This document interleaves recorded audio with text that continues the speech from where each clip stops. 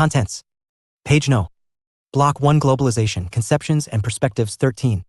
Unit 1 Understanding Globalization 15 Unit 2 State Sovereignty and Jurisdiction 27 Unit 3 Global Economy and Financial Architecture IMF, World Bank 39 Unit 4 Global Trading System WTO and Others 60 Unit 5 Working of MNCs and TNCs 77 Unit 6 Globalization Cultural and Technological Dimensions 89.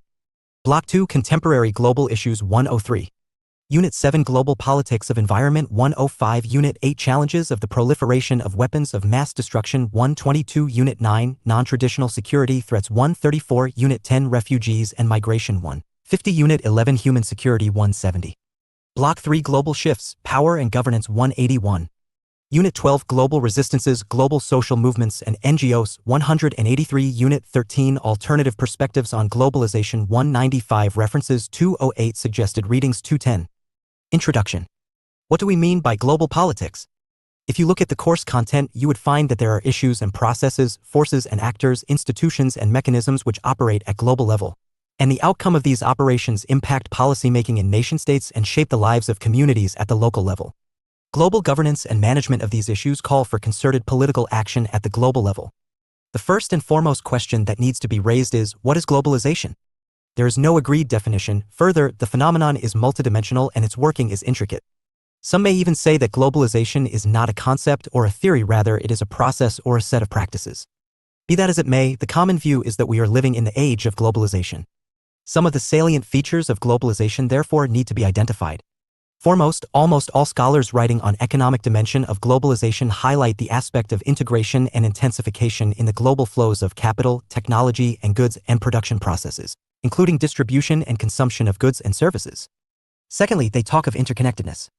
Modern technologies, importantly information technology and the revolution in communications and transportation, have facilitated close interconnectedness at economic, cultural and intellectual and political and security levels. Thirdly, there is compression of time and space in a way that events in one part of the world have instant impacts on distant locations. Globalization denotes the expanding scale, growing magnitude, speeding up and deepening impact of interregional flows and patterns of social interaction. Literally no one is immune from the reach and effects of globalization. Worldwide social interaction has intensified as communities get interconnected. Events in far-off places have immediate and profound local impacts. Fourthly, globalization is a historical structure of material power. It represents historical transformation in the global economy, politics, and culture. It denotes a significant shift in global power equation, engendering and deepening asymmetry and hierarchy among nations and among communities and social groups within nations. It refers to shift or transformation in the scale of human social organization that links distant communities and expands the reach of power relations across the world's major regions and continents. Finally, globalization has impacted the idea of nation and cultural identity.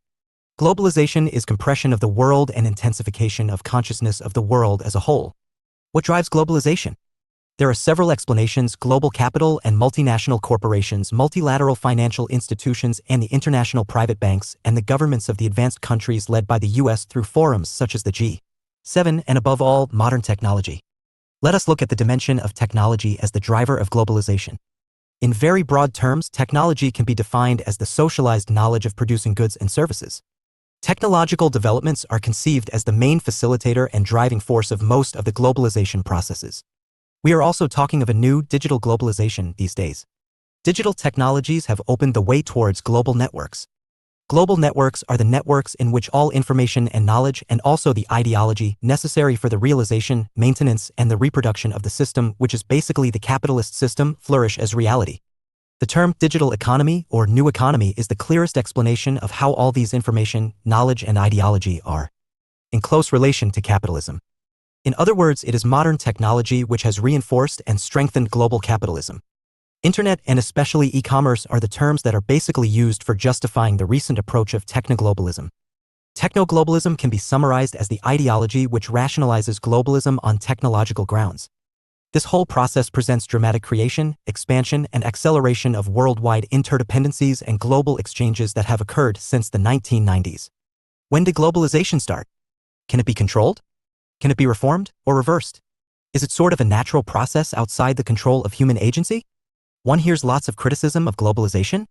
There are no easy answers to these complex questions. There is a broad agreement that the present phase of globalization started somewhere around the 1970s. It is a multidimensional process and is bound to evolve through various phases. One thing which can be said with some certainty is that the present phase of globalization, which is anchored in the philosophy of economic neoliberalism, is not sustainable. In the 1960s, André Gunder Frank and other dependency writers had analyzed the way international economic and power relations impede domestic national development, democratic participation, and cultural effervescence. Riding modern technology and highly mobile capital, globalization in its present neoliberal phase has worsened many of the ill traits that had afflicted the working of global capitalism. In the 1990s, globalization had promised many things: employment, health, democratic participation, good governance, environmental conservation, and global peace and security cooperation, etc. But global reality is to the contrary. On several parameters such as poverty and inequality, it is worsening. There was hope of peace and prosperity with the triumph of liberal democracy and capitalism at the end of Cold War. Some 3 decades since the end of the Cold War, the world is witness to multitude of internal wars and external interventions and rise of authoritarianism, intolerance, and nationalist and nativist sentiments, especially in the developed countries. Besides, globalization has taken a heavy toll of natural resources and environment. Critics are talking of disengaging globalization from its present neoliberal anchorage. Rise of a global civil society and rise of new forms of resistance in defense of human rights and rights of nature are hopeful signs of alternative globalizations. It is argued that globalization can be reformed and the great spurt in technology, knowledge, and interconnectedness can be used for the betterment of all humankind. In this context, some scholars also talk of globalization 2.0, i.e. shifting globalization away from its present Western orientation. Globalization 2.0 means shift of globalization from the West to the rest, especially towards China and Asia in general. Asia in general has become the new hub of global production and technology. Importantly, a new non-Western idea of modernity is gaining wider acceptance, and new norms and values may enshrine soon international institutions of governance. The interconnectedness, interdependence, technological advances, especially in the areas information and communications and movement of ideas, goods and services across national borders and geographic and cultural regions, are realities of the present age of globalization. 2 important themes under debate are state sovereignty and cultural identity. Globalization impinges heavily state sovereignty. The conventional wisdom that state sovereignty is immutable and inviolable is not true anymore. State sovereignty to take decisions and make policies of its choice are constrained and shaped by global institutions and processes. States, however, are the only legal entities that make the international political community. They alone can decide upon and implement decisions related to economic, cultural, and technological aspects of globalization. It is sovereign states which make globalization possible. In other words, globalization is changing the capabilities of states, yet at the same time, state remains indispensable to the working globalization. Thanks to globalization, values, cultures, and ways of doing things are also changing. Market forces have penetrated areas and aspects of human living which were beyond imagination until few decades ago. For example, it is possible that in some remote parts of India, state has not been able to provide school and post office as yet, but one would find the ubiquitous presence of globalization in the form of Coca-Cola and potato chips. Likewise, it was argued that globalization will lead to the birth of a cosmopolitan global citizen committed to liberal human values of equality, freedom, tolerance. No denying there is a new global consciousness evident in the form of concerted action in support of human rights and protection of environment, etc. But, at the same time, globalization might have produced a cultural reaction. Scholars are of the view that cultural assertion and identity politics witnessed in contemporary times could be a reaction to the cultural invasion of globalization. Modern technology of communication and information might have transformed the world into global village, but at the same time it has intensified the us versus them syndrome. The spread of heightened intolerance, nativist sentiments, violence against ethnic and religious groups, and the culture of exclusion and marginalization of vast segments of populations from economic, political, and cultural arenas is a product of globalization. At a popular level, the question is asked in stark terms: is globalization a good or a bad thing? Does globalization make people around the world more alike or more different? The available evidence goes either way. Apologists eulogize globalization as a great leveler. It ushers in equality, freedom, choice, raises living standards, and brings in new modern values and makes technology like smartphones part of everyday life. Skeptics raise a note of caution and argue that market dynamics dominate social and political choices and outcomes which may not be in the best interests of the nation and society. The opportunities and rewards of globalization are spread unequally, concentrating power and wealth amongst a select group of people, regions, and corporations at the expense of the multitude. The challenge is how to make globalization a positive force for the betterment of states and human beings. Are there alternatives to globalization? One big challenge is how to embed the economy back into the society. Economy must work for the well-being of the society and for not market where it works to generate profits only for the few. Capitalism disembeds and globalization has intensified this disembedness of the economy. Here is an alternative to globalization. An important idea is put forth: bring the state back as a tool to make the economy work for the betterment of the society as a whole. The need for a large public sector and state regulations on trade and investment is lauded so as to check the predatory forces of global finance and business firms. Practical alternatives to globalization as suggested by some are old formulas such as return to self-reliance and localized economies working in consonance with local needs and resource endowment. It is believed that IT can be used positively to build new communities that are self-sufficient and self-reliant. In this context, it is also said that international relations need to undergo change and international system need to be democratized, expand the ambit of global governance by bringing in NGOs in the global governance, a new and more equitable world economic and political order with the flow of capital and technology from the north to the south, and the emerging powers be included in the global governance mechanisms such as the UN Security Council and the IMF and World Bank so as to reflect the contemporary power realities. There are varieties of reaction to globalization. Some reject globalization in toto, others believe in reforming it, still others who present alternative models to globalization. In that sense, all these global resistance movements have political objectives. There is a whole lot of ideas presented enthusiastically, ranging from building participatory democracy to localized governance, think global, act local, autonomy to indigenous and local communities, gender justice, and recognition to the rights of planet Earth and the environmental conservation. Critical analyses of globalization come particularly heavy in their denunciation of environmental degradation caused by resource depletion, mega-developmental projects, and destruction and pollution of rivers and other water resources. Technology has helped both the forces of globalization and those resisting it. A number of popular resistance movements all over the world include most prominently the Arab Spring, the anti-war protest against the invasion of Iraq, the Occupy Wall Street movement, World Social Forum, WSF, and popular protests at the meetings of World Economic Forum, WEF. The globalized world faces new challenges such as climate change, terrorism, poverty, and economic crisis, and these challenges having no borders and cannot be solved by any country or intergovernmental institutions. These can be resolved only by coordinated efforts of the forces, state and non-state actors, multilateral bodies, and local initiatives. In consequence, there is focus on building new norms and mechanisms for regional governance and multilateral coordination to face challenges such as the bird flu, human trafficking, droughts, and food scarcity, and cross-border water and air pollution, etc. Global governance and its challenges is a theme under debate in all multilateral and plurilateral bodies. Culture is difficult to define. Nevertheless, it is culture which enables human beings to relate themselves to nature and life, find meaning in faith and rituals. It is part of the search for the ultimate meanings that offer human beings goals and motivations. Culture enables us to describe ourselves as part of a group or community and how one group is different from other groups and communities. Besides, culture enables an individual to understand and interpret the world around him. The volume and extent of cultural transmissions in the 21st century have far exceeded those of earlier times. Facilitated by the internet and the proliferating mobile telephonic devices, ideals and values of individualism, consumerism, and various ethnic and religious discourses circulate more freely and widely than ever before. Today, cultural practices have escaped the prison of fixed localities such as town and nation, eventually acquiring new meanings in interaction with dominant global themes. This interconnectedness of the global and the local has produced alternating realities of homogenization, polarization, and hybridization of cultures. The end of the Second World War was a watershed moment in the development of global economy and politics.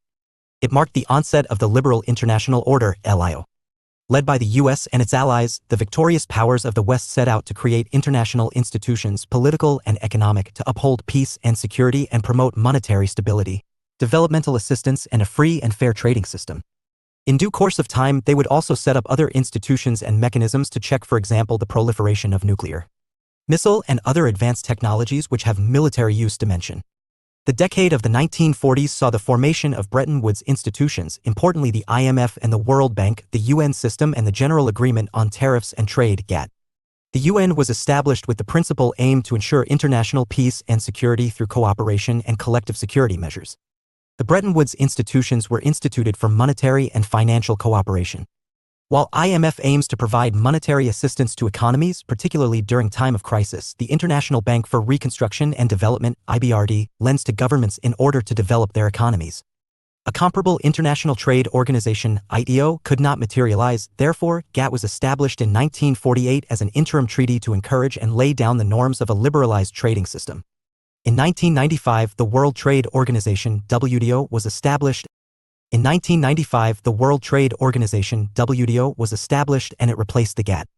WTO is an intergovernmental organization whose aim is reduction of tariffs and other barriers to trade among nations. The decade of 1970s marked the rise of the age of neoliberalism. Neoliberalism is a distinctive ideology. The rise of neoliberalism marked an eclipse of the faith in the state. Neoliberals, like Milton Friedman, focus on monetarist theories which discount any significant role of the state. The idea that markets are self-regulating is central to the beliefs of neoliberals. Neoliberals say that efficient allocation of resources is the most important purpose of an economic system, and the most important way to allocate resources is through market mechanisms. Neoliberalism has greatly changed the perception about economic development. International institutions like IMF, World Bank, and the UN all have endorsed the neoliberal path of economic growth. These institutions pushed their desired economic restructuring in the developing countries through structural adjustment programs, SAPs. Developed economies have championed it for long and pushed it in the developing countries through policies of aid and assistance, loan restructuring, and market access, etc. Besides, the consortium of international private banks and the transnational corporations have promoted neoliberalism through their business processes and operations, especially in the developing world. Broadly speaking, this coordinated approach is labeled as Washington Consensus. Multinational corporations, MNCs, and transnational corporations, TNCs, are a part of everyday life. In the past 3 or 4 decades, MNCs and TNCs have become extremely powerful institutions in possession of resources far in excess of many of the nation-states in the world.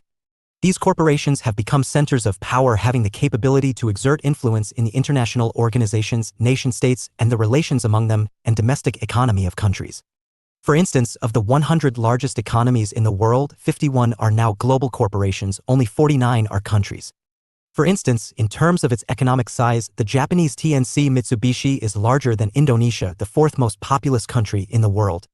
One may say that TNCs are the vehicle of globalization.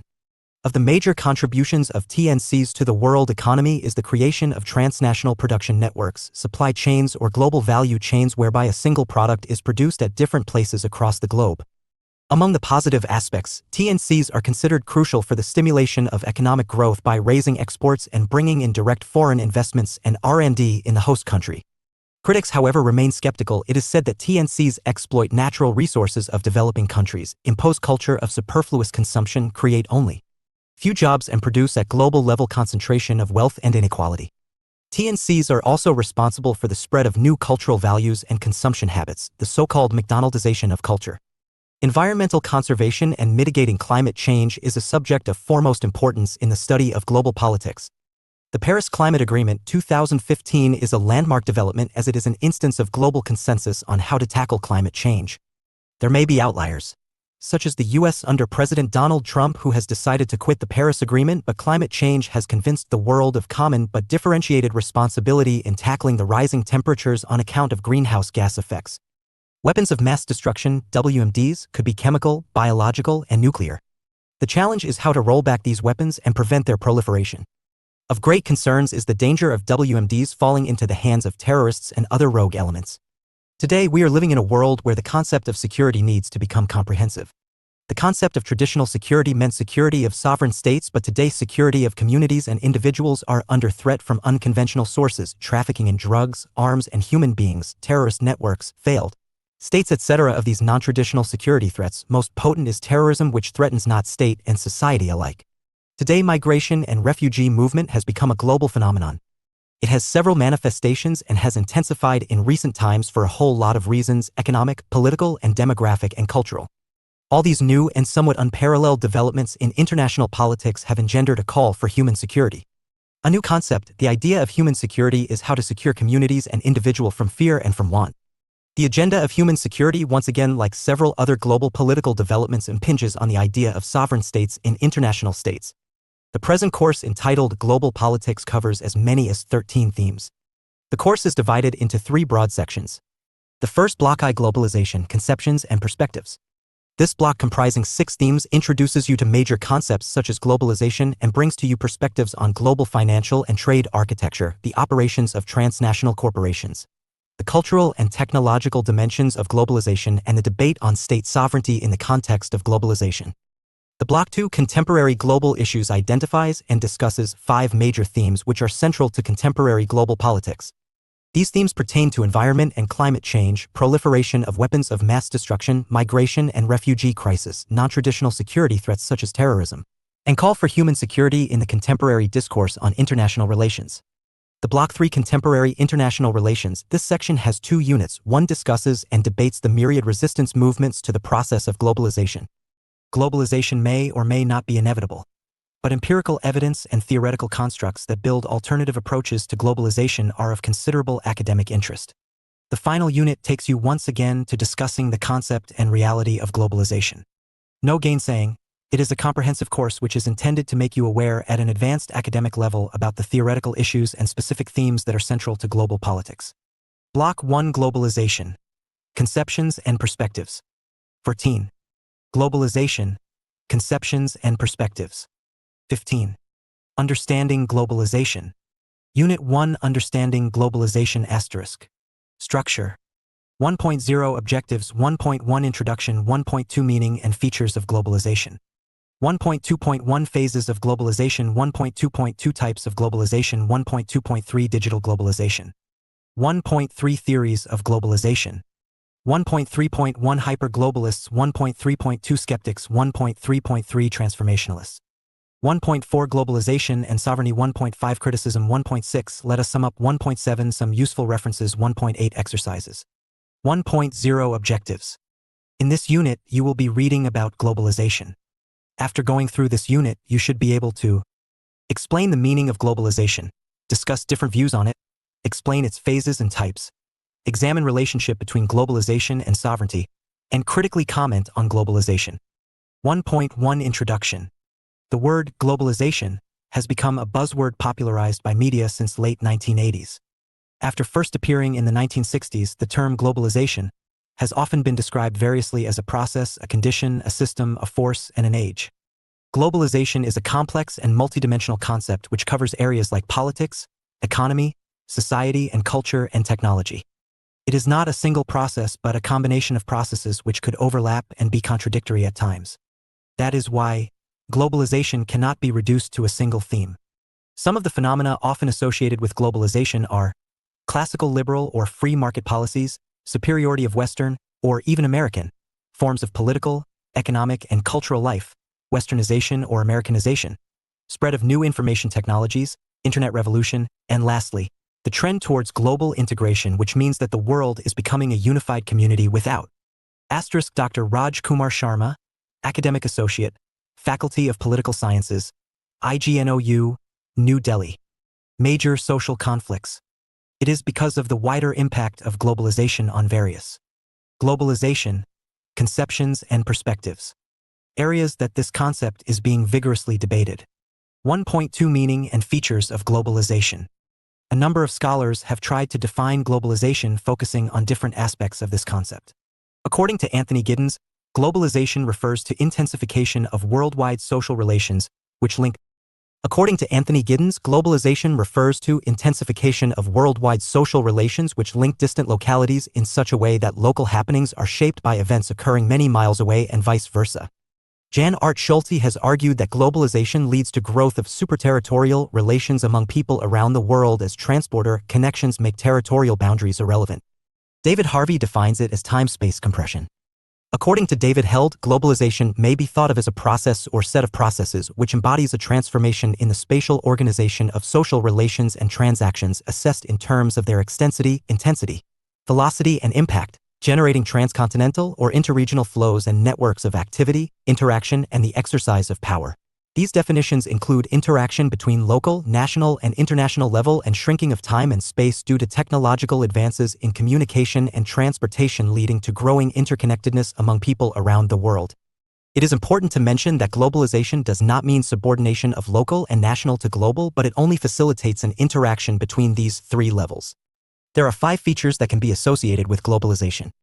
1. It leads to deterritorialization, meaning the geographical borders become less relevant as internet and media bring the world to our homes. The happenings in one country are immediately transmitted to other countries through TV and online news.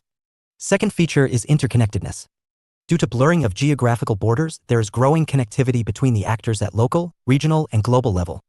For example, the Islamic State of Iraq and Syria, ISIS, used online media and social networking sites to allure youths from all over the world to its cause.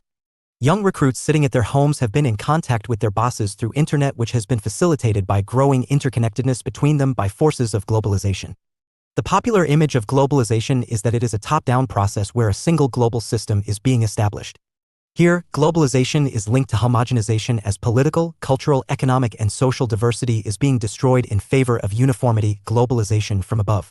However, there is also a shift towards indigenization as Western consumer goods and images have been absorbed into more traditional cultural practices, globalization from below. Third feature is speed, as people, information, goods, and services are traveling at an intensified speed which accelerates social activity. Fourth feature of globalization is that it is a long-term process. Experts agree that globalization is not a contemporary phenomenon as its features have existed since humanity itself, although they disagree when exactly globalization started. Lastly, globalization is a multi-pronged process as it impacts areas like politics, economy, culture, and technology at the same time. There are two views about what leads to globalization.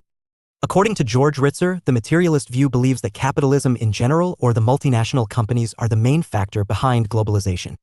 In contrast, the ideal view, 16, says that globalization is a result of changes in thinking and ideas, information, understanding globalization, and knowledge. In terms of thinking, there's a shift from local and national to global. Our knowledge base has also become global in scope.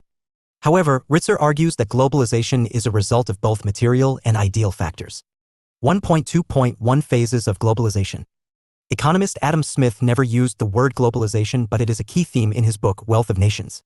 His description of economic development has as its underlying principle the integration of markets over time. As the division of labor enables output to expand, the search for specialization expands trade and gradually brings communities from disparate parts of the world together. The trend is nearly as old as civilization. Features of globalization have existed since long, but academicians still debate about the starting point of globalization. Here, there are 3 points of view. The first view says that globalization is a historical process that has occurred in cycles. Second group also believes that globalization is a historical process, but it is linear, not cyclic, while the last group believes it is a new phenomenon. A.G. Hopkins in his book, Globalization in World History, has talked about 4 phases of globalization in history. First is archaic globalization, which occurred before the era of industrialization and rise of modern nation-states. This type of globalization was brought about by agents like tribal leaders, seafaring merchants, and land traders. They helped an expansion of European and American hold over world economy. Next phase is proto-globalization, a period between 1600 and 1800 when state system emerged. The globalizing agents in this phase were merchants and slave traders. From 19th century, the modern or the West-centric phase started, which related to industrialization, imperial and colonial trends, science community, and government organizations. The post-colonial phase began with the demise of colonialism in 20th century, marked by emergence of supranational bodies. This phase is the result of political and business elites, immigrants, and networking through internet. M.B. Steger, in his book, Globalization, a very short introduction, has given 5 phases of globalization starting with prehistoric period between 10,000 BC to 3500 BC. Next is pre-modern, 3500 to 1500 BC, early modern period, 1750 to 1500 BC, modern period, 1750 to 1970, and contemporary system, 1970 onwards. He says that distinguishable economic, social, technological, and political factors in these periods have changed over time to bring about the present state of globalization. Schulte believes that although globalization is historical, yet it is a linear process. He has argued for 3 phases of globalization. The first phase began 500 years ago, second in the second half of 19th century, while the last one started in 1960 and lasts till now. The last phase, according to him, is absolute globalization. It is not only the period of electronic communication, satellites, optic cables, television, internet, expansion of global markets, activities of international organizations which interfere in everyday life, but also the period of ecological problems and efforts to find their solutions. Anthony Giddens believes that globalization as we experience today is not only new but revolutionary and direct in many respects. The world is spinning out of control, and new technology also brings new risks. He argues that globalization is multidimensional as it has political, technological, and cultural aspects. He also believes that globalization is not a single but combination of many processes. 17. Some experts have already started to put forward the idea of globalization 2.0. Globalization, conceptions, and perspectives. It means that the old Western-dominated globalization 1.0, which had assumed the universality of one global culture, has passed. Globalization 2.0 means the interdependence of several identities or cultures characterized by new forms of non-Western modernity. China's rise as an economic powerhouse and its model of development is seen in this context, as it does not focus on democracy and human rights like the Western development model. 1.2.2 Types of globalization. According to Andrew Haywood, the most significant forms of globalization are economic, cultural, and political. Economic globalization, it reflects the idea that no economy in the world is isolated today and there is an interlocking global economy which has absorbed various economies around the world. Demise of Soviet Union acted as a catalyst for global economic integration as the last major bloc of countries were absorbed into global capitalist system. Economic globalization has reduced capacity of national governments to manage their economies and to resist their restructuring along free market principles. Cultural globalization. This is a process by which images and information produced in one part of the world diminish cultural differences between individuals, nations, and regions by entering the global flow. It has often been portrayed as the process of McDonaldization. However, culture may also constrain forces of globalization instead of serving them, as sensitivity towards local cultures is required to become a global business brand. Political globalization. This is evident from growing importance of international organizations which exercise transnational jurisdiction like the United Nations and European Union. Most of these organizations have come up in the post-1945 period. The interstate emphasis of political globalization distinguishes it from economic and cultural globalization, as they highlight the role of non-state and market-based actors. David Held has highlighted the military aspect of globalization. He has defined military globalization as the process which embodies the growing extensity and intensity of military relations among the political units of the world system. Understood as such, it reflects both the expanding network of worldwide military ties and relations as well as the impact of key military technological innovations from steamships to satellites which over time have reconstituted the world into a single geostrategic space. He argues that globalization in military domain has been visible in geopolitical rivalry and imperialism of great powers, evolution of international alliance systems and security structures, emergence of world trade in arms with worldwide diffusion of military technologies, and institutionalization of global regimes with jurisdiction over military and security affairs. He has defined military globalization as the process which embodies the growing extensity and intensity of military relations among the political units of the world system.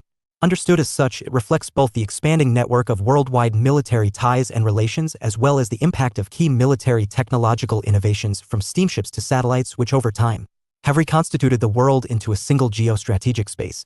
He argues that globalization in military domain has been visible in geopolitical rivalry and imperialism of great powers, evolution of international alliance systems and security structures, emergence of world trade in arms with worldwide diffusion of military technologies, and institutionalization of global regimes with jurisdiction over military and security affairs. For Robert Cohane and Joseph Nye, military globalization entails long-distance networks of interdependence in which force and the threat or promise of force are employed. Manfred Steger has added one more dimension: ecological globalization.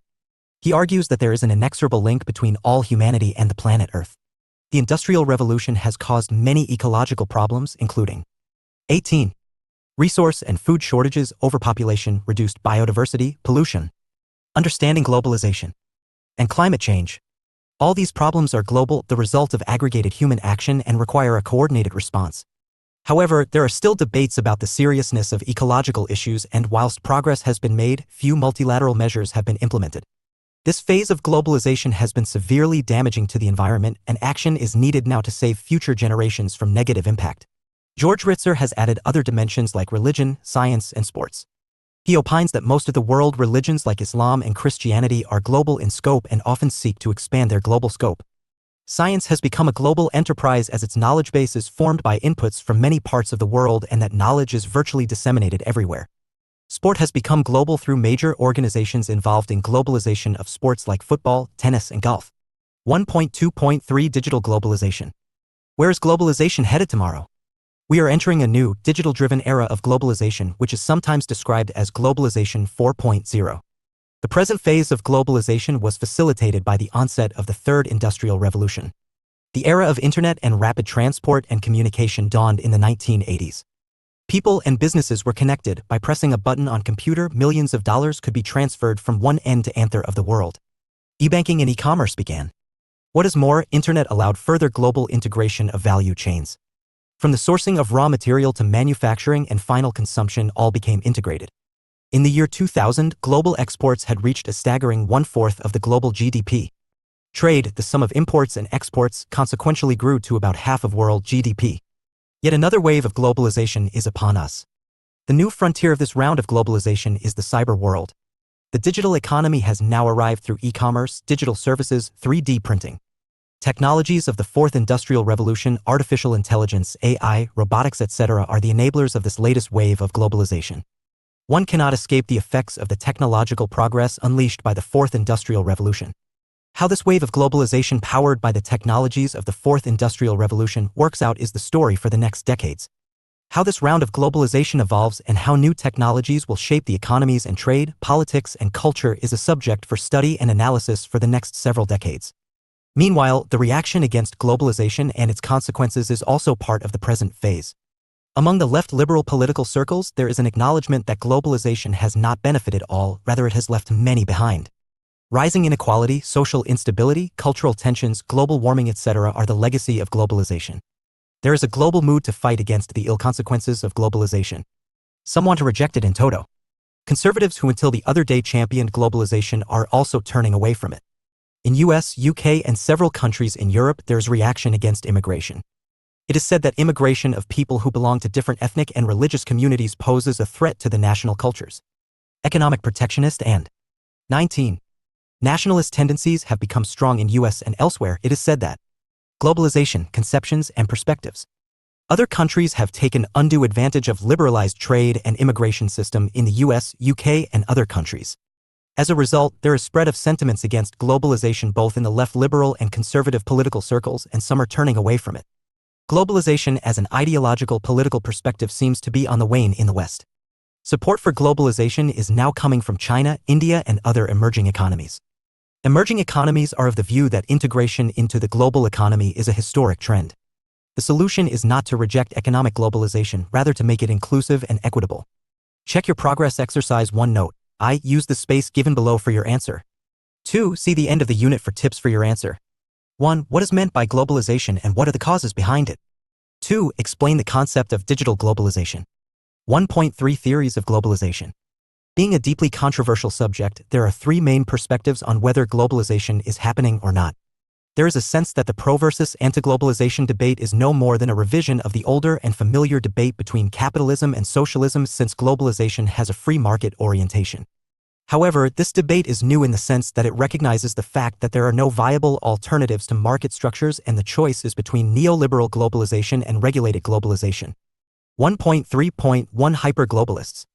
The first wave of globalization theory is called hyper-globalist account of the economy, as it indicates that national economies have become less significant due to increased role of capital mobility, economic interdependence, and multinational companies. The proponents include Francis Fukuyama, End of History, Thomas Friedman, World is Flat, and Kenichi Ami, End of the Nation 20. State. They argue that political restrictions on movement of money have understanding globalization decreased due to technological changes like computerization of financial transactions. They believe that the current phase of globalization spells doom for nation-states as it leads to denationalization of economies. That means the national boundaries will become irrelevant with respect to economy, and the national governments will have to facilitate connections among and between different parts of the world through supranational organizations such as European Union. This means that economic changes are leading to political and cultural changes. Nation-states tend to have lost their power, influence, and even sovereignty as they have to design their policies keeping in mind the needs of mobile capital. This has implications for social democracy and welfare state as they are downsized to give more space to business interests. This also leads to decline in national culture as people around the world consume global culture. Politically, nation-states give way to international organizations such as the UN and International Monetary Fund (IMF). Hyper-globalists believe that transnational, global forces lead the way ahead of nations in terms of economy, politics, and culture. 1.3.2 Skeptics. The second wave is associated with the skeptics who believe there is little new about globalization and its impact is being exaggerated for political reasons. Its main proponents include Paul Hurst and Graham Thompson. Globalization in question, the international economy and possibility of governance. Karl Marx had pointed out the international character of capitalist organizations in mid-19th century. Skeptics see globalization not as a revolutionary technological and economic force but as an ideological tool used by theorists and politicians to further the interests of corporate. They opine that there is evidence to show continued role of nation-states at the national and international level. In cases of the core, developed world, states continue to be powerful in North America and Europe. There has been resurgence of nationalism as old nations come under stress from globalization. Skeptics also argue that national identities have a history which holds the popular imagination and global culture cannot replace national culture. Economically, skeptics have said that globalization has not been received evenly everywhere and there is differentiation in its spread. For instance, countries in sub-Saharan Africa are much less integrated with the global economy compared to powerhouses like East Asia and Europe. Poverty and inequality in many parts of Africa has increased due to globalization. Culturally, skeptics say different nations respond to globalization differently. McDonald's may have spread across the globe, but it has to use ingredients in its dishes according to local customs. For instance, they make shrimp burgers in Japan and kosher burgers for its Jewish customers. The analysis of skeptics leads to conclusions that stress aspects like power, inequality, conflict, and importance of nation-states. 1.3.3 Transformationalists. The third wave consists of transformationalists whose position lies between hyper-globalists and skeptics as they paint a complex picture of globalization where it is seen as happening but without sweeping away everything with it, as argued by globalists. David Held and Anthony McGrew, The Global Transformations Reader, An Introduction to the Globalization Debate, Anthony Giddens, Runaway World, and Ulrich Beck, Risk Society, are main supporters of this. 21. Argument. According to them, national economic, political, and cultural forces, globalization, conceptions, and perspectives, are being transformed to share sovereignty with other entities due to problems like environment, drugs, crime, and developments in international transport and communication. Global inequality has moved away from corporatory binary to a three-tier structure that also includes a middle group of countries in Asia and Latin America which have seen significant growth to be more integrated in global economy. Politically, the nation-state is no more self-governing, autonomous unit and authority is more diffused. States are seen as activists and their power is not diminished but is being reconstituted. In cultural domain, national culture like films, food, religion, and fashion is so infused with inputs from international sources that national culture is no longer distinct from global culture. The table below summarizes the three theoretical perspectives on globalization. The three perspectives are slightly modified and are called globalist, traditionalist, and transformationalist. Check your progress exercise 2 note. I use the space given below for your answer. 2. See the end of the unit for tips for your answer. 1. Explain the hyper-globalist view on globalization. 1.4 Globalization and sovereignty. In general sense, sovereignty means the absolute authority a state holds over a territory and people as well as independence internationally and its recognition by other sovereign states as a sovereign state. This definition includes internal and external aspects of sovereignty. Internally, the state is the supreme authority within its territory which makes laws and commands obedience from its citizens. It also has the authority to punish offenders and has monopoly over use of force. Externally, the sovereignty of a state should be recognized by other states to ensure territorial integrity. This ensures equality among different states in international relations and also ensures there is no external interference in the domestic affairs of a state. However, forces of globalization exert pressure on sovereignty of states in a number of ways like erosion of sovereignty, increasing role of non-state actors, subnational groups, and different types of transnational flows. Well-known Japanese business strategist Kenichi Ami argues that the nation-state may be still a player in global politics but it has lost its capacity to control its national economy. This has led to rise of region-state which comprises of communities situated across borders based on a regional economic center. He argues that it is the market which determines who belongs to and who has been excluded from citizenship. He says that notion of citizenship without market has no meaning. 22. He further argues that the modern nation-state itself the artifact of the 18th. Understanding globalization and 19th centuries has begun to crumble. Giddens agrees by saying that nations have lost the sovereignty they once had and politicians have lost their capability to influence events. The era of the nation-state is over, according to him. David Held has given 5 areas where globalization undermines sovereignty, hegemonic powers and power blocks, the world economy, the end of domestic policy, international organizations and international law. With rise of security blocs like North Atlantic Treaty Organization, NATO, and Collective Security Treaty Organization, CSTO, there are clear-cut restrictions on foreign and security choices that can be exercised by the member states. In the world economy, organizations like IMF, World Bank, and the multinational corporations apply certain pressures on state governments. IMF and World Bank want state governments to restructure their political and economic aspects before seeking assistance from them. Such developments have reduced the space for nation-states to formulate their domestic policies. In the international organizations, there are new forms of collective decision-making which involves states, intergovernmental organizations, and even transnational pressure groups, further restricting sovereignty. Lastly, recognition of human rights in international law can come in conflict with national governments who do not respect human rights and could even invite humanitarian intervention from the international community. The other dimension of sovereignty relates to internal supremacy of the state over all its individuals and groups. This monistic or Austinian understanding of sovereignty is already coming under stress due to globalization. Pluralists argue that internal sovereignty of state will be more diffused between the state on one hand and civil society and the rights of federating units on the other hand. The technical advances like mobile phones and internet are making citizens active and shifting power from the state to civil society groups. One can say that these developments recast the role of institutions associated with state. This means that globalization is not eroding sovereignty but transforming it. The sovereignty mainly resides in the state, but it can also be located in multiplicity of actors beyond the state like the World Bank, IMF and European Union, etc. Globalization tends to undermine the state capacity to maintain its boundaries and exercise sovereignty. Yet in the near future, territorial state will remain a reality. Paul Hurst argues that a world economy with a high degree of trade and investment is not necessarily a globalized economy, and in such a system nation-states have a crucial role to play, especially in providing governance of the economy. He further observes that so long as nation-states remain important, sovereignty would remain relevant, although its role and manifestation has altered. Check your progress exercise 3. Note: I. Use the space given below for your answer. 2. See the end of the unit for tips for your answer. 1. How does globalization undermine sovereignty? 23. Globalization, conceptions. 1.5 Criticism and perspectives.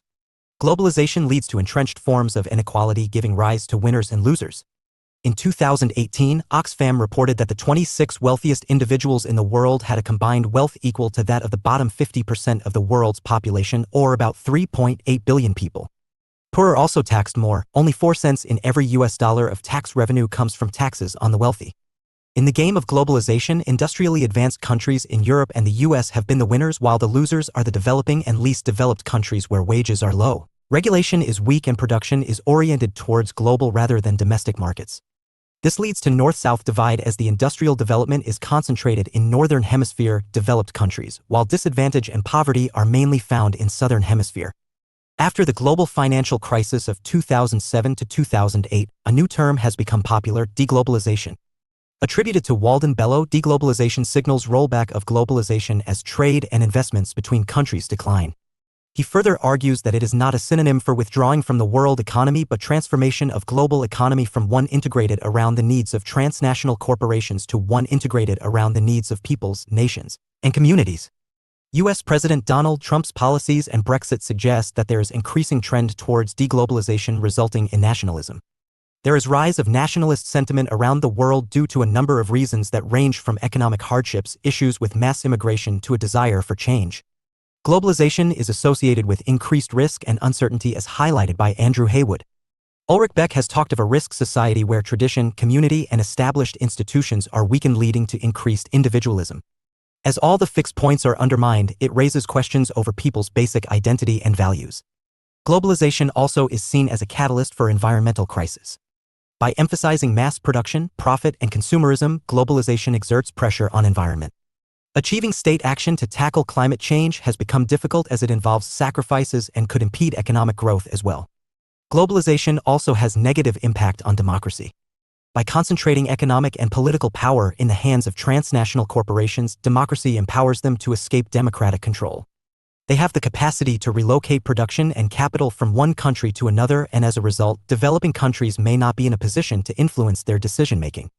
Another cause of concern is that the pace of economic globalization is faster than political globalization. Economic activity does not give any attention to national borders, but politics continues to operate within national borders, while the international institutions of economic governance like IMF and World Bank are too weak to hold global capitalism to account.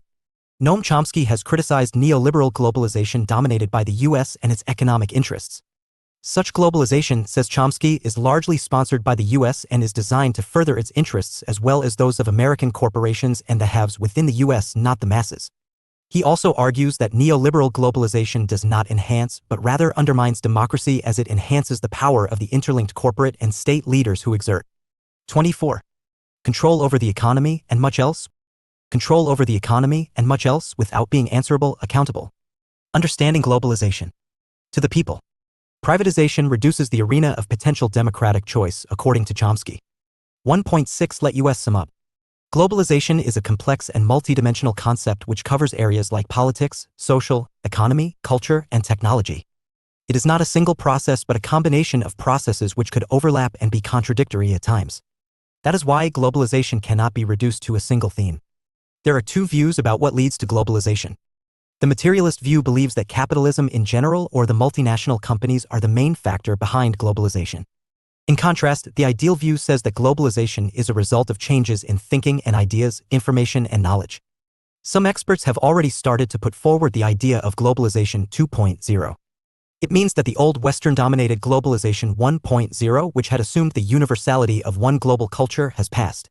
Globalization 2.0 means the interdependence of several identities or cultures characterized by new forms of non-Western modernity. China's rise as an economic powerhouse and its model of development is seen in this context as it does not focus on democracy and human rights like the Western development model. Forces of globalization exert pressure on sovereignty of states in a number of ways like erosion of sovereignty, increasing role of non-state actors, subnational groups, and different types of transnational flows. David Held has given 5 areas where globalization undermines sovereignty, hegemonic powers and power blocks, the world economy, the end of domestic policy, international organizations, and international law. One can say that these developments recast the role of institutions associated with state. This means that globalization is not eroding sovereignty but transforming it. The sovereignty mainly resides in the state, but it can also be located in multiplicity of actors beyond the state like the World Bank, IMF and European Union, etc. 1.7 Some useful references. Beck Ulrich. 1992. Risk Society Towards a New Modernity. London, Sage. Giddens, Anthony. 1999. Runaway World, How Globalization is Reshaping Our Lives. London, Profile Books Ltd. Held, David and McGrew, Anthony. 2003. The Global Transformations Reader, An Introduction to the Globalization Debate. Cambridge, Polity Press. Haywood, Andrew. 2007. Politics. Hampshire, Palgrave Macmillan. Hurst, P. and Thompson G. 1999. Globalization in Question. Cambridge, Cambridge Polity Press. Ritzer, George. 2010. Globalization, A Basic Text. Sussex, Wiley Blackwell. Schulte. J. 2005. Globalization, A Critical Introduction. New York, Palgrave Macmillan. Steger, Manfred B. 2003. Globalization, A Very Short Introduction. Oxford, OUP. 25. 26. Globalization, Conceptions and Perspectives. Sherman, William. 2014. Globalization. In Stanford Encyclopedia of Philosophy. Retrieved from Vinod, M. J. and Deshpande, M. 2013. Contemporary Political Theory. New Delhi, PHI Learning Private Ltd. Thompson, G. 2000. Economic Globalization? In D. Held, ed. A Globalizing World? Culture, Economics, Politics. London. Newark, Routledge. The Open University. 1.8 Answers to Check Your Progress Exercises. Check Your Progress Exercise 1. 1. Your answer should include following. Definitions of Globalization by David Held, Anthony Giddens, and J. A. Schulte. Materialist and Ideal View on Occurrence of Globalization. Check Your Progress Exercise 2.1. Your answer should include following. Views of Francis Fukuyama, Thomas Friedman, and Kenichi Ami. Denationalization of economies. Decline in national culture. Check Your Progress Exercise 3.1. Your answer should include following. Erosion of sovereignty, increasing role of non-state actors, subnational groups, and different types of transnational flows. David Held's 5 areas where globalization undermines sovereignty. 27. Understanding globalization. Unit 2 State Sovereignty and Jurisdiction *. Structure. 2.0 Objectives 2.1 Introduction 2.2 Sovereignty 2.3 Jurisdiction 2.4 Globalization 2.5 Effects of globalization. 2.5.1 Globalization and Economic Sovereignty 2.5.2 Globalization and Political Sovereignty 2.5.3 Globalization and Cultural Sovereignty 2.6 Jurisdiction in a globalized world. 2.7 Let us sum up. 2.8 Some useful references. 2.9 Answers to check your progress exercises. 2.0 Objectives. In this unit, you will be reading about state sovereignty and its jurisdiction. At the end, you would be able to understand the meaning of state sovereignty and jurisdiction, the effects of globalization on state sovereignty and jurisdiction, impact of globalization on political, economic, and cultural sovereignty, an analysis of state jurisdiction in a globalized world. 2.1 Introduction. A nation-state is also commonly called a country, a nation, or a state, but it is a specific form of sovereign state, a political entity on a territory that is guided by a nation, a cultural entity, and which derives its legitimacy from its citizens. The Compact OED defines nation-state as a sovereign state of which most of the citizens or subjects are united also by factors which define a nation, such as language, common descent, culture, and history. The nation-state implies that a state and a nation coincide. It is also said that the nation is the only legitimate political community and therefore it is the highest form of political organization. Indeed, national sovereignty is usually understood to be the cornerstone of international law, giving each nation the right of self-defense and to determine its own destiny. The modern state has a territorial base. This means that the state exercises its authority within its territorial borders which are acknowledged by other states. *MS. Suruchi Agarwal, research scholar, Jamia Millia Islamia, New Delhi. The modern nation-state tries to bring together the state, the society, and the globalization, conceptions, and perspectives. Economy under the ideology of nationalism. The concept of sovereignty is one of the central concepts of modern nation-state. However, due to the processes of economic globalization as well as legal and political universalism, contemporary political theory struggles to account for the exercise of state power in terms of the traditional understanding of sovereignty. The renewed interest in the concept of sovereignty in contemporary political philosophy should come as no surprise to observers of recent developments around globalization and the rise of supranational and transnational entities. In its traditional meaning, elaborated by early modern theorists of the state like Jean Bodin and Thomas Hobbes, sovereignty means supreme, indivisible, and absolute power within the bounded territory of a state. 2.2 Sovereignty. Sovereignty means absolute and unlimited power of the state within its territorial boundaries. Here, it is both supreme legal authority and unchallenged political power. In the form of internal sovereignty, it refers to the distribution of power within the state and leads to questions about the need for supreme power and its location within the political system. In the form of external sovereignty, it is related to the state's role within the international system and whether or not it is able to operate as an independent and autonomous actor. The sovereignty of modern states is reflected in the supremacy of law. Others such as family, club, trade union, private business, etc. can establish rules which command authority, but only within limits defined by law as stipulated by the sovereign state. The principle of sovereignty underlies the modern international system of states. The origins of this system are often traced in scholarly and popular literature to the Peace of Westphalia, a series of treaties signed in 1648 which ended Europe's religious wars. The 1648 treaty resulted into the coining of a principle known as Westphalian sovereignty, which simply meant that each nation-state has sovereignty over its territory and domestic affairs and to the exclusion of all external power. It simply means that there should be no interference in domestic affairs from another country and all states are equal in international law. Westphalian sovereignty located supreme legal and political authority within territorially delimited states, which claim to be coterminous with the nation. The system of states is organized around the central model of sovereignty. A sovereign state has territorial integrity and its law-making authority is unquestionable. It has total control over its internal affairs within its territory and the legal right to govern its people. A sovereign state will brook no interference from another nation-state. Internal sovereignty refers to the internal affairs of the state and the location of supreme power within it. External sovereignty refers to the state's place in the international order and therefore to its sovereign independence in relation to other states. A state can be considered sovereign over its people and territory even when no sovereign figures in its internal structure of government for some time.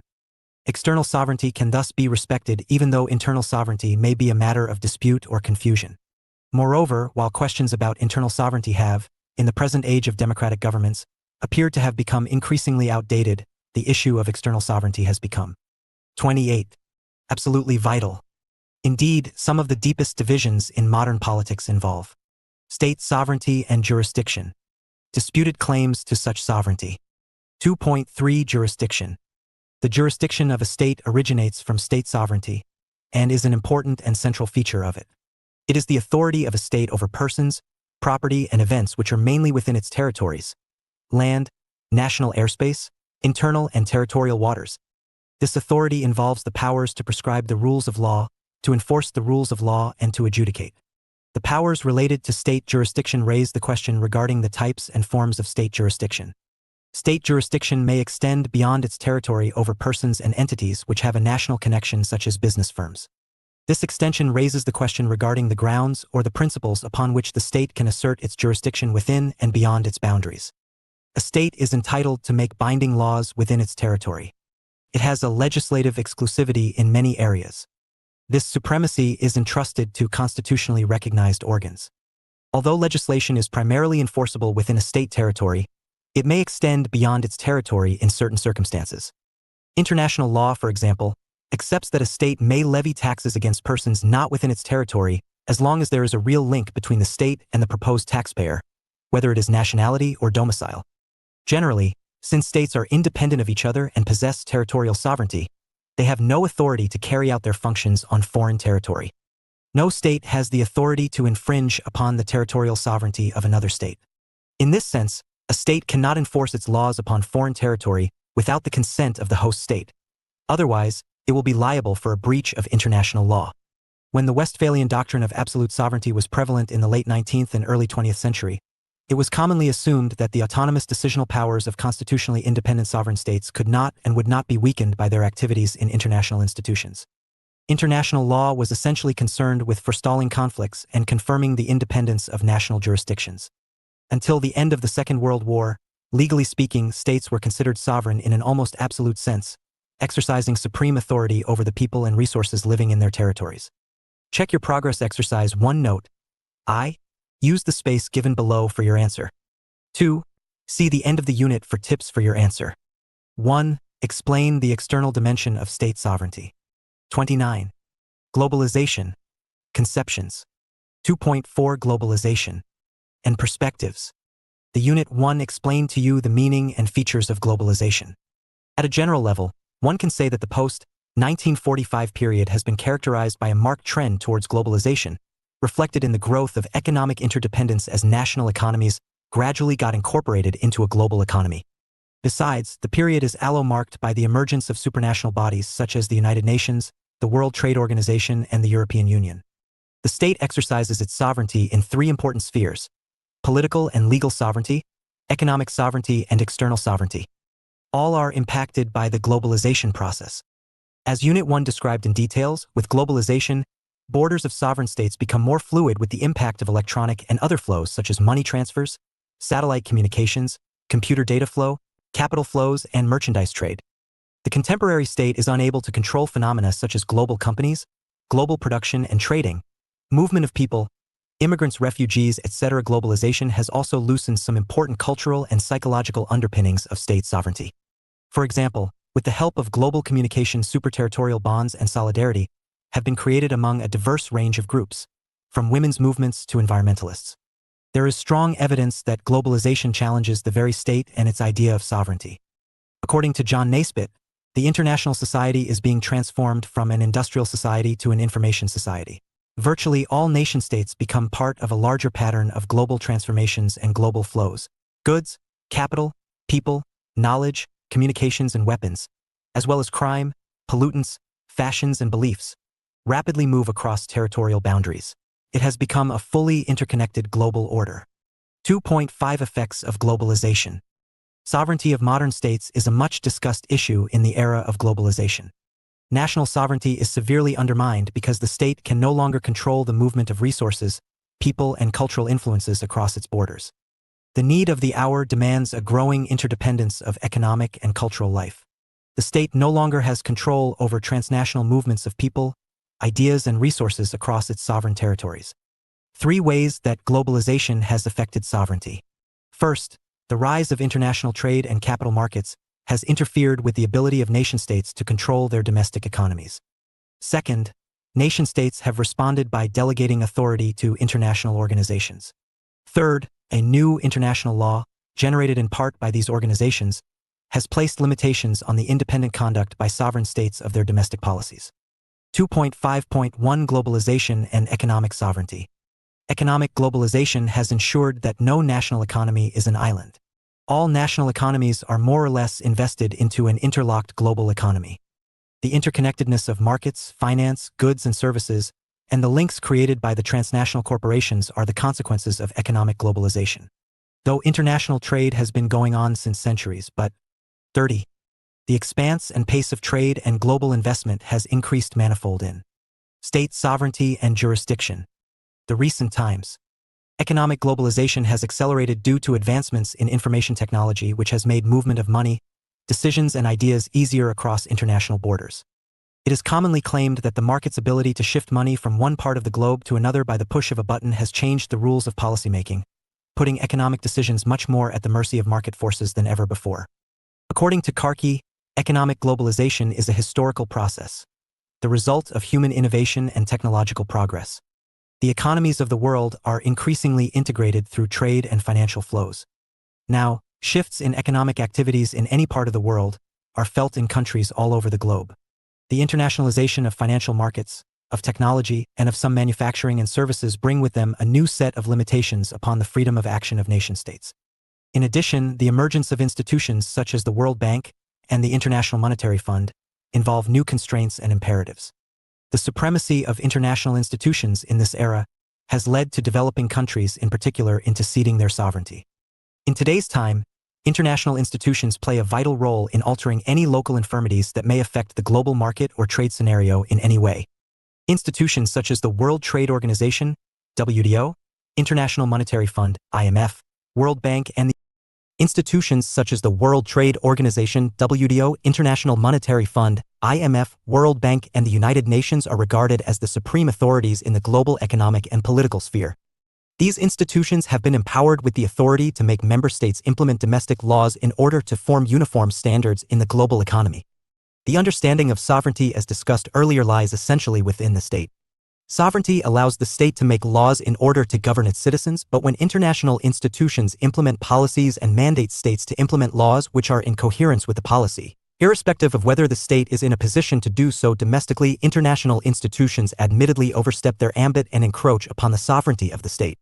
International institutions do encroach upon the sovereignty held by member states by implementing policies that don't serve the needs of the states.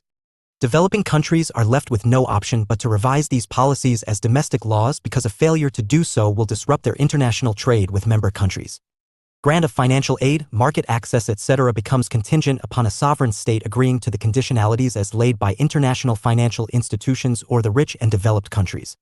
Therefore, it is extremely necessary to acknowledge the disparity between countries, their developmental levels and social climates. If international institutions successfully undertake these factors, it would enable the world economy to boom as a whole instead of only developed countries profiting and progressing. The sovereign powers of a nation-state are not only to defend its territorial region. Yet, another important aspect of governance of a sovereign state is to formulate and implement policies which take its human development index higher and gives its citizens a safe social security net. This is the welfare state in modern times. However, over the last 30 years or so, the welfare state has been under attack in many developed democracies due to the increasing scope and extent of 31. Economic globalization. For example, the devaluation of currencies, the high globalization, conceptions and perspectives. Regulation of capital markets, the nationalization of domestic industries to protect them from going bust, extensive public spending leading to expensive public deficits. Yet as the markets have become more integrated and pressures from international competition encouraged states to take risks, opening up fiscal markets and considering the implications of high labor costs on goods and services in the global economy. More explicitly, economic globalization in its most recent form has been limiting the capacity of states to determine their own policy outcomes in three main ways: through trade and economic integration, financial markets, and the competition for employment. Due to the increasing pressure of international competition in trade markets as well as the increased mobility of capital and multinational corporations, states are incentivized to cut labor costs, to reduce the price of goods and services, reduce taxation to make their domestic market more competitive, and to decrease the size and scope of the welfare state. 2.5.2 Globalization and political sovereignty. Globalization has led to a decline in the power of national governments to run and influence their economies or to determine their political actions. There is a strong indication that the impact of globalization is felt more because politics to a large extent everywhere are now essentially driven by economics. It is not that governments are now unable to run their states, but to remain in power they must manage national politics in such a way as to adapt them to the pressures of transnational global economic forces. The institutionalization of international political structures has led to political globalization. Since the early 19th century, the European interstate system has been developing both an increasingly consensual international normative order and a set of international political structures that regulate all sorts of interaction. This phenomenon has been termed global governance. There is no supranational government or authority, yet matters of global importance and concerns have to be managed in an effective manner. Global governance here refers to the growth of both specialized and general international organizations which manage varieties of issues. The most dominant of the general and global organizations that had emerged was the League of Nations and now succeeded by the United Nations. At the regional levels, the African Union, European Union, Organization of American States, the Arab League, etc. exist. The impact of these organizations is to create a process of institution building where the organizations are able to influence and dictate what happens in the governance of member states. This is the trend of political globalization.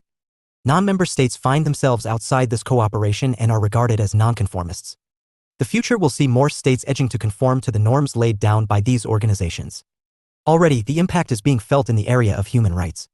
Due to the internationalization of human rights, a state is no longer free to treat its nationals and aliens the way it pleases. It must conform to international standards laid down in the various human rights treaties. 2.5.3 Globalization and cultural sovereignty. Culture refers to the patterns of behavior and thinking that people living in social groups learn, create, and share. Culture distinguishes one human group, 32, from others.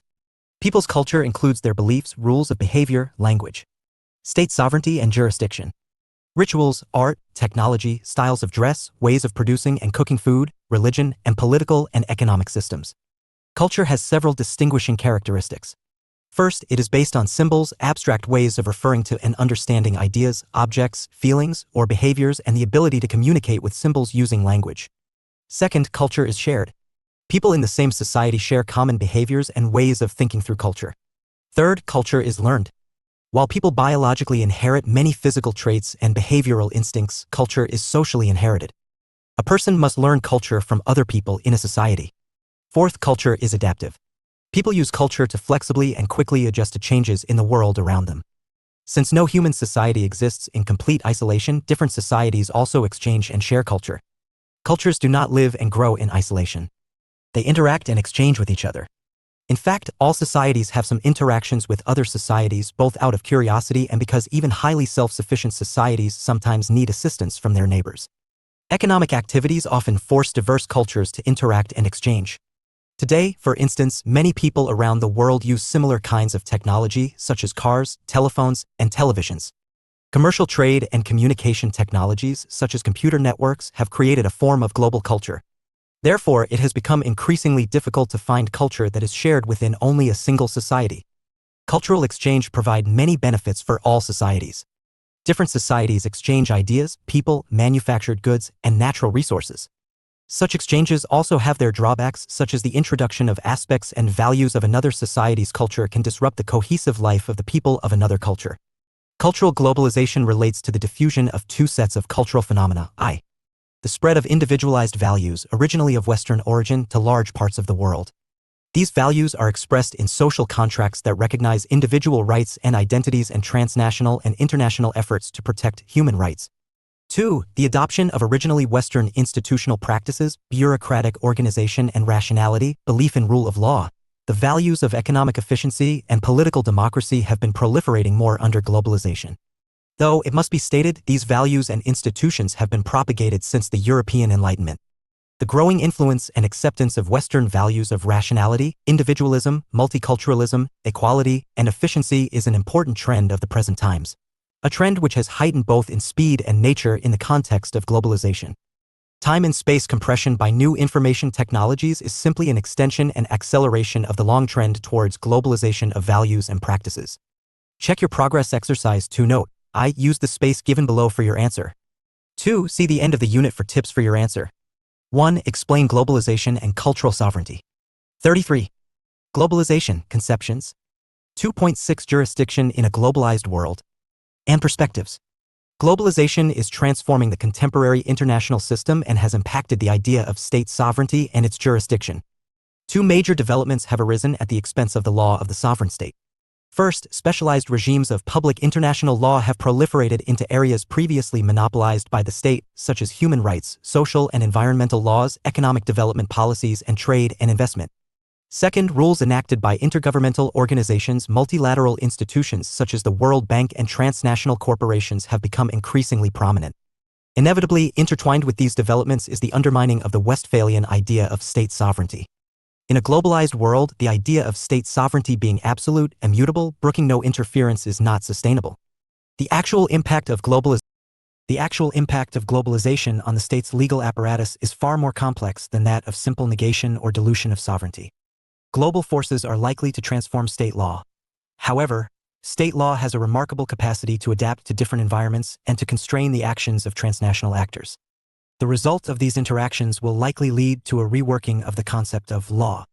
No matter the pace and depth of globalization, sovereign states are needed to make globalization possible. The implementation of varied norms and practices still remain in the hands of sovereign states. Transnational actors in the form of intergovernmental organizations, IGOs, international non-governmental organizations, INGOs, transnational corporations, TNCs, along with the transnational networks of state agencies, private foundations, and migrants, now play substantial roles on the global platform. It is rightly said that state sovereignty has been compromised, to an extent, by the competing interests of non-state actors like NGOs. Indeed, many national rules barring the movement of labor, goods, services, and capital have been replaced by new institutions that span several territories. Currently, the state cannot ignore issues related to the wider interests of humanity, even within its own borders. Individuals and ethnic groups enjoy greater recognition as subjects of international law, as seen in the expansion of legal regimes and enforceable mechanisms in the fields of international human rights law, including humanitarian law, international refugee law, and international criminal law. Further to be noted is that international law has evolved into a central framework for the emergent system of global governance. This system supplies the normative mechanisms for the establishment of IGOs and the facilitation of the international response to diverse issues such as nuclear proliferation, climate change, ocean use, and the functioning of the World Trade System. Check your progress exercise 3. Note: I. Use the space given below for your answer. 2. See the end of the unit for tips for your answer. 1. How globalization has impacted state jurisdiction. 34. State sovereignty and 2.7. Let us sum up. Jurisdiction. Globalization has given birth to a multidimensional world that operates through unique economic, political, and cultural processes that are deeply interconnected at global level. Sovereignty, the authority to make rules within the territorial boundaries of the states, is the hallmark of the modern international system. Globalization, that signifies an ever-increasing volume, speed, and scope of cross-border transfer of ideas, money, commodities, and people, besides its political dimensions such as growth in humanitarian international law, technology control regimes, etc., challenges the exclusive territorial authority of sovereign states. The concept of sovereignty, once uncontested, has recently become a major bone of contention within international law and international relations theory. Earlier, the concept of sovereignty had a timeless or universal meaning, but more recently, amidst increasing globalization, researchers and analysts are focusing more and more on the changing meanings of this concept across many historical, political, economic, and cultural contexts. What is apparent is that the sovereign state is not likely to remain the main and exclusive focus of political authority and community in the future. It is challenged by new scenarios of authority and community which go beyond the divide between the domestic and the international spheres, and might soon be replaced by new forms of political life that know nothing of this distinction. This is due to the emerging trends of globalization across borders. Sovereignty, earlier concentrated in the nation-state, is challenged by the market economy and its natural tendency to expand beyond the politically defined boundaries of states. As a result, features of state sovereignty have been weakened, such as its ability to make and enforce laws, the power to define and defend territorial borders, as well as the capacity to shape and direct economic performance. While the sovereign state certainly has not withered away, much of its former authority has been dispersed to other levels of governance, above as well as below the institutions of central government. It is reasonable to speak about the transition of most countries and the system of international relations in general to a new state of sovereignty. We can presume that if such processes gain strength, it will surely affect all spheres of life, including changes in ideology and social psychology. There emerges a peculiar system where the problems of separate countries, nations, regions, and other subjects, corporations, different associations, global media holding companies, etc., interlink into one tangle. Separate local events and conflicts affect a great number of countries. At the same time, decisions in the most significant centers of the world have an effect all over the world. In general, the processes of globalization in the broadest sense are characterized by the abrupt intensification and complication of mutual interconnections in the basic spheres of economic, political, cultural, and social life. Rules and regulations have historically referred to activities or the spaces where the activities are conducted. In an era when activities increasingly cross borders which separate different regulatory environments and regulators seek to maintain some control over these activities, the spatial organization of rulemaking authority is brought into question. Issues of extraterritoriality or disputes of jurisdictional authority inevitably come to the fore as spaces and the rules which govern them are contested. Spaces and rulemaking authority may come to be shared, but the globalization, conceptions and perspectives, ways in which they are shared and the outcomes of such sharing depend upon the institutional mechanisms which are established to deal with jurisdictional disputes. The present unit states that the effects of globalization and way its processes are working at international level, the idea of absolute, indivisible, and immutable sovereignty, as laid down by Hobbes and Bowden, no longer applies. Old concepts of state sovereignty have fallen by the wayside as sovereignty and jurisdiction of nation-states are undergoing vast changes. The problem for political theory is that it has failed to develop analytic tools appropriate to study both new forms of power and modified practices of old forms of power. Put differently, not only is the classical theory of sovereignty inadequate to account for a kind of sovereignty that is no longer indivisible, absolute, and supreme, but it also lacks analytic models to theorize productive forms of power. Thus, as Foucault says, the model of Leviathan should be abandoned and power should be studied outside the field outlined by juridical sovereignty and the institution of state. Globalization has had an impact on all spheres of life, be it politics, economics, or technology. Rapid advancements in communication have created a global society. Economic interdependence amongst nation-states is putting new constraints on the sovereignty of states. Economic leverages, sanctions are used wildly, more so by the United States of America, and with the approval of UN Security Council, to influence internal affairs and even change the internal political dynamics of other countries. In a world which is connected on all levels, confining oneself to internal politics in the name of sovereign jurisdiction could isolate a country, as we can see in the case of North Korea. Though the developed democracies profit the maximum from globalization, it is the developing countries that face challenges as globalization and their domestic economic development strategies, including welfare goals, may not always be in synchronization. It is widely admitted, including by developed economies and multilateral institutions like World Bank, that the benefits of globalization have not reached all, including developing countries and poor and low-income populations living in rich and developed countries. As a result, some of the more ardent critics argue that globalization has led to neocolonization of weak, underdeveloped countries, a phenomena which can be seen in many African countries. No longer able to keep up with the fast-moving globalized world, economic failures in these countries has led to state failure and into domestic disorder. Globalization has led to the development of a voluntary agreement among states. This is due to the fact that the nation-states recognize this as an advantage in the fluid world that they live. This bolsters their sense of security in the face of common danger or threat. This is the modern supranationalism. The supranational organizations such as UNO, NATO, EU, IMF, etc. facilitate intergovernmental political.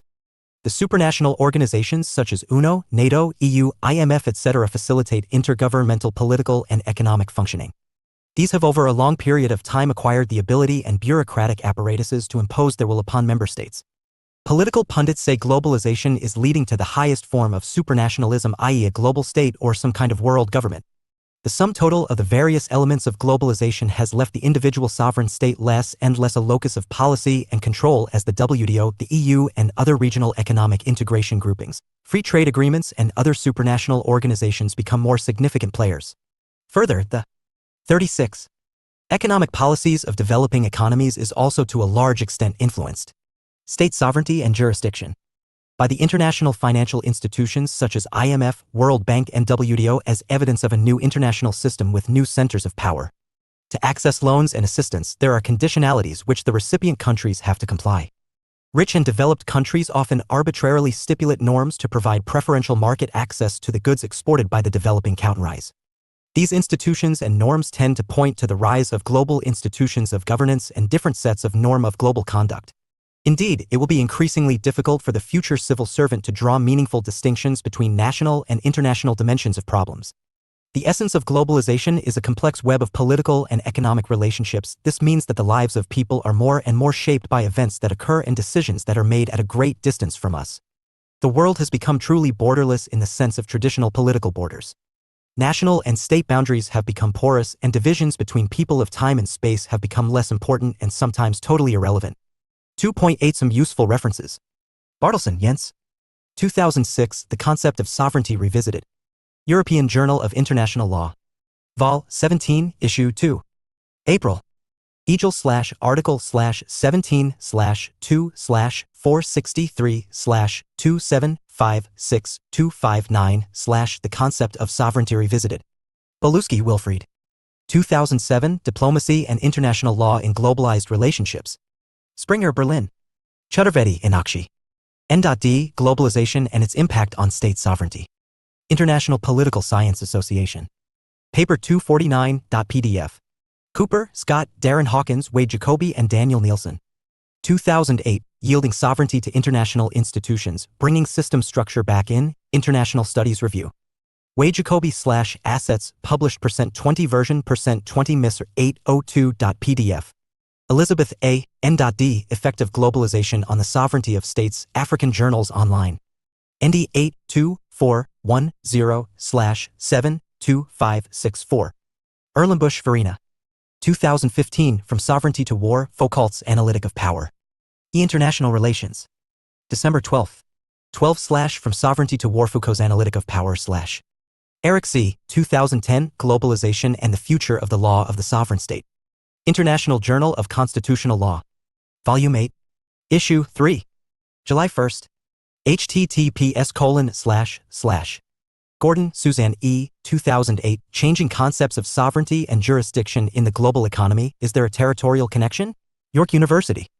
http://keys.apps01.yorka.ca/wp/uploads/2008/12/ Gordon, Changing Concepts of Sovereignty and Jurisdiction in the Global Economy, Is There a Territorial Connection.pdf. 37. 38. Globalization, Conceptions and Perspectives. Goxel, Nilofer Karakasalu. 2012, Globalization and the State, http:// niloferkarakasalgoxel.pdf. Haywood, Andrew. 2015, Global Politics. Palgrave Macmillan, New York. Hudson, Allen. 1998, Beyond the Borders, Globalization, Sovereignty and Extraterritoriality, Geopolitics. Volume 3, Number 1. Koo, Julian and John Yu. 2013, Globalization and Sovereignty, Berkeley Journal of International Law. Volume 31, Issue 1. CGI/viewcontent.cgi, article equals 1437 and context equals Jill. Long, Queena. ND, Is Globalization Undermining State Sovereignty? Academia. State Sovereignty. New World Encyclopedia. N.D. Nationstate. Pednekar, Samiksha. The Impact of International Institutions on the Idea of Sovereignty. LinkedIn. July 20, 2016. Sarushi, Dan. 2010, International Organizations and Their Exercise of Sovereign Powers. Oxford, UK. Walid Abdulrahim. N.D. State Jurisdiction. Private site for legal research and studies. Yadav. Indasekar. Globalization, State Sovereignty and Civil Society. University of Delhi. ND and chaptered equals 911. 2.9 Answers to Check Your Progress Exercises.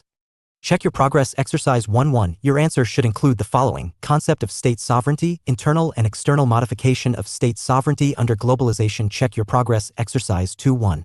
Your answer should include the following: Effects of globalization on political sovereignty of the state, globalization and national culture, state and economic sovereignty. Check Your Progress Exercise 3-1. Your answer should include the following: The concept of sovereign state. Jurisdiction. List the challenges to the idea of state jurisdiction. 39. State sovereignty and jurisdiction.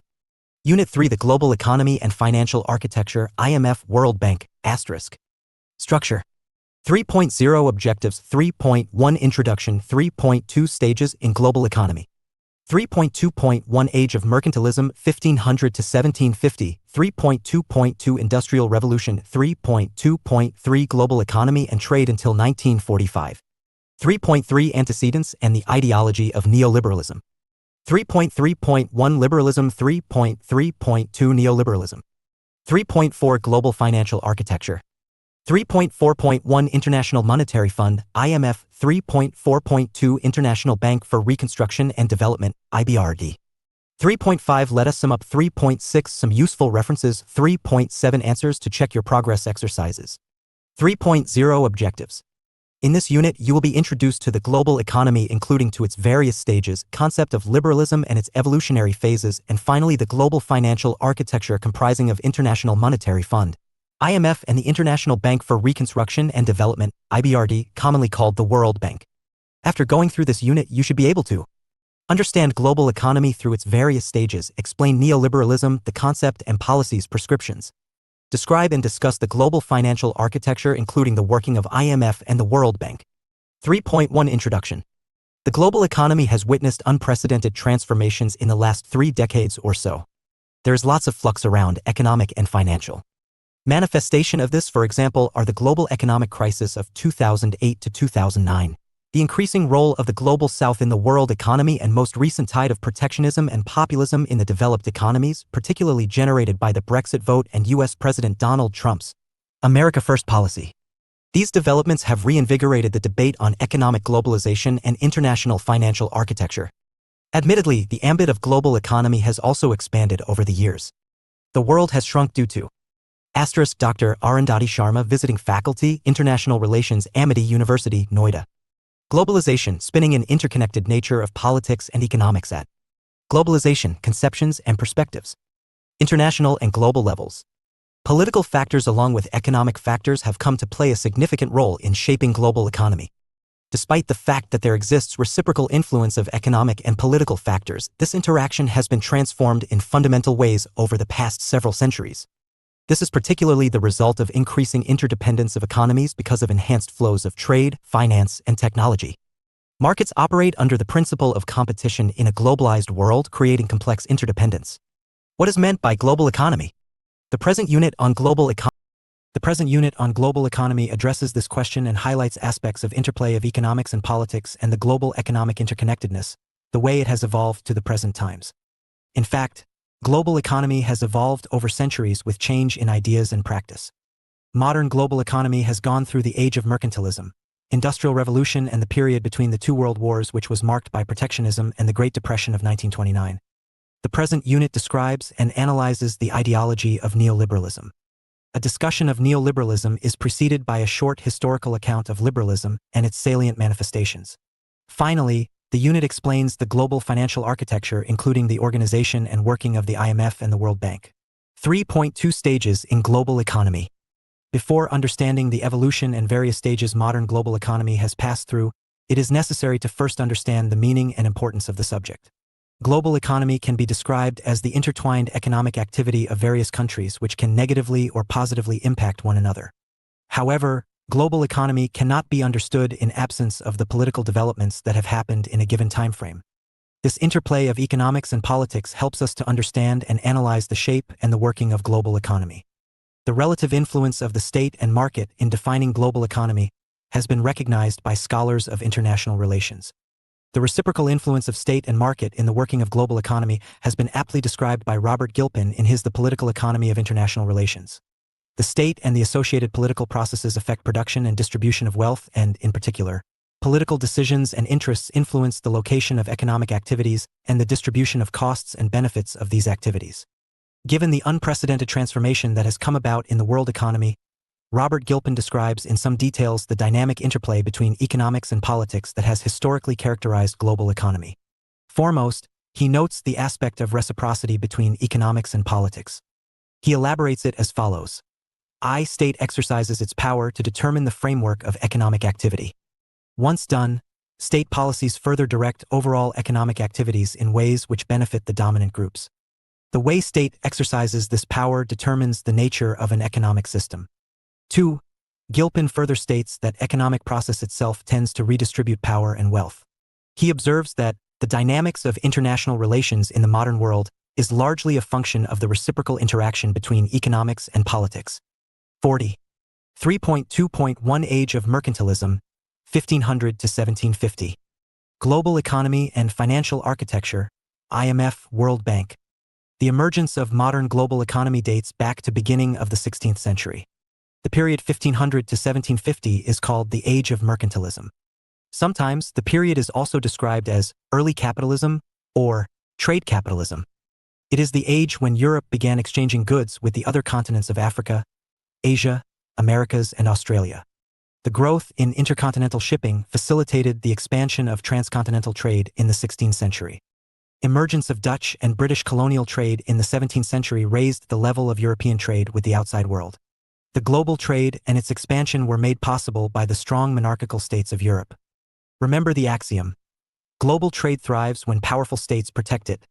It falls when they don't. Be that as it may, global trade facilitated the development of a world market economy. But what is mercantilism? Mercantilism is not an ideology. Rather, it is a combination of various principles and practices which different countries of Europe adopted at different times, thinking that they were in their national commercial interest. Some of the beliefs and principles that mercantilist states held very dear and practiced for some 2.5 centuries were: gold, silver, and other precious metals owned by a state is an indicator of its wealth. 2. A state should export more than it imports so as to have a favorable balance of trade, and thus to acquire more precious metals. 3. There are upper limits to the expansion of global trade. It was believed that European trade by 17th century has attained the optimal level. Henceforth, it will only stagnate. 4. The larger the population, the stronger and self-sufficient would be the state. The state, or crown, has a dominant role in the making and direction of national and international economies. Strong monarchy should just nor control the economy but also shape the political order and social hierarchy. Mercantilist economy had the following features. Barter system disappeared. By the end of 15th century, money economy arose as national, regional, and international trade grew. Currency became the order of the day. European currencies became very powerful and their circulation increased in faraway places. The adage that money means wealth originated in the age of mercantilism. It was believed that a moneyed man could command influence and acquire goods and services of his choice. 2 large and powerful nation-states were formed in Europe. They bulldozed small states and principalities in the name of carving up a nation, i.e. people said to be having a common descent, language, culture, history, etc. Large nation-states produced large bureaucracies and armies to fight frequent wars for resources and markets. These developments and huge court expenditures meant need even for more money, which in turn meant need for more metals such as gold and silver. Bureaucratic careers were the most lucrative, and mercantilist wars spread across Europe and overseas. 3. Foreign trade, not domestic trade, was viewed as the preferred method to obtain gold, silver, and precious metals and minerals. Foreign trade in manufactured goods was preferred over agricultural goods. For this was the age of discovery. The discovery of the Americas in 1492 by Columbus and sea route to India by Vasco da Gama in 1497 to 99 opened tremendous opportunity to obtain such wealth. European explorers connected the West with the East. This brought to an end trade on the Silk Roads as well seaborne spice trade. The need to have ever more wealth continued to rise up and up. In turn, more and more wealth was required to conquer and protect overseas colonies and trade. Age of mercantilism was made. 41. Possible by new scientific discoveries and innovations. This was the age of globalization, conceptions and perspectives. Scientific revolution in the fields of astronomy, mechanics, physics, and shipping. The scientific discoveries and inventions aided the discoveries and creation of colonies by the Portuguese, Spanish, and later the Dutch and the English. Circumnavigation of the Earth was one of the biggest feats of its time. It brought about integration of global economy. Discovery of new lands and introduction of new crops created the institution of African slavery, a legacy that continues to manifest itself in many ugly ways to this day. The mercantilism demanded more and more royal control over both the internal and external economic policies of the state. This gradually facilitated the transition from strong monarchies to absolutist states. Moreover, as colonies grew in number and expanded in size, it was deemed legitimate to exploit their resources and people for the benefit of the mother countries. All of these factors ensured that the rising late medieval and early modern states embraced mercantilism as an economic theory that allowed them to adapt to and seek to exploit these shifting structures. Source: Europe 1450 to 1789, Encyclopedia of the Early Modern World. The age of mercantilism came to an end around mid-18th century. New economic ideas discredited the mercantilist assumptions and ideas. The most influential was the idea of a laissez-faire economy. The theory of laissez-faire rejected the two main assumptions of mercantilist capitalism: The availability of gold and other precious metals is limited, and that there is an upper limit to global trade which Europe has already reached. David Hume and Adam Smith were the main proponents of laissez-faire. David Hume, 1711 to 1776, sought to identify the natural advantages that various nations enjoyed in the flow of commerce, and David Hume, 1711 to 1776, sought to identify the natural advantages that various nations enjoyed in the flow of commerce and provided a new theory on international trade. Adam Smith's 1723 to 1790 argued that world wealth was not static and that the principle of comparative advantage worked in international trade. Profit motive, i.e. the invisible hand of the market, makes human to labor. 3.2.2 Industrial Revolution. The Industrial Revolution marked a major shift in the technological, socio-economic, and cultural conditions in the late 18th and early 19th century Europe. Industrial revolution began in Britain and spread throughout the world, a process that continues even now as industrialization. What caused the Industrial Revolution? The question remains largely unanswered in social sciences. Many theories have been put forward. Suffice to say, it originated from the social and institutional changes left behind by the declining feudalism in England after the English Civil War in the 17th century. However, everyone agrees that industrial revolution was made possible by technological innovations, and the key enabling technology was the invention of steam engine. Historians also differ as to when it started. Eric Hobsbawm is of the view that industrial revolution broke out in the 1780s and was not fully felt until the 1830s or 1840s. In other words, one can say that industrial revolution refers collectively to the technological changes that took place over 5 to 6 decades and even after. However, everyone concurs about its profound impact. No denying, industrial revolution is a major turning point in human social history. Its impact has been huge and on all aspects of life and society, wealth, social life, and politics. 42. It led to an unprecedented increase in production and consumption and global economy and financial architecture, thus in per capita wealth. IMF, World Bank. 2. Industrial revolution gave birth to a new social order. By the early decades of the 19th century, there was a strong middle class of industrialists and businessmen that had triumphed over the class of landowners and nobles. Large population had moved to factory sites where they became the factory workers. According to Karl Marx, industrialization divided the society into two classes: the bourgeoisie, those who own the means of production, and the proletariat, the working class. 3. Writing in 1844, Friedrich Engels noted that industrial revolution had greatly changed the civil society in England. Soon, the taxpayers demanded the franchise right. Use of steam power in printing press facilitated massive expansion of newspaper and popular book publishing. Easy access to printed material raised literacy and further to demands for popular political participation. Right to vote was granted to more and more number of people in Britain under Reform Bills of 1832, 1867, and 1884 to 85. 4. Other changes were equally profound: spread of scientific temperament and scientific inquiry. Scientific knowledge began to be applied to social issues. An example of the empirical and scientifically researched work was Adam Smith's The Wealth of Nations. One of his main arguments for capitalism is that industrialization increases the wealth for all, as borne out by rising consumption and life expectancy in England. A brief description of the ideas of Adam Smith on the virtues of free market capitalism would be helpful. Adam Smith saw modern industries working on the basis of division of labor. He said that division of labor enabled factories to raise both production and productivity of their workers. The second, economies follow the path of comparative advantage in order to register growth and prosperity. 3. He argued that people have a natural drive to improve their own lives. This self-interest propels markets to satisfy individual demands by producing goods and services. He called this the invisible hand.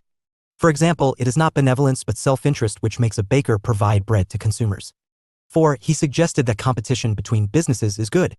Competition keeps producers honest. Customers can avoid a dishonest seller and patronize an honest one. Competition ensures fair price, quality of product, and economic innovation. 3.2.3 Global economy and trade until 1945. It was in the age of mercantilism that Europe began exchanging goods with the other continents of Africa, Asia, Americas, and Australia. For 4 centuries until the outbreak of the First World War in 1914, the intra-European trade remained most significant in the overall global trade. Technological innovations facilitated overseas trade and colonial expansion. From the mid-18th century, seaborne trade experienced strong growth. From Industrial Revolution until the First World War, 3 European powers viz. Great Britain, Germany, and France dominated the global economy. The 3 also determined Europe's commercial links with the world outside. They accounted for more than 3/4 of the industrial production of Europe and more than 3/4 of Europe's trade with rest of the world. All the 43 economies had high level of productivity and competitiveness about them. This globalization, conceptions, and perspectives made them export a lot of industrial products and import raw materials. Until the break of the First World War, the three also dominated the international flow of capital and direct foreign investment. Great Britain was the center of global capital market, and it came up with trade and financial innovations. Bank of England followed the principle of the gold standard in all money and capital markets of the world. France formulated new norms and laws which brought lots of rationalization to global financial and fiscal matters.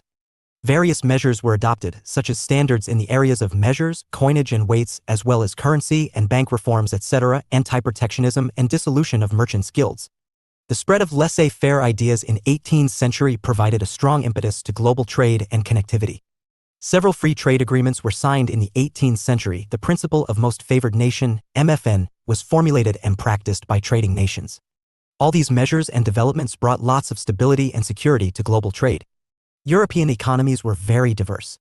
With high productivity and competitiveness about them, European economies began specializing in particular areas. For instance, Germany took to innovations and by the late 19th century was the world leader in steel production, railway equipment, heavy machinery, and electrical engineering.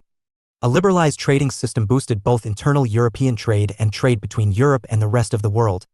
A new international division of labor came into being. Europe exported manufactured products, capital, and machinery. In return, it sourced raw materials from colonies and underdeveloped regions of the world. In early 20th century, two events proved devastating for the global free trade system. First World War damaged it. It became impossible to resurrect the system after the war. The international currency system had disintegrated. In 1914, countries such as Russia, Germany, and France had abandoned the convertibility of their currencies into gold. The Great Depression of 1929 was the second blow to the global free trade. Global trade volume declined by 26% and European trade by 38%. Major European economies turned nationalist and practiced protectionism and trade discrimination. The outbreak of Second World War further blocked the circulation of goods and capital within Europe. European countries had to pay a heavy price for converting factories from peacetime to wartime production, for naval blockades, and for high cost of transactions. Moreover, when war ended, Europe found itself split between the liberal capitalist and communist camps. In brief, the liberalized trade regime was abandoned altogether in the period between the two world wars. The interwar period brought in other very significant changes in the global economy. The First World War moved the axis of global trade from Europe towards United States. The influence and role of the U.S. in global economy and finance grew exponentially after 1918. Post-1929 World Depression, U.S. was in the driver's seat as far as global economy and trade was concerned. When Europe plunged into economic depression in 1929 and its share in global trade fell, other industrialized economies such as the U.S., Canada, and Japan saw their share of the global market increase. After the Second World War, U.S. came to the rescue of Europe. It launched Marshall Plan to rebuild European economies. This involved restoration of industries, establishing a monetary order, and integration of Europe once again with the 44. Global economic order, now led by the U.S. Marshall Plan was a success and global economy and financial architecture. Europe returned to impressive export-led economic growth. In international IMF, World Bank, financial and trade architecture was also envisaged along liberal economic lines. Check your progress exercise 1 note. I use the space given below for your answer. 2. See the end of the unit for tips for your answer. 1. Describe the principles and practices of mercantilism. 2. Discuss the impact of Industrial Revolution. 3.3 Antecedents and the ideology of neoliberalism.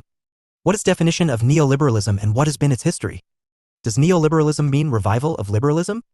Not many have bothered to enunciate and explain the ideology of neoliberalism. It is critics who often decry neoliberalism. It is equated with profit-making, consumerism, disregard to environment, a capitalist economy with no restrictions on the market forces, and where state has abandoned the goal of social welfare. Neoliberalism should not be confused with liberalism, much less its revival. Neoliberalism is a distinctive ideology, though it shares some of the historical roots and some basic vocabulary with liberalism. Liberalism as political philosophy has several traditions. One of them is economic liberalism. One can say that it is economic liberalism that comes closest to neoliberalism in contemporary times, albeit still with a difference. As is known, economic liberalism holds the view that state ought not to intervene in economy. Instead, let the individual freely operate in market economy, which is free and self-regulating. To repeat once again, don't combine neoliberalism and economic liberalism with liberalism. Neoliberalism is an ideology different from and, in fact, often opposed to liberalism. Let us have a brief look at liberalism and its various phases and dimensions. 45. 3.3.1 Liberalism. Globalization, Conceptions and Perspectives. The philosophy of liberalism stands for many things: democracy, constitutional government, rule of law, individual rights, a capitalist economy, etc. It emerged as a response to the Industrial Revolution and urbanization in 19th century Europe and the United States. These liberal values remain part of the Western discourse at least since the end of the Second World War. The history of liberalism as philosophy is fairly old and varied. The concept has become nebulous over time. Besides, there is not one but several types of liberalisms. From John Locke, Adam Smith, John Stuart Mill, and contemporary philosophers such as Isaiah Berlin and John Rawls, all are liberals but with profound differences among them on issues such as the virtues of democracy, limits to individual freedom, the idea of welfare state, and equation between state and market. Be that as it may, one simple distinction often made is between classical and modern liberalism. Classical liberalism. From the 17th and 18th century philosopher John Locke and Adam Smith to 20th century philosopher Friedrich von Hayek all belong to the tradition of classical liberalism. Classical liberalism holds the view that state ought to do minimal, such as law and order and defense. All else should be left to the free choice of the individual and the organizations he establishes and participates in. Let the market forces to shape the economy, state is only a night watchman. Classical liberalism as described above thus has close connection with economic liberalism, but the two are not interchangeable terms. Classical liberals without exception support the laissez-faire economic policies, a philosophical position championed by neoliberals of today. Classical liberals believed that free market economic policies would ultimately produce all-round prosperity and promote individual freedom and democracy. Classical liberalism championed the cause of industrialization during the 19th century. Raising the banner of individual freedom, the entrepreneurial class of industrialists and merchants deployed its energies to expand the production and vastly increased its wealth. The belief in laissez-faire was at the core of classical liberalism, and it was considered a panacea as British and other European economies boomed. Towards the end of 19th century, the faith in the laissez-faire had run its full course. The idea stood discredited, so much so that many were even questioning the feasibility of capitalism as an economic model. Industrialization had allowed production of lots of goods and services, but there were not many who could afford to buy them. Markets were glutted with products, but with only few who could buy. The entire production system periodically came to a halt in times of stagnation. These prolonged periods of no purchase and stagnant production came to be called depressions. Working under the ideology of laissez-faire, governments did nothing. In any case, governments only did the bidding of the wealthy class of industrialists and merchants. There were other unforeseen consequences of industrial revolution: concentration of wealth, low income of the working class, and urbanization with impoverished population. The irony of the 46 situation was no lost the very forces that had once released the global economy and financial architecture. Entrepreneurial energies now restrained them. And those who had once IMF, World Bank, championed individual freedom and limited governments now practiced despotism. 2. Modern liberalism. An important principle of the working of capitalist economy had been established by the end of the 19th century. Capitalist economy goes through boom and bust cycles. Periodic stagnation is part of the business cycle of a capitalist economy, and market alone cannot fix it. It was also established that the philosophy of laissez-faire has no solution to offer for economic depression. The British political philosopher T.H. Green also noted that inequality, ignorance, and poverty are new types of impediments that endanger individual freedom and make the governments despotic. An individual cannot overcome these hindrances through his efforts alone. Green wrote that these impediments to freedom could be tackled only with the positive assistance of government. This is how modern liberalism was born. Modern liberalism advocates positive role of the state in safeguarding and promoting the freedom of the individual. T.H. Green advocated a positive role of the state in the establishment of schools, hospitals, creation of jobs, and labor rights, etc. Modern liberalism believes in the virtues of a free market, but it would want to modify and regulate the free market economic system. This became the difference between the modern liberals and the classical liberals. The latter continue to believe that complete freedom to the market will produce growth and prosperity and eventually a social equilibrium. As compared, modern liberals argue that the operation of the market needs to be supplemented and corrected. It calls for a balance between market and state. Modern liberals advocate the idea of welfare state and believe that material progress would lead to the establishment of a humane world. John Stuart Mill in the 19th century and John Rawls in the 20th subscribed to this brand of modern liberalism. A more recent offshoot of modern liberalism is what is called liberal egalitarianism. John Rawls emphasizes on equality alongside freedom. Liberal egalitarians argue that state should strive to bring about both equality and liberty. State may restrict liberty so as to promote greater equality in the society. Of course, liberal egalitarians too, like all modern liberals, advocate economic freedom which is necessary for the working of capitalism. The above thus brings out the differences between classical and modern liberalism. Their essential difference is on the role of the state and the equation between market and the state. 3. John Maynard Keynes. John Maynard Keynes wrote in the period between the two world wars. He understood that 20th century societies were very complex in economic and social terms. The idea of an uncontrolled free market as classical liberals had suggested, or the idea of a market economy but with state playing a positive role as advocated by modern liberals, had proved insufficient. First World War had destroyed whatever had been attained over the past 47 centuries in terms of liberalization of trade and building of a financial and globalization, conceptions and perspectives. Trade infrastructure in terms of norms and standardization. Keynes was also concerned with the Great Depression of 1929, which was unusually very deep and lasted very long. A liberal economist, he was concerned with labor unrest and the alternative socialist economic ideas that were coming from Soviet Union. Foremost, it was clear that some rational economic planning is required to streamline the working of capitalist market economy. It was the context in which the ideas of the liberal British economist, John Maynard Keynes, gained wide acceptance among intellectual and policy-making circles. In his The General Theory of Employment, Interest, and Money 1936, Keynes theorized that government management of the economy could smooth out the highs and lows of the business cycle, which is a principal characteristic of capitalist economy. State regulation and intervention is necessary to produce more or less consistent growth with minimal unemployment. The influence of Keynesian ideas was widespread in liberal capitalist countries. In U.S., President Franklin D. Roosevelt, 1933-39, launched the New Deal to lift the U.S. economy out of Great Depression. New Deal made government expand its economic and social activities through economic regulations and welfare measures. Roosevelt administration took steps to create jobs, instituted Social Security and pension, and regulated the working of banks and industry. After the Second World War ended in 1945, Western Europe, North America, and Japan entered a period of steady economic growth and prosperity.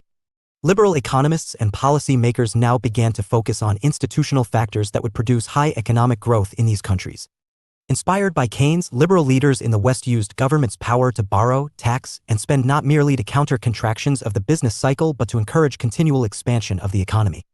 It was further said that welfare measures by the state diminish class conflict, strengthen consensus around democracy, and counter the appeal of communism. Major social welfare programs were introduced in Britain, Scandinavian countries, Canada, and the U.S. By 1960s, the modern welfare state provided not only the usual forms of social insurance but also pensions, unemployment benefits, subsidized medical care, family allowances, and government-funded higher education. Keynes' ideas had an equally profound effect on new institutions of global finance and trade that came to be established in the 1940s. Keynes believed that the international system that paved the way for the First World War could as well be transformed into a peaceful and just world order. From his work at the Paris Peace Conference in 1919 and throughout the rest of his life, Keynes played a role on the international stage. Some of his thoughts on international economic relations and global economy, to put briefly, were: after the Paris Peace Conference of 1919, Keynes supported the right to self-determination of the colonial and subjugated people. He believed that independence of nations from one another is necessary to achieve domestic economic goals. 2. He prescribed national self-sufficiency, even a degree of economic isolation, to achieve goals of domestic economic development. 3. He advocated two things: governments must generate full employment and maintain decent level of real wage. These two would eliminate economic causes of war and conflict. Such policies of 48. Global economy and governments, though, would produce inflation, sometimes in a perpetual manner. Financial architecture. But this is an inevitable part of peace and development. 4. Though he agreed, IMF, World Bank, that inflation is bad for a nation's currency, he accepted the idea of fixed exchange rates and restrictions on international capital flows so that countries could pursue independent economic policies. He had observed that governments in the 1920s and 1930s were primarily concerned with their domestic economic issues, regardless of what happened at the international level. Keynes understood and even came to accept protectionism and isolationism in the 1930s. 6. There was a lesson from the Second World War: matters of global governance should not be left unattended. Keynes was a firm believer in peace and benefits of civilization. He saw labor unrest and revolutionary ideas as twin threats to the liberal capitalist order. Again, these challenges could be checked through public policies of full employment and decent wages, so necessary to maintain global peace and stability. Keynes, along with U.S. Treasury official Harry Dexter White, is considered the intellectual founding father of the International Monetary Fund and the World Bank, which were created at Bretton Woods, New Hampshire. From 1936 to 1946, he worked for an international monetary system that would not pit interests of the countries against each other. Importantly, the global economy's institutional underpinnings, the IMF and the World Bank, have remained largely unchanged since his times. 3.3.2 Neoliberalism. Neoliberalism can neither be defined with any precision nor its historical lineage be articulated with some degree of certainty. Such is the confusion about the meaning and origin of neoliberalism. Proponents don't define it clearly, while critics highlight the negative dimensions of neoliberal economic policies: concentration of wealth, rise in inequality, domination of global and national corporate interests, international capital and multinational corporations penetrating across national borders and undermining state sovereignty. Neoliberals claim that their economic policy ideas are drawn from Adam Smith and David Ricardo. They invariably mention concepts like comparative advantage and the invisible hand that drives market. The rise of neoliberalism in the 1970s marked an eclipse of the ideas of John Maynard Keynes, who had advocated a role for the state in the creation of employment and redistribution of wealth. Neoliberals, like Milton Friedman, focus on monetarist theories which discount any significant role of the state. The idea that markets are self-regulating is central to the beliefs of neoliberals. Neoliberals say that efficient allocation of resources is the most important purpose of an economic system, and the most important way to allocate resources is through market mechanisms. State intervention distorts the logic of marketplace and thus the efficiency of resource allocation. In other words, state intervention in economic affairs is most undesirable. It is believed that state intervention undermines the finely tuned logic of marketplace and thus reduces economic efficiency. Thorson and Lai. Neoliberalism has greatly changed the perception about economic development. International institutions like IMF, World Bank, and the UN all have endorsed. 49. Globalization conceptions. The neoliberal path of economic growth. Developed economies have championed. And perspectives. It furlong and pushed it in the developing countries through their policies of financial assistance and loans, trade concessions, lending policies of the multilateral financial institutions, and the working of private international banks and multinational corporations, etc. The cumulatively approach and consensus among developed economies, multilateral organizations, and private international banks is often referred to as the Washington Consensus, a consensus that had been reached at in the 1970s on the prescribed path of neoliberal model as against Keynesian model of economic development or the socialist system. Today, when one talks of reforms, it essentially means more economic and financial liberalization of a domestic economy through privatization, deregulation, tax cuts for the rich, and eliminating labor and other rights and social welfare schemes. In nearly every country, public sector has been privatized and dismantled according to the logic of neoliberalism. Also, the assumption that market is the best allocator of resources has a great deal shaped international trade policies. Some of the major assumptions and policy ideas associated with neoliberalism are: I. The goal of human well-being can be best served by unleashing man's entrepreneurial freedom and skills.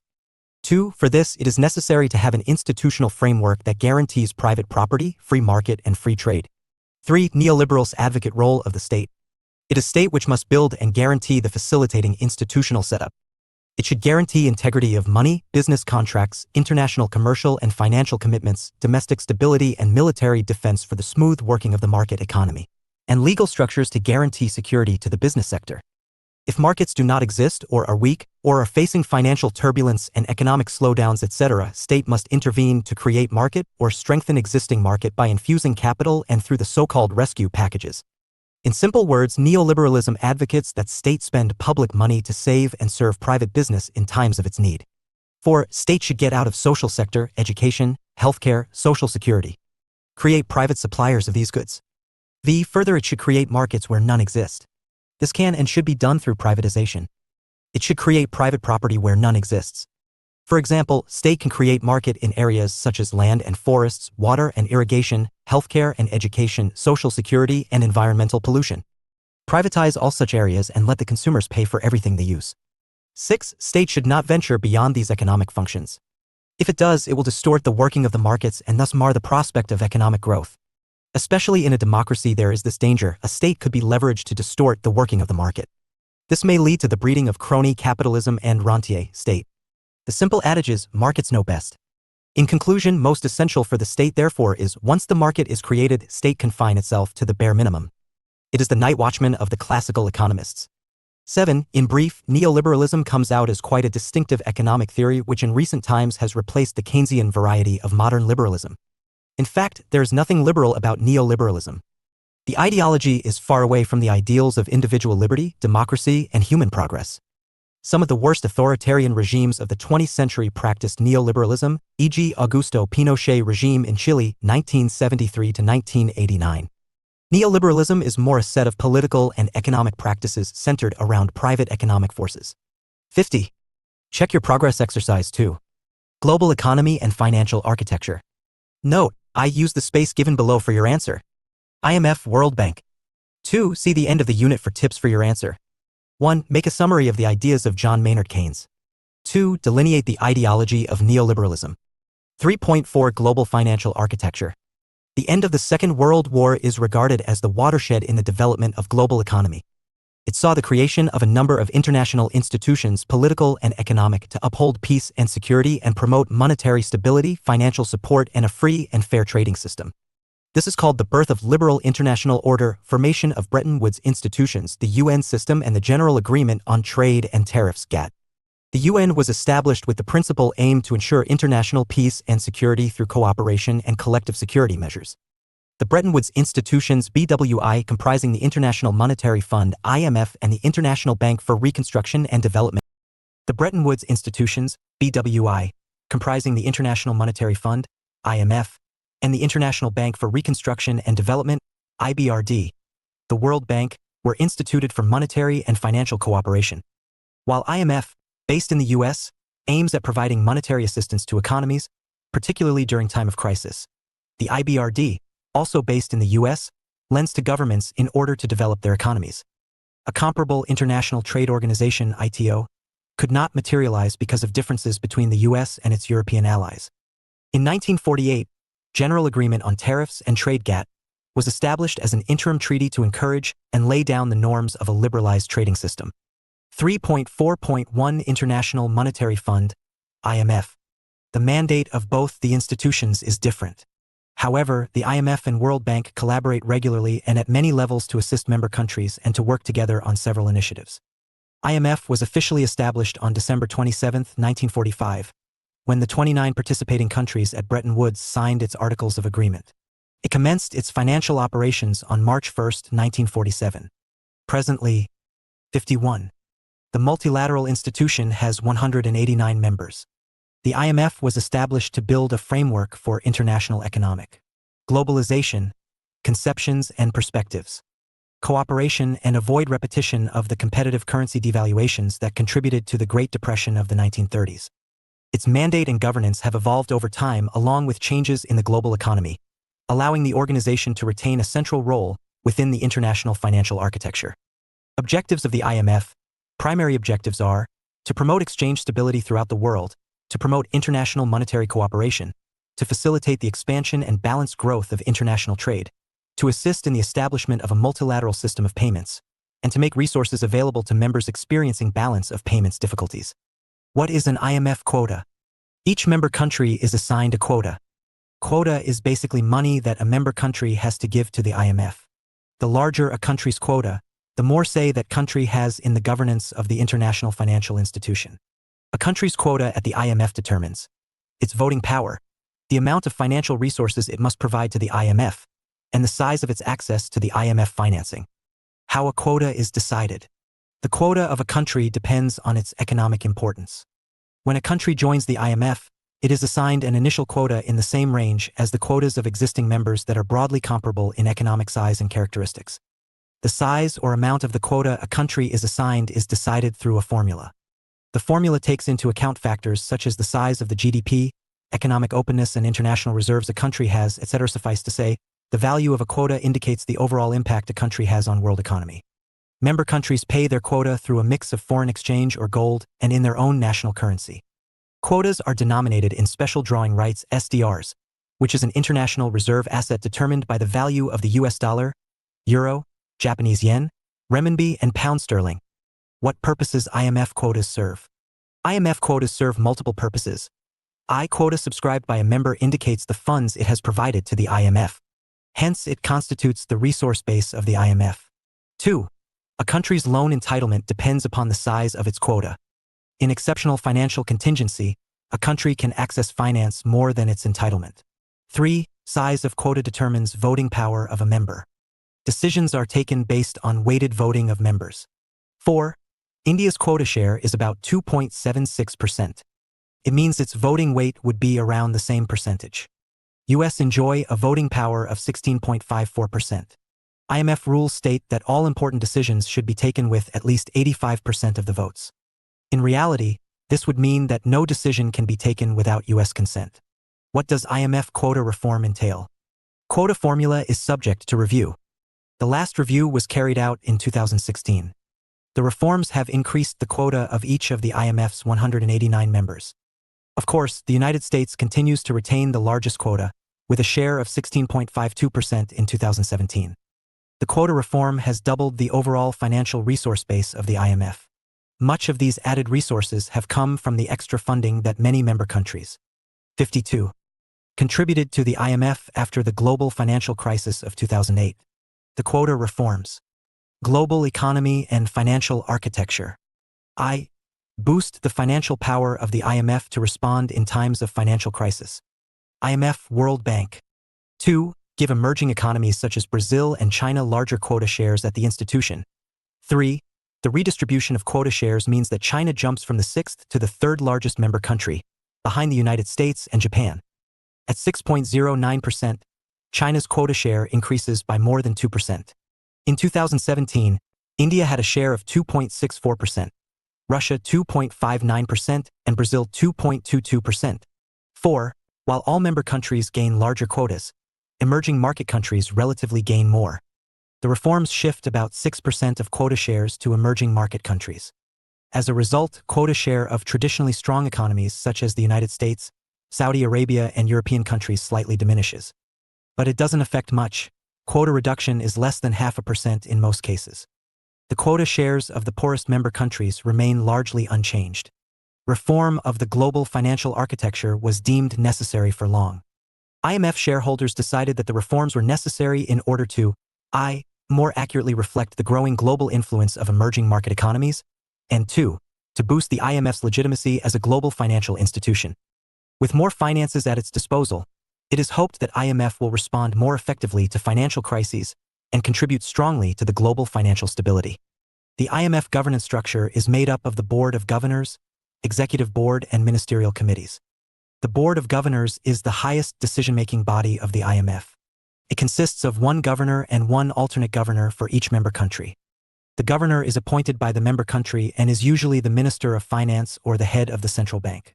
The IMF's 24-member executive board conducts the daily business of the IMF and exercises the powers delegated to it by the Board of Governors, as well as those powers conferred on it by the Articles of Agreement. The 2016 reforms bring a change here. The selection process for executive directors on the IMF's board changes. Once the reforms are in place, all positions will be determined by election, rather than the present prevailing system where the member countries with the 5 largest quotas each appoint an executive director. 3.4.2 International Bank for Reconstruction and Development, IBRD, World Bank. The IBRD, along with the International Development Association, IDA, is called the World Bank Organization. The World Bank is a multilateral financial institution that provides loans for capital projects. Generally, every member country of the IMF becomes the member of the IBRD. When a country quits the IMF, it stands automatically expelled from the World Bank. The mandate of the World Bank is to promote long-term economic development and alleviation of poverty by providing technical and financial support to help countries reform particular sectors or implement specific projects. Akin to IMF, the mandate and governance of World Bank have evolved along with changes in the global economy. The World Bank is composed of 189 member countries. These member countries or shareholders are represented by a board of governors, who are the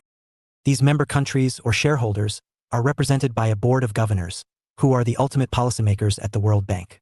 Generally, the governors are member countries' ministers of finance or ministers of development. 53. They meet once a year at the annual meetings of the boards of governors of the Globalization, Conceptions and Perspectives, World Bank Group, and the International Monetary Fund. The next level in the governance structure is the 25 executive directors, who work on-site at the bank, and governors delegate specific duties to them.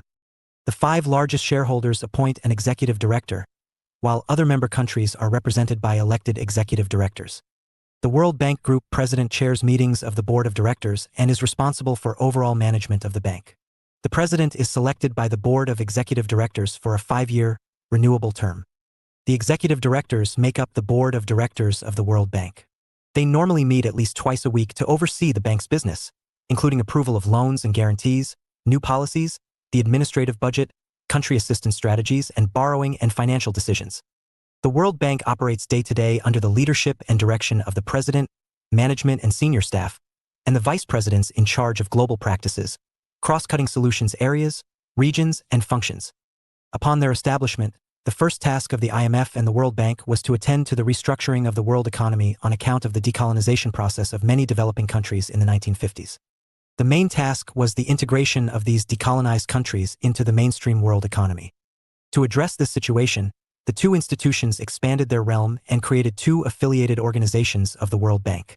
In 1956, the International Finance Cooperation, IFC, was established. Its purpose is to grant credits to private organizations that lack capital for projects in the developing world.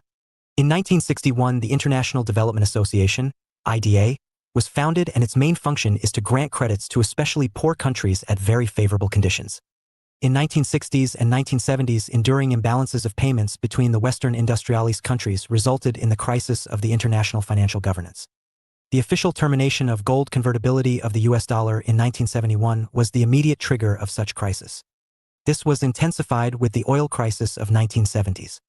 Calls for a new system of Bretton Woods gained momentum in the 1980s and 1990s, particularly due to the restructuring of the world order in the wake of the end of Cold War and collapse of the Soviet Union.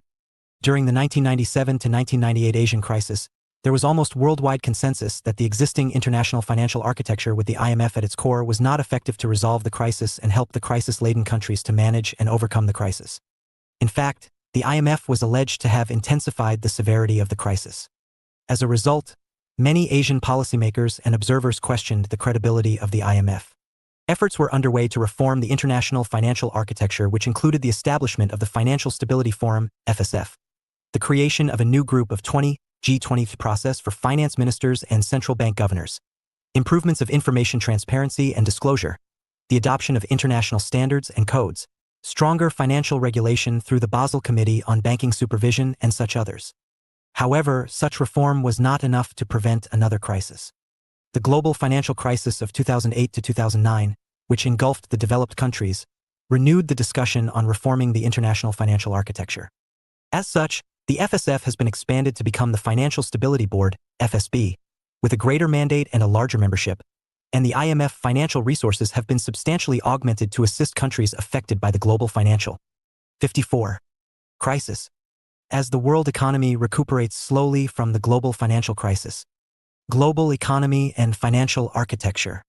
The process of reforms of the Bretton Woods institutions, BWI, continues to be. IMF, World Bank. Tardy. The dominance of the Western countries on the financial governance of the BWIs is well illustrated by the fact that despite the broadened membership on account of the emerging and developing economies in the global economy, the governance structure of both the IMF and the World Bank remains dominated by the advanced economies. Apart from the dominance in voting shares, the BWI since their inception have been headed by advanced economies. In light of this skewed representation, developing countries have been at the forefront in demanding reform of the financial architecture involving the BWI, the World Bank, and the IMF. The main rationale driving such demands is the asymmetry in terms of representation and their failure in accommodating the increased economic influence in the global economy, especially of the emerging economies. The growing economic clout is evident from the fact that the share of the developing countries to global GDP has increased from 25% in 1960 to 56% in 2016, and the share of developed countries plummeting from 80% to 44% for the same period. More importantly, the share of the emerging economies like China, India, and Brazil constitute 25% of the global economy. Although reforms were agreed in 2010 in terms of voting shares, it was finally implemented in 2016, particularly because of delay in approval by the U.S. Congress. Check your progress exercise 3. Note: I. Use the space given below for your answer. 2. See the end of the unit for tips for your answer. 1. What is the mandate of IMF? Describe the quota system and SDRs of the IMF. 2. Explain the organizational structure and working of the World Bank. 3.5. Let US sum up. Global economy can be described as the intertwined economic activity of various countries which can negatively or positively impact one another. Global economy can be best understood, not just as an economic activity, but as the intersection. 55. Of economics with politics. State and other political dynamics shape issues of globalization, conceptions and perspectives, production and distribution. This interplay of economics and politics helps us understand and analyze the shape and the working of global economy. The relative influence of the state and market in defining global economy has been captured well by Robert Gilpin. He holds the view that state and other political forces shape decisions related to production and distribution, and in particular, political decisions and interests influence the location of economic activities and the distribution of costs and benefits of these activities. The modern global economy came to be established and grew in the age of mercantilism, 1500 to 1750, when trade grew within Europe, and secondly, Europe also began trading on large scale and in a systematic manner with other continents. It was the age of discovery and scientific revolution which propelled both global trade and colonialism. Let it be understood that mercantilism gained strength under the aegis of strong national states and the development of a world market economy. Mercantilism was based on certain beliefs and practices. Gold and other precious metals were considered the indicator of a state's wealth. Exports more than imports make a nation wealthy. The political goal in mercantilist age was simple and straight: a powerful and wealthy state united under a glorious monarch. Under mercantilism, money became the medium to buy and sell. Large financial families and bureaucracy emerged to manage the global trade. So did national armies. All of these factors ensured that the rising late medieval and early modern states embraced mercantilism as an economic theory that allowed them to adapt to and seek to exploit these shifting structures. Source: Europe, 1450 to 1789, Encyclopedia of the Early Modern World. Mercantilist age came to an end with the outbreak of Industrial Revolution around 1780s. Industrial Revolution has a huge impact on all aspects of life. For instance, it led to an unprecedented increase in production and consumption, and thus in per capita wealth. Based on major industrial changes, society changed. Two new classes, viz. Capitalists and working class emerged. A middle class also emerged. Those who paid taxes were the first one to demand political representation. Scientific knowledge also expanded. In his seminal work The Wealth of Nations, Adam Smith concluded that industrialization increases the wealth for all. He thus debunked the two mercantilist beliefs that there are limits to wealth and that there are limits to which global trade could rise. In other words, creation of wealth and trade could have no upper limits. Adam Smith wrote in support of free market capitalism. He saw modern industries working on the basis of division of labor. He said that division of labor enabled factories to raise both production and productivity of their workers. He argued that people have a natural drive to improve their own lives. This self-interest propels markets to satisfy individual demands by producing goods and services. He called this the invisible hand. The belief in the laissez-faire was at the core classical liberalism. By the end of the 19th century, there were many negative consequences of industrial revolution: economic inequality, poverty, and ignorance. Most important, however, was the business cycle. Capitalism was prone to boom and bust cycle. Faith in classical liberalism began to wane in the last decades of 19th century. It was proved by events that the principle of laissez-faire was no magic wand. The belief that let the market operate freely was a myth. It was established that the way market economy works, it would produce periodic bouts of stagnation. 56. The British political philosopher T.H. Green noted that things like income, global economy, and financial architecture, inequality and low wage prevent an individual from enjoying his freedom. Positive. IMF, World Bank. Assistance of government is necessary to ensure these freedoms. Modern liberals argued that the operation of the market needed to be supplemented and corrected. They called for a balance between market and state. First World War and the Great Depression were two major events in the early decades of the 20th century that interrupted the material and moral progress modern liberals had advocated. Critics noted that capitalism goes through boom and bust cycles. Business cycle is the chief characteristic of market economy. But the Great Depression had proved unusually long and devastating. Widespread unemployment, labor and social unrest, and spread of radical ideas like the Bolshevik Revolution threatened both global economy and peace. John Maynard Keynes theorized that government management of the economy could smooth out the highs and lows of the business cycle, which is a principal characteristic of capitalist economy. State regulation and intervention is necessary to produce more or less consistent growth with minimal unemployment and decent level of wages. The influence of Keynesian ideas was widespread in liberal capitalist countries. A liberal economist, his thoughts also had a profound impact in the creation of multilateral financial institutions, viz. the IMF and the World Bank. The period from 1945 marked the emergence of the liberal international order, formation of Bretton Woods institutions, the UN system, and the General Agreement on Trade and Tariffs (GATT). The Bretton Woods institutions, comprising the International Monetary Fund (IMF) and the International Bank for Reconstruction and Development (IBRD), the World Bank, were instituted for monetary and financial cooperation. The General Agreement on Trade and Tariffs (GATT), which began as a treaty intended at establishing a regime to promote international trade and prevent governments from resorting to protectionist measures. The decade of 1970s marked the rise of the age of neoliberalism.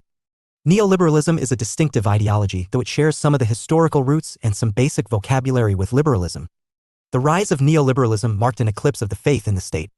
Neoliberals, like Milton Friedman, focus on monetarist theories which discount any significant role of the state. The idea that markets are self-regulating is central to the beliefs of neoliberals. Neoliberals say that efficient allocation of resources is the most important purpose of an economic system, and the most important way to allocate resources is through market mechanisms. Neoliberalism has greatly changed the perception about economic development. International institutions like IMF, World Bank, and the UN all have endorsed the neoliberal path of economic growth. Developed economies have championed it for long and pushed it in the developing countries through policies of aid and assistance, loan restructuring, and market access, etc. In brief, neoliberalism comes out as quite a distinctive economic theory which in recent times has replaced the Keynesian variety of modern liberalism. In fact, there is nothing liberal about neoliberalism. The ideology is far away from the ideals of individual liberty, democracy, and human progress. Some of the worst authoritarian regimes of the 20th century practiced neoliberalism, e.g. Augusto Pinochet regime in Chile, 1973. 57. 1989. Neoliberalism is more a set of political and economic practices centered. Globalization, conceptions, and perspectives. Around private economic forces. 3.6 Some useful references. Boughton, James M. 2009. A New Bretton Woods, Finance and Development, March 2009, Boughton.pdf. Cohen, Benjamin J. 2011. Introduction in Benjamin J. Cohen, ed. International Political Economy. New York, Routledge. Cox, R. W. 1981. Social Forces, States and World Orders Beyond International Relations Theory, Millennium, Journal of International Studies, Volume 10, 1981. Damisch, Sabine, The System of Bretton Woods, A Lesson from History. http://Gilpin, Robert. 1987. The Political Economy of International Relations. New Jersey, Princeton University Press. 2001. Global Political Economy, Understanding the International Economic Order, New Jersey, Princeton University Press. Gray, John. 1995. Liberalism. Buckingham, Open University Press. Hobsbawm, Eric. 1996. The Age of Revolution, 1789 to 1848. New York, Vintage. Hopewell, Kristen. 2016. Breaking the WTO, How Emerging Powers Disrupted the Neoliberal Project. California, Stanford University Press. IMF. 2018, Fact Sheet, The IMF and the World Bank. About a fact sheets/2016/07/27/15/31/IMF World Bank. 2018, IMF Quotas and Special Drawing Right, SDR. http:// and http:// 2018. Governance Structure, govstruct.htm. 2017. Quota and Voting Shares Before and After Implementation of Reforms. 2017, IMF Members' Quotas and Voting Power and IMF Board of Governors.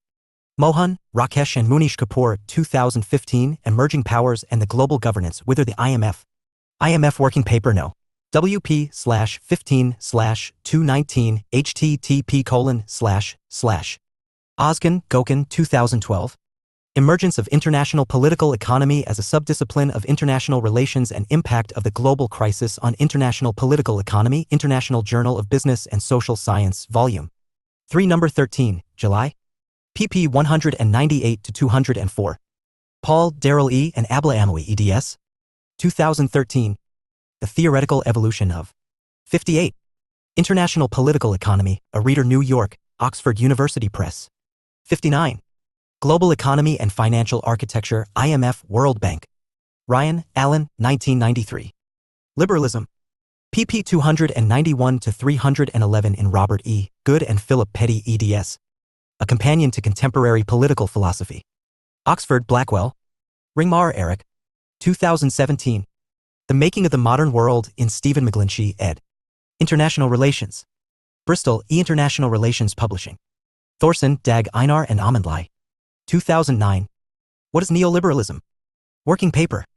University of Oslo. Walzenbach, Gunter. 2017. Global Political Economy in Stephen McGlinchey, ed. International Relations. Bristol, International Relations Publishing. World Bank 2018, Organization, Leadership. 3.7 Answers to Check Your Progress Exercises. Check Your Progress Exercise 1. 1. Your answer should include following beliefs and practices of mercantilism. Economic, commercial, political, and intellectual impact of the Industrial Revolution. Check Your Progress Exercise 2.1. Your answer should include following. Check Your Progress Exercise 2.1. Your answer should include following. The ideas of John Maynard Keynes and why and how he came to focus on the role of the state. Delineate the ideology of neoliberalism and its belief in the efficacy of the market in resource allocation. Check Your Progress Exercise 3.1. Your answer should include the following. The mandate of the IMF, the working of the quota system and SDRs. The organizational structure and working of the World Bank. 60. Globalization, Conceptions and Perspectives. Unit 4 Global Trading System. WTO and Others. Asterisk. Structure. 4.0 Objectives 4.1 Introduction 4.2 World Trade Organization. WTO. 4.3 General Agreement on Tariffs and Trade, GATT. 4.3.1 Uruguay Round. 1986 to 1993 4.3.2 Doha Round. 4.4 WTO Principles, Functions and Mechanisms. 4.4.1 Principles of the Trading System 4.4.2 Functions of the WTO 4.4.3 Ministerial Conference and Other Organs 4.4.4 Dispute Settlement. 4.5 GATT, WTO and the Developing World 4.6 WTO and India 4.7 Crisis of the Liberal International Economic Order, LIEO. 4.8 Let us sum up 4.9 Some useful references 4.10 Answers to Check Your Progress Exercises. 4.0 Objectives. In this unit, you will be reading about global trading system, institutions, and processes. After going through the unit, you should be able to understand and discuss the establishment of the Liberal International Economic Order, LIEO, after the Second World War, describe and analyze the importance and contribution of the General Agreement of Tariffs and Trade, GATT, and its various rounds of negotiations, explain the principles, functions, mechanisms, and organs of the WTO, evaluate how the global trading system has treated the developing world, understand and analyze the WTO and India. 4.1 Introduction. One can say that people have been trading for almost as long as they have been around. Trade means buying and selling, or simply exchange of goods and services. Initially, trade came about when certain resources and commodities could not be acquired locally or within specific societies, and therefore had to be procured from outside. As societies grew and came into closer contact with one another, the trade became a fundamental form of economic interaction. Often it is. Asterisk Ms. Rinki Daria and Ms. Deepika, University of Delhi, Delhi. Trade which first brings different people together for the purpose of buying and global trading system, WTO and others. Selling of goods and services. Around 1st century BC, trade on the Silk Road started. Luxury goods from China were hauled up for thousands of miles on the Silk Roads to be sold in Europe. Around 7th century began the seaborne trade in spices from Asia to Europe via West Asia and Africa. Both the Silk Roads trade and the spice trade was small in terms of export GDP ratio. Trade was meant to supply luxury goods essentially to the European elite. Perhaps it can be said that this was the beginning of global trade. Modern trading system arose in the 16th century in the age of mercantilism. Two principles guided trade in the era of mercantilism. It is necessary for a country to export more than it imports in order to become wealthy. Secondly, a strong state or a powerful monarch is needed to shape both domestic and international trade flows. A truth got well known. A strong state makes trade possible. Trade was facilitated by technological breakthroughs. In the era of industrial capitalism, England, France, and Germany all had high level of productivity and competitiveness about them. This made them export a lot of industrial products and import raw materials from colonies and other overseas markets. Adam Smith and David Ricardo advocated the principle of comparative advantage. For instance, nations which have natural resources should exploit them to register economic growth and prosperity. Smith argued that a liberalized trading system that works on the principles of comparative advantage and division of labor produces all-round prosperity and peace.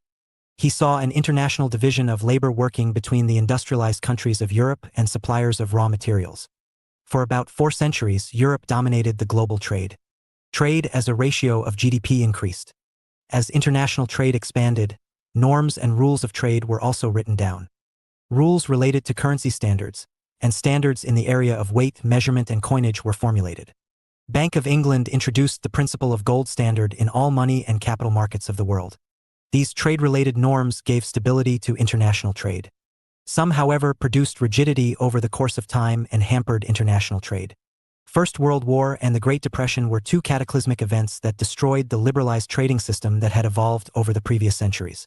After the war, it had also become clear that axis of global trade had shifted from Europe to the United States of America. When Second World War ended, U.S. brought about a convergence on the need to establish a liberal international economic and trade order. Without an international monetary, financial, and trade arrangement, all based on the principles of free market, there was every danger of the global economy once again falling into recession and protectionism. John Maynard Keynes observed that in the interwar years, European practiced beggar thy neighbor policy to prevent domestic economic depression. Countries resorted to protectionism, indulged in competitive devaluations so as to promote their exports, and erected tariff walls to prevent import from other countries. When the Second World War ended, there were 2 challenges. First, how to establish international peace and ensure that another world war does not occur. Secondly, it was a challenge for the victorious Allied powers to establish a global financial and trading system which would avoid the disastrous economic and trade policies of the interwar years. Writings and policy. 61. Prescriptions of Keynes had a great influence on the economic reconstruction in Globalization, Conceptions and Perspectives. Europe and the U.S. Foremost, it had become abundantly clear that some rational economic planning is required to streamline the working of capitalist market economies. Talking of domestic economies, Keynes theorized that government management of the economy could smooth out the highs and lows of the business cycle, which is a principal characteristic of capitalist economy. State regulation and intervention is necessary to produce more or less consistent growth with minimal unemployment. On July 22, 1944, some 730 delegates from all 44 Allied nations met at Bretton Woods in New Hampshire, U.S. and set up the International Monetary Fund, IMF, for monetary stability, and the International Bank for Reconstruction and Development, IBRD, the World Bank, to provide finance for development. IMF was the first fully negotiated monetary order in world history.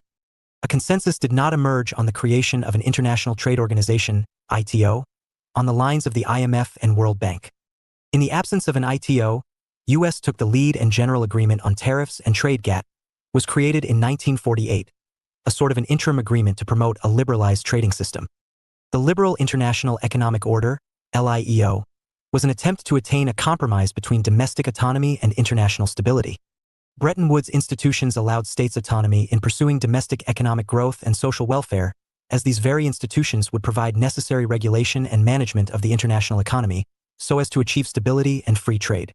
Someone described this as the compromise of the embedded liberalism. The consensus underlying LIEO was Keynes at home and Smith abroad. 4.2 World Trade Organization, WTO. The World Trade Organization, WTO, came into being on January 1, 1995 under the Marrakesh Agreement, signed by 124 countries on April 15, 1994. It is an intergovernmental organization whose aim is reduction of tariffs and other barriers to trade among nations.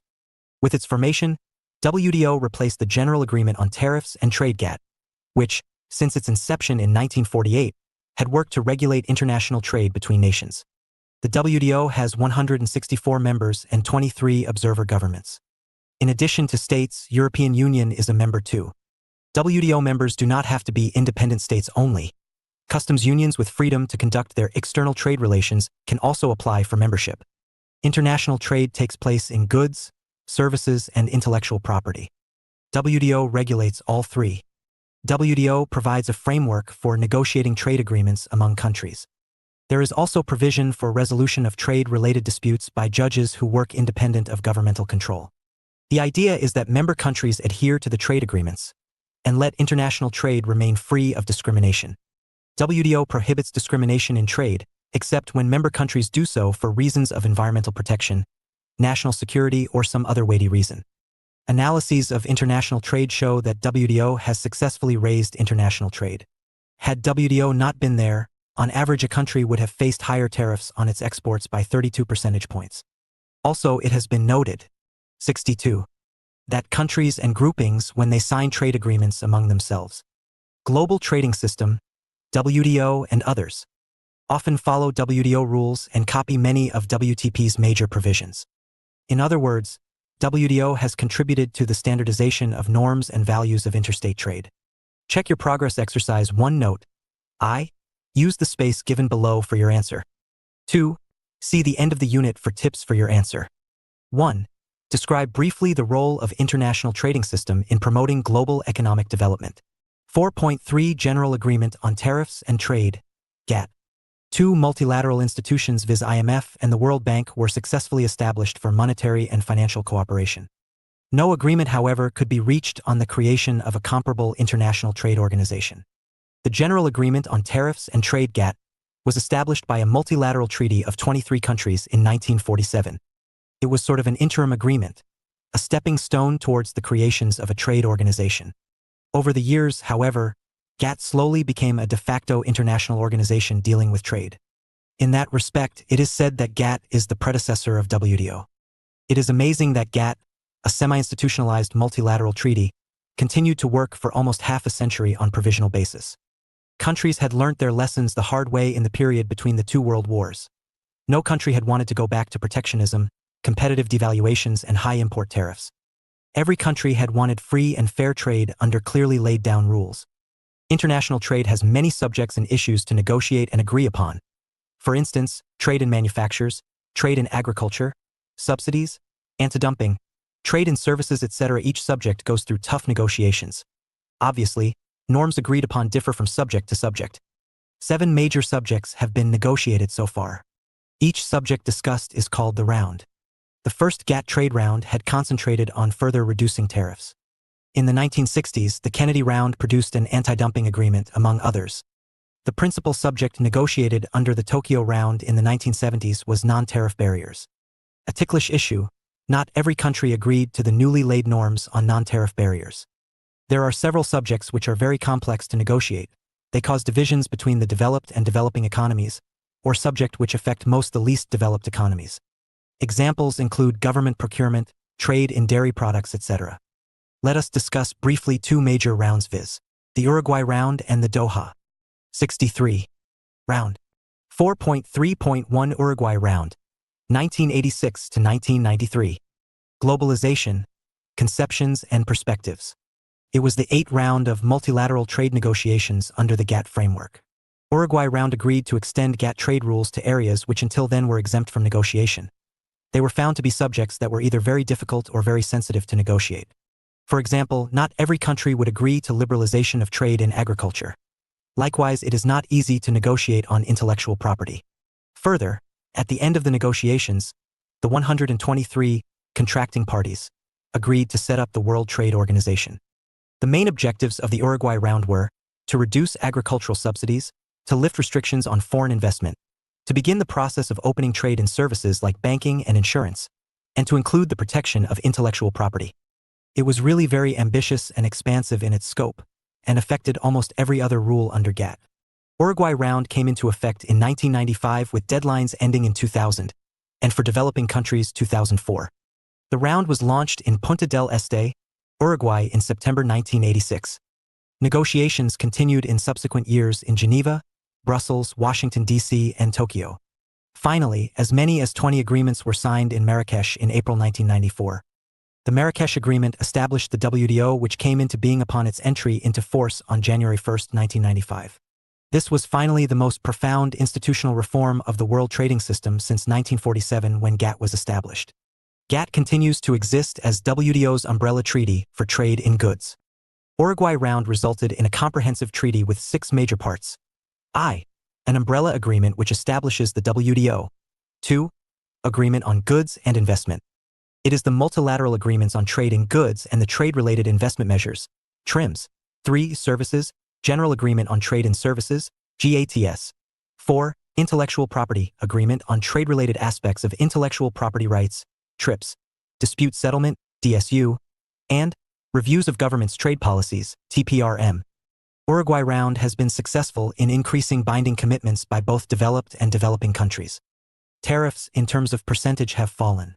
However, Uruguay Round has also been criticized for not taking care of the needs and interests of the developing world. I said that developed adopted a mercantilist approach, viz. to open the developing country markets for their predatory export policies. Also, agreement on intellectual property has been insensitive to basic human needs and put undue restrictions on developing countries in accessing technology and know-how. 4.3.2 Doha Round. The WTO launched the Doha Round of negotiations in 2001 at its 4th Ministerial Conference. The Doha Development Round is an ambitious effort to make globalization an inclusive force, and to help the world's poor by eliminating farm subsidies and other barriers. Doha Round envisaged further trade liberalization besides making of new rules so as to provide relief to the poor countries. Doha Development Round has remained stalled, and attempts to revive it have failed. EU and US want to keep their agricultural subsidies and other trade. 64. Distorting practices against agricultural exporting developing countries. Besides, global trading system, WTO and others, EU and US also maintain agricultural subsidies against each other. There are differences between developed and developing countries on issues such as industrial tariffs and non-tariff barriers to trade.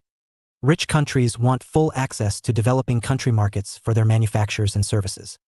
At the same time, they want to retain agricultural subsidies for their farmers, which effectively work as trade barriers. At Doha, US blamed Brazil and India for inflexibility. US does not want to open its domestic market to Brazilian agricultural exports. At the same time, it wants India to open its domestic market for American grains and other agricultural products. It is for this reason that attempts to revive the Doha Round at the Bali ministerial meeting in 2013 failed. The stalled Doha Round means an impasse in the working of WTO. Some skeptics say that WTO has become defunct. Also, a trend has been witnessed. Developed countries are circumventing WTO and concluded bilateral and regional trade agreements outside the WTO system. Check your progress exercise 2. Note I. Use the space given below for your answer. 2. See the end of the unit for tips for your answer. 1. Explain the evolution of the WTO from the GATT. 4.4 WTO Principles, Functions and Mechanisms. WTO has received many of the trade rules framed under GATT. It has also framed many of trade-related rules so as to make the global trade transparent and predictable. Countries do negotiate trade matters. But WTO does perform scores of functions, including, importantly, it provides for dispute settlement. WTO is an exercise in continuation with various mechanisms and organs that perform both policy guiding, detailed studies and reports and recommendations. 4.4.1 Principles of the Trading System. WTO sets the framework for trade policies, i.e., laying down certain basic rules for trade negotiations among members. It does not control the outcome of trade rounds. GATT worked on certain principles which came to be incorporated into the working of WTO. One can identify 5 major principles that guide the working of WTO. 1. Non-discrimination. The principle of non-discrimination is incorporated in WTO rules on trade in goods, services, and intellectual property. World trade is guided by 2 basic norms, viz. the most favored nation, MFN, and 65. National treatment policy. MFN requires that a member country would grant globalization, conceptions and perspectives, the most favorable conditions to all in a certain product, and with discrimination to none. Once an imported product has entered a market, it is to be treated as favorably as a domestically produced good. Any discriminatory treatment on non-tariff grounds such as security standard, technical standard, etc. is inadmissible. 2. Reciprocity. The principle of reciprocity means that one should not seek undue advantage of accessing a market in the guise of MFN. There is no free riding in trade. Gains from a negotiated agreement should invariably be higher than gains otherwise available from unilateral liberalization. Reciprocal concessions means that gains do materialize and are eagerly sought by all parties to the agreement. 3. Binding and enforceable commitments. Members must abide by the tariff commitments made during negotiations. Any drawdown on these commitments must be negotiated with trading partners. Partners are normally compensated for the trade lost. Any disagreement between trade partners is a fit case for WTO dispute resolution. 4. Transparency. The principle of transparency entails that WTO members publish national trade rules, provide information sought by other WTO members, and maintain mechanisms which would review decisions that affect trade. WTO also periodically comes out with country-specific reports. 5. Safety values. Under safety norms, countries can restrict trade on grounds such as protection of environment and health of man, animal, and plants. 4.4.2 Functions of the WTO. Analysts have identified various functions of WTO. Important among these are WTO I. Oversees the implementation, administration, and operation of the agreements. 2. Provides a forum for negotiations and for settling disputes. 3. Reviews national trade policies and ensures coherence and transparency of trade policies through surveillance of global economic policy making. 4. Provides technical assistance and training to developing and the least developed and low-income countries for their smooth transition to WTO rules. And V.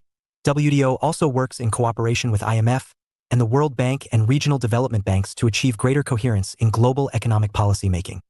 The need and relevance of an international institution such as the WTO is acknowledged in the age of economic globalization. It is a measure of its success. Volume of global trade has continuously increased since the formation of the WTO. Trade-related differences and disputes have also become more frequent and more acute. These differences normally are related to protectionist and discriminatory trade policies, subsidies, violation of intellectual property, etc. In brief, WTO is a global public good. It serves as mediator between nations and also identifies subjects and frames rules for further rounds of negotiations. 66. Research on global trade and related issues have been found extremely useful. Global trading system, WTO, and others, especially by developing countries which may not have the resources to carry out intensive research on trade matters. It can be said that WTO is the product of globalization and also as one of the most important organizations in today's globalized society. 4.4.3 Ministerial Conference and other organs.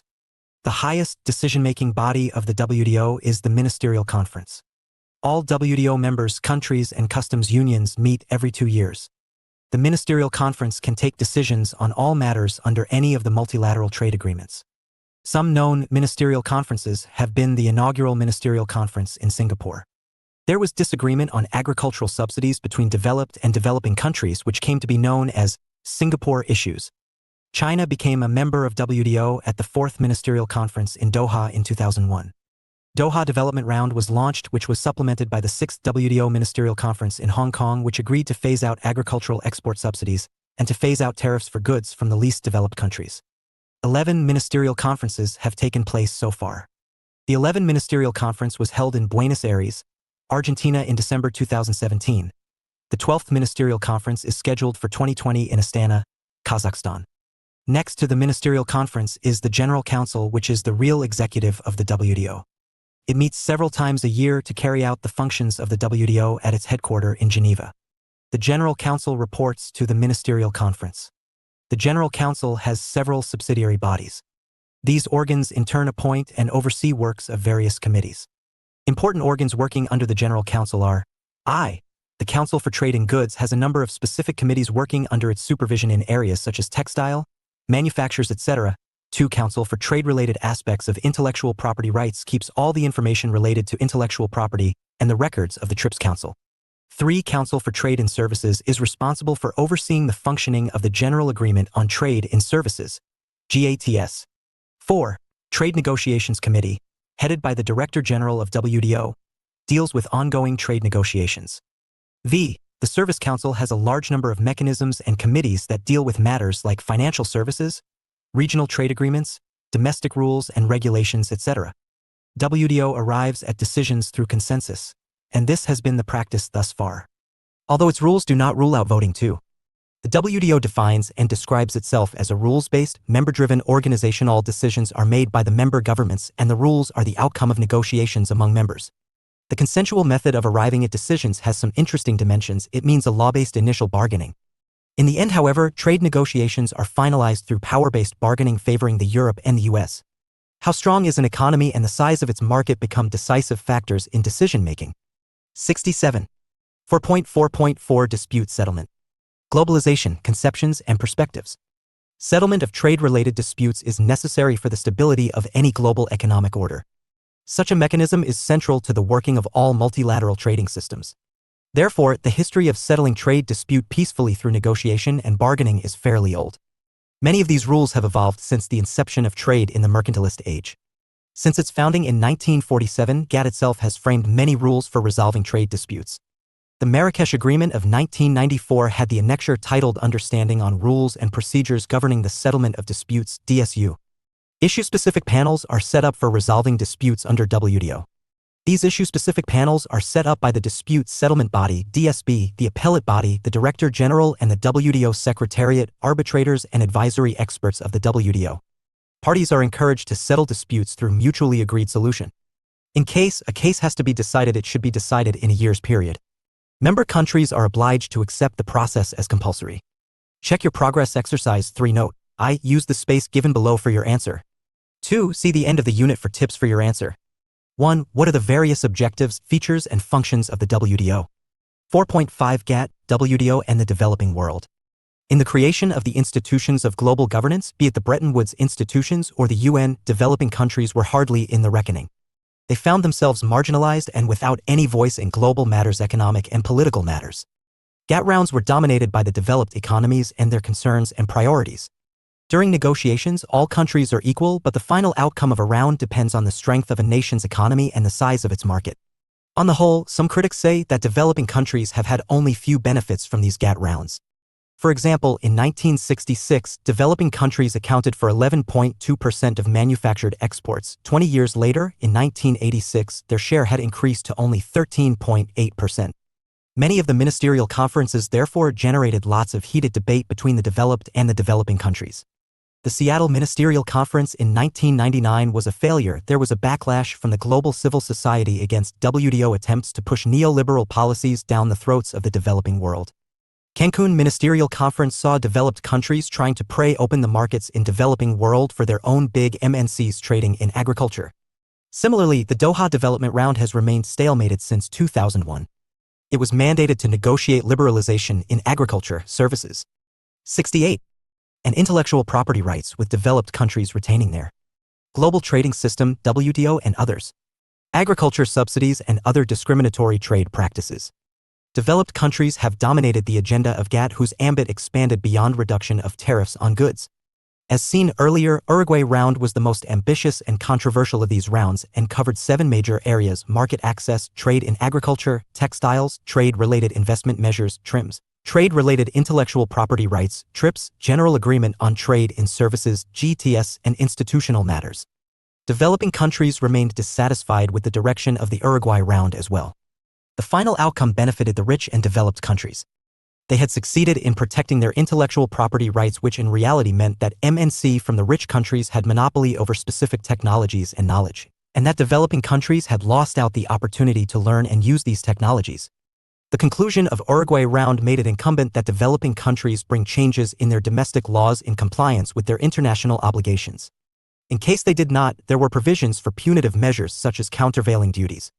In due course of GATT rounds, it had become clear that US would dominate the entire process, from setting agenda, pace of negotiations, and the final outcome.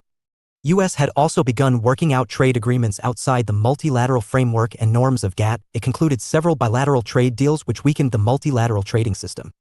GATT was also unable to impose discipline on other big trading economies.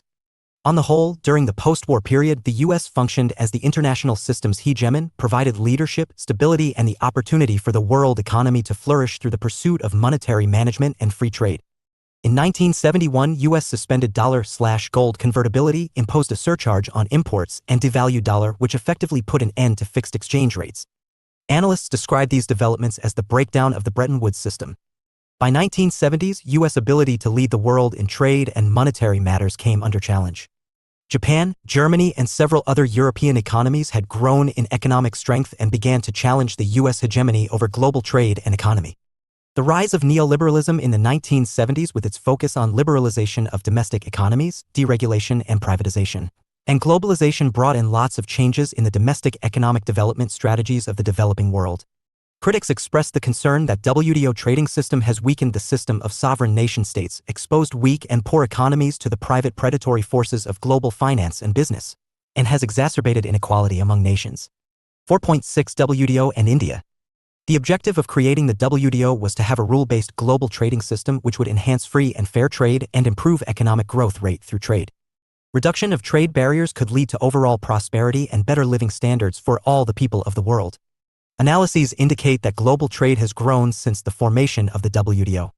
However, WTO has 69 been severely criticized, also especially on grounds that it has failed to protect globalization, conceptions, and perspectives, the interests of the developing countries, and that it has reflected the economic and technological might of the powerful and developed economies. Criticism has also been leveled on grounds that WTO entrenches institutional imbalances which favor the developed countries.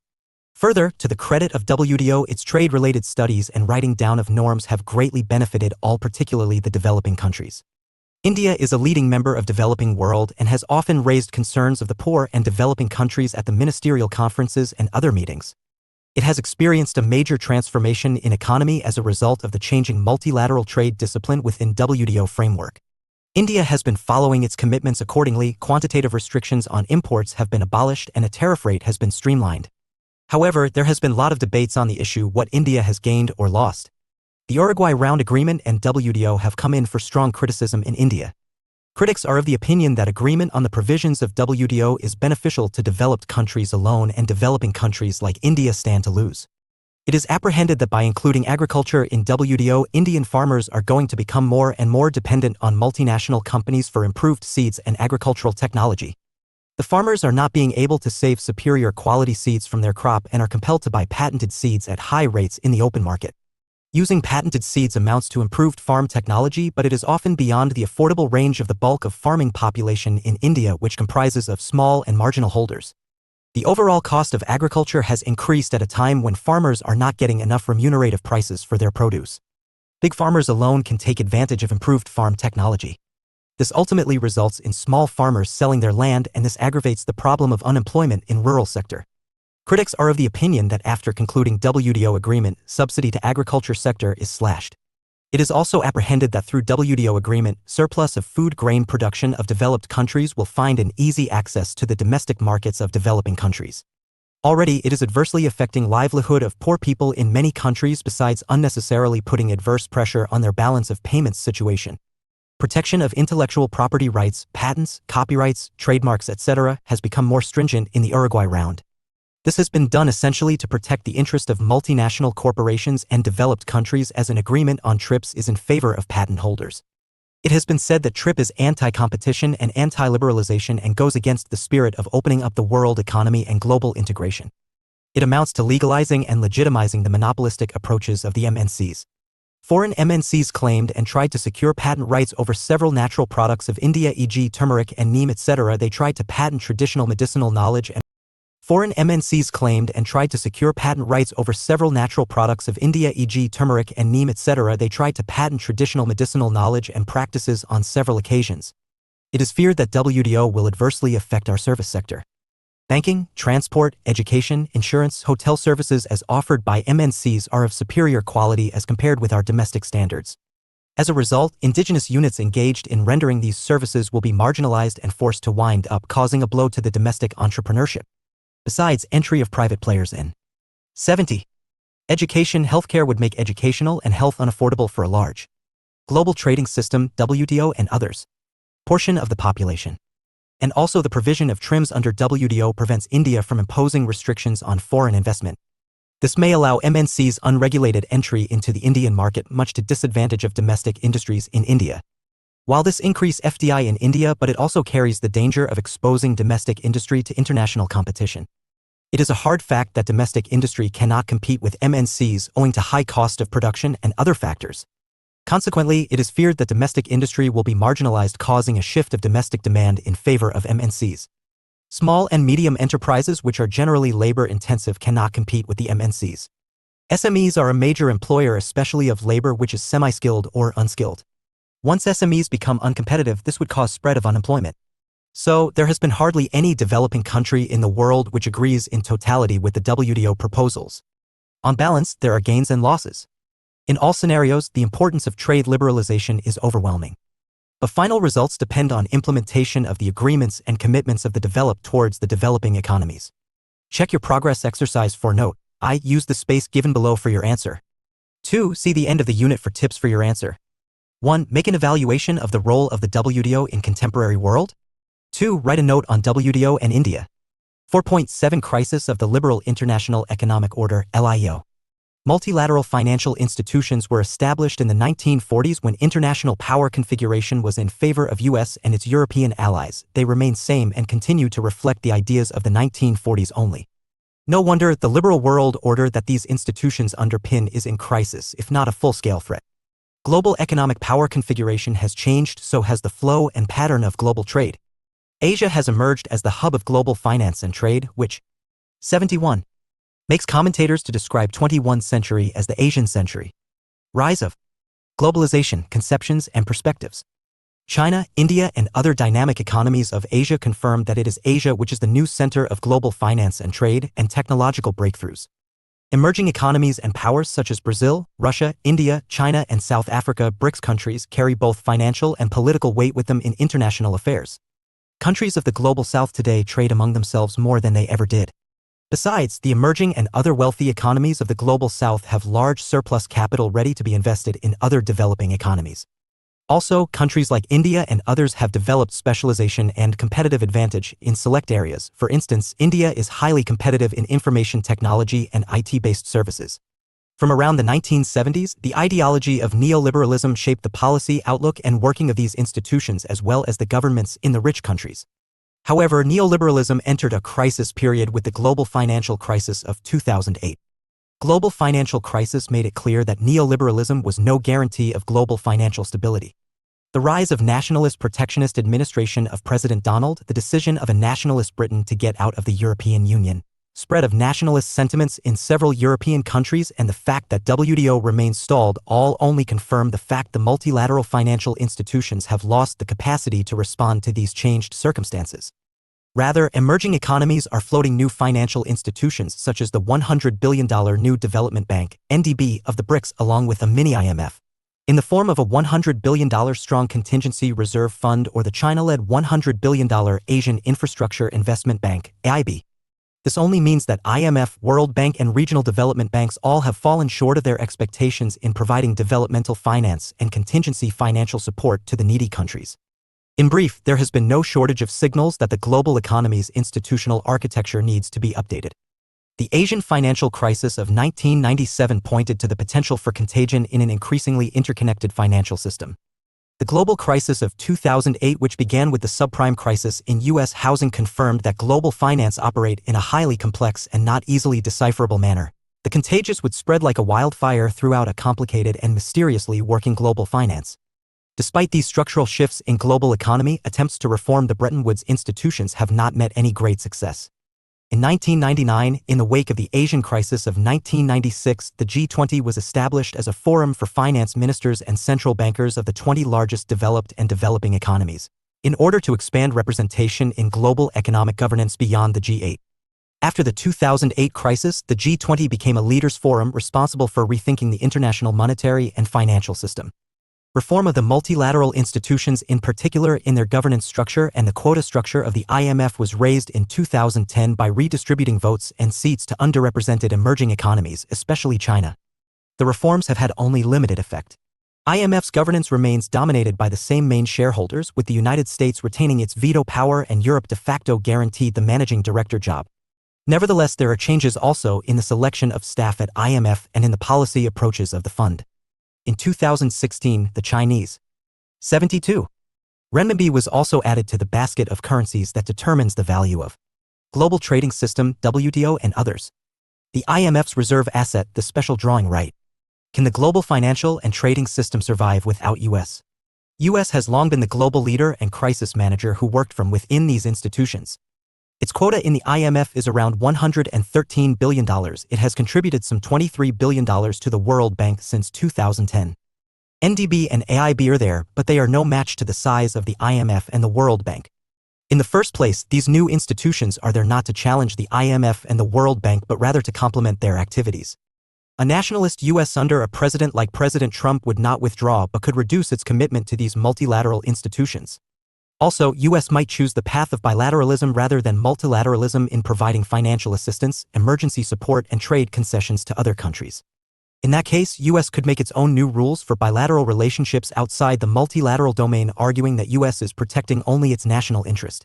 All in all, the global financial and trade architecture continues with crisis and uncertainties, and ability of the institutions to face financial storms is on the decline. Check your progress. Exercise 5. Note: I. Use the space given below for your answer. 2. See the end of the unit for tips for your answer. 1. Write a note on the crisis of the international liberal economic order. 4.8. Let US sum up. Trade is as old as human societies. In fact, trade has been one of the foremost means of interacting with other people and societies. Modern trading system dates back to the era of mercantilism. Mercantile capitalism held the view that exports are necessary to accumulate lots of gold, silver, and other rich metals. Gold and silver were the sign of national prosperity. Strong nation-states led the process of international trade. In the age of industrial capitalism, trade burgeoned thanks to the technological inventions and innovations, especially in the area of shipping and railways. Overseas colonies came in handy. A division of labor emerged. Industrialized economies were competitive with high rates of production and productivity. Colonies constituted the markets and were also the supplier of raw materials. Adam Smith advocated the principle of comparative advantage. A liberalized trading system could work on the principle of comparative advantage to the benefit of all. For about 4 centuries, Europe dominated the global trade. As trade expanded, trade-related norms and rules also came to be agreed upon, for instance in the 73 areas of weight, measurement, etc., and the exchange value of different currencies. Globalization, conceptions, and perspectives. And the use of gold to prescribe the amount of a national currency in circulation. The 2 world wars and the Great Depression of 1929 brought to an end the global trading system. Countries became protectionist and discriminatory in their trade dealings. After the end of the Second World War, one of the biggest challenges was to establish a global financial and trading system which would promote trade and financial flows with minimum hindrances. Countries could choose domestic economic policies, but as far as trade is concerned, a rule-based trading order would benefit all. Bretton Woods institutions came into existence. Some 730 delegates from 44 allied nations, and led by the US, set up the International Monetary Fund, IMF, for monetary stability, and the International Bank for Reconstruction and Development, IBRD, the World Bank, to provide finance for development. A consensus could not be arrived at for the creation of an International Trade Organization, ITO. US took the lead, and General Agreement on Tariffs and Trade GATT was launched in 1948 as an interim arrangement to promote trade among nations. The purpose of GATT was to reduce tariffs on trade. In subsequent rounds, new subjects came to be added: anti-dumping, trade in manufactures, trade in services and intellectual property rights, etc. Uruguay Round lasted from 1986 until 1993. Uruguay Round agreed to extend GATT trade rules to areas which until then were exempt from negotiation. They were found to be subjects that were either very difficult or very sensitive to negotiate. The main objectives of the Uruguay Round were to reduce agricultural subsidies, to lift restrictions on foreign investment, to begin the process of opening trade in services like banking and insurance, and to include the protection of intellectual property. It was really very ambitious and expansive in its scope, and affected almost every other rule under GATT. Uruguay Round created the WTO, which came into effect in 1995. The WTO launched the Doha Round of negotiations in 2001 at its 4th Ministerial Conference. The Doha Development Round is an ambitious effort to make globalization an inclusive force, and to help the world's poor by eliminating farm subsidies and other barriers. Doha Development Round has remained stalled, and attempts to revive it have failed. EU and US want to keep their agricultural subsidies and other trade-distorting practices against agricultural exporting developing countries, while, at the same time, forcing developing countries such as India to open its economy to agricultural imports. WTO sets the framework for trade negotiations, i.e., it lays down rules for trade negotiations. It does not control the outcome of trade rounds. GATT worked on certain principles which came to be incorporated into the working of WTO. By now, there are several agreed upon rules of international trade, e.g., the principle of most favored nation, MFN, and reciprocity in trade matters. WTO has its several organs and mechanisms, for instance, the Ministerial Conference, which meets every 2 years. An important WTO organ is its dispute settlement mechanism. Analyses indicate that volume of global trade has continuously increased since the formation of the WTO. However, developing countries also express their dissatisfaction. WTO decisions in the end serve more the interests of the rich and developed economies, often at the expense of developing countries. 74. Liberalization of trade in agriculture hurts countries like India. WTO rules require global trading system, WTO and others, that Indian farmers buy patented seeds and know-how from big MNCs, which hugely hurts especially the small farmers. Multilateral financial and trade organizations continue to reflect the power distribution of the 1940s while the world has changed a lot in the meanwhile. Asia has rise. Today there are scores of emerging economies and powers. US and Europe are backtracking on their liberal commitments and have become inward-looking and nationalist. In this regard, it is appropriate to say that the multilateral system is in crisis. For point 9, some useful references. Bayliss, John, Steve Smith and Patricia Owens, eds. 2001. The Globalization of World Politics. An Introduction to International Relations, 2 ed. Oxford. Oxford University Press. Desch, Klaus Gunter and Bernhard Speyer eds. 2001. The World Trade Organization Millennium Round. Free Trade in the 21st Century. New York, Routledge. Heckman, Bernard and Michel Kostetsky. 2001. The Political Economy of the World Trading System, From GATT to WTO. New York, Oxford University Press. Dowla CAF, ed. 2004. Backwaters of Global Prosperity. How Forces of Globalization and GATT/WTO trade regimes contribute to the marginalization of the world's poorest nations. Westport, Praeger. Nye, Joseph S. and John D.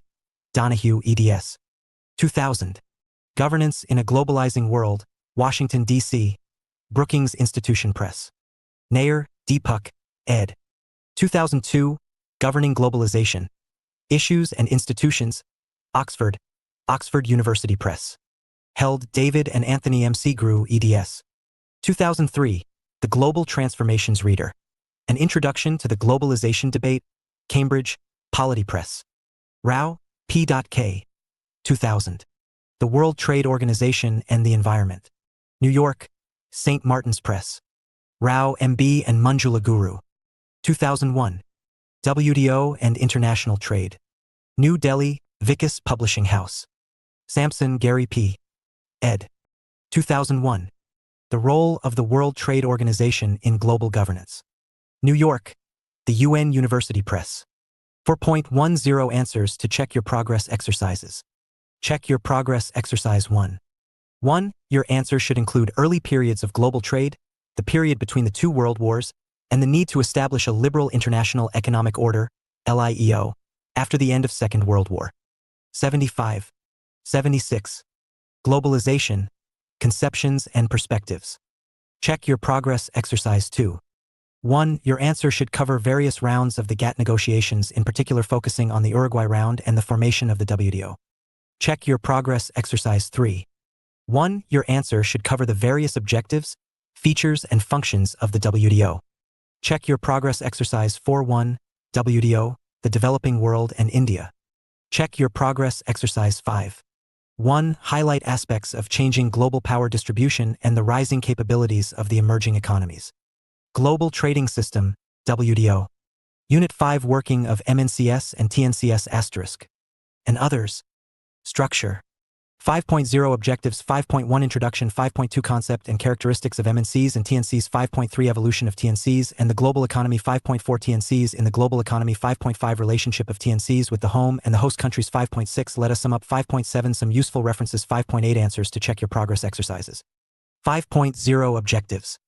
In this unit, you will be studying about the multinational corporations, MNCs, and the transnational corporations, TNCs. After going through this unit, you should be able to define the concept and characteristics of MNCs and TNCs, examine the evolution of MNCs and TNCs, discuss the role of TNCs in the global economy, and study the impact of TNCs on the home and the host country. 5.1 Introduction. The emergence of multinational corporations, MNCs, or transnational corporations, TNCs, is not a new phenomenon in the world economy. However, since the fag end of 20th century and the beginning of the 21st century, they have become more important and prominent in the global economy. The process of globalization, based on fast-changing technology, has propelled the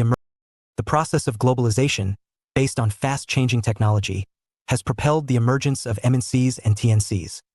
Globalization has come to revolutionize the global economy, wherein the distinction between economic, non-state, and political actors, state, has become blurred. The global economy has come to be driven by powerful private actors which include both financial corporation, bank, and other financial firms, as well as non-financial corporation involved in the global production network, MNCs/TNCs. These transnational corporations have come to exercise unprecedented influence in the global economy, so much so that they are considered as key pillars of economic activities and markets. Along with it, the TNCs have also grown in their size so much so that they have become an integral part of daily lives of people across countries. Their presence and significance in human lives finds manifestation in their profound role in economic and political realm. They have become extremely powerful institutions in possession of resources far in excess of many of the nation-states in the world. These corporations have become centers of power, having the capability to exert influence in the international organizations, nation-states, and the relations among them. Dr. Arundhati Sharma, Visiting Faculty, International Relations, Amity University, Noida. 77. And Domestic Economy of Countries. In short, the MNCs and TNCs have come to globalization, conceptions and perspectives. Define the global economy of 20 and 21 centuries, particularly because of the expanding role of foreign direct investments, FDI, and technological innovation in international trade. Just look at the following to understand and gauge what kind of weight and influence MNCs and TNCs carry in global economy. Of the 100 largest economies in the world, 51 are now global corporations. Only 49 are countries. 2. The top 200 corporations' combined sales are bigger than the combined economies of all countries minus the biggest 9. That is, they surpass the combined economies of 182 countries. And 3. The top 200 corporations have almost twice the economic clout of the poorest 4/5 of humanity. 5.2 Concept and characteristics of MNCs and TNCs. As the process of globalization became intense, many terms that came into use to describe the multinational firms are multinational corporations, MNCs, multinational enterprises, MNEs, and transnational corporations, TNCs. However, while some scholars do not distinguish between the term MNC or TNC and normally use the terms interchangeably, there are other scholars who make a distinction between the two terms. Those who distinguish between the two terms argue that MNCs are companies that operate in one or two countries with single ownership, essentially by one country, while TNCs have operations in multiple countries and are mostly based on co-ownership from two or more countries. However, the distinction has become blurred as most multinational companies operate from several countries with a large number of subsidiaries in different countries. Therefore, the term is used interchangeably in contemporary times. MNCs are defined as a company that has its headquarters in one country, which is the home country, and which operates in at least one foreign host country. Wilkins, 1991. TNCs are defined as incorporated or unincorporated enterprises comprising parent enterprises and their foreign affiliates. What is a parent enterprise? A simple definition is an enterprise that controls assets of other entities in countries other than its home country, usually by owning a certain equity capital stake. And what is a foreign affiliate? A foreign affiliate is an incorporated or unincorporated enterprise in which an investor, who is resident in another economy, owns a stake that permits a lasting interest in the management of that enterprise, an equity stake of 10% for an incorporated enterprise or its equivalent for an unincorporated enterprise, UNCTAD, 2018. Based on profit motive, these MNCs or TNCs seek to maximize profit in more than one country with an aim to expand sales, to acquire resources, to diversify sources of sales and supplies, and to minimize competitive risk. What is an MNC and what are its attributes like? MNCs is any firm that has a large portion of its operations devoted to activity that is not limited to one country is a multinational firm. Hayes, 1972. In other words, an international business, multinational enterprise, transnational corporations that involves a company. 78. Making foreign investments and establishing stakes abroad, under the control of. Working of MNCs and TNCs.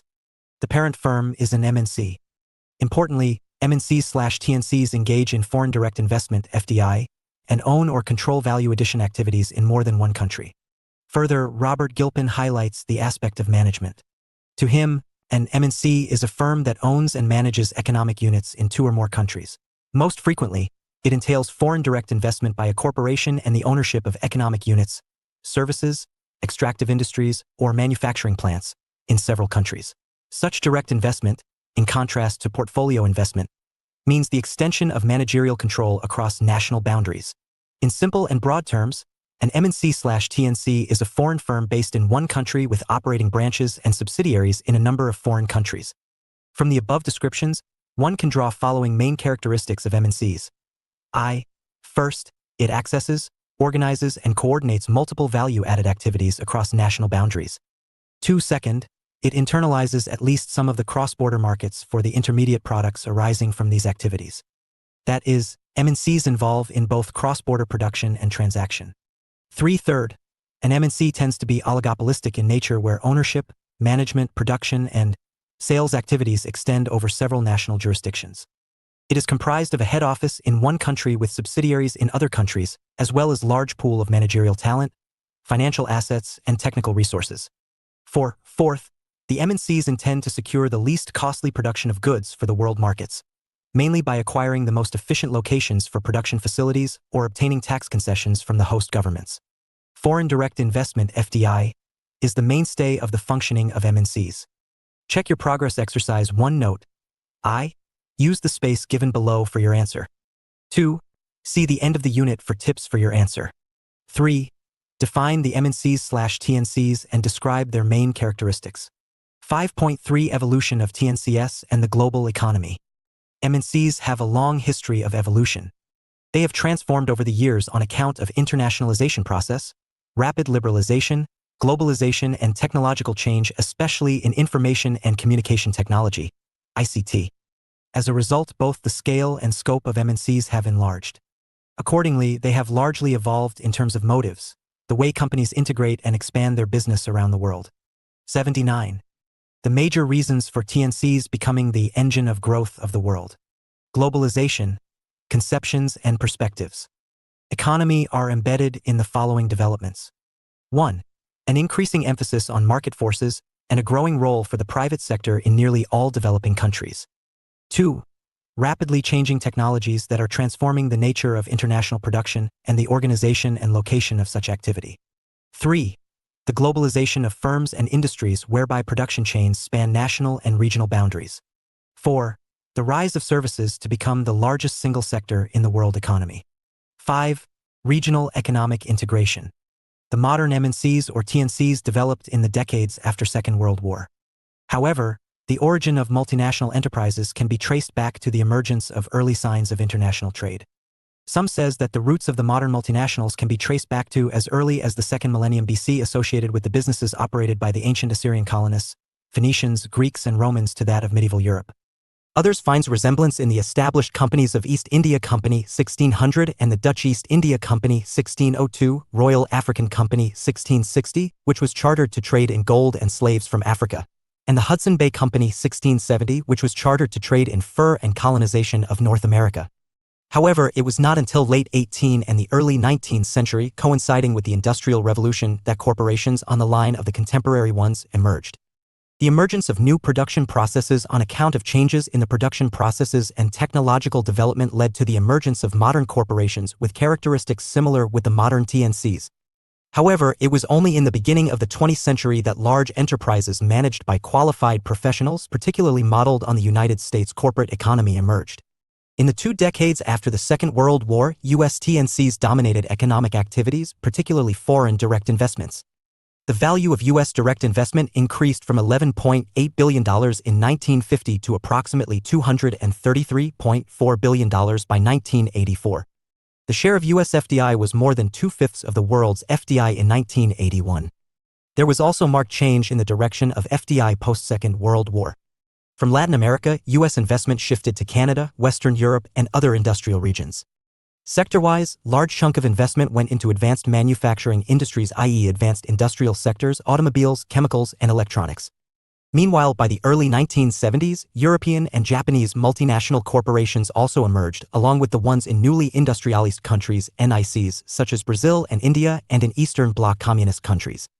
It is important to note that technological advancement, political uncertainties, and the dramatic rise of trade barriers in both developed and developing countries resulted in the establishment of foreign subsidiaries or joint ventures with local firms. This in turn led to intensified competition among the MNCs of many countries by the fag end of 20th century. In the late 1990s and beginning of 2000s, international mergers and acquisitions (M&A) became the preferred mode of overseas investment by multinational companies, accounting for the bulk of FDI in the developed world and for increasing shares in the 80 developing world. According to World Investment Report 2002 Cross-Border Working of MNCs and TNCs. MNs rose from $100 billion in 1987 to $720 billion in 1999.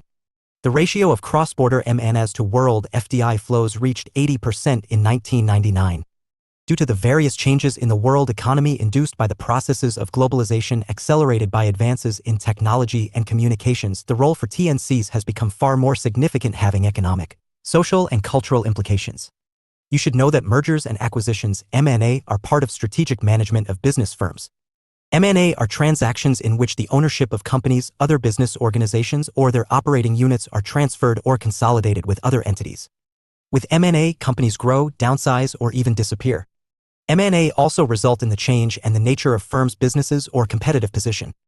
In simple terms, a merger is a consolidation of two entities into one entity, whereas an acquisition means that a firm has taken over ownership of another entity's stock, equity, interests, or assets.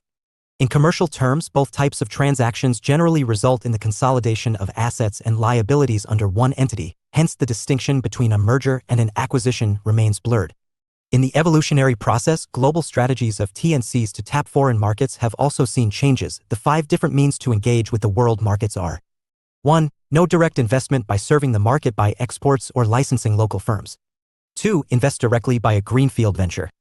3. Invest directly by acquiring a local firm. 4. Invest directly by merging with a local firm. 5. Enter into a strategic alliance with a local firm. Check your progress. Exercise 2. Note: I. Use the space given below for your answer. 2. See the end of the unit for tips for your answer. 1. Explain the phenomenon of merger and acquisition, M&A, in the global economy. 5.4 TNCs in the global economy. The role of TNCs have become far more entrenched and complex in the world economy over the years. Their all-encompassing role is not only evident in their scale and reach, but also in the intertwined nature of their activities. 81. Number of TNCs is on the increase. In the early 1990s, there were an estimated globalization, conceptions, and perspectives 37,000 TNCs in the world, with 170,000 foreign affiliates. Of these, 33,500 were parent corporations based in developed countries. This increased to 77,000 TNCs, with more than 770,000 foreign affiliates in a span of 15 years. Further, more than 90% of all TNCs were headquartered in the developed world, and less than 1% originated from Central and Eastern Europe in the early 1990s. Developing countries accounted for approximately 8% of all parent corporations. In a span of 15 years, around the year 2005, parent corporations from developing economies accounted for a quarter of all TNCs, and 5 of them ranked among the 100 largest in the world. TNC's revenue base is strong and large. According to the value of revenue, the top 10 largest corporations, including the state-owned enterprises, in 2016 to 17 were Walmart, U.S., with a revenue of $485 billion, State Grid, China, $315 billion, Sinopec Group, China, $267 billion, China National Petroleum, China, $262 billion, Toyota Motor, Japan, $254 billion, Volkswagen, Germany, $240 billion, Royal Dutch Shell, Netherlands, $240 billion, Berkshire Hathaway, U.S., $223 billion, Apple, U.S., $215 billion, and ExxonMobil, U.S., with $205 billion revenues. According to the Fortune Global 500 companies, the world's 500 largest companies generated $27.7 trillion in revenues and $1.5 trillion in profits in 2016. Together, they employed 67 million people worldwide and were represented by 34 countries in 2016 to 17. As per market capitalization, the top 10 global corporations were from the U.S. in 2016. However, companies from Hong Kong and China, such as China Mobile Ltd., ICBC Ltd., and Petro China, made to the top 20 companies in the world, particularly in the field of telecommunications, financials, and oil and gas. TNCs and the global value chain. One of the major contributions of TNCs to the world economy is the creation of transnational production networks, supply chains, or global value chains, whereby a single product is produced at different places across the globe. For example, the Apple iPhone illustrates the fundamental transformation which has come about in the production process on account of the intertwined global production networks coordinated by the TNCs. As of 2014, the components of iPhone 6 were produced by 785 suppliers in 31 countries. The product is designed in the US and assembled in China. While some 60 suppliers were US-based, 349 were China-based. Recognizing such interconnectedness in global production, UNCTAD maintained, today's global economy is characterized by global value chains, GVCs, in which intermediate goods and services are traded in fragmented and internationally dispersed production processes. GVCs are typically coordinated by TNCs with cross-border trade of inputs and outputs taking place within their networks of affiliates, contractual partners, and arm's-length suppliers. TNC-coordinated GVCs account for some 80% of global trade. The advancement and expansive use of information and communication technology, ICT, has significantly transformed the international operations of TNCs and have greatly impacted their foreign affiliates in host countries as well as affected the international production. According to UNCTAD Investment Report 2017, between 2010 and 2015, the number of tech companies in UNCTAD's ranking of the top 100 TNCs more than doubled. The assets of these TNCs increased by 65% and their operating revenues and employees grew by about 30%. The adoption of digital technologies, including Internet, AD2, platforms, e-commerce, and digital content firms in global supply chains across working of MNCs and TNCs.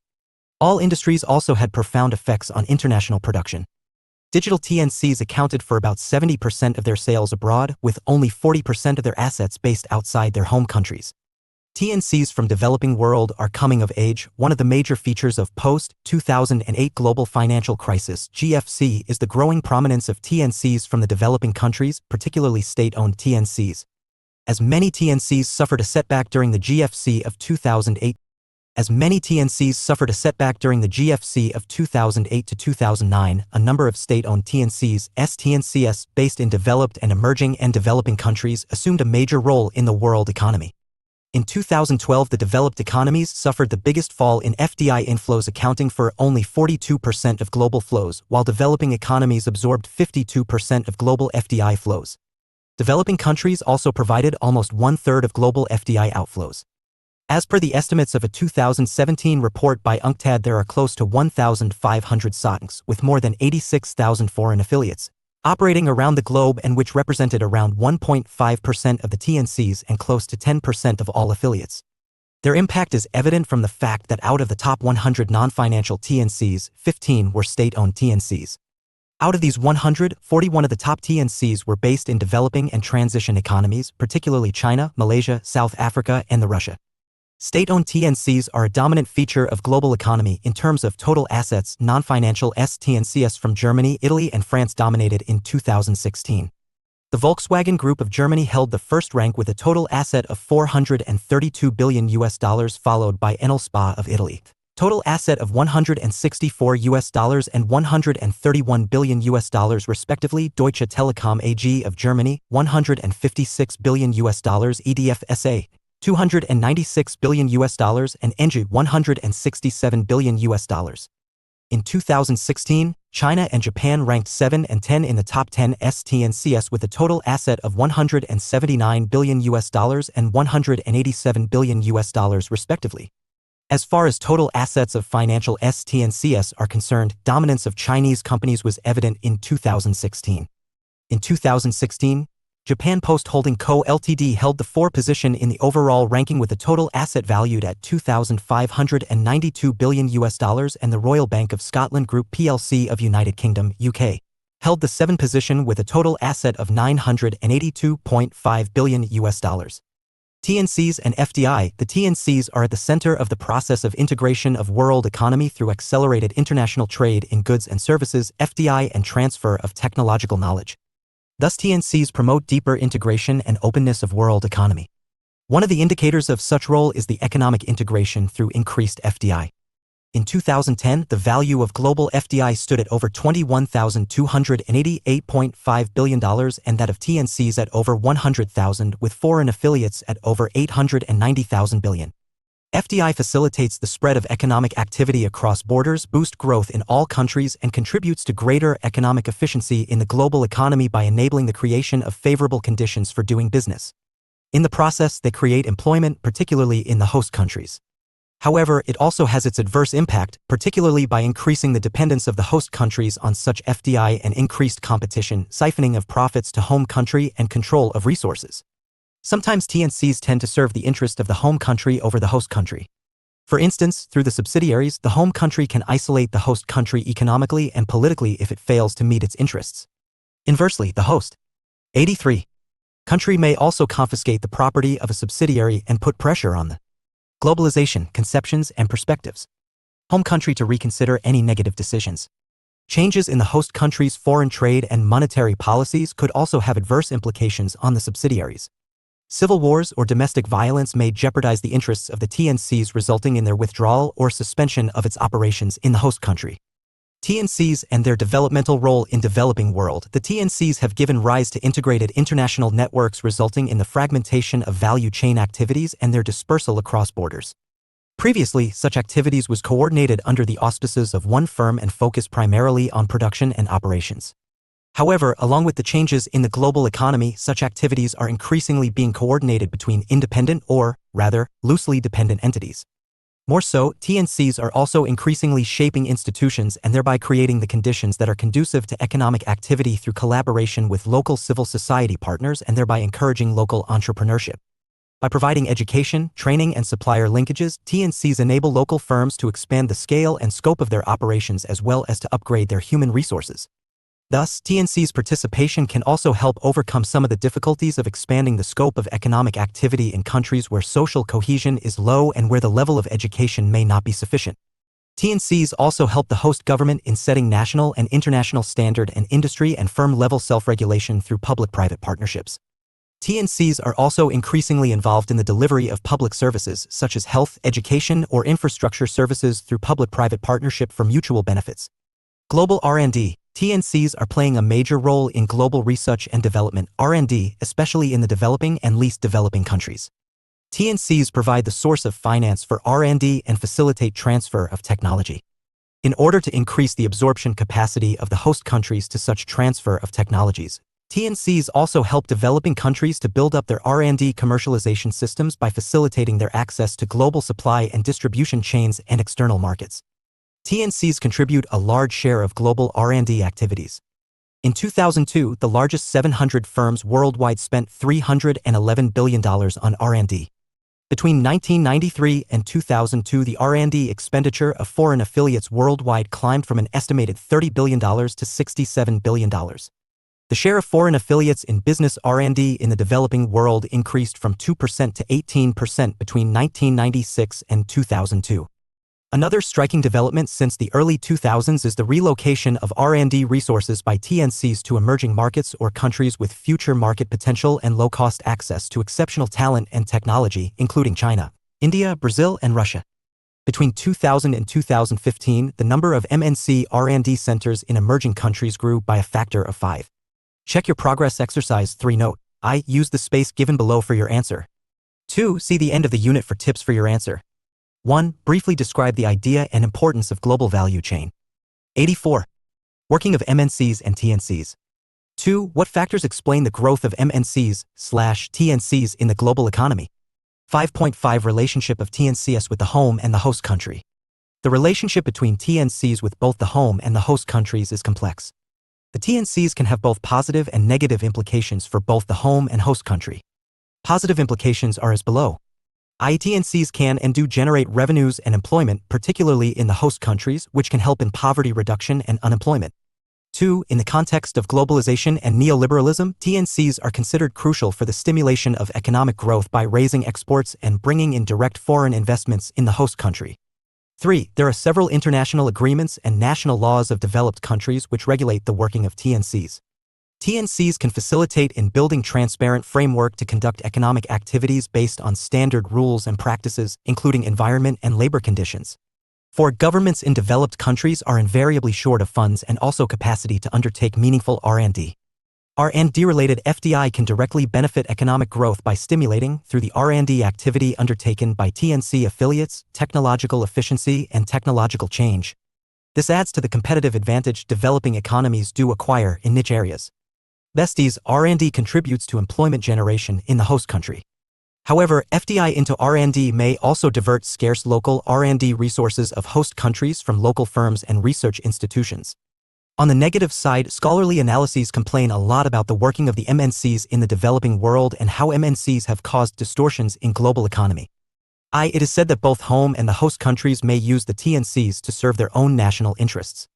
Home countries utilize and manipulate the TNCs in order to achieve foreign policy and other objectives by ways of lobbying, advertising, and others. Inversely, the host country may also put pressure on the subsidiaries from the home country to reconsider any negative decisions through confiscation of their subsidiaries. 2. It is said that MNCs and TNCs are not leading to a global system of free and fair trade. About 1/3 of the global trade today is actually intra-firm trade. 85.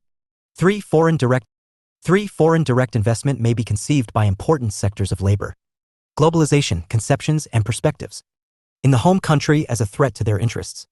Similarly, the host country can conceive the penetration of their economies by the multinationals as detrimental to their economic, political, and other interests. 4. As said before, of the 100 largest economies in the world, 51 are corporations, only 49 are countries. Walmart is bigger than national economies of 161 countries, including countries such as Israel, Poland, and Greece. Mitsubishi is larger than Indonesia. General Motors is bigger than Denmark. Ford is bigger than South Africa. Toyota is bigger than Norway. The bigness is not just in terms of their capital base and earnings. MNCs today own more technologies than a very large number of countries in the world. The worldwide spread of TNCs is a matter of concern. They are considered responsible, among others, for entrenchment of global inequality and poverty. The top 200 companies have almost twice the economic clout of the poorest 4/5 of humanity. Globalization has resulted in heavy concentration of wealth among the world's rich. According to the United Nations, some 85% of the world's GDP is controlled by the richest 1/5 of humanity, only 15% is controlled by the poorest 4/5. Hence, the poor 4.5 billion people in the world account for only $3.9 trillion of economic activity. This is only a little over half the combined revenues of the top 200's $7.1 trillion. 6. TNCs don't generate jobs, they in fact destroy the existing employment. World's top 200 firms employs less than 20 million. While it is estimated that 2.6 billion people make up the global workforce. Thus, MNC-generated jobs are not even 1% of worldwide employment. Check your progress exercise for note. I use the space given below for your answer. 2. See the end of the unit for tips for your answer. 1. Write a note on the negative impact and implications of the working of MNCs/TNCs. 5.6 Let us sum up. TNCs have become an integral part of the global economy in the past few decades. The changes in the world economy over the years have transformed the very nature and functioning of TNCs. In the initial years, TNCs was basically dominated by private companies from the developed countries. However, in the past few decades or so, the global economy has come to witness the dynamic growth of corporation in the developing economies, increasingly complementing and enriching the traditional corporations. Simultaneously, the role of the TNCs has also expanded over time, adjusting to the changes in the process of globalization and advancement in technology. From being a major player in the FDI flows, the TNCs are now involved in many other non-economic activities such as delivery of services, health, education, etc. The most striking development. 86. At the fag end of 20th century and the beginning of 21st century is the emergence. Working of MNCs and TNCs. Of the STNCs based mostly in the developing countries. As the role of these STNCs, particularly from the emerging economies like China in the global economy, become indispensable, there might be further transformations in the global economy in the future. 5.7 Some useful references. Dunning, John H. and S. M. London. 2008. Multinational Enterprises and the Global Economy. Cheltenham, Edward Elgar Publishing. Fortune Global 500. Gilpin, Robert. 1987. The Political Economy of International Relations. New Jersey, Princeton University Press. Hayes, Richard D., Christopher M., Korth, Maneker, Rudiani. 1972. International Business, An Introduction to the World of the Multinational Firm. New Jersey, Englewood Press. Lal, Sanjaya. 2002. Implications of Cross-Border Mergers and Acquisitions by TNCs in Developing Countries, A Beginner's Guide. Working Paper Number 88, QH Working Paper Series, Capes 88, June. C185/18306-0CA96C3803BBA65D65AB665CFD0C56.pdf. London, Sariana M. and Hafiz Mirza. 2010. TNC Evolution and the Emerging Investment Development Paradigm, Transnational Corporations, Volume 19, Number 2, August, pp. 31-45. Modelsky, George. 1979. Transnational Corporations and the World Order in George Modelsky, ed. Transnational Corporations and World Order, Chicago, University of Chicago Press. Phillips, Nicola. 2017. Global Political Economy in John Baylis, Steve Smith, Patricia Owens, eds. The Globalization of World Politics, An Introduction to International Relations. Oxford, Oxford University Press. UNCTAD. 2007. The Universe of the Largest Transnational Corporations. New York, United Nations Publication. 2013. Global Value Chains, Investment and Trade for Development in World Investment Report 2013. Where 2013 N.PDF. 0.2017. Investment and the Digital Economy World Investment Report 2017. Wilkins, Mira. 1991. European and North American Multinationals 1870 to 1914, Comparison and Contrast, in Mira Wilkins, ed. The Growth of Multinationals, Massachusetts, Edward Elgar Publishing. 1991. Modern European Economic History and the Multinationals, Ibid. 2005. Multinational Enterprise to 1930, Discontinuities and Continuities, in Alfred D. Chandler Jr. and Bruce Maslish, eds. Leviathans, Multinational Corporations and the New Global History, New York, Cambridge University Press. 87. 88. Globalization, Conceptions and Perspectives. 5.8 Answers to Check Your Progress Exercises. Check Your Progress Exercise 1. 1. Your answer should include following. Definitions of the MNCs and their main characteristics. Check Your Progress Exercise 2.1. Your answer should include following. Why the phenomenon of merger and acquisition M&A has become prominent in the global economy. Check Your Progress Exercise 3.1. Your answer should include following. The idea and importance of global value chain. Check Your Progress Exercise 4.1. Your answer should include following. Cover the negative impact and implications of the working of MNCs. Working of MNCs and TNCs. Unit 6 Globalization, Cultural and Technological Dimensions *. Structure.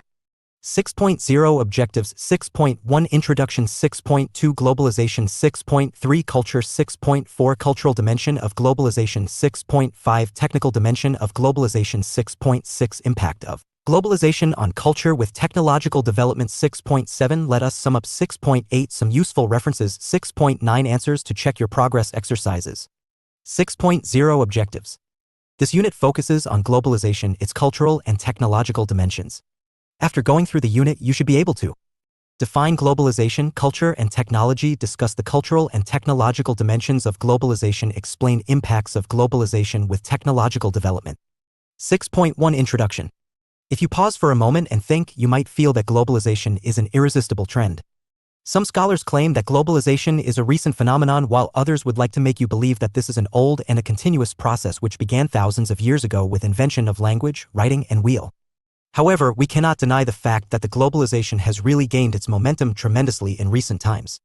Historians put this intensification date around the beginning of the decade of 1990s.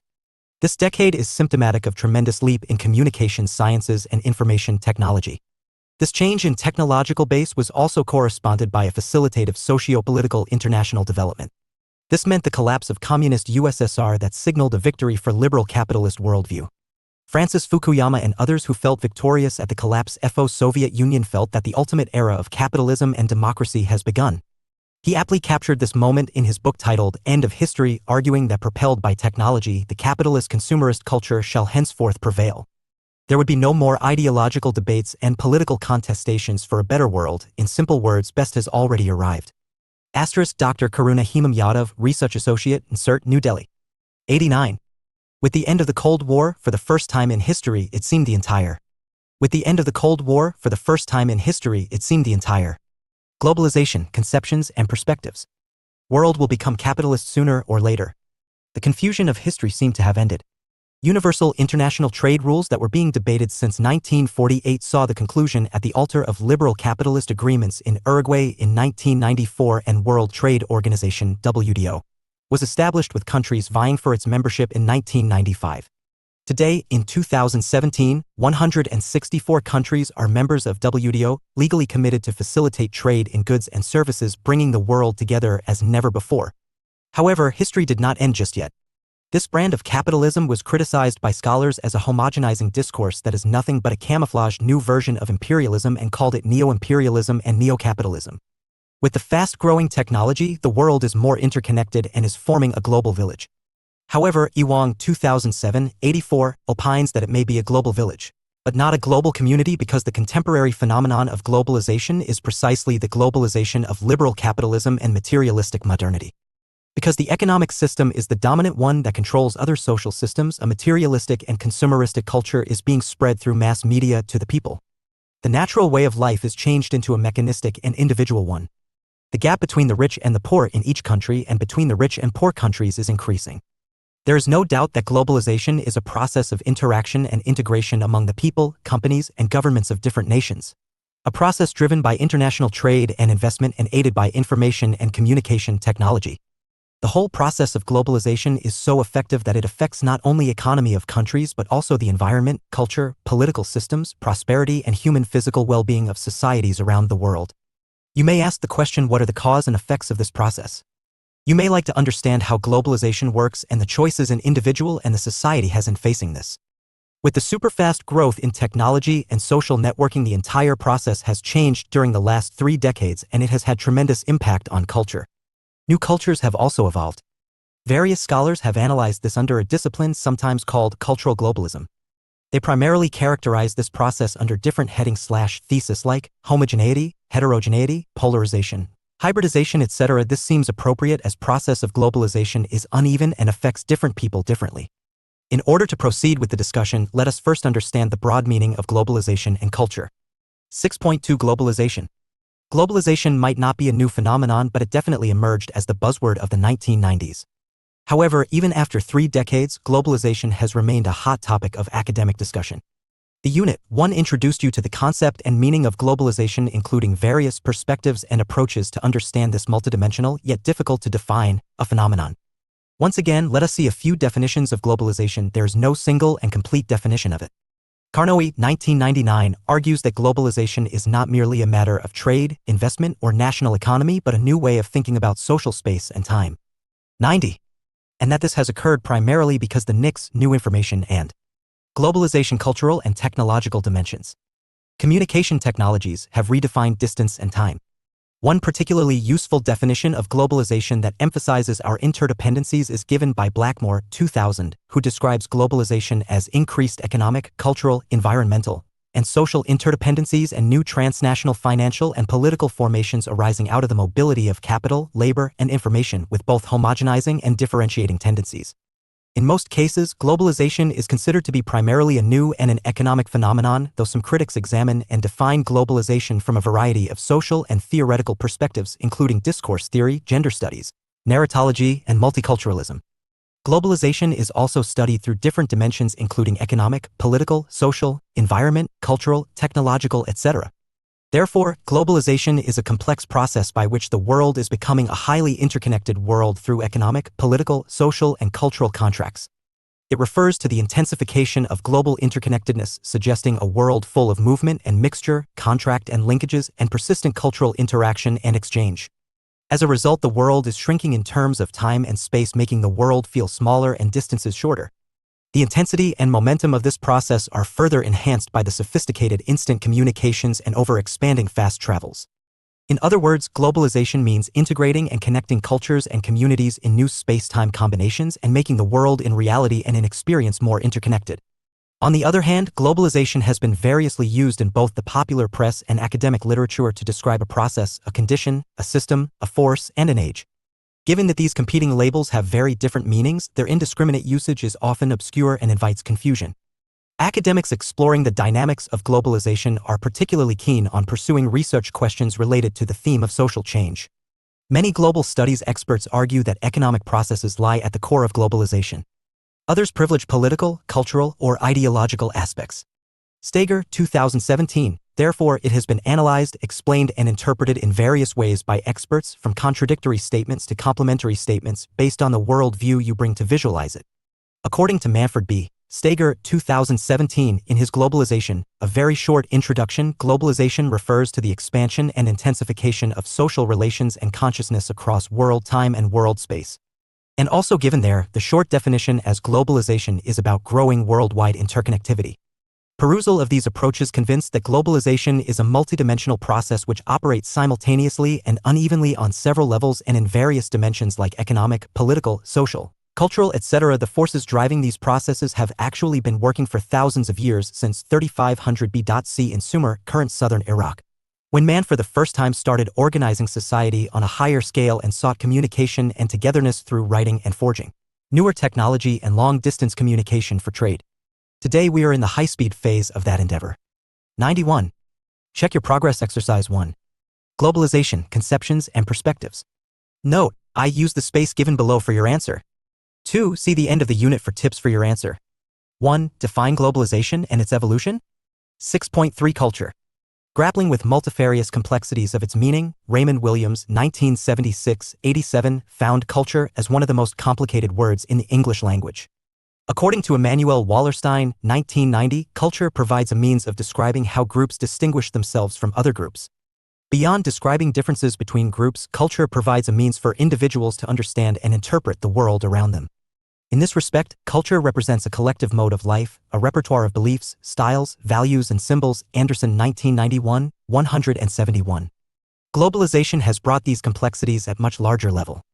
Making sense of world around oneself has become simpler and yet complex when confronted with difficult and painful choices. Clifford Geertz, 1973-89, much-cited definition of culture broadens inquiry beyond the belief-based focus into popular and practical activities. He defines culture as an historically transmitted pattern of meanings embodied in symbolic forms by means of which men communicate, perpetuate, and develop their knowledge about and attitudes towards life. From another perspective, Michael Gregg, 2002-225, argues that culture remains an important factor in international relations as it provides fundamental basis for human existence and serves to shape all levels of human interaction. Cultural differences can impede the ability of groups and individuals to communicate and cooperate. Historically, cultural differences have provided the basis for some of the world's bloodiest conflicts. Yet changes in communications alter cultures, expanding, changing, destroying, and even creating them. Some scholars have suggested that as communications expands and cultural differences become more pronounced, international conflict will become increasingly severe as disputes develop along cultural/civilizational cleavages. Huntington, 1996. Further, some scholars claimed that advancements in technology in the past few decades have brought more togetherness of culture among people, and also people are more conscious about them and uniqueness of their culture. Thus, it is important to understand how changes in communication and technology in the present era of globalization affects the distribution of cultures in the world. 92. Globalization, cultural and 6.4 Cultural dimension of technological dimensions. Globalization. Globalization and culture is a well-established theme. It first came up in the work of Ronald Robertson, 1992, Globalization, Social Theory and Global Culture. It first came up in the work of Ronald Robertson, 1992, Globalization, Social Theory and Global Culture in 1992. With the development of technology and communication furthering the horizons of globalization, culture is being continuously analyzed in its different dimensions. Indian scholars like Appadurai, 1996, have analyzed it at 3 levels of human interaction. The humans relate to nature and life, they relate to symbols and rituals, and their quest for ultimate meanings that offers them goals and motivations. The exploring network of cultural interconnections and interdependencies in the last decades has led some commentators to suggest that cultural practices lie at the very heart of contemporary globalization. Yet, cultural globalization did not start with the worldwide dissemination of rock and roll, Coca-Cola, or football. Expansive civilizational exchanges are much older than modernity. Still, the volume and extent of cultural transmissions in the 21st century have far exceeded those of earlier times. Facilitated by the internet and our proliferating mobile devices, the dominant symbolic systems of meaning of our age, such as individualism, consumerism, and various religious discourses, circulate more freely and widely than ever before. As images and ideas can be more easily and rapidly transmitted from one place to another, they profoundly impact the way people experience their everyday lives. Today, cultural practices have escaped the prison of fixed localities such as town and nation, eventually acquiring new meanings in interaction with dominant global themes. Steger, 2017, 81, Robert Holton, 2000, analyzed this interconnectedness under 3 major themes as homogenization, polarization, and hybridization. He mentions that under homogenization, global culture has become standardized around Western or American pattern. Some scholars called it as McDonaldization. The communications revolution, its rapidity and outreach, has made the world a global village. The multinational companies have made the world one global market. Jet airplanes, cheap telephone service, food chains, email, computers, huge ocean-going vessels, instant capital flows, All these have made the world more interdependent than ever. However, there are also interethnic, intercultural, and interreligious conflicts in the world, and with globalization they have only become more pronounced. People are searching for their cultural roots and challenging the single and homogenizing cultural norm.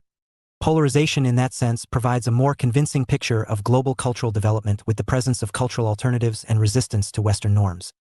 In hybridization, cultures borrow and incorporate elements from each other, creating hybrid and syncretic forms. Some address this as glocal or glocalization. Subaltern groups and indigenous peoples are affirming and defending their local cultural and social identities in the new global era.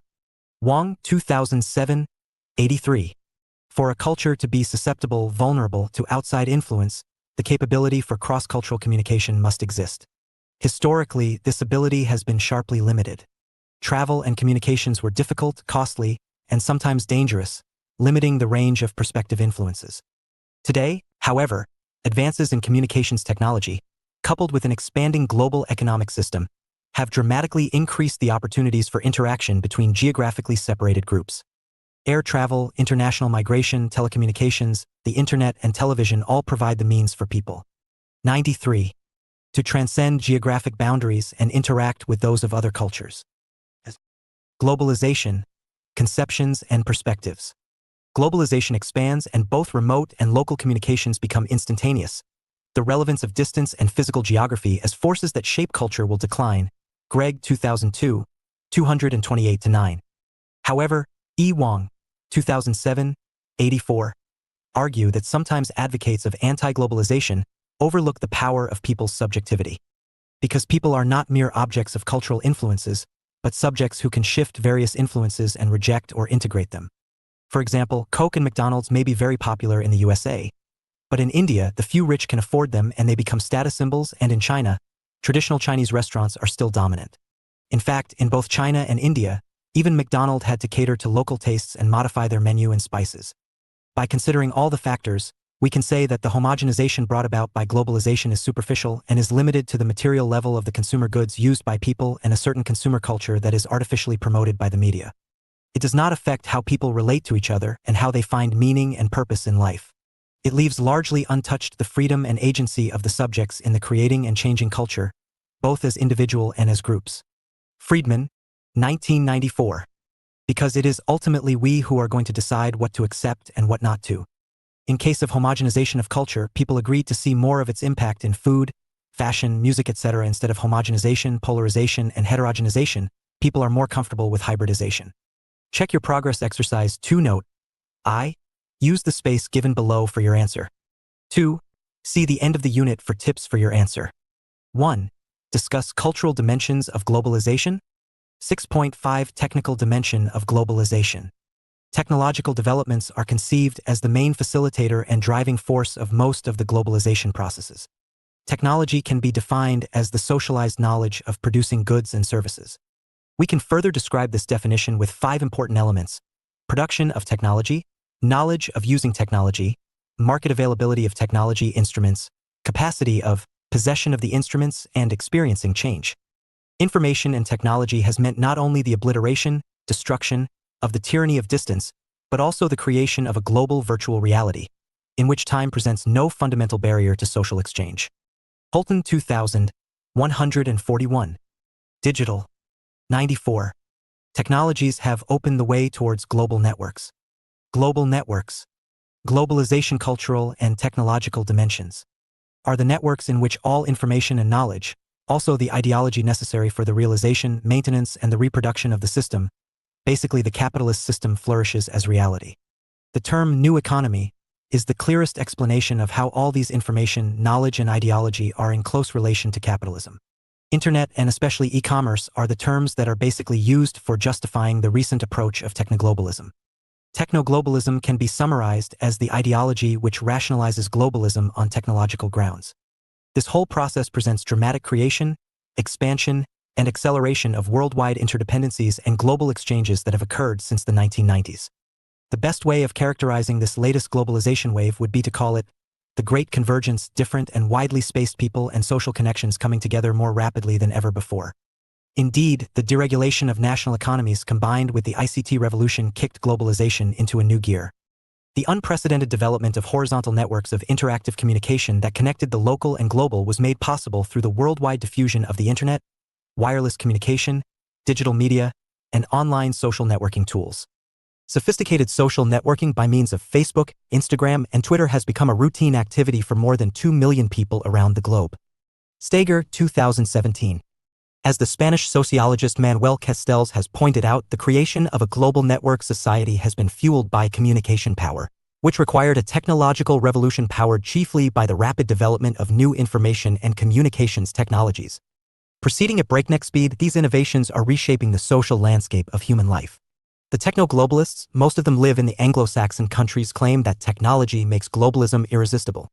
Therefore, techno-globalists wishing to dismantle all worldwide barriers to economic or technology flows suggest a liberal global economic system on technologically improved infrastructure. However, it would be wrong to assume that this all is due to fast-growing technology in the past few decades. Globalization has been a dynamic and diverse process. As we see, it starts from prehistoric period. The spatial expansion of social relations and the rise of the global imagery are gradual processes with deep historical roots. The engineers who developed personal computers and supersonic jet planes stand on the shoulders of earlier innovators who created the steam engine, the cotton gin, the telegraph, the phonograph, the telephone, the typewriter, the internal combustion engine, and electrical appliances. These products, in turn, owe their existence to much earlier technological inventions such as the telescope, the compass, water wheels, windmills, gunpowder, the printing press, and ocean-going ships.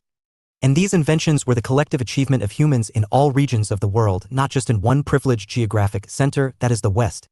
Yet, it would be foolish to deny that these new digital technologies have played a crucial role in the compression of world time and world space. The Internet, in particular, has assumed a pivotal function in facilitating globalization through the creation of the World Wide Web that connects billions of individuals, civil society associations, and governments. Since most of these technologies have been around for less than 3 decades, it seems to make sense to agree with those commentators who claim that globalization is, indeed, a relatively new phenomenon. Steger, 2017, 1895. Check your progress exercise 1. Globalization, Conceptions and Perspectives. Note, I use the space given below for your answer. 2. See the end of the unit for tips for your answer. 1. Explain technological dimensions of globalization. 6.6 Impact of globalization on culture with technological development. Whenever we see the impact of globalization on us, especially our culture, one question which may strike us is that whether globalization should be considered a good or a bad thing. Does globalization make people around the world more alike or more different? Market globalists frequently connect their arguments to the alleged benefits resulting from trade liberalization, rising global living standards, economic efficiency, individual freedom, and unprecedented technological progress. But when market dynamics dominate social and political outcomes, the opportunities and rewards of globalization are spread often unequally, concentrating power and wealth amongst a select group of people, regions, and corporations at the expense of the multitude. The same market logic also applies to access to information via digital technology. While answering the above questions, we can discuss it in 2 groups: pessimistic and optimistic. The pessimistic globalizers argue and suggest that we are not moving towards a cultural rainbow that reflects the diversity of the world's existing populations. Rather, we are witnessing the rise of an increasingly homogenized popular culture underwritten by a Western culture industry based in New York, Hollywood, London, Paris, and Milan. Referring to the diffusion of Anglo-American values and consumer goods as the Americanization of the world, the proponents of this cultural homogenization thesis argue that Western norms and lifestyles are overwhelming more vulnerable cultures. Although there have been serious attempts by some countries to resist these forces of cultural imperialism, for example, a ban on satellite dishes in Iran and the French imposition of tariffs and quotas on imported films and television programs, the spread of American popular culture seems unstoppable. Steger, 2017, 82. One particular thoughtful analyst in this group of pessimistic globalizers is American political theorist Benjamin Barber. According to him, in order to expand markets and make a profit, global capitalists are developing homogeneous global products targeting the young and wealthy throughout the world, as well as turning children into consumers. Thus, global consumerism becomes increasingly soulless and unethical in its pursuit of profit. It must be recognized, however, that for all the successes of globalization, it has simply not lived up to its promise for many developing countries as well as for 96. Russia.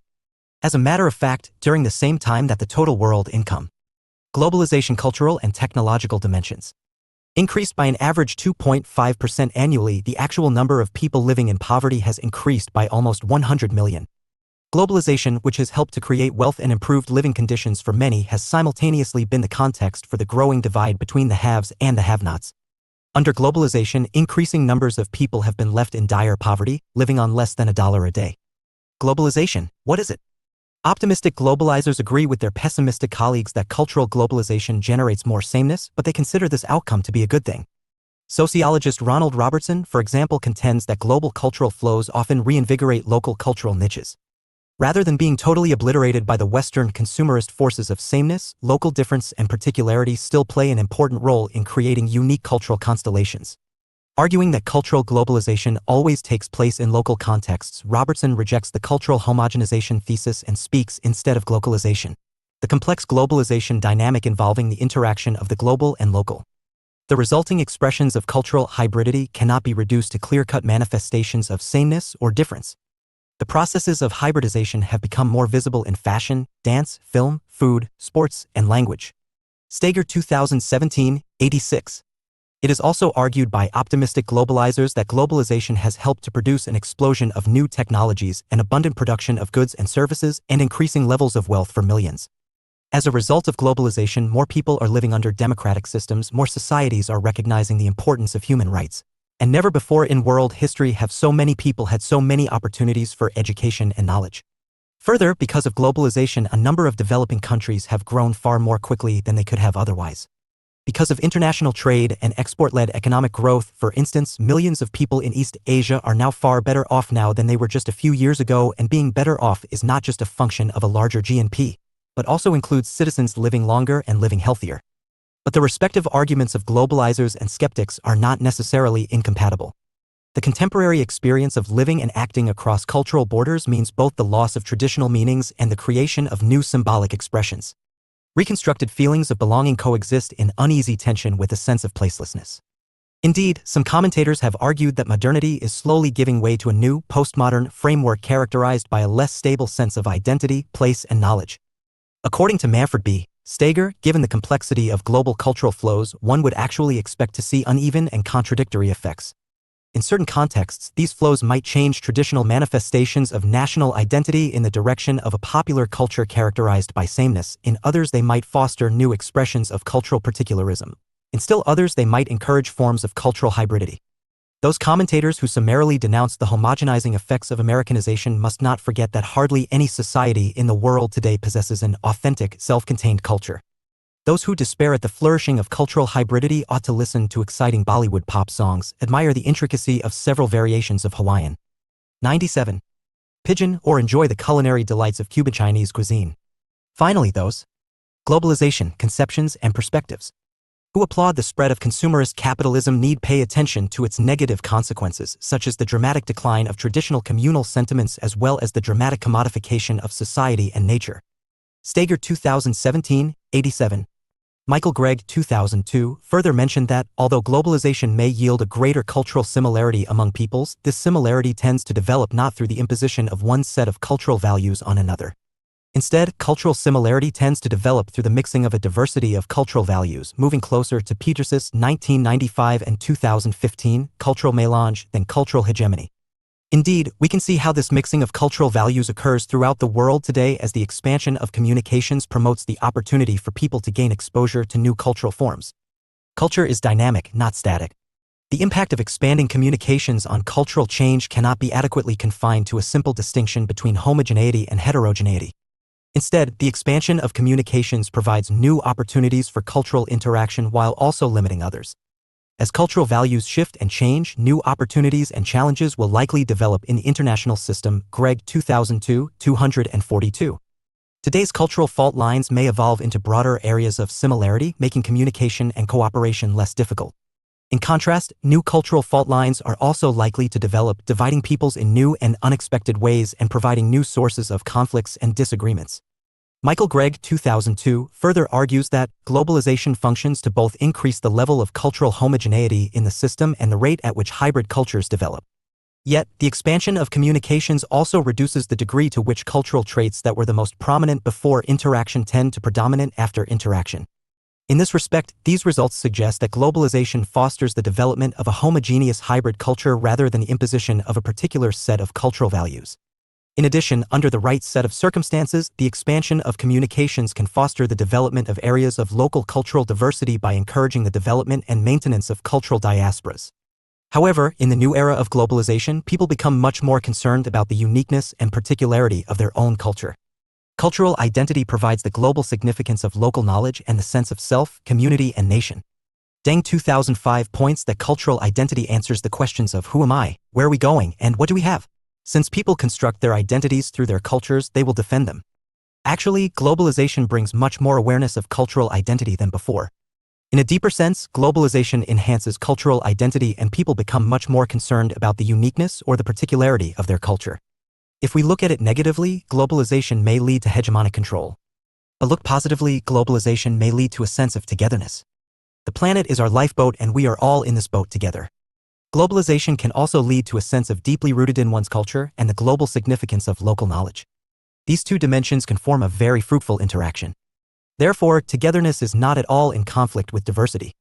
The world becomes more diverse and also more together. 98. When we view globalization in terms of science and technology, we better. Globalization cultural and technological dimensions. Notice that people are not passively accepting the influence of globalization. They have great subjectivity and freedom to change and create culture. With the development of science and technology, people are closer than before. They become much more concerned about their cultural identity. They are constantly searching for their cultural roots and defending them. If we can respect the diversity of peoples and their cultures in this new era, it can lead to global community marked by unity and pluralism. The cultures may no longer be local in the traditional sense, but still different and plural. This will lead to a new kind of globalization that will not be homogenizing. In the 2 decades following 9/11, the ideological struggle over the meaning and direction of globalization has shown no signs of dissipating. Perhaps the 3 most daunting tasks facing humanity in the 21st century are the reduction of global inequality, the preservation of our wondrous planet, and the strengthening of human security.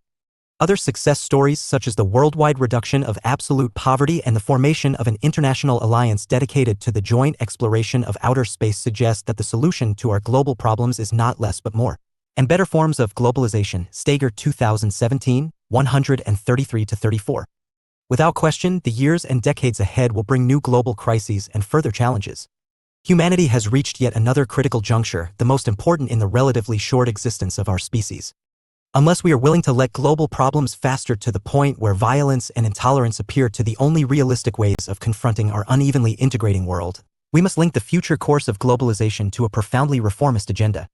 These transformative social processes must be guided by the ethical polestar of cosmopolitanism, the building of a truly democratic and egalitarian global order that protects universal human rights without destroying the cultural diversity that is the lifeblood of human evolution.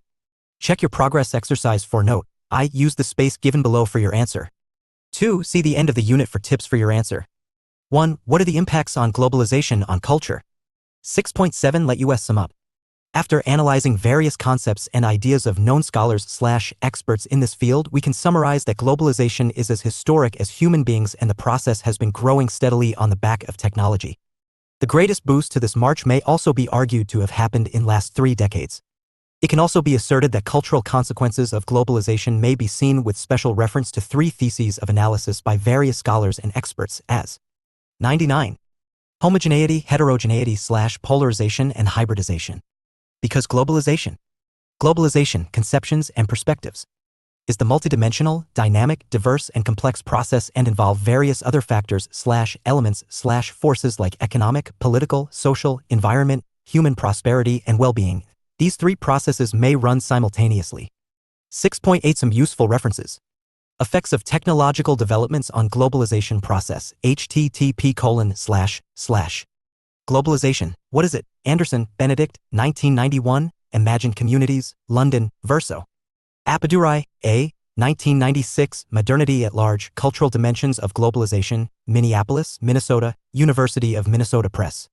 Blackmore, J., 2000, Globalization, A Useful Concept for Feminists Rethinking Theory and Strategies in Education, in Globalization and Education, Critical Perspectives, eds, N.C. Burbules and C.A. Torres, London, Routledge.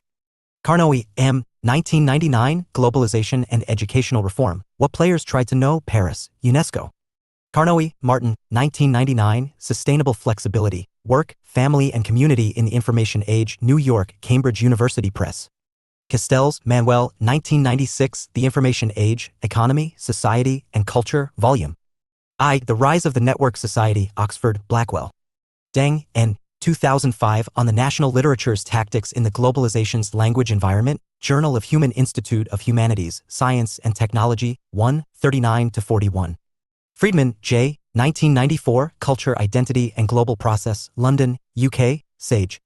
Gertz, Clifford, 1973, Religion as a Cultural System, The Interpretation of Cultures, New York, Basic Books. Gregg, J. Michael, 2002, The End of Geography.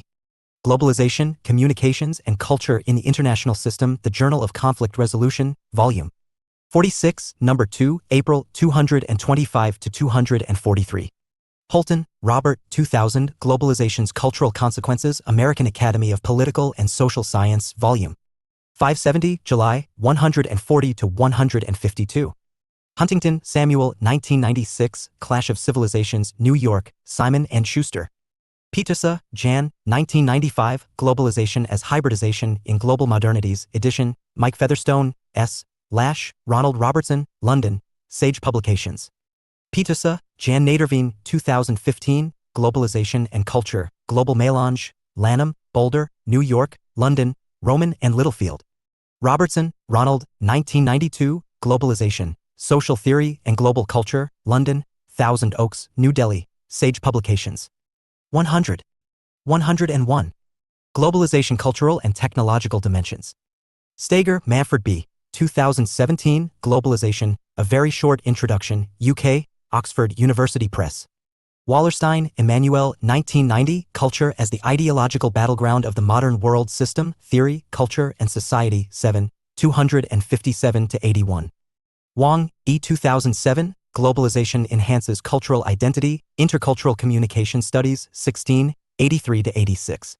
Williams, Raymond, 1976, Keywords, London, Flamingo. 6.9 Answers to Check Your Progress Exercises. Check Your Progress Exercise 1. 1. Your answers should include definitions of globalization's 3 phases of globalization. Check Your Progress Exercise 2.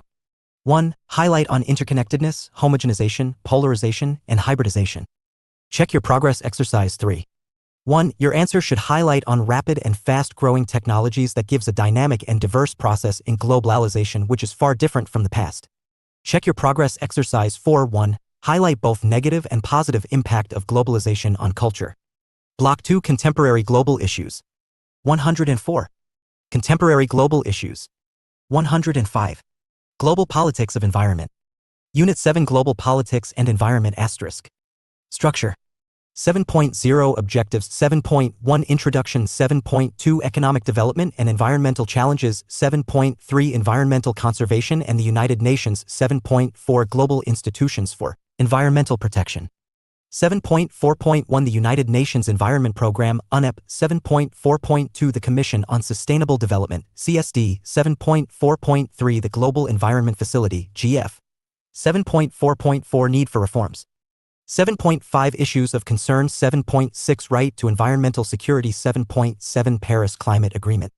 7.7.1 Targets under the Paris Climate Agreement. 7.7.2 Working of Paris Climate Agreement. 7.7.3 Global Politics and Diplomacy of Climate Change.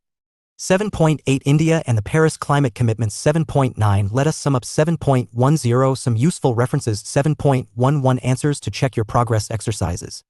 7.0 Objectives. In this unit you will be reading about global politics and environment. After reading this unit you would understand the key challenges to environment protection, the steps taken globally and locally to mitigate the crisis, the initiatives taken up by the developed and developing countries towards sustainable future, and the remedial measures each of us should follow to lessen the crisis. 7.1 Introduction. Among the challenges that the world faced post-Cold War era are related not to political or social security as was expected but a formidable range of environmental challenges. Till then, it was assumed that the world is safe in terms of environmental protection. It is even possible that no nation had ever thought that the environmental issues would predominantly occupy more space than any other. No threats were perceived in spite of the environmental laws that came up in the 1970s and later. A major issue of the post-Cold War era pertained. Dr. Sailaja Gullapalli, Research Associate, Gandhi Smriti, 5, Ts January Marg, New Delhi. contemporary global issues mostly to political issues and the onset of the free market economic policies all over the world and how globalization came to dominate the then discourses all over. Therefore, the issues related to environment did not seem to hold much attention until one of the landmark and pioneering reports on the global environmental crisis came up in 1992. The world woke up to this unexpected challenge and started devising ways and means to counter its ill effects.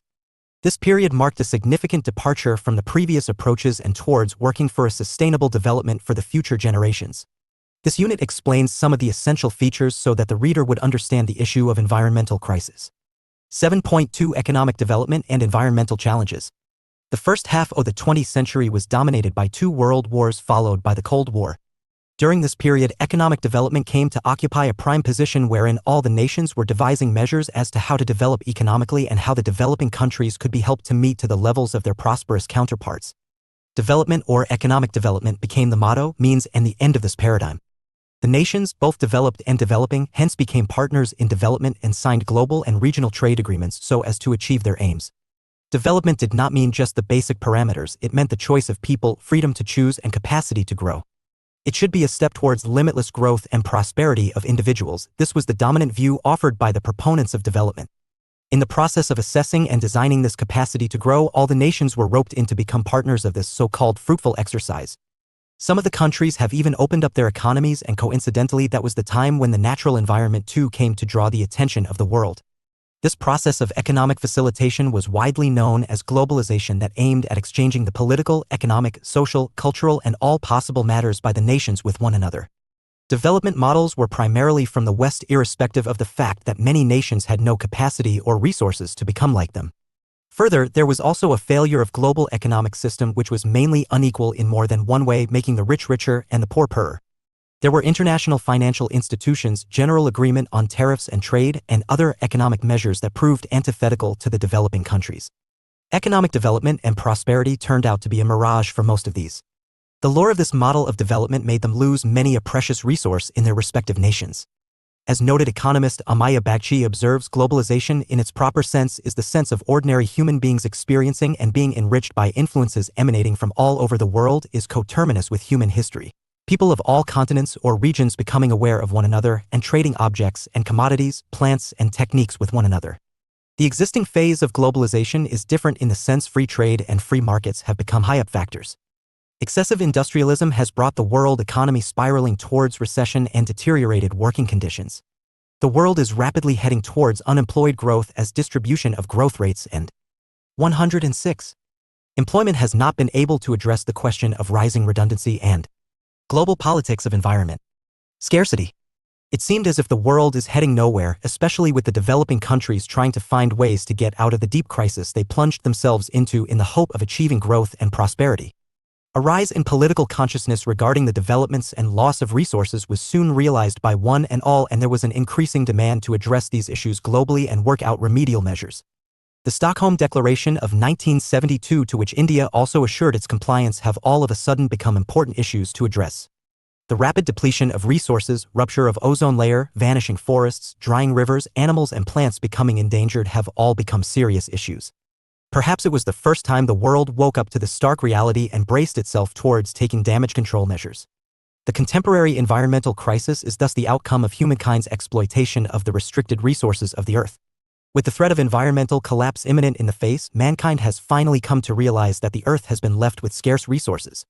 The crisis poses a challenge to search for an alternative path of survival for the current massive population and to create a system for the future in which the human species will live in harmony with the ecosystem. The global involvement was the beginning of a serious attempt towards restoring some of the scarce resources we have lost. Check your progress exercise 1 note. I. Use the space given below for your answer. 2. See the end of the unit for tips for your answer. 1. Define the concept of economic development. Is it true that it led to environmental degradation? 7.3 Environmental conservation and the United Nations. The United Nations Conference on Human Environment was convened in 1972 with many apprehensions by the participating countries. Nevertheless, it sought to address the issues that were in front of them through collective method. The Stockholm Conference was held from 5 to June 16, 1972, attended by about 1,200 delegates from 114 countries. It is to be noted that it was attended by 2 heads of nations, that is, Olof Palme of Sweden and SMT Indira Gandhi of India. The declaration at the conference was a non-binding document of 26 principles which noted the shared interests of the nations, both the developed and the developing, in conserving the resources. Most importantly, it declared through Principle 21 that asserts that a state's sovereign rights over its resources. It sought to extract a global commitment to protect resources and balance economic development with that of environment. Though the conference did not meet up 107 contemporary global issues to the expectations of all and seemed incoherent in many ways, it did initiate the addressing of concerns by the nations all over the world. One important outcome of the meeting was the establishment of the United Nations Environment Program that delegated major role to the United Nations in conducting international environment meetings and development of a related law. It may be noted that in India too, Mrs. Gandhi brought many a law relating to the environment in general. The decision to stop tree felling for commercial purposes was a direct initiative following the Chipko movement in the state of Uttarakhand in the early 1970s by the women. The developments in the post-Stockholm meet were more of a lip service with no comprehensive action plan. But the developments were quite positive in some cases, like the agreements on dumping, species, pollution, etc. The 1972 London Dumping Convention, International Convention for the Prevention of Pollution from Ships 1973, Convention on International Trade in Endangered Species 1973, the Vienna Convention for the Protection of the Ozone Layer 1985, Convention on the Control of Transboundary Movements of Hazardous Wastes and Their Disposal 1989 were quite a few. In 1983, the UN General Assembly established an independent commission to propose long-term environmental strategies for achieving sustainable development to the year 2000 and beyond. The World Commission on Environment and Development, or more popularly known as the Brundtland Commission, was formed with the Prime Minister of Norway Gro Harlem Brundtland as its chairperson, and 23 expert members from 22 countries were chosen as part of the commission to draw measures for environmental protection. The final report of the commission, known as Our Common Future, was tabled in 1987. Meanwhile, many countries started working towards conserving their resources and identified the grave environmental concerns faced by them and came up with comprehensive agreements and collectively pledged to safeguard their interests. After a series of resolutions on environment, the UN General Assembly decided to convene a major global meet on the issue. It paved way to the United Nations Conference on Environment and Development, UNCED, also known as Rio Summit, taking the name of the place where it was conducted, or the Earth Summit, taking the name as to the concerns of the planet Earth. The Rio Summit decided to work on the strategies to halt rapid environmental deterioration and increase the participation of nations in safeguarding resources and also promote sustainable development in all countries. The UNCED convention on this was held from 3 to June 14, 1992 in Rio de Janeiro in Brazil. The convention saw an unprecedented participation from various nations. It includes 178 national delegates, over 1,400 officially accredited NGOs, and a number of journalists. The conference agreements, the Rio Declaration, Agenda 21, and the Statement of Forest Principles were formally adopted in the final days of the convention. The UN Framework Convention on Climate Change, UNFCCC, and the Convention on Biological Diversity, CBD, were some of the landmark outcomes.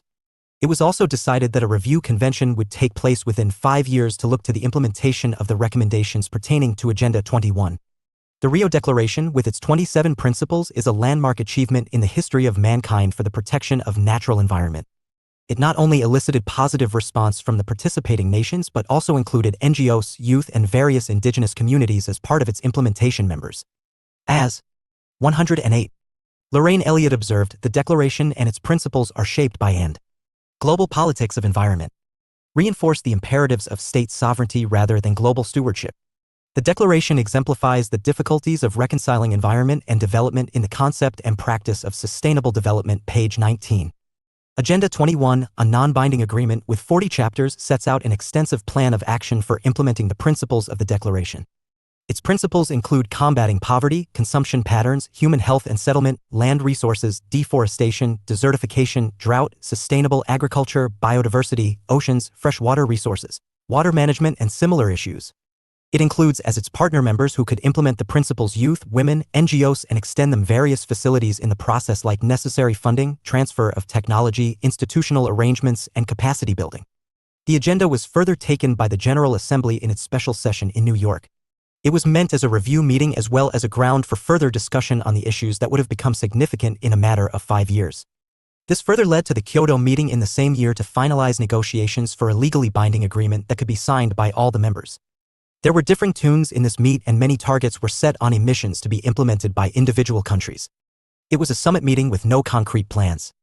The World Summit on Sustainable Development was held in Johannesburg from August 26 to September 4, 2002. The meeting saw commitment from the members to comply to international agreements that are in the interest of mankind. Many issues remained unresolved and the lack of political will was quite apparent. It ended up in more rhetoric and less commitments on the part of the nations. Check your progress exercise 2. Note, I. Use the space given below for your answer. 2. See the end of the unit for tips for your answer. 1. Write a summary of the efforts undertaken by the United Nations in the conservation of environment. 7.4 Global Institutions for Environmental Protection. Efforts have been undertaken at the global level to ensure better environmental management and project implementation. While the aims and objectives have been drafted ambitiously to meet the goals, in reality the efforts needed much better cohesion and coordination. Some of the agencies that have been set up under the auspices of the UN have done commendable job in addressing many issues. 109. Contemporary global issues. 7.4.1 The United Nations Environment Programme, UNEP. The UNEP emerged as an outcome of the Stockholm Conference in 1972. The prime objective of this is to monitor, coordinate, and initiate activities as decided in the conference. Its job is also to assess the global environment changes from time to time and promote better environment management activities. It has collaborated widely with governmental and non-governmental agencies and sponsors meets that discuss the environment issues. Some of the crucial issues addressed by the UNEP include biodiversity, ozone depletion, desertification, toxic waste management and disposal, taking care of endangered species and habitat. It is to be noted that the developing countries were initially skeptical about the UNEP and felt that the establishment of such a body would only increase their financial burdens and commitments. The Secretariat of the UNEP works under the guidance of the Executive Director. The Governing Council reports to the Economic and Social Council, ECOSOC, and through it to the General Assembly. Unfortunately, the UNEP does not have executive powers. It facilitates multilateral agreements related to environment, and the Global Environment Outlook is published under its direction. It faces severe budget constraints as the nations do not contribute as much as they are supposed to. For the implementation of provisions as put forward by the Agenda 21, only 75 out of 179 UN member states contributed to its fund. Among all the international organizations that work towards environmental protection and betterment, the UNEP is meagerly funded, has less support, and not given clearer mandates to follow. It is primarily the lack of political will that led to the non-efficient functioning of the UNEP. 7.4.2 The Commission on Sustainable Development, CSD. In the scenario following the Rio Summit, many nations felt that the UNEP be strengthened so as to meet the goals of environmental conservation. Others felt that a new organization may be set up and delegated with the responsibility with a clear mandate and better funding. The ensuing result was the establishment of the CSD so that the revitalizing of the program may be efficiently monitored. The job of the CSD is to examine and monitor the implementation of the UNS program. Further, it is delegated with the responsibility of review of financial funding for the conservation efforts and also provides necessary transfer of technology as may be required by the nation-states. Like the UNEP, it has no executive powers to enforce the efforts. It works thematically, taking up certain issues at a time rather than clubbing many issues so as to avoid any confusion. As Elliott points out, some of the issues touched upon by the CSD include poverty eradication, production and consumption, and protection of the natural resource base remain the overarching themes for each of these cycles, the first of which focuses more specifically on water, sanitation, and human settlements. The work of the Commission more or less resembles the UNEP as this too faced similar challenges. Despite the commitments by the nations in the Johannesburg Declaration, necessary progress has not been made till now. Yet again, the lack of political will led to the promises of Rio being thoroughly ignored and many a session wasted. Since it also lacks implementation authority, the CSD continues to follow in the footsteps of its predecessor, the UNEP. 7.4.3 The Global Environment Facility, GF. The GF, established by the World Bank, UNDP and UNEP in November 1990, aims to finance projects and training programs for innovations that protect. 110. The global environment through investment, technical assistance, and to some. Global Politics of Environment. Extent, Research L. Ashry, 1993. The main functions include all of the three agencies. While the UNDP focuses on technical assistance and project preparation, the UNEP provides the secretarial support for the projects taken up. The World Bank ensures that the core fund of the GF remains of use in the investment of the projects. The projects are mostly at the international level as the funding of the local projects remains largely in the hands of the nation-states. Yet again, the developed countries perceive the GF as an agency that takes commitments from them for funding while the developing nations feel much reluctant about their commitments. They want that the GF be restructured to accommodate the concerns of the developing countries in a better way. They believe that it works as per the dictates of the World Bank and hence the insistence on its transparency. 7.4.4 Need for reforms. The UN itself is perceived as a non-responsive organization, especially to the concerns of the developing countries. This needs to be carefully worked upon and mistrust removed. Lack of effective coordination marred many an attempt to bring consensus among the nation-states. Efforts have to be stepped up for the same. The UNST did receive suggestions on the renewal of some of its institutions. The objective is to strengthen the UN capacity in the environment and sustainable development. One of the reports regarding the work of the agency points out at the institutional fragmentation and lack of coherence which seriously needs to be discussed and acted upon. Two matters that really need to be worked upon include the strengthening of the UNEP, which is one of the oldest and reputed agencies that could effectively undertake the task of environmental management, monitoring and project implementation. Better coordination among the agencies would do well to ensure that the international organizations are really serious in addressing the issues of the planet Earth. Check your progress exercise 3. Note: I. Use the space given below for your answer. 2. See the end of the unit for tips for your answer. 1. What are the global institutions that are taking a lead in the protection of environment? 111. Contemporary global issues 7.5 Issues of concern. Conservation of the natural environment has always been one of the most neglected issues yesterday and today too. In spite of charting out planned strategies and policies to combat the negative effects of environmental degradation, we as human beings have a greater responsibility towards our nature. It is necessary to safeguard ecological components like air, water, land resources. Nature, on its own, has always given the mankind a plenty. It's the man's greed that resulted in the degradation. The environmental degradation is thus man-made impending disaster. The actions of mankind, their negligence, consumption patterns, excessive use of resources and increasing pollution levels have all contributed to this scenario. Ecological components, land, water, forests, atmosphere, habitat and resources have been threatened due to the growing prosperity of human society and its developmental actions. Some of the areas are suffering from scarcity, droughts and floods and removal of forest cover.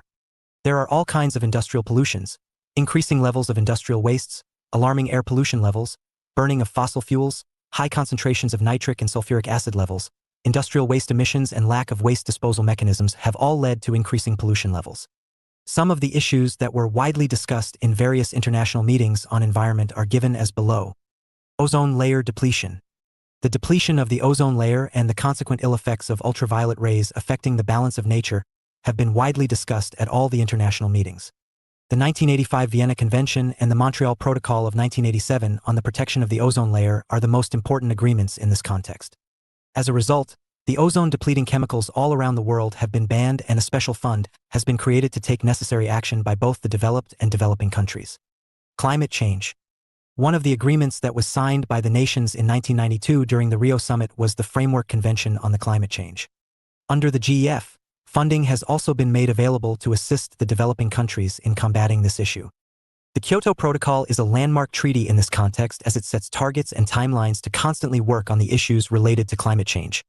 The emission of toxic gases is the main issue that has been posing major threat to most of the countries experiencing high levels of pollution. Deforestation.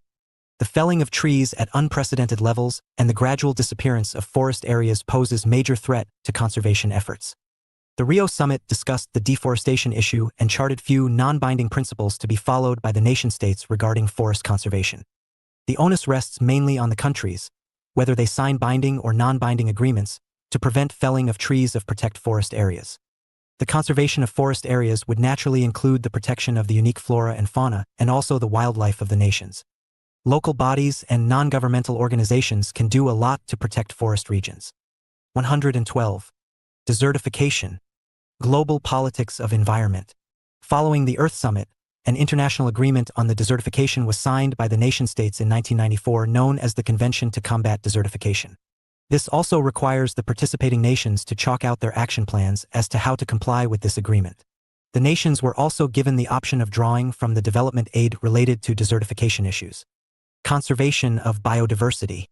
Biodiversity conservation includes a wide range of issues like protection of wildlife, forests, flora and fauna, endangered species, and so on. For any country, the conservation of biodiversity is a necessary step if the balance is to be maintained in the natural environment. Loss of biodiversity is the loss of life for all beings. The Convention on Biological Diversity was signed at the Rio Summit in 1992. The Global Environment Facility also extends support through funding to the nation-states. The wildlife and habitat protection are major concerns of the world today. Freshwater resources. The drying up of rivers due to increased heat is a major concern today. Further, it has been increasingly noticed that the tapping of rainwater and other natural water resources is crucial to human and habitat survival. One of the major issues that dominate the urban life is the lack of water resources. The increasing population and the movement of rural population to urban areas have been putting enormous pressure on the resources, and access to water is definitely a major issue. Watershed management and protection of international waterways are extremely important today. Though the Convention on the Non-Navigable Uses of International Watercourses has been discussed, it could not end up in an international agreement due to commitment issues on the part of the nation-states. Protection of marine resources. One of the most important issues relating to marine resource conservation is that of protecting the life of water creatures. The UN Convention on the Law of Seas categorically spells out the rules and regulations regarding this aspect. The increasing levels of ocean and sea water pollution, excessive fishing and whaling are some crucial issues. The disappearing coral reefs along the coastal areas of different nations are a cause of concern. Protection of marine resources is as important as protection of animal habitat and other living species on Earth. The nations that have massive coastal areas should initiate major steps towards marine resource conservation. The above issues and the initiatives that have been taken to address them are commendable. In a way, it was a great initiative on the part of the national governments and international organizations to address these concerns and make efforts to combat them collectively. The lack of political will and less enthusiastic response to binding agreements acts as a dampener, but the very initiatives speak much of the willingness on the part of at least few concerned nations. The global agenda emerged and moved forward thanks primarily to a relatively small international leadership community in science, government, the United Nations. 113. Contemporary global issues and civil society. They took available opportunities to put forward. Indeed, they created such opportunities, so that governments had little choice but to respond. James Gustav Speth. 7.6 Right to environmental security. Efforts are often undertaken by the nation-states to secure the life of their citizens. What does this security mean? Is it against physical threats? From theft and burglary? Or are these issues rising from sociocultural aspects of life? Are they pertaining to job security? It is a sum of all these and much more. The above issues of security are often discussed and action taken upon. But what about environmental security? Who is going to ensure us and the future generations a safe and sound natural environment? Who is going to take up the initiative to ensure a clean environment free of pollution? Whose responsibility is this? These are some pertinent questions. Environmental security. Environmental security aims to protect people from the short and long-term ravages of nature, man-made threats to nature, and deterioration of the natural environment. In developing countries, lack of access to clean water resources is one of the greatest environmental threats. Global warming is also a serious issue which has been threatening the balance in weather conditions across the world. The right to a clean environment requires an assurance of healthy human habitat, clean water, air, and soil that are free from toxins or hazards that threaten human health. Under the right to a healthy environment, everyone is entitled to live in a healthy environment and to have access to basic public services. The states have an obligation to ensure the protection, preservation, and improvement of the environment. The states are also required to adopt necessary measures to implement these objectives. However, the efforts towards this end are often constrained by the lack of resources, primarily financial and particularly in developing countries. Principle 1 of the Stockholm Declaration contains the fundamental right for man to freedom, equality, and adequate conditions of life in an environment of quality that permits a life of dignity and well-being. According to the Principle 7 of the Stockholm Declaration, the states are required to take steps to prevent pollution of the environment by substances which affect human health. The International Covenant on Civil and Political Rights and the International Covenant on Economic, Social, and Cultural Rights affirm that every human being has the inherent right to life and the right of everyone to the enjoyment of the highest attainable standard of physical and mental health through the improvement of all aspects of environmental and industrial hygiene. In India, the right to a clean environment does not have a direct reference anywhere in the Part 3, the fundamental rights of the Constitution, though it was enumerated in the Part 4, directive principles of the state policy. There have been efforts by the Indian judiciary to define this aspect by reinterpreting certain rights to include environmental protection. It has stated that the right to life includes the right to live in a healthy environment, a pollution-free environment, and an environment in which ecological balance is protected by the state. The Constitution, 42nd Amendment, Act 1976 explicitly incorporated environmental protection and improvement as part of state policy through the 114. Insertion of Article 48A. Article 51A(g) imposed a similar responsibility on global politics of environment. Every citizen to protect and improve the natural environment including forests, lakes, rivers, and wildlife and to have compassion for all living creatures. The right to life under Article 21 of the Constitution has been interpreted as the right to survive as a species, quality of life, the right to live with dignity, and the right to livelihood. The Supreme Court recognized several unarticulated liberties that were implied by Article 21. It is by this second method that the Supreme Court interpreted the right to life and personal liberty to include the right to the environment. Justice Y.K. Subberwall, Human Rights and the Environment. Check your progress exercise for note. I. Use the space given below for your answer. 2. See the end of the unit for tips for your answer. 1. Write a brief note on environmental security. 7.7 Paris Climate Agreement. As many as 195 countries met in Paris in December 2015. The occasion was the 21st Conference of Parties, COP21, under the United Nations Framework Convention on Climate Change's UNFCCC. After a 2-week-long deliberation, participating countries arrived at a consensus. The landmark consensus was on 3 points. I. Climate change is driven by human activity. 2. It is a threat to environment and the mankind. And 3. Global action is immediately required. Importantly, the Paris Agreement also created a framework for all countries to make emissions reduction commitments. The Paris Climate Agreement is important for the following reasons. I. Human-generated emissions cause global warming. 3. Gases viz. Carbon dioxide, nitrous oxide, and methane collect in the atmosphere and prevent heat to radiate from Earth's surface into the space, creating what is called the greenhouse gas effect. According to the Intergovernmental Panel on Climate Change, IPCC, the leading international scientific body studying the subject, the concentration of these heat-trapping gases has increased to levels unheard of before. There are many sources of the concentration of greenhouse gases. Burning of fossil fuels is the principal reason. Deforestation and forest degradation also add heavily to global carbon emissions. 2. Rising temperature is a threat to environment and mankind. IPCC stated that the Earth is reaching a tipping point. Hotter temperatures both on land and at sea alter global weather patterns and change how and 115. Contemporary global issues where precipitation falls. Those shifting patterns exacerbate dangerous and deadly drought, heat waves, floods, wildfires, and storms, including hurricanes. They also melt ice caps, glaciers, and layers of permafrost, which can lead to rising sea levels and coastal erosion. Rise in temperatures and extreme weather events imperil health and safety of humans and all living beings. For example, extreme heat contributes directly to cardiovascular deaths and respiratory diseases. In the Indian city of Ahmedabad, for example, more than 1,300 excess deaths were recorded during a heat wave in May 2010. High temperatures also reduce air quality by creating more smog, pollen, and other airborne allergens, all of which can trigger asthma, which afflicts 235 million people around the world. Many low-lying nations and poor developing countries which don't have resources to adapt to climate change would be worst affected. Maldives, an Indian Ocean island nation, may not survive the rising sea level. In 2008, its president announced plans to purchase land elsewhere to relocate the population should sea levels rise, making the islands uninhabitable. 3. Global warming can be mitigated only with global action. Need of the hour is collective global action. Climate change can be limited only by reducing greenhouse gas emissions. Any rise in global temperatures of more than 2 degrees Celsius would be an unacceptable risk, potentially resulting in mass extinctions, more severe droughts and hurricanes, and a watery Arctic. Hence, Paris Agreement sets the ultimate goal of capping global warming rise this century to 1.5 degrees Celsius. 7.7.1 Targets under the Paris Climate Agreement. The framework for global climate action contained in the 32-page document has 3 main parts. I. Mitigation of adaptation to climate change. 2. The transparent reporting and strengthening of climate goals. And 3. Support for developing nations.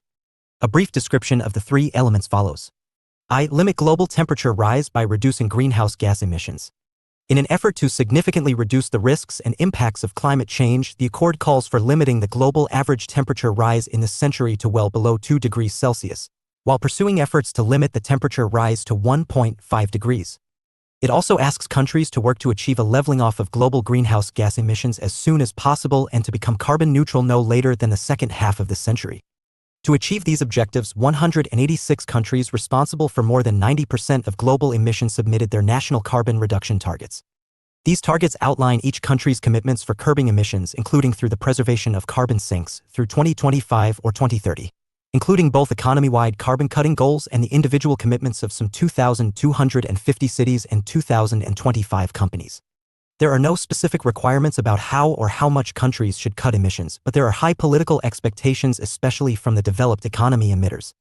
As a result, national plans vary greatly in scope and ambition, largely reflecting a country's capabilities, its level of development, and its contribution to emission over time. For example, India, 116, set its target of cutting emissions intensity by 33 to 35% below 2005. Global politics of environment. Levels and generating 40% of its electricity from non-fossil fuel sources by 2030. 2. Provide a framework for transparency, accountability, and the achievement of more ambitious targets. The Paris Agreement includes a series of mandatory measures for the monitoring, verification, and public reporting of progress toward a country's emissions reduction targets. The transparency rules also provide for support in capacity building to nations that lack the requisite ability. Among other requirements, countries must report their greenhouse gas inventories and progress relative to their targets, allowing outside experts to evaluate their success. Countries are also expected to revisit their pledges by 2020 and put forward new targets every 5 years. Meanwhile, developed countries also have to estimate how much financial assistance they shall allocate to developing nations to help them reduce emissions and adapt to the impacts of climate change. These transparency and accountability provisions are in the nature of peer group monitoring and pressure to meet the targets expeditiously. 3. Mobilize support for climate change mitigation and adaptation in developing nations. Many developing countries and small island nations have contributed the least to climate change. But they could suffer the most from its consequences. The Paris Agreement includes a plan for developed countries and others to continue to provide financial resources to help developing countries mitigate and increase resilience to climate change. The 2009 Copenhagen Accord had provided for financial commitment for developing nations to $100 billion a year by 2020. The Paris Agreement established the expectation that the world would set a higher annual goal by 2025 to build on the $100 billion target for 2020 and would put mechanisms in place to achieve that scaling up. While developed nations are not legally bound to contribute a specific amount to the mitigation and adaptation efforts of developing countries, they are encouraged to provide financial support and are required to report on the financing they supply or will mobilize. 7.7.2 Working of the Paris Climate Agreement. For the agreement to take effect, it was necessary to have at least 55 nations who represented at least 55% of global emission to be on board. This happened on October 5, 2016, and the agreement went into force 30 days later on November 4, 2016. At present, 197 countries, every nation on Earth with the last signatory being the war-torn Syria, have adopted the Paris Agreement. Of those, 179, including the US, accorded the formal approval to the agreement. The only major emitting countries that have yet to formally join the agreement are Russia, Turkey, and Iran. The Paris Agreement aims to cap the global temperature rise at 1.5 degrees Celsius in this century. Studies, however, show that the pledges individual countries have made are not enough to limit the temperature rise to 1.5 degrees Celsius.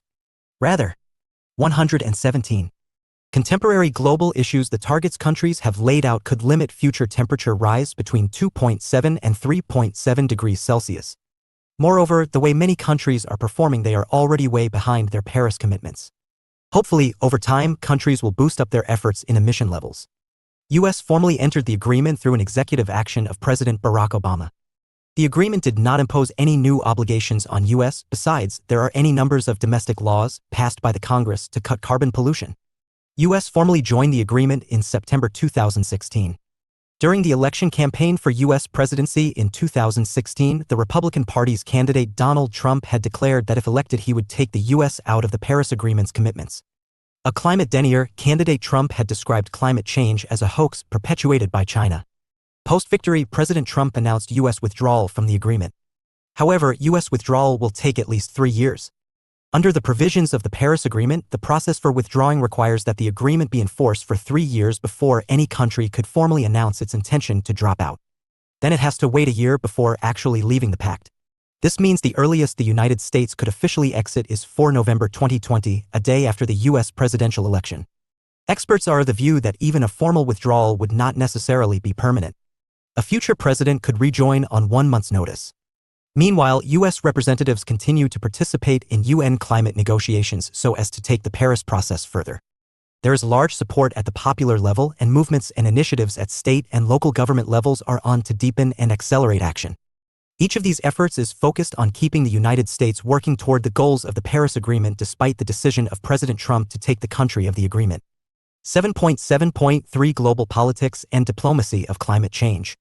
The Paris Agreement is the culmination of decades of international efforts to combat climate change. The Rio Earth Summit of 1992 had adopted a series of environmental agreements, including the United Nations Framework Convention on Climate Change, UNFCCC, which remains in effect today. An international treaty, UNFCCC, aimed to prevent dangerous human interference with Earth's climate systems over the long term. It did not set limits on greenhouse gas emissions for individual countries, and also it did not provide for enforcement mechanisms. Instead, it established a framework for international negotiations of future agreements or protocols so as to set binding emissions targets. Ever since 1992, participating countries meet annually at a conference of the parties, COP, to assess their progress and continue talks on how best to tackle climate change. The Kyoto Protocol, a landmark environmental treaty, was adopted in 1997 at the COP3 in Japan. The importance of the Kyoto Protocol is that for first-time nations agreed to legally mandated, country-specific emissions reduction targets. The protocol, which came into effect only in 2005, set binding emissions reduction targets for developed countries only on the premise that they were responsible for most of the Earth's high levels of greenhouse gas emissions. The U.S. signed but did not ratify the agreement. U.S. President George W. Bush said the agreement would hurt American economy since developing countries such as China and India were not included. Thus, with three major economies not in it, Kyoto Protocol achieved only very modest emission targets. 118. The Kyoto Protocol's initial commitment period extended to 2012 and then was Global Politics of Environment, extended to 2020 at the COP18 in Doha, Qatar. Several developed nations had withdrawn from their Kyoto commitments. Nevertheless, an important decision had been taken at the COP17 in Durban in 2011. It was agreed at Durban to have a new, comprehensive climate treaty by 2015 that would require all big emitters not included in the Kyoto Protocol, such as China, India, and the United States, to reduce their greenhouse gas emissions. The pledge taken at Durban led to the conclusion of the Paris Climate Agreement 2015. The Paris Agreement would replace the Kyoto Protocol by 2020. There are some notable differences between the Kyoto Protocol and the Paris Climate Agreement. The Kyoto Protocol established legally binding emissions reduction targets as well as penalties for noncompliance for developed nations only. The Paris Agreement requires that all countries, rich, poor, developed, and developing, do their part and slash greenhouse gas emissions. 2. There is greater flexibility provided in the Paris Agreement. For one, the agreement does not mention the level of commitments nations should make. Nations can voluntarily set their own emissions targets, which are called nationally determined contributions, NDCs. Further, countries incur no penalties either for falling short of their proposed targets. What the Paris Agreement does require, however, is the monitoring, reporting, and reassessing of individual and collective country targets over time in an effort to move the world closer to the broader objectives of the deal. And the agreement sets forth a requirement for countries to announce their next round of targets every 5 years, unlike the Kyoto Protocol, which, though desired but did not provide for periodic enhancement of targeted goals. Check your progress exercise 5 note. I use the space given below for your answer. 2. See the end of the unit for tips for your answer. 1. What is Paris Climate Agreement? Explain its main targets. 7.8 India and the Paris Climate Commitments. India had set for itself 3 commitments targets under the Paris Climate Agreement. It is likely to achieve 2 of the 3 commitments ahead of the 2030 deadline. The 3 commitments under the Paris Agreement are: I. The greenhouse gas emission intensity of its GDP will be reduced by 33 to 35% below 2005 levels by 2030. 2. 40% of India's power would come from non-fossil fuel sources. 3. India will create an additional carbon sink of 2.5 to 3 billion tons of CO2 equivalent through additional forest and tree cover by 2030. 119. Contemporary global issues. In a report submitted to the UNFCCC in December 2018, it was stated that India is on its way to achieve the target for emission intensity of the economy and share of non-fossil fuel-based power capacity well before the deadline of 2030. However, the progress towards achieving the third goal is increasing forest cover in order to create an additional carbon sink is lagging. The report stated that emission intensity of India's GDP came down by 21% below 2005 levels by 2014, recording slightly more than 2% annual average improvement in emission intensity. India accounts for only 7% of global emission. In per capita terms, its emissions are still very low at only 2.5 tCO2e per person as of 2014. By March 2018, 35% of its capacity was based on non-fossil fuels such as renewables, hydroelectricity, and nuclear. India in fact is going beyond its commitments by raising the ratio of renewables in its energy basket. India's aggressive policy on renewable energy is primarily driven by its domestic incentives to keep its greenhouse gas emissions in check. The most important is that India's air pollution levels have become a domestic crisis. According to U.S. experts, air pollution caused roughly 1.24 million deaths in India in 2017 alone. The World Health Organization (WHO) estimates that 11 of the 12 cities with the highest levels of particulate matter pollution in the world are in India. Secondly, focus on renewables is also because of large needs of households for energy. Over 30 million homes are still without electricity, and it is a government commitment to ensure reliable energy access for all its citizens. Finally, India stands to benefit economically from being a leader in the solar energy industry. A mix of policy incentives and technological innovations has reduced the cost of renewable energy by about 50% within 2 years, 2017 to 18. It has its own competitive advantage in the area and will achieve greater energy security in the process. India is a large developing country that is still industrializing but increasingly doing so in sustainable manner. India has set for itself ambitious targets to use renewable as source of energy to install 100 gigawatts (GW) of solar energy, 60 gigawatts of wind power, and an additional 15 gigawatts of biomass and small hydro by the year 2022, creating an estimated 330,000 new jobs in the process. India's solar energy capacity increased eightfold from 2014 to 2018, 2.63 gigawatts to 22 gigawatts, and its wind power capacity increased from 21 gigawatts to 34 gigawatts over the same period. This brings its total renewable energy capacity to 70 gigawatts. The country aims to reach the target of 227 gigawatts of renewable capacity by 2022. In parallel, India had also shut down about 25% of its coal-based power plants by the first half of 2018. India's approach to climate change and Paris commitments are guided by principles and provisions of UNFCCC and Paris Agreement, particularly the principles of equity and common but differentiated responsibilities and respective capability, CBPRRC. India is committed to implement the Paris Agreement fully in a collective manner. It is, however, important to ensure that the actions of developing countries are supported by sustained and adequate means of implementation, including finance, capacity building, and technological support by developed countries, as agreed under the Paris Climate Agreement. The principle of common but differentiated responsibility means that while climate change is a common responsibility, those who polluted more and developed their economies have the historic responsibility to do more in mitigating climate change. 120. Check your progress exercise 6. Global politics of environment. Note, I use the space given below for your answer. 2. See the end of the unit for tips for your answer. 1. Write a note on India's climate commitments and its progress in attaining those commitments. 7.9 Let us sum up. Issues of environmental governance are much hard to handle. It is especially so when there is a collective discussion and action. The contemporary world is living in a complete paradoxical situation. On the one hand, there are national compulsions to provide the best of life and living standards to the citizens. On the other hand, there are obligations that require a state to ensure that the natural habitat remains intact. Caught in a dilemma, most of the nations, especially the developing nations, are heading more towards disasters. The unchecked development patterns are often at loggerheads with the resource management. What to opt for and what has to be left out is a major concern.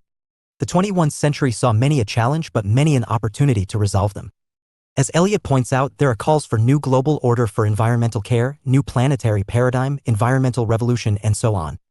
This involves a stronger recognition of ecological responsibility, environmental stewardship, and an emphasis on human security. 7.10 Some useful references. Eliot, Lorraine. 2004. The Global Politics of the Environment. New York, Palgrave Macmillan. Haywood, V.H. and K. Gardner, eds. 1995. Global Biodiversity Assessment, Cambridge, UNEP and Cambridge University Press. Core, Martin. 2001. Globalization and Sustainable Development, The Choices Before Rio +10, International Review for Environmental Strategies, Volume 2, Number 2. Sachs, Wolfgang. 1999. Planet Dialectics, Explorations in Environment and Development, London, Z-Books. Speth, James Gustav. 2004. Global Environmental Challenges, Transitions to a Sustainable World. Yale, Yale University Press. Strong, Maurice. 2001. Where on Earth Are We Going? New York, Texera. Vogler, J. 2005. Environmental Issues in Bayliss and S. Smith, eds. The Globalization of Politics, An Introduction to International Relations. New Delhi, Oxford University Press. YK Subberwall, Human Rights and the Environment, http:// 121. 122. Contemporary Global Issues Unit 8 Challenges 2. Proliferation of Weapons of Mass Destruction *. Structure. 8.0 Objectives 8.1 Introduction 8.2 Weapons of Mass Destruction WMDs 8.2.1 Biological Weapons 8.2.2 Chemical Weapons 8.2.3 Nuclear Weapons 8.3 International Non-Proliferation Regime 8.3.1 Partial Test Ban Treaty PTBT 8.3.2 Fissile Material Cut-Off Treaty FMCT 8.3.3 The Non-Proliferation Treaty NPT 8.3.4 Comprehensive Test Ban Treaty CTBT 8.4 Challenges and the Road Ahead 8.5 Let us sum up 8.6 Some useful references 8.7 Answers to check your progress exercises 8.0 Objectives. In this unit you will be reading about proliferation of weapons of mass destruction. After going through the unit you should be able to describe and analyze the nature and types of weapons of mass destruction WMDs. Understand and analyze various treaties and institutions that are there to enforce control and prohibition of the proliferation of the WMDs and the legal and political challenges in the path of preventing proliferation of such weapons. 8.1 Introduction. The international community considers the deliberate use of chemical, biological, radiological, or nuclear devices as exceptionally repugnant. Since the nuclear bombing of the Japanese cities of Hiroshima and Nagasaki during II World War, the international community has realized the catastrophic impact of the use of such weapons. The fear of these weapons is so profound that it spawned, on one hand, an entirely new concept of conflict and conflict management in the form of deterrence. On the other hand, it also led to the establishment of a robust international architecture of laws, treaties, agreements, and norms designed to ban the use and proliferation of such weapons. Despite these efforts, there is concern across the international community about the spread and limited use of Dr. Pragya Pandey, Research Associate, Indian Council of World Affairs, Supru House, Barakamba Road, New Delhi. WMD. Fear of use of such weapons is still lurking as the international challenges of the proliferation of weapons of proliferation efforts have not been able to completely fulfill their objectives. Mass destruction. Therefore, it becomes important to focus on analyzing the challenges to proliferation of variety of WMDs. 8.2 Weapons of Mass Destruction WMDs. WMD is a term used to describe a weapon with the capacity to indiscriminately kill a large numbers of living beings. It includes nuclear, biological, chemical, and radiological weapons which are increasingly becoming threat to international peace and stability. WMD can be defined as a weapon with the capacity to inflict death and destruction on such a massive scale and so indiscriminately that its very presence in the hands of a hostile power can be considered a grievous threat. Modern weapons of mass destruction are nuclear, biological, or chemical weapons. Britannica Encyclopedia. According to United Nations Regional Center for Peace and Disarmament in Asia and the Pacific UNRCPD, WMDs constitute a class of weaponry with the potential to, in a single moment, kill millions of civilians, jeopardize the natural environment, and fundamentally alter the world and the lives of future generations through their catastrophic effects. Weapons of mass destruction. According to the U.S. Federal Bureau of Investigation, WMD refers to materials, weapons, or devices that are intended to cause, or are capable of causing, death or serious bodily injury to a significant number of people through release, dissemination, or impact of toxic or poisonous chemicals or precursors, a disease organism, or radiation or radioactivity, including but not limited to biological devices, chemical devices, improvised nuclear devices, radiological dispersion devices, and radiological exposure devices. WMD. The term weapon of mass destruction has been in use since at least 1937 when it was used to describe massed formations of bomber aircrafts. It was used in reference to the mass destruction of Guernica, Spain by aerial bombardment. Later, the dropping of the atomic bombs on Japanese cities of Hiroshima and Nagasaki, killing thousands of people, showed the disastrous effects such weapons can have for the humanity. The arms race during the Cold War resulted in the US, the Soviet Union, and other major powers building up enormous stockpiles containing tens of thousands of nuclear bombs, missile warheads, and others. At the same time, both superpowers also acquired stockpiles of chemical and biological weapons, the two other principal types of modern WMDs. In fact, the military and diplomatic standoff of that era was sometimes described as a balance of terror. In the post-Cold War period, major concern around all WMDs has been proliferation, that is, the potential for lesser powers, rogue states, or international terrorist groups to acquire the means to produce and deliver such weapons. The phrase entered popular usage in relation to the US-led invasion of Iraq in 2003. Generally speaking, there are three major types of WMDs. 123. Contemporary Global Issues 8.2.1 Biological Weapons. Biological weapons contain natural toxins or infectious agents such as bacteria. Biological weapons contain natural toxins or infectious agents such as bacteria, viruses, or fungi. Sprayed or burst over populated areas, they might cause limited but severe outbreaks of such deadly diseases as anthrax, pneumonic plague, or smallpox. Biological WMDs were first used in the US in 1763 when British officers planned to distribute blankets with smallpox. Biological weapons have not been used in modern war since the Japanese spread plague-infected lice in areas of China during World War II. Biological weapons are complex systems that disseminate disease-causing organisms or toxins to harm or kill humans, animals, or plants. They generally consist of two parts, a weaponized agent and a delivery mechanism. In addition to strategic or tactical military applications, biological weapons can be used for political assassinations, the infection of livestock or agricultural produce to cause food shortages and economic loss, the creation of environmental catastrophes, and the introduction of widespread illness, fear, and mistrust among the public.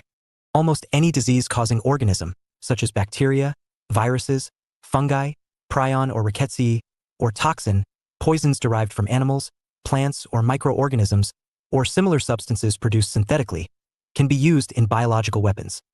The agents can be enhanced from their natural state to make them more suitable for mass production, storage, and dissemination as weapons. Historical biological weapons programs have included efforts to produce aflatoxin, anthrax, botulinum toxin, foot and mouth disease, glanders, plague, rice blast, ricin, smallpox, and tularemia, among others. Biological weapon delivery systems can take a variety of forms. Past programs have constructed missiles, bombs, hand grenades, and rockets to deliver biological weapons. A number of programs also design spray tanks to be fitted to aircraft, cars, trucks, and boats. There have also been documented efforts to develop delivery devices for assassinations or sabotage operations, including a variety of sprays, brushes, and injection systems, as well as means for contaminating food and clothing. In addition to concerns that biological weapons could be developed or used by states, recent technological advances increase the likelihood that these weapons could be acquired or produced by non-state actors, including individuals and terrorist organizations. The 20th century saw the use of biological weapons by individuals and groups committing criminal acts or targeted assassinations, biological warfare conducted by states, and the accidental release of pathogens from laboratories. In practice, if a suspicious disease event occur, it is difficult to determine if it was caused by nature, an accident, or an act of biological warfare or terrorism. Consequently, the response to a biological event, whether natural, accidental, or deliberate, should be multidisciplinary, multisectoral, and above all, coordinated. As such, the BWC relies primarily on a network approach based on coordination with international, regional, and non-governmental organizations and initiatives, as well as other non-proliferation regimes in order to address the interconnected nature of biological threats in a holistic manner. Such an approach ensures that resources are used optimally to provide benefits for many. In this sense, for example, building capacities across sectors to monitor disease would not only strengthen the ability to detect and respond to a biological attack, but it 124 would provide states with the capacity to track and mitigate naturally occurring challenges of the proliferation of weapons of disease, thus vastly improving public health worldwide. Mass destruction. 8.2.2 Chemical weapons. Chemical WMDs go back as early as 1000 BC, when the Chinese used arsenic smoke. They were used extensively during the two world wars. Types of chemical weapons include blister agents, blood agents, choking hazard agents, nerve agents, tear gas, vomiting agents, and psychiatric compounds. These work by either making contact to the skin or through consumption. Such weapons basically consisted of well-known commercial chemicals put into standard munitions such as grenades and artillery shells. The modern use of chemical weapons began with World War I, when both sides to the conflict used poisonous gas to inflict agonizing suffering and to cause significant battlefield casualties. Chlorine gas, a choking agent, and mustard gas, a blistering agent, were fired in artillery shells against entrenched troops during both World War I early in the 20th century and the Iran-Iraq War, 1980–88, toward the end of the century. Compared to biological, chemical weapons' effect is immediate. Nevertheless, a chemical attack would have to have a very sophisticated delivery system in order to have a significant effect. As a result of public outrage, the Geneva Protocol, prohibiting the use of chemical weapons in warfare, was signed in 1925. However, the protocol had a number of significant shortcomings, including the fact that it did not prohibit the development, production, or stockpiling of chemical weapons. Also problematic was the fact that many states that ratified the protocol reserved the right to use prohibited weapons against states that were not party to the protocol or as retaliation if chemical weapons were used against them. Poisonous gases were used during World War II in Nazi concentration camps and in Asia. The Cold War period saw significant development, manufacture, and stockpiling of chemical weapons. By the 1970s ADS, an estimated 25 states were developing chemical weapons capabilities. But since the end of World War II, chemical weapons have reportedly been used in only a few cases, notably by Iraq in the 1980s against Iran. After 12 years of negotiations, the Chemical Weapons Convention, CWC, was adopted by the Conference on Disarmament in Geneva on September 3, 1992. The CWC allows for the stringent verification of compliance by state parties. The CWC entered into force on April 29, 1997, and the Organization for the Prohibition of Chemical Weapons, OPCW, was formally established as a permanent implementing agency. 8.2.3 Nuclear weapons. Of the three types of WMDs, nuclear weapons represent the greatest threat. Nuclear weapons are the most dangerous weapons on Earth. It can destroy a whole city, potentially killing millions, and jeopardizing the natural environment and lives of future generations through its long-term catastrophic effects. Although nuclear weapons have only been used twice in warfare, in the bombings of Hiroshima and Nagasaki in August 1945, about 14,500 reportedly remain in our world today, and there have been over 2,000 nuclear tests conducted to date. Disarmament is the best protection against such dangers, but achieving this goal. 125. Contemporary global issues has been a tremendously difficult challenge. Immediate effect of such weapons results in causing large-scale destruction of life and property. In the long run, radiation-induced diseases, particularly cancers, will affect many, often over 20 years later. Check your progress exercise 1 note. I. Use the space given below for your answer. 2. See the end of the unit for tips for your answer. 2. What is a weapon of mass destruction? Briefly describe the biological and chemical weapons as WMDs. 8.3 International Non-Proliferation Regime. The international community has been working to attain the goal of nuclear disarmament and proliferation of WMD. The United Nations has sought to eliminate all categories of WMDs since its establishment, and the First Committee of the General Assembly 1946 has from the beginning been mandated to deal with disarmament, global challenges and threats to peace that affect the international community. Other UN bodies have also been negotiating the elimination of WMDs, include the Conference on Disarmament along with its predecessors and the Disarmament Commission. A number of multilateral treaties exist to outlaw several classes of WMDs. These include the Biological Weapons Convention, BWC, and the Chemical Weapons Convention, CWC. Multilateral treaties targeting the proliferation, testing, and progress on the disarmament of nuclear weapons include the Treaty on the Non-Proliferation of Nuclear Weapons, NPT, Partial Test Ban Treaty, PTBT, and the Comprehensive Nuclear Test Ban Treaty. However, despite these treaties and conventions, WMDs still continue to exist, posing a threat to international peace and security. Of particular concern have been nuclear weapons. Efforts to curb the spread of nuclear material and technology began only a short time after the world was introduced to the destructive potential of atomic weaponry. Some of the significant international treaties to attain the objective of nuclear disarmament include the following. Table 8.1 Treaties and Conventions to Prevent Proliferation of WMDs. Chemical. Nuclei. R. Biologic. Al. Chemic. Al. Treaty on the Prohibition of Nuclear Biological Weapons. On. WEPO. NS. WEPO. NS. Conventi. On. Convention Geneva Protoc. OL. Convention on the Physical Geneva Protoc. OL. Protection of Nuclear Material. AL. 1. 26. Challenges of the Hague. E. Nuclear Non-Proliferation Treaty. TIE. Proliferation of weapons. Of. Conventi. On. Mass Destructi. On. Strasbourg. RG. Comprehensive Nuclear Test B. In. Agreem. NT. Tree. TIE. Treaty. Of. Partial Nuclear Test Ban Treaty. TIE. Versailles Washing. On. Fissile Material Cutoff Tree. TIE. Naval Tree. TIE. Outer Space Tree. TIE.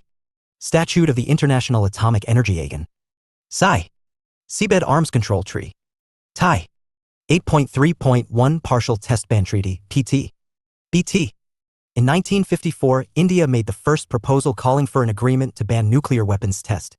In 1958, the United States, the Soviet Union, and the United Kingdom began a conference on the discontinuance of nuclear tests in Geneva, aimed at reaching agreement on an effectively controlled test ban. However, the sides could not reach an agreement on the issue of verification procedure. On August 5, 1963, the Partial Test Ban Treaty, PTBT, also known as the Limited Test Ban Treaty, LTBT, was signed in Moscow by the United States, the Soviet Union, and the United Kingdom.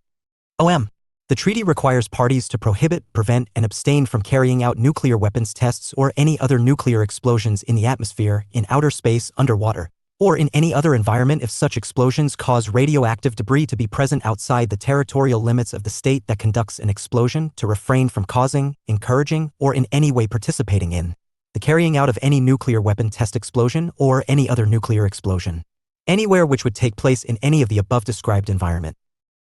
With the signing of the Comprehensive Test Ban Treaty, CTBT, in September 1996, the PTBT became redundant. However, should a PTBT party withdraw from the CTBT or not sign the CTBT, it would still be bound by the provisions of the PTBT. 8.3.2 Fissile Material Cutoff Treaty, FMCT. FMCT is a proposed international agreement that would prohibit the production of the two main components of nuclear weapons, highly enriched uranium, HU, and plutonium. Discussions on this subject have taken place at the UN Conference on Disarmament, CD, a body of 65 member nations established as the sole multilateral negotiating forum on disarmament. The CD operates by consensus and is often stagnant, impeding progress on an FMCT.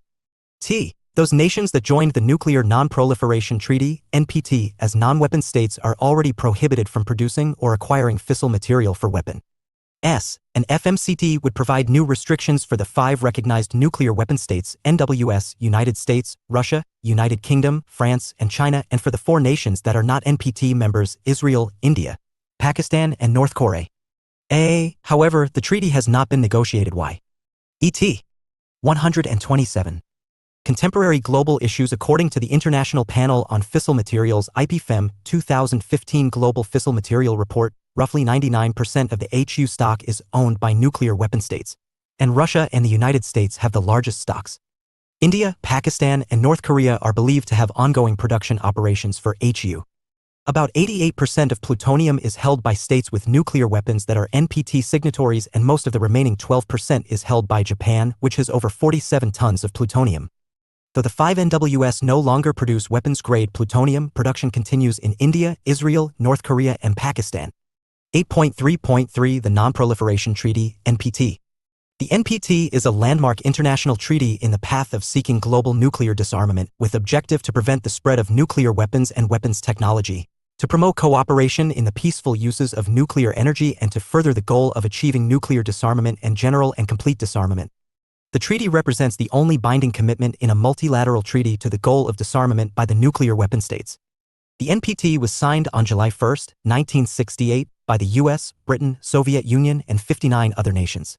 The final draft of the NPT was signed by the countries in 1968 as conclusion of an agreement on the prevention of wider dissemination of nuclear weapons, considering a danger of a nuclear war and consequent need to make every effort to avert the danger of such a war. WMD/nuclear/NPT/text. The treaty entered into force in 1970. More countries have ratified the NPT than any other arms limitation and disarmament agreement. A total of 191 states have joined the treaty, including the 5 nuclear weapon states have signed it. On May 11, 1995, the treaty was extended indefinitely. The treaty is regarded as the cornerstone of the global nuclear non-proliferation regime and an essential foundation for the pursuit of nuclear disarmament. To further the goal of non-proliferation and as a confidence-building measure between states parties, the treaty establishes a safeguards system under the responsibility of the International Atomic Energy Agency, IAEA. Article 3 of the treaty states that any non-nuclear weapons state party to the treaty should accept the safeguards as negotiated in a separate agreement concluded with International Atomic Energy Agency, IAEA, to fulfill its obligation with a view to preventing diversion of nuclear energy from peaceful uses to nuclear weapons. Further, the procedures for the safeguards required by this article shall be followed with respect to source or special fissionable material, whether it is being produced, processed, or used in any principal nuclear facility or is outside any such facility. All peaceful nuclear activities within the territory of such state under its jurisdiction or carried out under its control anywhere will be covered by safeguards. Article 6 of the treaty lays down pursue negotiations in good faith on effective measures relating to cessation of the nuclear arms race and to nuclear disarmament, and on a treaty on general and complete disarmament under strict and effective international control. The treaty further explains that each state party to the treaty undertakes not to provide a source or special fissionable material, or b equipment or material especially designed or prepared for the processing, use or production of special fissionable material to any non-nuclear weapon state for peaceful purposes unless the source or special fissionable 128 material shall be subject to the safeguards required by this article. https:// Challenges of the proliferation of weapons of. Along with these provisions. Mass destruction. Article 4 of the treaty maintains that the provisions shall be implemented without hampering the economic or technological development of the parties or international cooperation in the field of peaceful nuclear activities, including the international exchange of nuclear material and equipment for the processing, use, or production of nuclear material for peaceful. The provisions of the treaty, particularly Article 8, envisage a review of the operation of the treaty every 5 years, a provision which was reaffirmed by the states parties at the 1995 NPT Review and Extension Conference. The 2015 Review Conference of the parties to the treaty ended without the adoption of a consensus substantive outcome. The 2015 Review Conference of the parties to the treaty ended without the adoption of a consensus substantive outcome. After a successful 2010 Review Conference at which states parties agreed to a final document which included conclusions and recommendations for follow-on actions, including the implementation of the 1995 Resolution on the Middle East, the 2015 outcome constitutes a setback for the strengthened review process instituted to ensure accountability with respect to activities under the 3 pillars of the treaty as part of the package in support of the indefinite extension of the treaty in 1995. The preparatory process for the 2020 Review Conference is currently underway. 8.3.4 Comprehensive Test Ban Treaty, CBT. The CBT is the treaty banning all the nuclear explosions everywhere and by everyone. The Conference on Disarmament, CD, began its substantive negotiations on a comprehensive nuclear test ban treaty in January 1994 within the framework of an ad hoc committee established for that purpose. Although the CD had long been involved with the issue of a test ban, only in 1982 did it establish a subsidiary body on the item. After more than 2 years of intensive negotiations, a final draft treaty was presented to the CD in June 1996. The treaty required states to eliminate nuclear weapons within a time-bound framework. The treaty was opened for signature in September 1996. Till date, the treaty has been signed by 185 countries, and out of that 168 have ratified it. Out of 44 states mentioned in Annex 2 of the treaty who had nuclear facilities and were involved in negotiating the treaty, China, Egypt, Iran, Israel, and the United States have signed but not ratified the treaty. India, North Korea, and Pakistan have not signed it. India, for its part, stated that it could not go along with a consensus on the draft text and its transmittal to the United Nations General Assembly. The main reasons for such a decision, as India pointed out, were related to its strong misgivings about the provision for the entry into force of the treaty, which it considered unprecedented in multilateral practice and running contrary to customary international law, and the failure of the treaty to include a commitment by the nuclear weapon states. Check your progress exercise 2. Note: I. Use the space given below for your answer. 2. See the end of the unit for tips for your answer. 1. Describe and discuss the NPT. 129. Contemporary Global Issues. 8.4 Challenges and the Road Ahead. The WMD's proliferation challenge is not a new phenomenon. Concerns about WMD's production and proliferation date back at least to 1925, when the Geneva Protocol was negotiated to respond to the use of poison gas during I World War. Over the years, the threat to international security posed by WMDs has steadily become more complex. Events in recent past illustrate the terror impact and destabilizing effects of such weapons, like the use of chemical weapons in the Iran-Iraq War, the sarin gas attack in the Tokyo subway, Iraqi Scud missile attacks during the Gulf War, North Korean and Iranian missile nuclear weapon tests, Holem, 1999. The idea of non-proliferation involves prevention, detection, disruption, investigation, and prosecution of transfers that contribute to WMD programs. To succeed in combating WMD proliferation, we must apply all elements of national and international power, diplomatic, economic, intelligence, and law enforcement.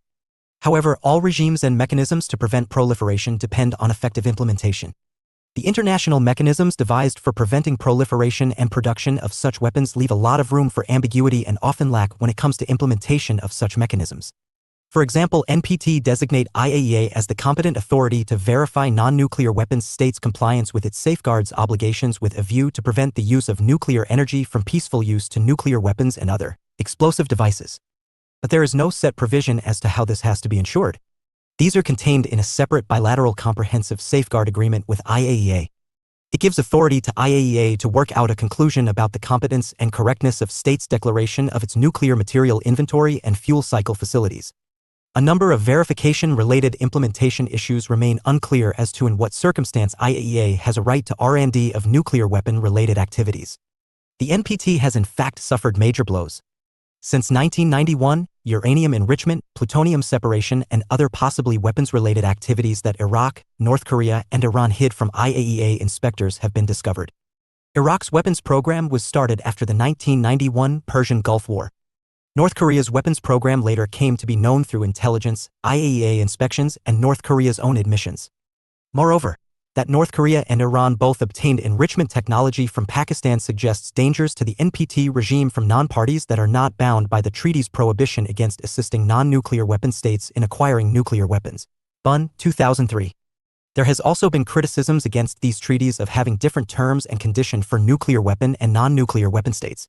NPT, which is the treaty having maximum number of signatories that bans all members except Britain, China, France, Russia, and the United States from having nuclear weapons and commits those 5 states to eventually eliminating their atomic arsenals. India has been particularly critical of NPT and has not signed on the ground of treaty being discriminatory in nature. India has termed NPT as a flawed treaty which creates a divide between nuclear haves and haves not, where it does not require the nuclear weapon states to give up their weapons while banning the possession of such weapons for non-nuclear weapon states. Similar is the case with CEBT. 130. Long-standing weaknesses in the international non-proliferation regime now. Challenges of the proliferation of weapons of demand serious attention. The continuing challenges from North Korea and Iran. Mass destruction. And the likely consequences of WMD terrorism. Gaps in the policy and legal framework for non-proliferation pose an unacceptable risk. Very few states have domestic laws prohibiting proliferation. Those laws that do exist are not reliably enforced. Therefore, the criminalization by all nations of proliferation and the enactment of strict export control laws are required. Political will and a matching legal and policy framework that provides the political backing, legal powers, and financial and personnel resources. Enforcement has to be embedded in a credible non-proliferation policy that cuts across all parts and levels of government. Diplomacy and dialogue and sanctions wherever required have been major tactics used to deal with proliferation challenges. Despite the long-standing efforts, including treaties, conventions, and agreements, the proliferation of WMDs and their means of delivery continue to be a major threat to the international peace and security and one of the primary challenges of our times. Despite some progress, the non-proliferation regime continues to face extremely serious challenges. The international community is concerned about the relentless development of North Korea's nuclear and ballistic missile programs, which constitute a violation of Security Council's resolutions. Besides, North Korea and Pakistan had this clandestine nuclear for missile technology exchange.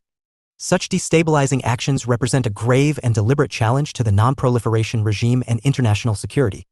More dangerous are the probabilities of terrorists and other extremist elements getting access to such weapons. UN has been tirelessly working for establishment, maintenance, and adaptation of multilateral norms, guidelines, rules, and laws governing the behavior of member states. Check your progress. Exercise 3. Note: I. Use the space given below for your answer. 2. See the end of the unit for tips for your answer. 1. Identify the major challenges in achieving the goal of non-proliferation of WMDs. 8.5. Let us sum up. United Nations record estimates show that some 19,000 nuclear weapons remain and no negotiations are underway to eliminate such weapons. This is a significant decline from 1980's estimate of 75,000 nuclear weapons at the peak of the Cold War. Yet great challenges remain ahead for nuclear disarmament. It is crucial to delegitimize not just the use of WMDs, but the very existence of such weapons. The WMD's taboo must extend to possession, not just risk of use, because disarmament offers the only absolute guarantee against use. Amor. 131. Contemporary global issues comprehensive and egalitarian regime is needed to be constructed in future to eliminate the danger of WMDs. However, most important is the political will required to achieve the objective of elimination of such weapons. 8.6 Some useful references. Bauer, Sibylle. 2009. Punishing acts of WMD proliferation, more easily said than done. Bunn, George. 2003. The Nuclear Non-Proliferation Treaty, History and Current Problems. Center for the Study of Weapons of Mass Destruction. 2005. Combating WMD Challenges for the Next 10 Years. National Defense University Press https:// Council on Foreign Relations. 2009. World Opinion on Proliferation of Weapons of Mass Destruction. Encyclopedia Britannica Weapons of Mass Destruction FMCT at a Glance. Holm, John D., 1999. The Proliferation of Weapons of Mass Destruction, Challenges and Responses. U.S. Foreign Policy Agenda, USIA Electronic Journals, Volume 4, No. 2. McIntyre, Anthony G., George W., Christopher, Edward Eitzen, Jr., et.al. 2000. Weapons of Mass Destruction Events with Contaminated Casualties Effective Planning for Healthcare Facilities, JAMA, January 12. Sagan, Scott D., 2009. The Causes of Nuclear Weapon Proliferation Annual Review of Political Science. Schultz, George P., William J., Perry, Henry A. Kissinger, and Sam Nunn. 2007. A World Free of Nuclear Weapons, Wall Street Journal, January. The Treaty on the Non-Proliferation of Nuclear Weapons, text of the treaty, United Nations Office for Disarmament Affairs, disarmament/WMD/nuclear/NPT/text. United Nations Office for Disarmament Affairs WMD/chemical/ Weapons of Mass Destruction Proliferation Size, Defense and Security / Weapons Mass Destruction Proliferatio. Weapon of Mass Destruction. What is CEBT? TO. 132. 133. Challenges of the Proliferation of Weapons of Mass Destruction. 8.7 Answers to Check Your Progress Exercises. Check Your Progress Exercise 1-1. Your answer should include following. Definition WMDs and description of biological and chemicals weapons of mass destruction. Check Your Progress Exercise 2-1. Your answer should include following. Main provisions of NPT and Check Your Progress Exercise 3-1. Your answer should include following. Challenges as to why the goal of non-proliferation is proving difficult to achieve. 134. Contemporary Global Issues Unit 9 Non-Traditional Security Threats *. Structure.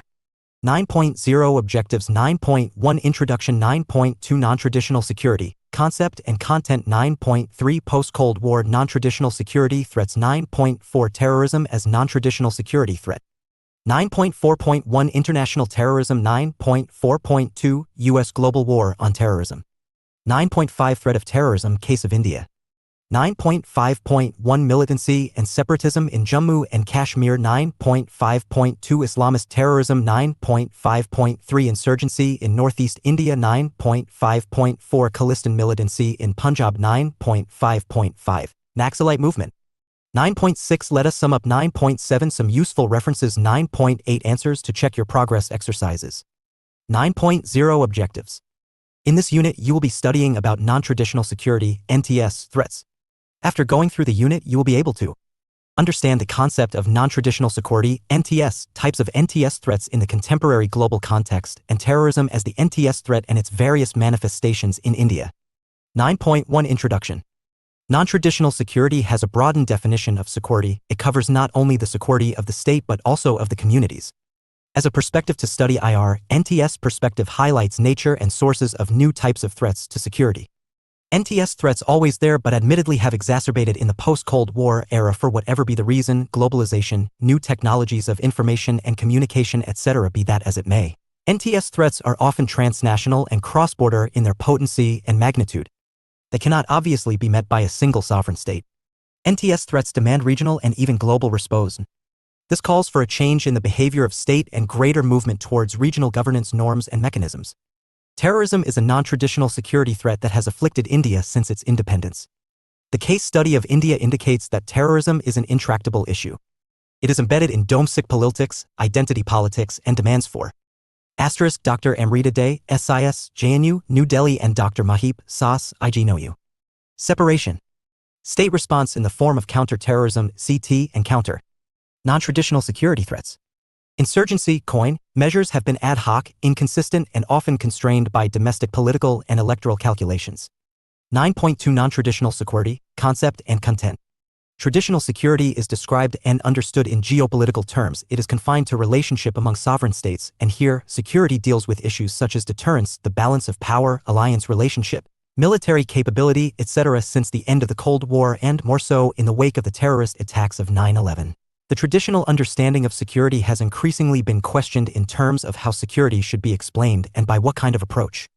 The concept of non-traditional security, NTS, has gained ground. It highlights aspects of security which until recently were not considered as security threat. NTS as a theoretical perspective has also gained ground in the discipline of international relations since it indicates new sources and forces of insecurity and conflict. Two important assumptions underlie the NTS perspectives: challenges such as terrorism, trafficking in arms, narcotics, human beings, etc. Illegal migration and environmental destruction in the past were generally not considered security threats. Their impact on security was at most indirect. Dominant theories of IR also therefore paid little attention to events of this nature. Since the end of Cold War in particular, these non-traditional security threats have come to pose a direct threat to the security and well-being of the people and the state. 2 points bear significance here. The non-traditional security threats have every potential of transforming into traditional security threats and lead to conflict and war, and secondly, the concept of security gets broadened to include now the security of state and community. It needs to be mentioned here that the intensification of these threats could be linked in some cases to the processes of globalization. So, non-traditional security threats are not new. Problems like ethnic conflict, migration and refugees, poverty, epidemics were always there as part of human living within a sovereign state and across states. What however was not there are the new characteristics of the NTS threats: scale, speed to rise in a short span of time, ability to transmit at a quick pace, interwovenness, and no less important, inability of a sovereign state to handle these threats single-handedly and within its territorial jurisdiction. This is the new face of an old phenomena. Caballero, Anthony, 2010. In fact, sometimes states are not even able to define these NTS threats properly, for instance, financial turmoil, internet hacking, etc. Besides, the sheer diversity of threat is stupendous, ranging from pandemics to environmental disasters caused by relentless pursuits of development to surfacing of old ethnic and religious animosities. Consequently, the concept of security had to expand beyond the traditional idea of military security, which essentially meant defending the borders of a sovereign state and legitimate use of force for the defense of national sovereignty and territory. Barry Buzen et al., 1998, captured the idea of a broadened security when he identified 5 segments of security: political, military, economic, societal, and environmental. In this idea of broadened security, Barry Buzen made 2 profound observations. 1. Changes which take place in the center developed. 135. Contemporary global issues countries affect more profoundly the periphery, the developing world, and secondly, although all the 5 elements are interwoven, each highlights a particular dimension. Once closely interwoven, these elements pose grim threats to the security of both human beings and the sovereign state. 2. Non-traditional security threats simply cannot be met by sovereign states. They need multilateral cooperation and a coordinated action. In that sense, NTS calls for a change in the behavior of the state. 2 points bear significance here. 1. The link between the NTS and regional governance is a core element of the NTS concept, and secondly, the NTS perspective is found particularly more relevant to the needs of the global south. One of the unintended effects of the NTS threats is the affirmation of regional approaches to problem solving. There are calls for regional governance mechanisms and norms setting to tackle challenges like epidemics and pollution. Caballero, Anthony, 2010:2. Apart, as Buzen stated, NTS threats affect more particularly the developing world. In sum, the NTS concept is based on 5 assumptions. A. The non-traditional challenges or threats could lead directly to conflict or war. B. NTS threats cannot be met by a state, so state perspective is insufficient for dealing with NTS challenges. C. Ensuring security is the responsibility of the state, the community, and the individual. D. NTS threats such as climate change or pandemics are transnational in nature and require non-military responses. E. Because of the transnational character of these challenges, international cooperation is essential. Caballero, Anthony, 2016-15. No denying, NTS offers a new perspective on security threats and ways of addressing them. Critics, however, point out some of its glaring weaknesses. For one, NTS perspective makes anything a security threat: hunger, poverty. Critics, however, point out some of its glaring weaknesses. For one, NTS perspective makes anything a security threat: hunger, poverty, disease and epidemics, violation of group rights, human and natural catastrophes. Critics often wonder whether there is a bottom line. Do we put anything and everything that seriously affects the states and the communities in the big basket of NTS threats? Secondly, this may mean securitization of anything and everything: illegal migration, organized crime, climate. Thirdly, states remain sovereign-centric. They tend to agree to a supranational arrangements only when the challenges are of a technical nature, are not politicized, and don't impinge the perceived national interests. Besties, Regions such as Europe, which have a long history of cooperation and regional governance mechanisms, are more amenable than regions with a history of distrust and conflict such as South Asia to instituting regional governance mechanisms to meet NTS threats. Check your progress exercise 1 note. I. Use the space given below for your answer. 2. See the end of the unit for tips for your answer. 3. Define non-traditional security threats. Explain why issues like epidemics, migration, drug trafficking, etc. have become non-traditional security threats. 136. Non-traditional security. 9.3 Post-Cold War non-traditional threats. Security threats. Cold War and its ideological underpinnings of socialism and capitalism presented a simple binary choice. One had to choose between capitalism and socialism if one could call it a choice. It was the era, as one eminent American strategic thinker had put it, of metamyth. Everything was large and there was this misplaced belief that all things could be subjected to control. When the Cold War ended, with it also ended the belief in the supremacy of ideologies. Scholars talked of post-Cold War peace divided, assuring an uninterrupted long peace. Nothing of that sort happened. When the Cold War ended, many Cold War-related interstate conflicts continued. Several of these conflicts, it was observed, were not ideological or political in nature. Rather, these conflicts were of ethnic, tribal, or environmental in nature and therefore continued despite the end of ideological conflict between capitalist democracy and socialist authoritarianism. In fact, many of these conflicts resumed with a renewed vigor, becoming more ruthless in terms of human casualties and engulfing many other ethnic and tribal identities. Secondly, then there were conflicts which were new and mostly of intrastate dimension.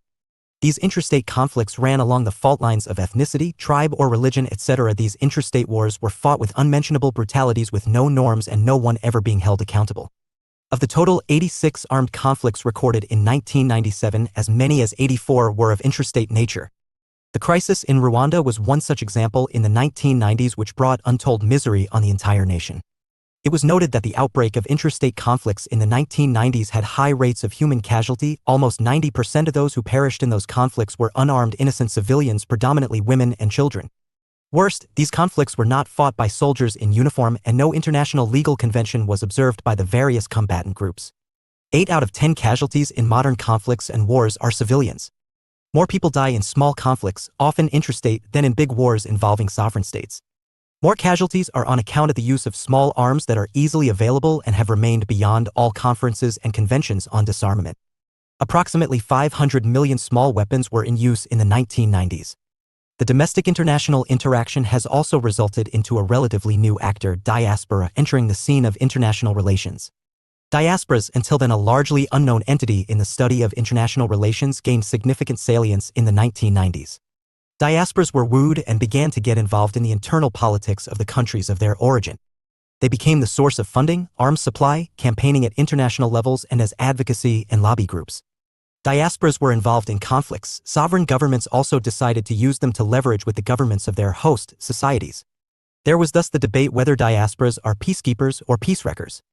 Thirdly, international system was beset with new challenges.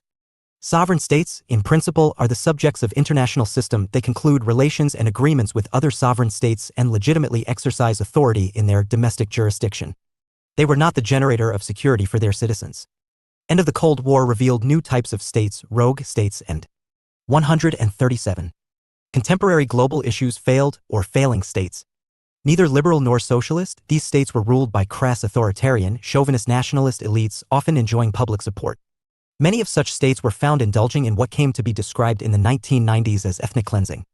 Large-scale killing and uprooting of helpless civilian populations produced the phenomenon of refugees and internally displaced persons.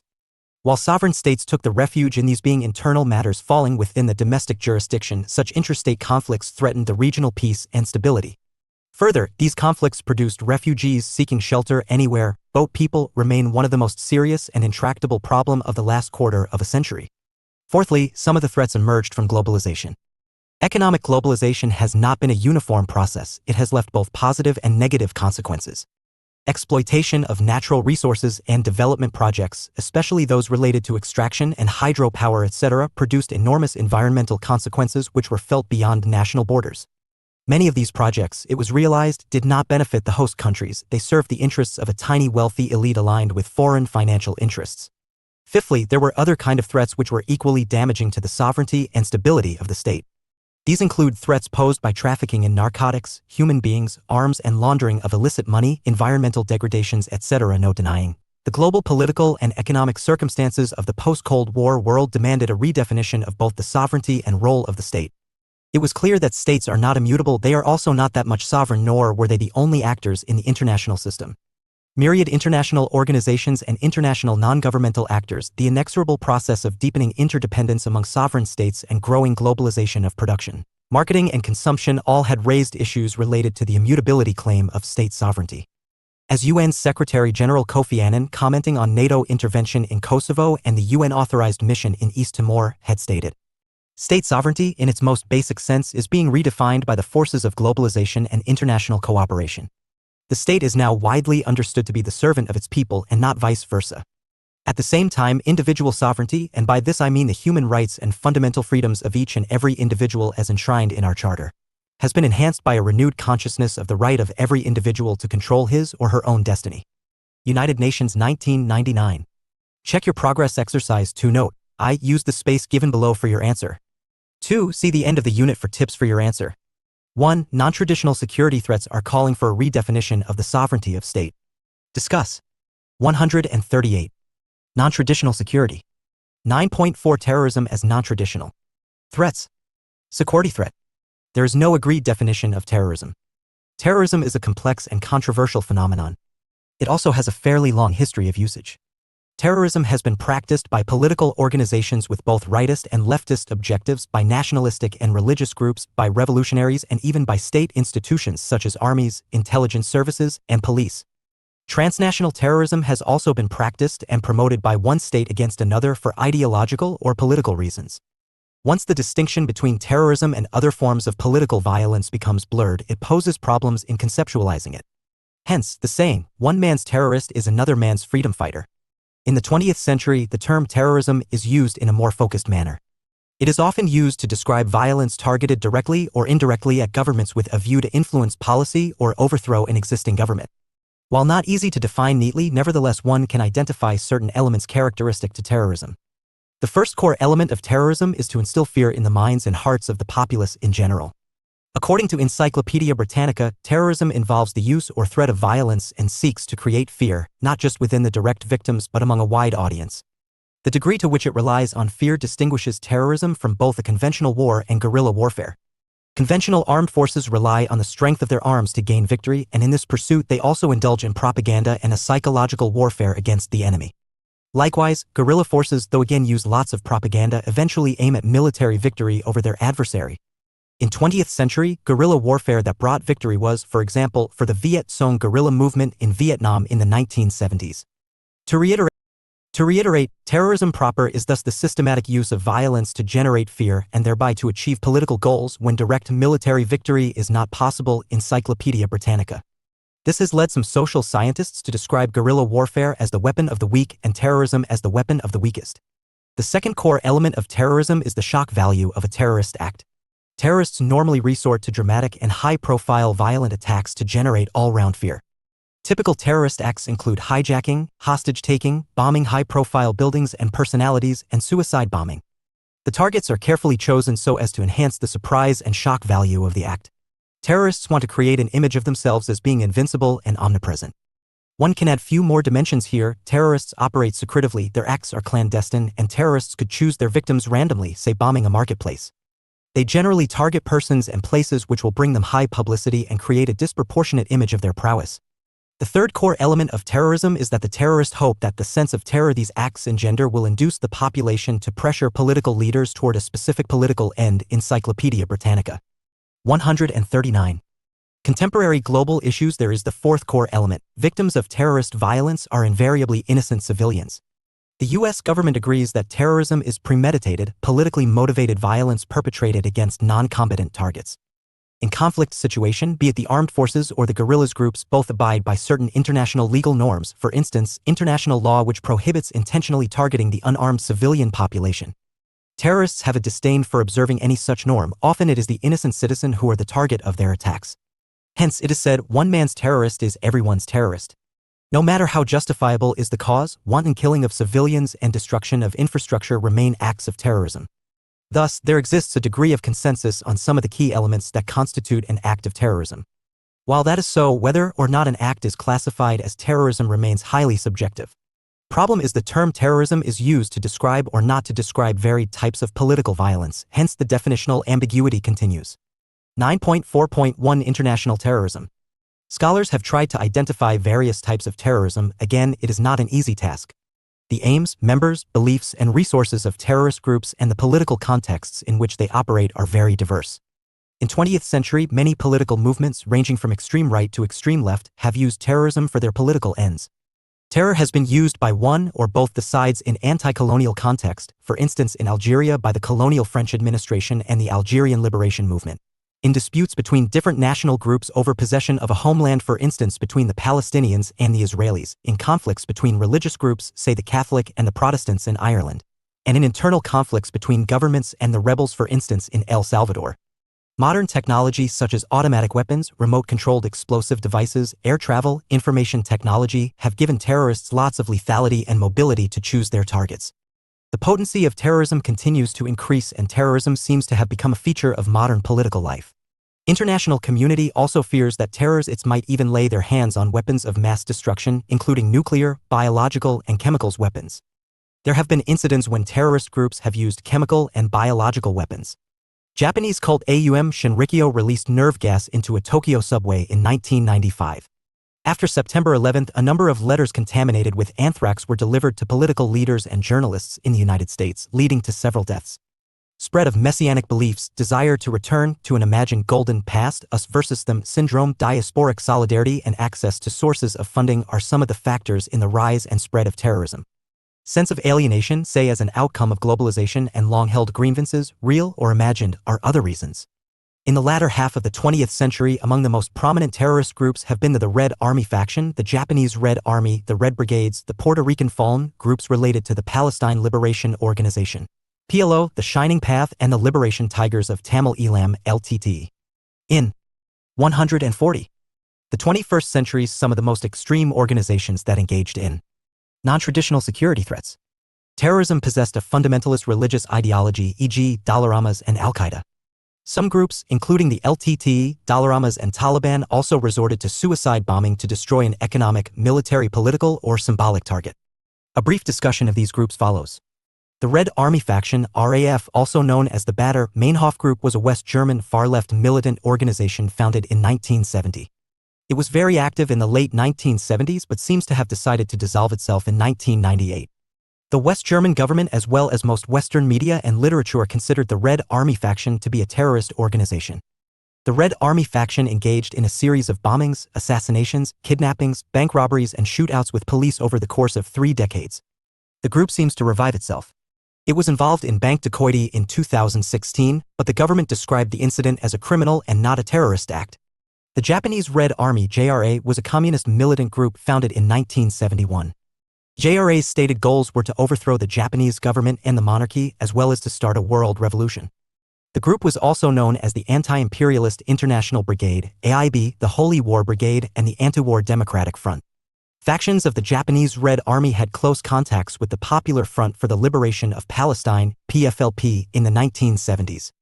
The Armed Forces of National Liberation, FALN, was a Puerto Rican underground paramilitary Marxist-Leninist organization that sought to liberate Puerto Rico from U.S. control through an armed struggle. It had wanted to transform Puerto Rico into a socialist state. It carried out more than 130 bomb attacks in the United States between 1974 and 1983.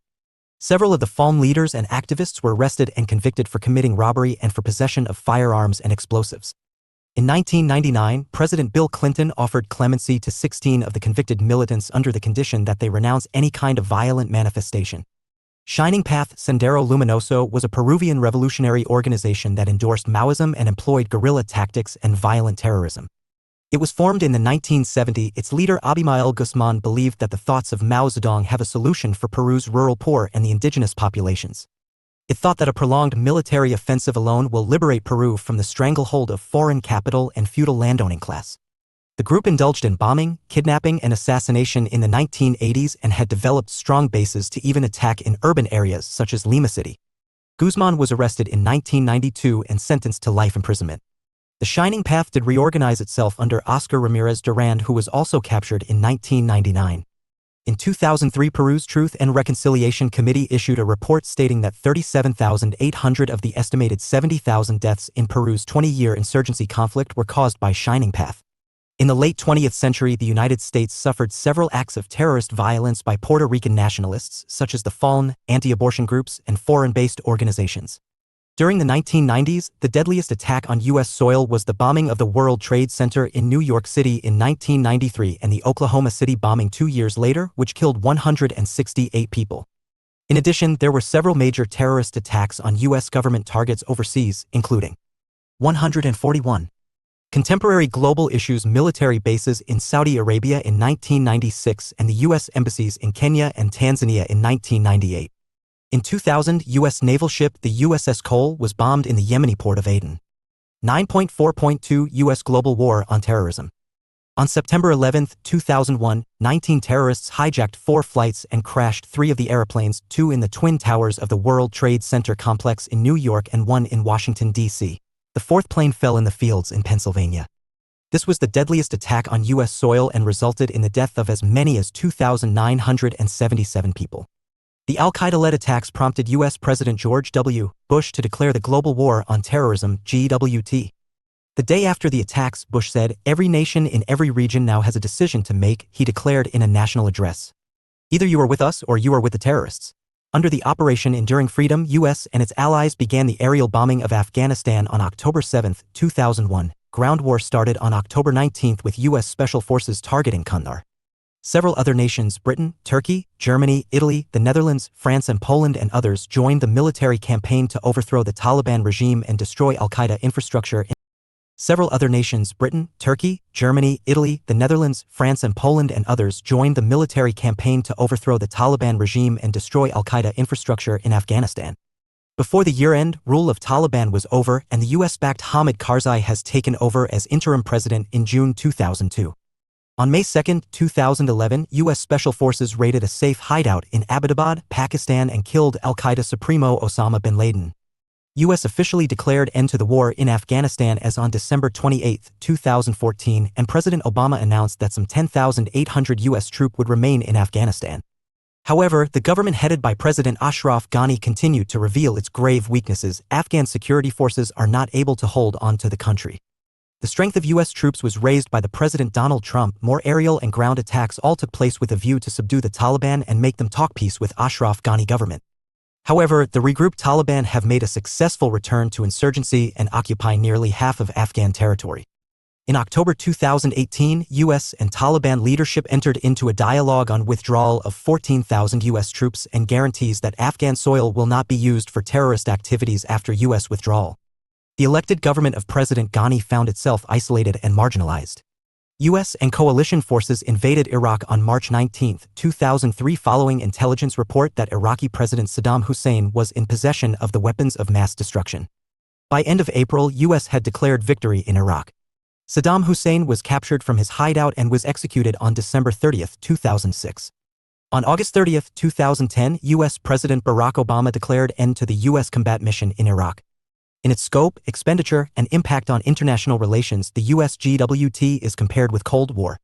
It was promised to usher in a new phase in international relations and has had important consequences for security, human rights, international law, cooperation, and governance. The GWT has had many dimensions. In its military dimension, it involved U.S.-led multinational military campaigns in Afghanistan and Iraq, covert operations in Yemen and many other places, and military assistance and cooperation with friendly regimes. Its intelligence dimension was equally important. U.S. reorganized and expanded its 142 intelligence agencies. New technologies were inducted to gather information so non-traditional security threats. As to preempt and prevent terrorism, it cut off financial resources of the terrorists and captured terrorist suspects and detained them in Guantanamo Bay without trial. In its diplomatic dimension, GWT sought to build and maintain a global coalition with partner countries and a public diplomacy campaign to counter anti-American sentiments in the Muslim world. The domestic dimension of the GWT led U.S. administrations to pass new-making laws such as the USA Patriot Act, to create new organizations such as the Department of Homeland Security, and allowed executive and judicial restrictions on civil liberties besides enhancing control of the borders. Critics, however, are of the view that GWT has not achieved its mission despite detaining thousands of terror suspects in Guantanamo and other places. Terrorist incidents took place after September 11th. Many have criticized the GWT for its violation of human rights as thousands were detained without trial for years and torture became an accepted practice. Besides, US used unmanned combat drones to kill lots of suspected enemies far away from Afghanistan and Iraq, including some who were US citizens. Taliban regime was overthrown, but 18 years after, US is now negotiating peace and military withdrawal with the same Taliban leadership. Al-Qaeda was down but not out. Its affiliates continued with their terrorism mission with bombings in Madrid, London, and other places. Al-Qaeda affiliates carried out terrorist bombings on March 11, 2004, when 4 trains were bombed in Madrid, resulting in the death of 191 people and injuries to more than 2,000. On July 7, 2005, terrorist bombings on the London Underground and atop a double-decker bus killed 52 people and injured more than 700. The growth of Daesh, Islamic State of Iraq and Levant, and the continued wars in Iraq and Syria mean that neither the threat of terrorism has declined nor anti-American sentiments in the Muslim world have disappeared. There are others who criticize GWT on geostrategic grounds. They argue that the war on terror was a smokescreen for US to advance its expansionist geopolitical agenda, strong military presence in Afghanistan, Iraq and other countries, control of the important energy sources and routes, and to counter the strategic challenge posed by various regional powers. In the case of Iraq, once the regime of Saddam Hussein was overthrown, US had no idea how to create peace and stability in Iraq. It had underestimated the difficulties of building a functioning government from scratch and did not know how to deal with the Sunni-Shia sectarian divide. Under US watch, Iraq sank into chaos and civil war. Some 200,000 civilians are reported to have died during 2004 to 2007 when infighting was at its peak in Iraq. It was under US watch that Daesh ISIL spread its tentacles in Iraq, Syria, and beyond. President Obama all of a sudden declared GWT as over in 2013, stating that US would issue a boundless, vaguely defined global war on terrorism in favor of more focused actions against specific hostile groups. He promised to end the wars both in Afghanistan and Iraq, although at the end of his presidency in 2016 there were still US troops in both countries. Critics, however, find Obama's declaration to end the US GWT as rhetorical. There were important continuities with the policies of Bush administration. The Obama administration, for example, greatly expanded the campaign of targeted killings carried out with drones. Special operations forces were greatly expanded and increasingly deployed to conduct low-profile military interventions in countries outside of acknowledged war zones. 143. Contemporary global issues and U.S. security agencies continued to exercise the wide-ranging surveillance powers that they had accumulated during the Bush administration despite protests from civil liberties groups. Check your progress exercise 3. Note: I. Use the space given below for your answer. 2. See the end of the unit for tips for your answer. 1. Define terrorism and explain its core elements. 2. Explain the US GWT. 9.5 Threat of terrorism. Case of India. What has been India's experience with terrorism? And how it has dealt with this non-traditional security threat? India's experience with terrorism is highly unusual in scale, scope, and complexity. Since its independence in 1947, India has faced an unusually large and diverse number of terrorist groups, homegrown, cross-border, and transnational. These groups come with very diverse ideological and geographical backgrounds. Scholars point out that political violence in India interacts and intersects in multiple ways with issues of identity and its assertion for separateness and autonomy. Ethnicity, caste, and religion feed political violence and terrorism. At the same time, they also impact and shape states' CT response or lack of it. Besides, India has a number of what is called internal conflicts which manifest themselves in the form of insurgencies with terrorism as their principal feature. Groups which can be described as pure terrorist groups are not so common. The overlap between insurgency and terrorism makes the task of studying terrorism as a security threat a complex exercise in the context of India. It is not easy to draw a line between terrorism, militancy, and insurgency. Analysts also find India's CT and counterinsurgency responses ad hoc, inconsistent, and even contradictory. In 2013, there were at least 66 terrorist groups in India. In 2015, India's Ministry of Home Affairs listed 39 banned groups. But the list did not include many groups which were active but were not banned. Then there were groups which were dormant for some time or were involved in some sort of a negotiation with authorities. Given the sheer number and diversity of these non-state actors, a 144 brief and broad description follows. 9.5.1 Militancy and separatism in Jammu and Kashmir. Non-traditional security threats. One of the most complex conflicts is on in the Indian state of Jammu and Kashmir, J&K. The Kashmir issue also has international dimensions. A separate identity and autonomy has been the core issue since the accession of J&K with the Indian Union. Different ethno-religious, separatist insurgent groups emerged in the 1990s carrying various agendas. The pro-independence secessionists led by the Jammu Kashmir Liberation Front, JKLF, launched an armed campaign against the Indian state in 1996. JKLF defined Kashmiri nationalism in fairly secular terms but did not hesitate to use the language of Islam to mobilize support. The separatist pro-independence movement was soon taken over by the pro-Pakistan Islamist groups like Hizbul Mujahideen, who wanted the merger of J&K with Pakistan. They saw Kashmir as a matter of jihad against an apostate state. Pakistan launched its own proxy war with India and sponsored a number of cross-border Islamist groups with terrorism as their tool. There thus emerged the phenomenon of Islamist terrorism in J&K. A third type of organization emerged in the aftermath of terrorist events of 9/11. Some of the Islamist groups working from across the border gravitated towards Al-Qaeda and other international Islamist terrorist and militant groups. Pro-Pakistan groups active in J&K such as Lashkar-e-Taiba and Jaish-e-Mohammed Jem became closer to Al-Qaeda. Their expanded ideological horizon and global connections meant that the two organizations launched their terrorist attacks beyond J&K and in other parts of India. Be they local militant groups or cross-border groups working at the behest of the Pakistan state or others with links with the international terrorist outfits, they all indulged in widespread terrorist acts in J&K and other parts of India. The international collaboration enabled LET and JEM to evolve both in ideological and tactical terms. LET carried out 26/11 terrorist attacks in Mumbai in 2008 far away from J&K and demonstrated its ability to use modern technology and target high-profile buildings in India's business capital.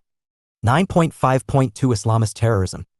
A fairly long history of communal riots and their marginalization and exclusion has facilitated radicalization of a section of Muslim community. The scale of radicalization and potential to carry out terrorist attacks is not clear, but seems to be limited. There were few homegrown jihadi groups in the 1980s which indulged in some criminal activities. They were assisted by Pakistan intelligence. The demolition of Babri Masjid in 1992 led to a series of bombings in Mumbai in 1993 which were traced back to Pakistan-based Dawood Ibrahim and the Pakistani intelligence agencies.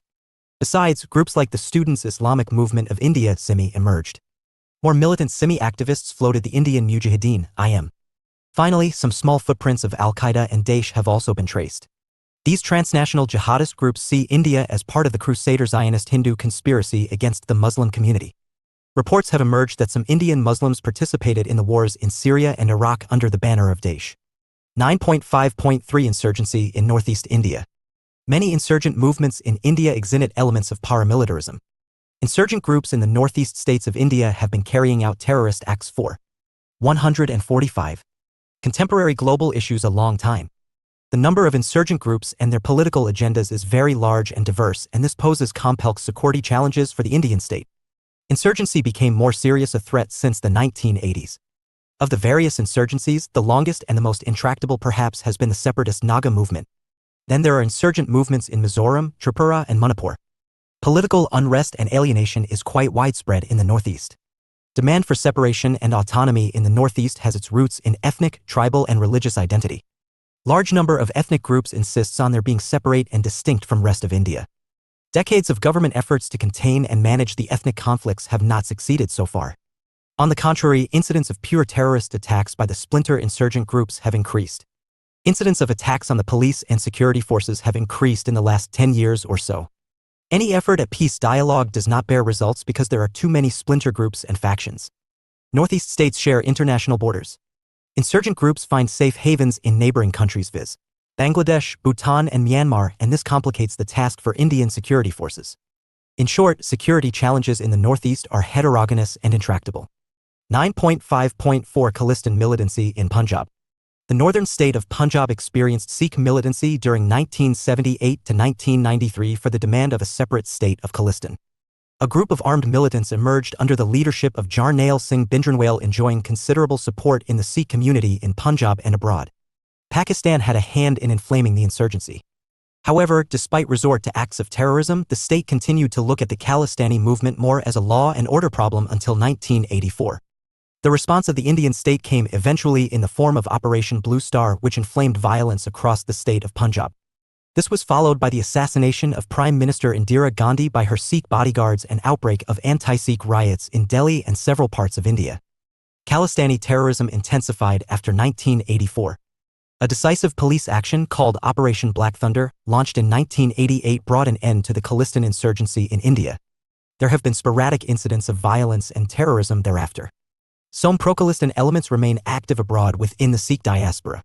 Like with the militant groups in J&K, media continues to report the support by the Pakistani intelligence agencies to these diasporic Khalistani elements.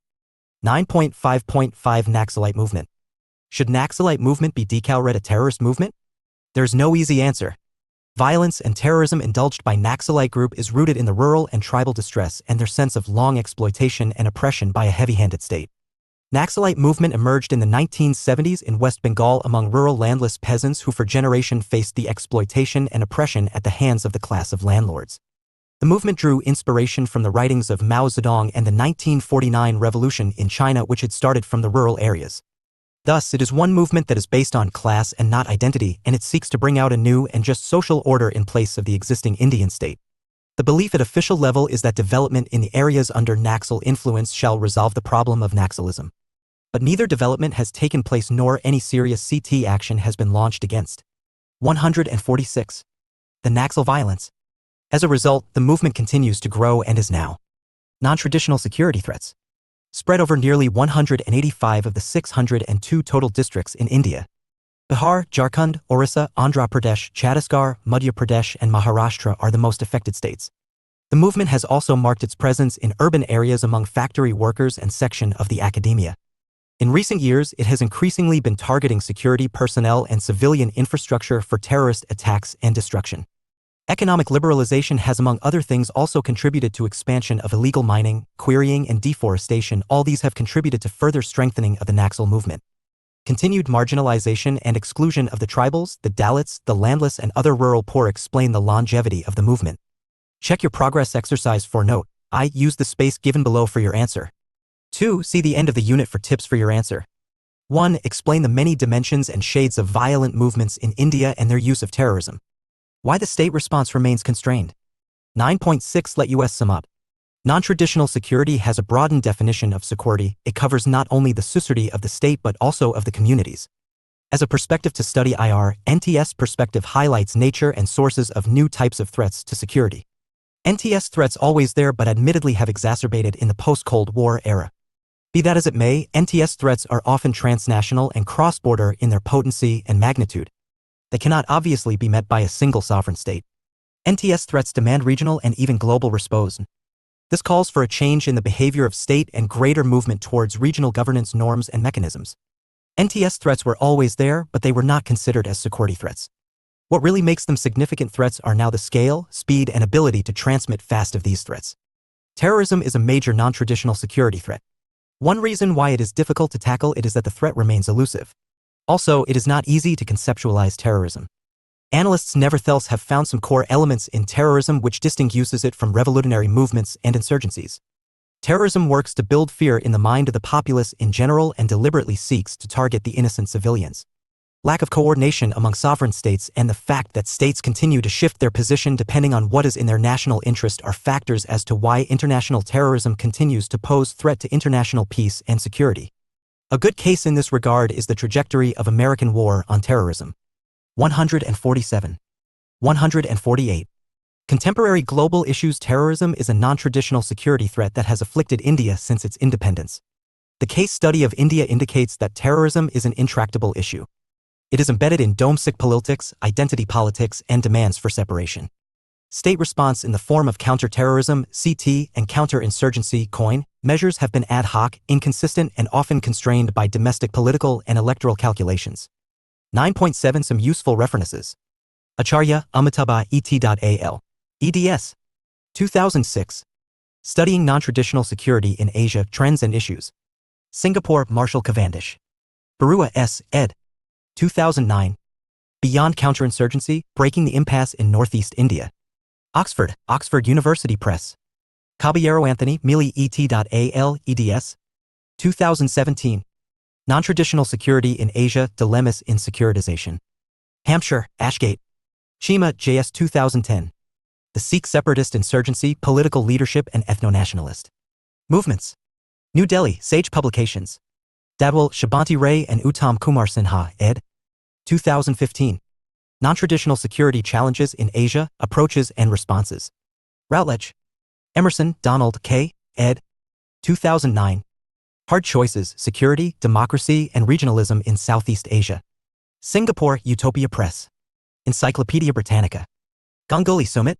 2016. Deadly Impasse, Indo-Pakistan Relations at the Dawn of a New Century.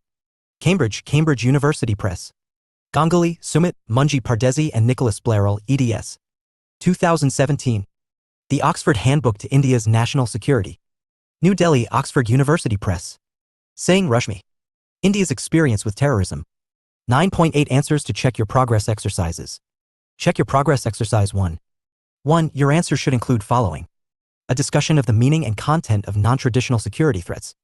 Check Your Progress Exercise 2.1. Your answer should include following. Changing dynamics of state sovereignty in the context of NTS threats. 149. Non-traditional security threats. Check Your Progress Exercise 3.1. Your answer should include following. Identify the core elements of terrorism. Discuss GWT.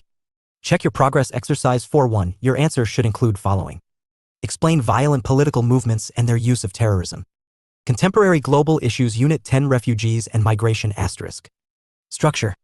10.0 Objectives 10.1 Introduction 10.2 Conceptual Analysis of Migration and Refugees 10.3 Political Economy of Migration 10.4 Global Trends in Migration and Refugee Movement 10.5 Geography of Global Migration 10.6 Resettlement and Return of Refugees 10.7 India's Perception and Response to Refugee Problem 10.7.1 India's Approach towards International Conventions on Refugees 10.7.2 Status of Refugees in India 10.8 Let us sum up 10.9 Some useful references 10.10 Answers to Check Your Progress Exercises 10.0 Objectives.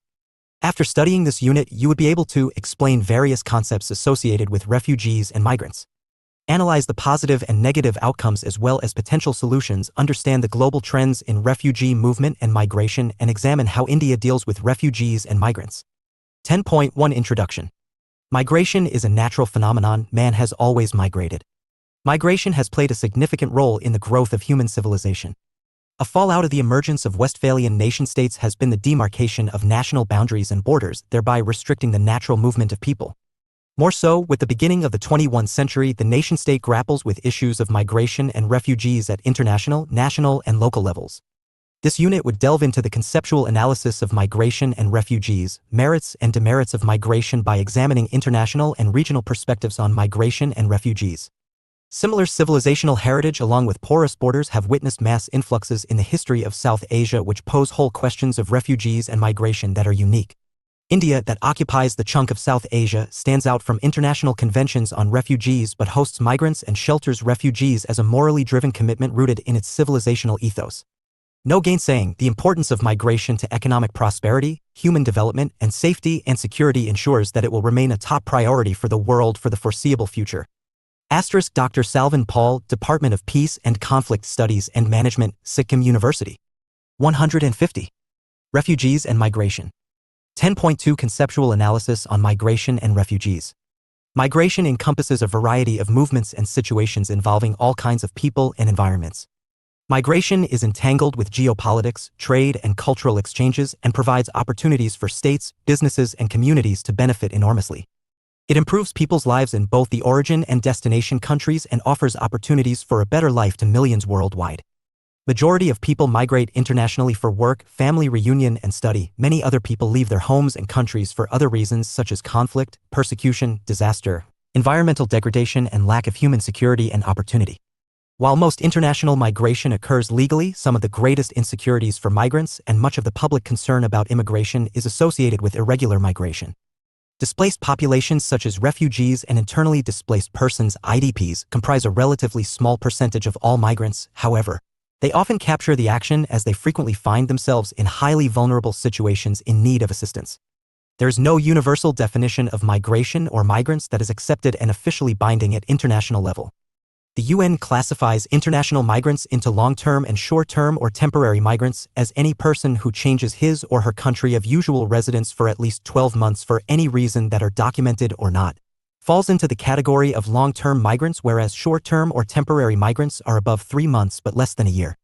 International Organization for Migration (IMO) provides a much broader definition of a migrant as any person who is moving or has moved across an international border or within a state away from his/her habitual place of residence, regardless of the person's legal status, whether the movement is voluntary or involuntary, what the causes for the movement are, or what the length of the stay is. IMO 2018.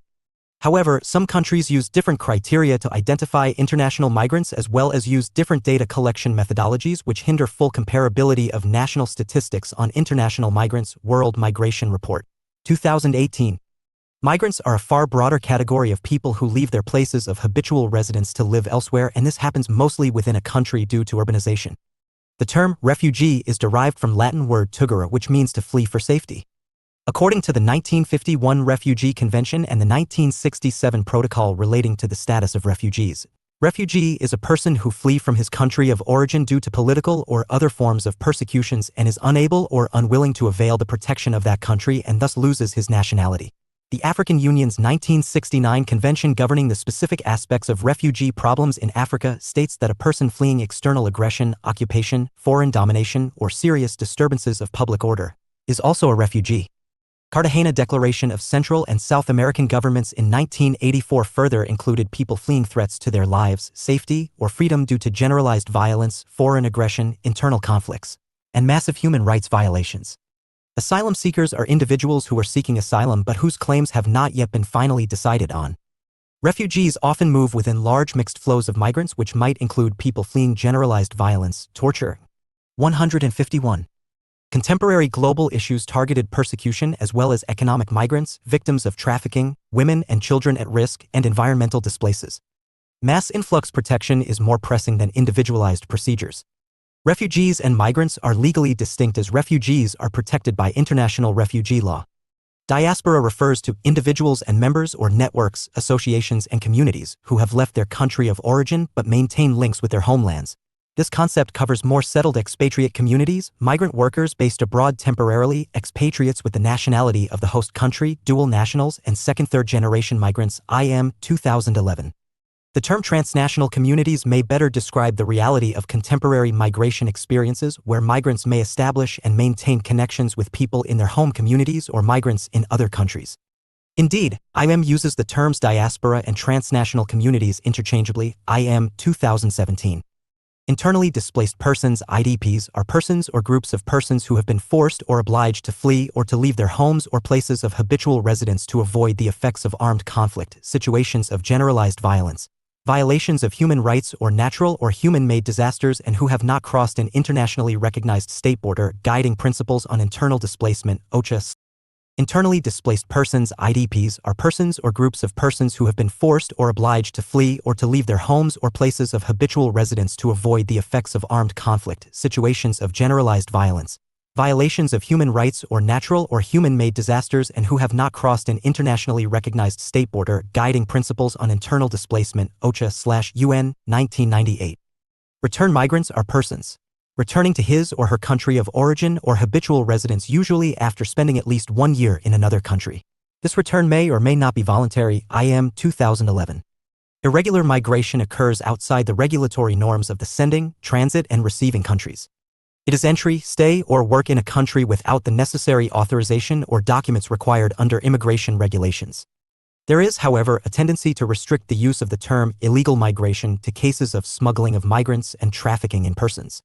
Mixed migration is both a new phenomenon and an old reality and treated differently in various countries.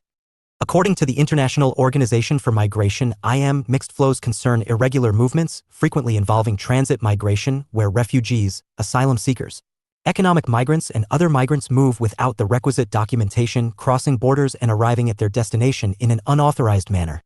For example, India refers to the phenomenon as mixed migration. For European policymakers, it is irregular migration, and in the United States, it is illegal immigration. There have been recent efforts in European policy debates to conceptualize mixed migration. Europe's current migrant crisis, caused by the influx of Syrian asylum seekers, has dramatically increased awareness of mixed migration. The primary difference between a mass influx and a mixed flow is that the latter originates from many places, whereas the former usually originates from a specific area. But mixed flows can originate from a single area too, and when that occurs in a time of conflict. Non-refoulement is a principle of customary international law. It forbids the receiving country from returning the asylum seekers to a country in which they are likely to face persecution on grounds of race, religion, nationality, membership of a particular social group, or political opinion. Countries have interpreted the 152 principle in their own different ways. Several Europeans consider the duty of refugees and migration. Non-refoulement applied only to refugees already within their territories and not to those who had reached their frontiers and sought entry. The 1951 United Nations Convention relating to the status of refugees in Article 33(1) provide, no contracting state shall expel or return, refouler, a refugee in any manner whatsoever to the frontiers of territories where his life or freedom would be threatened on account of his race, religion, nationality, membership of a particular social group, or political opinion. The principle of non-refoulement is the cornerstone of asylum and of international refugee law. Following from the right to seek and to enjoy in other countries asylum from persecution as set forth in Article 14 of the Universal Declaration of Human Rights. This principle reflects the commitment of the international community to ensure to all persons the enjoyment of human rights, including the rights to life, to freedom from torture or cruel, inhuman, or degrading treatment or punishment, and to liberty and security of person. The non-refoulement principle prohibits frontier rejections and entry refusals. The Organization of African Union (OAU) Convention expressly prohibited refoulement at national frontiers. The European position began changing in the 1990s when scores of asylum seekers arrived at the borders of European nations fleeing the Balkan Wars. Check your progress exercise 1 note. I. Use the space given below for your answer. 2. See the end of the unit for tips for your answer. 1. Who is a refugee? Explain how a refugee is different from migrant and diaspora. 10.3 Political economy of migration. Migration offers both positive outcomes and negative consequences from varying perspectives of the origin and destination countries. The impact of migration is felt first and foremost at the personal and family level. The wage differences and relative income gains from migration are largest for lower-skilled workers whose international movements around the world are the most restricted. The increase in migrants' earnings naturally helps the welfare and human development of migrants' families, either directly if they are with the migrant in the host country or indirectly through remittances. Emigration can also reduce unemployment and underemployment, leading to the reduction of poverty and foster broader economic and social development in origin countries in a variety of ways. Remittances are generally a less volatile and more reliable source of foreign currency than other capital flows in many developing countries. World Bank, 2016. In 2016, India, China, Philippines, Mexico, and Pakistan were the top 5 remittance recipient countries, although 153. Contemporary global issues, China and India were well above the rest, with total inward remittances exceeding $60 billion for each country.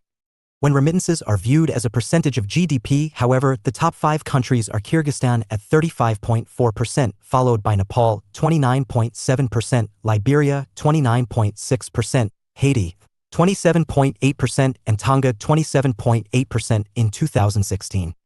In 2016, remittance inflows to India amounted to $62.7 billion, the largest in the world, and in countries such as Pakistan, Sri Lanka, and Bangladesh, remittances exceeded 5% of GDP in the same year. World Bank, 2017. Some of the countries are heavily dependent on remittances. They are described as remittance economies. Migration also results in the transfer of skills, knowledge, and technology, and work culture that could have considerable positive impacts on productivity and economic growth of the home country. They are seen as a source of investment in the home country. Home governments regularly woo migrants for investment. It is increasingly recognized that migrants can play a significant role in post-conflict reconstruction and recovery as well. Van Heer, 2011. There is widespread agreement that migration can also generate economic and other benefits for destination/host countries. In countries such as Australia and Canada, immigration is encouraged so as to keep the locomotive of the economic growth working. In general, immigration adds workers to the economy, thus increasing the gross domestic product, GDP, of the host country. There are also a variety of ways in which migrants can have positive effects on labor productivity if migrants are more skilled than national workers, or if immigration has positive effects for innovation and skills agglomeration. Migrants are often more likely to be risk takers, and this quality has led to enormous contributions in many destination countries in areas such as technology, science, the arts, and a range of other fields. Immigration can have a positive effect on the labor market by increasing labor supply in sectors and occupations suffering from shortages of workers, as well as helping address mismatches in the job market. These positive labor market effects are not just evident in high-skilled sectors but can also occur in lower-skilled occupations, leading to additional employment opportunities for existing workers. Of course, immigration can also have adverse labor market effects on wages and employment of domestic workers, but studies show that such negative impacts tend to be quite small. Immigration of young workers can also ease pressures on pension systems of high-income countries with rapidly aging populations. In Europe, there's growing alarmism that migration is accelerating a clash of civilizations. So Islamophobia is common concerns in many European countries as public consider that all migration from mainly Muslim countries should be stopped. Many European countries overestimate the number of migrants and Muslims Ipsos Mori 2016. These negative perceptions towards migrants may lead to violence, harassment, threats, and xenophobic attitude targeting asylum seekers and migrants, creating challenges for governments to promote integration. There is also an apprehension that refugees can become a causal link between the onset and continuation of civil conflict. The presence of refugees and migrants has a wide range of social, cultural, environmental, and political effects on host communities. In rural areas, refugees can spark a competition for resources and aggravate social fault lines. Friction between refugees and local communities always could trigger conflict when religiously inspired nativism escalates anti-refugee rhetoric, leading to ethno-religious conflict. 154. Global migrant stocks are extensive and global in scope, but the database of refugees and migration flows only encompasses 45 countries. International migration flows are supposed to constitute both inflows and outflows, but countries focus more on inflows. Australia and the United States count all cross-border movements, but many countries only count entries and not departures. Migration flow data in some countries are derived from administrative events related to immigration status, such as issuance, renewal, withdrawal of a residence permit. It is also difficult to classify migratory movements from non-migratory travels, such as tourism or business. Tracking migratory movements also requires considerable resources, infrastructure, and knowledge systems in the digitally globalized world, but developing countries' ability to collect, administer, analyze, and report data on mobility, migration, and tracking migratory movements also requires considerable resources, infrastructure, and knowledge systems in the digitally globalized world, but developing countries' ability to collect, administer, analyze, and report data on mobility, migration, and other areas is often limited. Finally, many countries' physical geographies pose tremendous challenges for collecting data on migration flows. Entry and border management is particularly challenging in countries constituted of archipelagic and isolated borders, and it is further complicated by regions having similar civilizational traditions that promote informal migration for work. 10.4 Global trends in migration and refugee movement. There were around 258 million international migrants in the world in 2017, which equals to 3.4% of the total population, UNDESA, 2017. There is an increase in international migration over time, both numerically and proportionally at a greater rate than had been anticipated. Of course, migration had shown the greatest volatility in the past. It is therefore difficult to project migration patterns with some accuracy, UNDESA, 2003. The post-Cold War era has also witnessed significant rise of the displaced population, both internal and across borders, due to civil and transnational conflicts that include violent extremism outside actual war zones. There were 40.3 million internally displaced persons, IDPs, worldwide in 2016 and 22.5 million refugees, IDMC, 2017, UNHRC, 2017. Adding further to the world's displaced population, more than 500,000 Rohingya refugees fled from Myanmar to Bangladesh since late August 2017.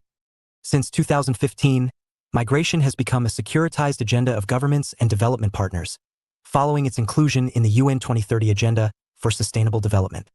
In September 2016, governments adopted the New York Declaration, which calls for strengthening international cooperation on migration and forced displacement, and for the development and adoption of global compacts on migration and on refugees.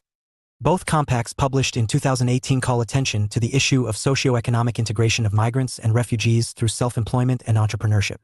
Both migrants and refugees can contribute positively to the development of both origin and destination countries, provided that their skills, capabilities, and entrepreneurial spirit are given sufficient support and recognition. The global population of forcibly displaced people increased to 68.5 million in 2017, especially from the Democratic Republic of the Congo, DRC, Myanmar, as well as continuing the Syrian crisis. The Syrian crisis continued to account for the largest forcibly displaced population globally. There were 12.6 million forcibly displaced Syrians in 2017, comprising around 6.3 million refugees, 146,700 asylum seekers, and 6.2 million IDPs. Syrian refugees have found asylum in 155 Contemporary global issues: 125 countries throughout the world, with the majority being hosted by Turkey, 3,424,200. At the end of 2017, the data from Turkey's Directorate General of Migration Management states that Turkey continued to be the country hosting the world's largest number of refugees, with a 21% increase in its refugee population, from 2.9 million at the beginning of the year to 3.5 million at the end. Turkey, 2018. UNHCR's Jordan Fact Sheets mentions that Jordan has the highest refugee-to-population ratio at 89 refugees per 1,000 persons. The country is home to more than 2.7 million registered refugees, of whom about 2 million are people of Palestinian descent who have lived in the country for decades. UNHCR, Jordan Fact Sheet, 2018. Uganda is one of the largest refugee-hosting countries in Africa, with about 1.2 million refugees and asylum seekers. The second largest population of refugees in 2017 was from Afghanistan, whose refugee population grew by 5% to 2.6 million people by end 2017. Afghan refugees were mostly living in Pakistan. Despite the significant media coverage of refugee flows towards developed countries, developing regions host 84% of the world's refugee population. In the context of mixed and complex migration flows where both refugees and migrants travel along similar routes, it is more difficult to distinguish between the two groups. The diversification of migrant populations, the routes migrants take, the places to which they move, and the increasingly transnational character of migration have not only created challenges to the regulation and management of movement but have also created unique spaces for migrants to contribute to development in countries of origin, destination, and even transit. UNHCR estimates that, at the end of 2016, those under 18 years of age constituted roughly 51% of the global refugee population. The proportion of women remained relatively stable at between 47 and 49% over the same period. Consistent with broader global dynamics, refugees were increasingly based in urban settings, with 60% of refugees located in urban areas at the end of 2016, UNHCR, 2016 and 2017. Unaccompanied and separated children lodged an estimated 75,000 individual asylum applications in 70 countries in 2016, UNHCR, 2017. Consistent with the overall global trends in asylum application submissions, Germany received more than half of all reported claims from unaccompanied and separated children. Check your progress. Exercise 3. Note: I. Use the space given below for your answer. 2. See the end of the unit for tips for your answer. 1. What are the major positive and negative outcomes of migration? 156. Refugees and migration. 10.5 Geography of migration. Migration's corridors are developed over time. They are shaped by geographic proximity, trade and economic factors, conflict and human insecurity, community and ethnic ties, as well as smuggling and trafficking. Many people who migrate across borders do so within their immediate region. People, therefore, tend to be displaced to safer locations nearby, whether that is within a country or across a border. The idea of regional arrangement for the protection of refugee has been gaining recognition since the absence of an effective international agency for the protection of refugees in different regions. Some of the largest migration corridors involving African countries are between North African countries such as Algeria, Morocco, and Tunisia to France, Spain, and Italy, in part reflecting post-colonial connections. There are also significant labor migration corridors to Gulf states, Egypt to United Arab Emirates, and Saudi Arabia.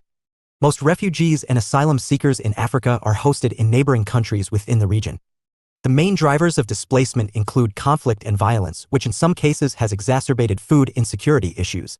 Large income disparities between the origin and destination countries and the high levels of unemployment in North Africa remain significant drivers of migration. UNHCR. 2017. Eastern Africa continues to experience considerable levels of outward labor mobility driven by poverty, low wages, and high unemployment. Manji, 2017. This is most evident in the number of low and semi-skilled East Africans moving to GCC states on temporary work contracts. The Gulf states' proximity to Eastern Africa, the employment opportunities they offer, as well as recent labor agreements between countries such as the United Arab Emirates and Kenya, Manji, 2017, and Saudi Arabia and Ethiopia, GCAO, 2017, mean that labor migration to GCC countries is likely to rise. In addition to socio-economic factors, conflict and political instability remain important drivers of irregular migration to and from Eastern Africa. In 2015, European to European migration was the second largest regional migration corridor in the world. A high degree of intraregional migration is made possible by free movement arrangements which enable citizens to cross internal borders without being subjected to border checks. The border-free Schengen area, which comprises 22 EU member states and 4 non-EU member countries, guarantees free movement to over 400 million citizens. However, free movement in Europe faces challenges. From the second half of 2015, several Schengen member states have temporarily reintroduced border controls. There is also a degree of uncertainty following the June 2016 EU membership referendum in the United Kingdom about future migration settings arising from Brexit negotiations. In addition, the population of non-European migrants in Europe reached over 35 million in 2015, mostly from Asia, Africa, and Latin America and the Caribbean countries.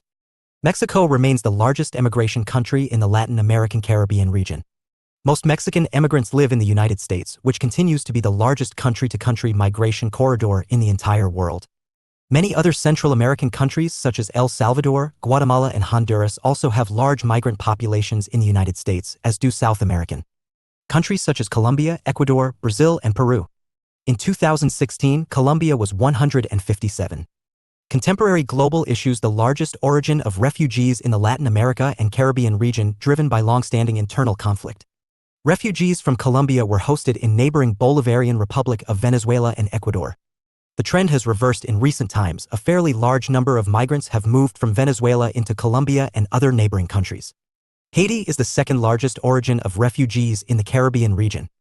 The most prominent intra-regional migrant corridors involve Nicaraguans, Panamanians, and other Central Americans moving to Costa Rica for temporary or permanent labor, and Central Americans, primarily from Honduras, Guatemala, and El Salvador, migrating to Belize because of instability and a lack of employment opportunities in their home countries. In the Caribbean, the most prominent intra-regional migrant corridors include Haitians migrating to the neighboring Dominican Republic, southern cone countries of Chile, Argentina, and Brazil, which all witnessed increases of between 16 and 20% in migrant populations between 2010 and 2015, have some of the largest migrant populations in South America, attracting labor migrants from the Andean countries as well as Paraguay. The Bolivarian Republic of Venezuela was home to a large number of intra-regional migrants from Colombia and Ecuador, but at the beginning of 2019, some 2 million Venezuelans had shifted to Colombia, Brazil, and other neighboring countries. In 2015, the United States had the largest foreign-born population in the world, while Canada had the 7th largest in Northern America. Over 85% of the foreign-born populations in North American region lived in the United States, where they comprise over 14% of the total population. Refugees in the United States came from a vast range of countries. However, the largest refugee populations were from China, Haiti, El Salvador, Guatemala, Egypt, and Ethiopia. Canada is also host to a large refugee population. The largest origin countries are Colombia and China. China and India have now overtaken Mexico in terms of recent immigrant arrivals to the United States. The largest immigration pathway for Asians migrating to the United States is through family-sponsored visas. Asian students accounted for 76% of international students enrolled in United States higher education institutions in 2014 to 2015. Migrant populations in Canada have primarily originated from European countries, but by 2015, Asian countries surpassed it. India is largest source country of migrants going to Canada. The vast majority of migrants in Oceania live in either Australia or New Zealand. Tonga, Samoa, and Fiji all have high counts of immigrants in comparison with their native population and very low shares of foreign-born populations. Australia and New Zealand have high shares of foreign-born populations comprising over 28% and 23% respectively. Australia is the largest host country in this region, followed by Papua New Guinea and New Zealand. Most of the refugees in these countries originate from Asia, such as Indonesians in Papua New Guinea or Afghans and Iranians in Australia. The United Kingdom has consistently been the main origin country of migrants in New Zealand for decades, with a notable increase in the number of Asian migrants, particularly from China and India, as well as a considerable population of people from the Pacific Islands, including Fiji, Samoa, and Tonga. Australia's refugee resettlement program is the third largest in the world and resettles refugees who have been living in neighboring countries such as Malaysia and Indonesia who originate from other countries such as Myanmar and Afghanistan. New Zealand is also a refugee resettlement country, announcing the resettlement of 750 Syrian refugees in 2015 to 2016. 158. In Asia, India and China have the largest absolute numbers of migrants living. Refugees and migration abroad who constitute small shares of the total populations of India and China. Migrants from China made up the fourth largest population of foreign-born migrants in the world after India, Mexico, and the Russian Federation. Over 2 million Chinese-born immigrants reside in the United States, which was also home to other large Asian migrant groups from India, the Philippines, and Vietnam. Other countries with large numbers of migrants residing abroad include Bangladesh and Pakistan, many of whom are in GCC countries. Refugees from Syria and Afghanistan constituted more than a third of the world's refugees at the end of 2016. In North Asia, countries such as Japan are already undergoing negative population growth, while the Republic of Korea has the lowest birth rate and the fastest aging population profile among OECD countries. Moon, 2015. So both countries are increasingly promoting temporary foreign labor immigration. Urbanization in China initiated one of the largest human migrations in history. The socioeconomic dynamics between Western and Eastern China are important factors, with the West characterized by high population growth rates, a surplus of workers and lower incomes, while the East contends with a shortage of workers in metropolitan areas and boasts both higher incomes and education levels. Hugo, 2015. While India and Pakistan were initially the major origin countries of labor to GCC countries, the origin of migrant workers has since diversified, attracting workers from Sri Lanka, Nepal, and Bangladesh. Umin, 2015. There are millions of Bangladeshi and Nepalese labor migrants working in India, primarily in the informal sector as construction laborers and domestic workers. Srivastava and Pandey, 2017. Internal migration within South Asia countries is extensive and larger in scale than international migration, related primarily to temporary and seasonal migration from rural to urban areas. Srivastava and Pandey, 2017. In Bangladesh, disasters such as Cyclone Mora in May 2017 displaced hundreds of thousands of people. Solomon, 2017.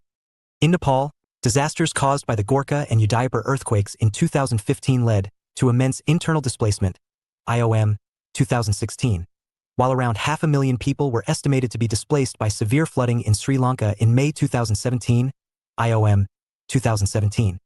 In Southeast Asia, the largest intraregional migration corridor based on foreign-born population data is from Myanmar to Thailand, and relates both to displacement due to conflict and violence and to cross-border migration for income generation, family reunion, and other reasons. The increase in labor migration to GCC states has created tremendous demographic change in destination countries. Today, with the exceptions of Oman and Saudi Arabia, migrants make up the majority of the population in GCC countries, comprising 88% of the population in the United Arab Emirates, 76% in Qatar, and 74% in Kuwait. UNDESA, 2015. Income differentials between origin and destination countries are a key driver of migration, with the Gulf countries providing higher wages and greater employment opportunities to labor migrants. Jacobson and Valenta, 2016. Countries bordering Syria are the principal hosts of Syrian refugees.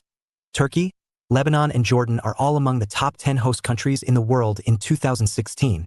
UNHCR, 2017. In 2015, there were just under 5 million migrants born in Central Asia who were living in the Russian Federation. UNDESA, 2015. People from 159. Contemporary global issues. Central Asia also migrate to Europe and China, where work and family ties are relatively strong. Germany, for example, was home to just over 1 million migrants from Kazakhstan in 2015, second only to the Russian Federation, where 2.56 million Kazakh-born people resided. UNDESA, 2015. Kazakhstan is now predominantly a country of transit and of immigration, attracting skilled workers from various countries and, increasingly, becoming a destination for migrant workers from Kyrgyzstan, Tajikistan, and Uzbekistan. Check your progress exercise 3. Note: I. Use the space given below for your answer. 2. See the end of the unit for tips for your answer. 1. Explain the experience of migration and refugees in various regions across the world. 10.6 Resettlement and return of refugees. One of the key mandates of UNHCR is to seek permanent solutions for refugees. Within this context, voluntary repatriation, local integration, and resettlement are the traditional solutions sought by UNHRC. Resettlement is a concrete way to achieve solidarity and sharing responsibility. The number of countries that are a part of UNHCR's resettlement programs increased from 33 in 2015 to 37 in 2016. States in Europe and Latin America established new resettlement programs or made new resettlement commitments. The traditional resettlement countries of Australia, Canada, and the United States continued to conduct the majority of the world's refugee resettlements.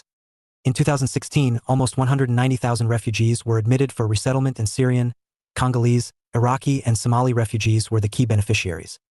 Local integration involves finding a permanent home in the country of asylum and integrating with the local communities. In course of time, the process should lead to permanent residence rights and the acquisition of citizenship in the country of asylum. The objective is to integrate refugees to pursue sustainable livelihoods and contribute to the economic life of the host country, and live among the host population without discrimination or exploitation. The acquisition of citizenship through naturalization is used as a way for local integration for refugees. During 2016, over 550,000 refugees returned to their countries of origin. Prolonged and renewed conflicts have contributed to low levels of voluntary repatriation. The majority of returns, 384,000, were to Afghanistan, primarily from Pakistan. The return to the country of origin is often the preferred solution for many refugees, though repatriation should be based on a free and informed decision with the full commitment of the country of origin to the reintegration. 160. Process to ensure that returnees are able to safely rebuild their lives. Unfortunately, refugees and migration. The contexts in which such returns took place in 2017 were often complex, with many refugees returning under adverse circumstances to situations in which sustainable reintegration could not be assured. In some cases, so-called spontaneous returns took place under a degree of duress in which thresholds for voluntary, safe, and dignified return not being met. In 2017, refugees returned to 43 countries of origin from 94 former countries of asylum, as reported by UNHCR offices and after reconciliation of departure and arrival figures. It should be noted that countries of origin reported only arrivals of returning refugees, with no distinction between those who returned through voluntary repatriation or returned spontaneously or in conditions that were not considered conducive for lasting solutions. The responsibility to protect refugees falls on individual sovereign states. States derive their responsibility to protect refugees by good faith being signatory to international conventions and agreements, as well as based on their national legislation, their political and moral commitment, or by reason of customary international law. All states are supposed to protect the fundamental human rights of refugees under customary international law. The conventional law concerning refugee trace back to the Article 14 of Universal Declaration of Human Rights, 1948, which states that everyone has the right to seek and enjoy in other countries asylum from persecution. The New York Declaration for Refugees and Migrants, adopted by the United Nations General Assembly in September 2016, declares that all member states are committed to a more equitable sharing of the burden and responsibility for hosting and supporting the world's refugees, while taking account of existing contributions.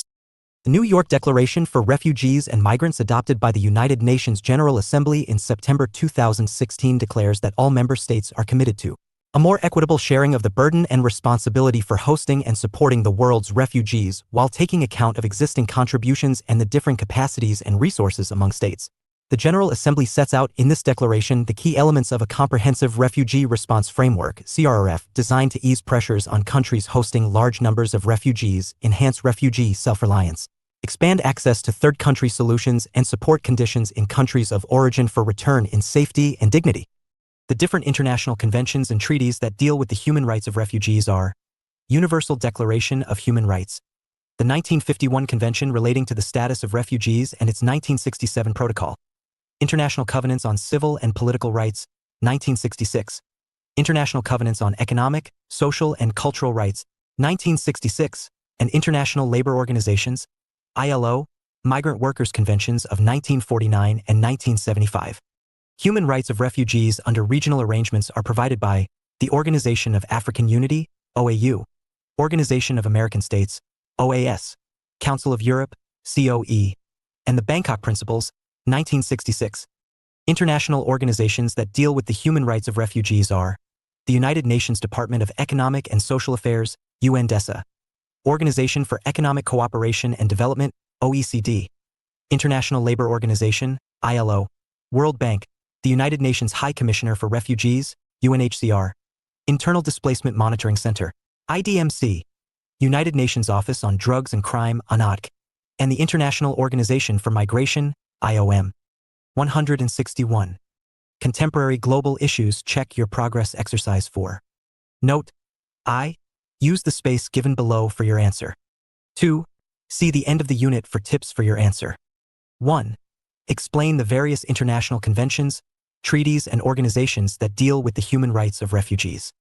10.7 India's perception and response to refugee problem. It is well known that even without being signatory to the 1951 Refugees Convention and its 1967 protocol that do not recognize the presence of the UNHCR, and without having domestic law or procedure governing the protection of refugees, India shelters largest refugee population in South Asia. The provisions of the 1951 Refugees Convention and its protocol can be relied on when there is no conflict with any provisions in the municipal laws. However, India has acceded to other international instruments whose provisions are relevant to the rights of refugees, so India cannot refuse asylum to bona fide seekers of shelter from other countries. Though there is no binding regional agreement concerning refugees in South Asia, India has a long history of sheltering refugees. Refugees are simply viewed as foreigners in India. While India lacks a formal legal framework for refugee protection, its administrative policies over the years have generally been in line with international legal norms on refugees. In the 19th century, India's colonial government enacted the Foreigners Act, 1864, the first statute to ban, detain, and expel foreigners. But when the Second World War broke out, the colonial government found even the 1864 statute too lenient for the absolute powers it demanded, so it was replaced by the Foreigners Act, 1940. After the war ended, and amidst the large-scale displacement that followed, the 1940 wartime legislation was further consolidated as the Foreigners Act, 1946, Foreigners Act. India has hosted 10 million refugees, the largest refugee movements in history, during partition in 1947, another major influx in 1959 of Tibetan refugees followed by massive influx in 1971 when more than 10 million refugees from the erstwhile East Pakistan reached India as refugees. The next major influx of refugees came from Sri Lanka in 1983 and from Afghanistan in 1986. The 1971 refugees were voluntarily repatriated en masse after the violence in Bangladesh subsided, bringing the crisis to an end. On the other hand, the Tibetan mass influx into India, beginning in 1959 and still continuing, remains in search of a permanent solution. For Sri Lankan Tamil refugees, their stay in India has been marked by heavy surveillance following Prime Minister Rajiv Gandhi's assassination. The Chakma and Hijong refugees who once lived in the Chittagong hill tracts, most of which are located in Bangladesh, have been living as refugees. 162. In India for more than 5 decades, mostly in the northeast and West Bengal. Refugees and migration. According to the 2011 census, 47,471 Chakmas live in Arunachal Pradesh alone. In 2015, the Supreme Court of India had directed the central government to give citizenship to both Chakma and Hajong refugees. In September 2017, the government of India decided to provide citizenship to these groups, despite opposition from many groups in Arunachal Pradesh, where these refugees are concentrated. There are also refugees from Iran, Myanmar, and Sudan in small numbers in India. The government of India has extended its support directly to Tibetans, Sri Lankans, and the Chakmas from Bangladesh, while other groups such as the Afghans, Burmese, Sudanese, and others fall under the mandate of UNHCR in India. The statistics of refugees in India are incomplete for a variety of reasons. First, they do not convey a historical sense of the large refugee populations India has hosted in its past. Second, there are a large number of unrecognized refugees in India who remain uncounted. These include large populations of unregistered refugees from Nepal and Bhutan, as well as asylum seekers who were denied asylum as a result of structural failures in UNHCR's refugee status determination mechanism. Refugees in India are treated under the law applicable to aliens. Besides, Foreigners Act 1946, Section 3, 3A, 7, 14, Registration of Foreigners Act 1939, Section 3, 6, Passport, Entry into India, Act, 1920, Passport Act, 1967, Extradition Act, 1962, and the Protection of Human Rights Act, 1993 are the laws that govern refugees in India. Jurisdiction over issues of citizenship, naturalization, and aliens rests with the Indian Parliament. However, influxes of refugees have been handled by administrative decisions rather than through legislative requirements. This administrative discretion is exercised within the framework of the 1946 Foreigners Act, and refugee policy in the country has essentially evolved from a series of administrative orders passed under the authority of Section 3 of the said Act. The Foreigners Act failed to treat those people who enter India on intelligible criteria. So all the people, regardless of being tourists, travelers, expatriate workers, fugitives, refugees, and migrants, are treated uniformly under a single regime. The Foreigners Act compels foreigners to prove their identities, present themselves at police stations, control their movements, activities, and residences, confine them in internment camps, and, of course, to leave India. The law's deportation power enables the government to complete deportations without even minimal judicial review. This power of deportation has been delegated and sub-delegated to a mid-level police officer who can order a foreigner to leave India. Refugee problem is dealt with by multiple institutions in India. The Home Ministry generally looks after the rehabilitation and settlement of refugees, and the Ministry of External Affairs is responsible for bilateral negotiations with other countries. The state governments are entrusted with the protection and maintenance of the refugee camps at the local level.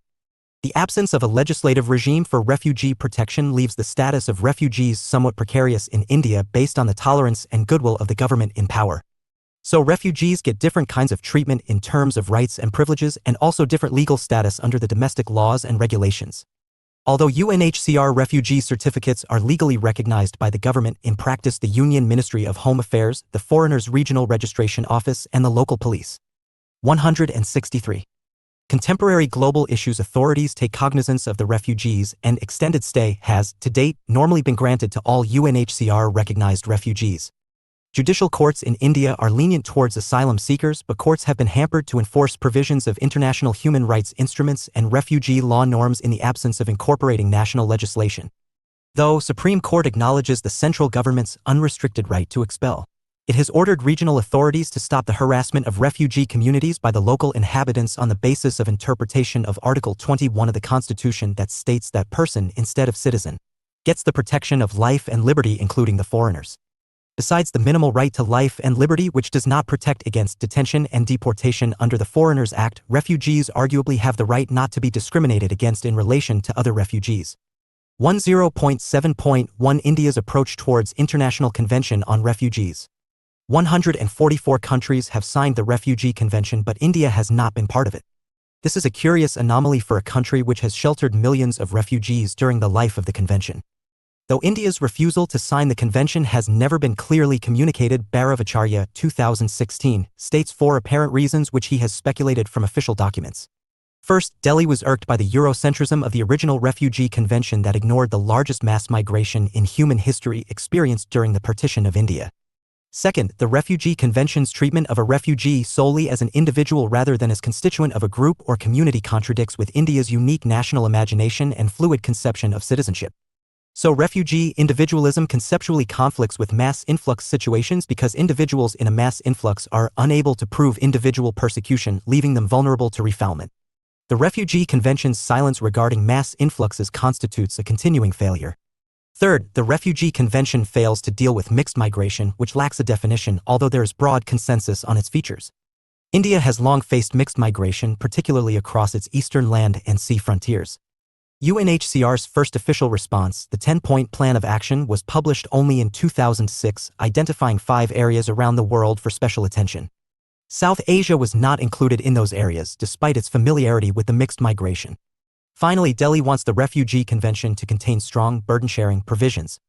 The argument resonates in India after its experience of sheltering around 10 million refugees in 1971 with inadequate foreign assistance. 10.7.2 Status of refugees in India. Sri Lankan Tamil refugees are housed in 243 camps in Tamil Nadu who are welcomed on the basis of kinship with their demographically proximate hosts. But militant refugee groups brought the Sri Lankan conflict onto Indian soil that culminated into the assassination of former Prime Minister Rajiv Gandhi. Tamil refugee issues have deeply impacted on their host community, even influencing the course of Tamil Nadu politics and bilateral relations with Sri Lanka.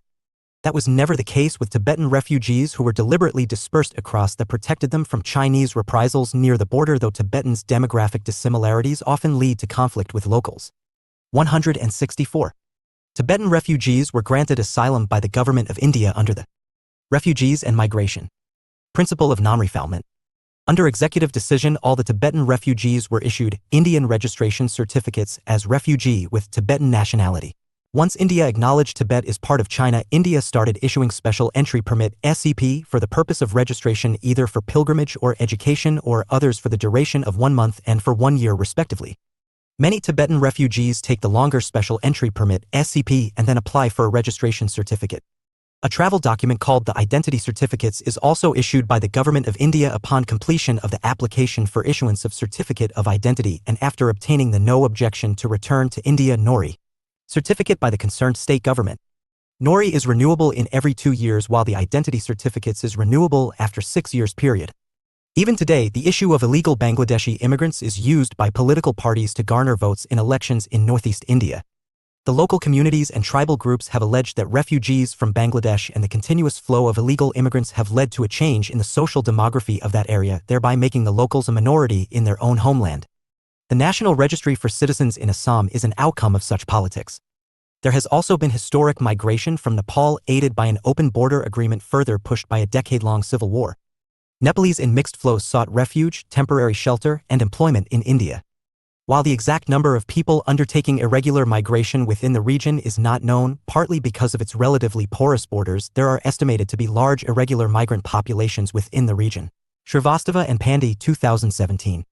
India is home to populations of irregular migrants from Bangladesh, Nepal, and to a lesser extent, Sri Lanka. Of late, Rohingya Muslims' refugee status has attracted international media attention. Over 40,000 Rohingya Muslims escaped Myanmar to take shelter in India, and the UNHCR has issued identity cards to about 16,500 Rohingya in India to prevent harassment, arbitrary arrests, detention, and deportation of refugees.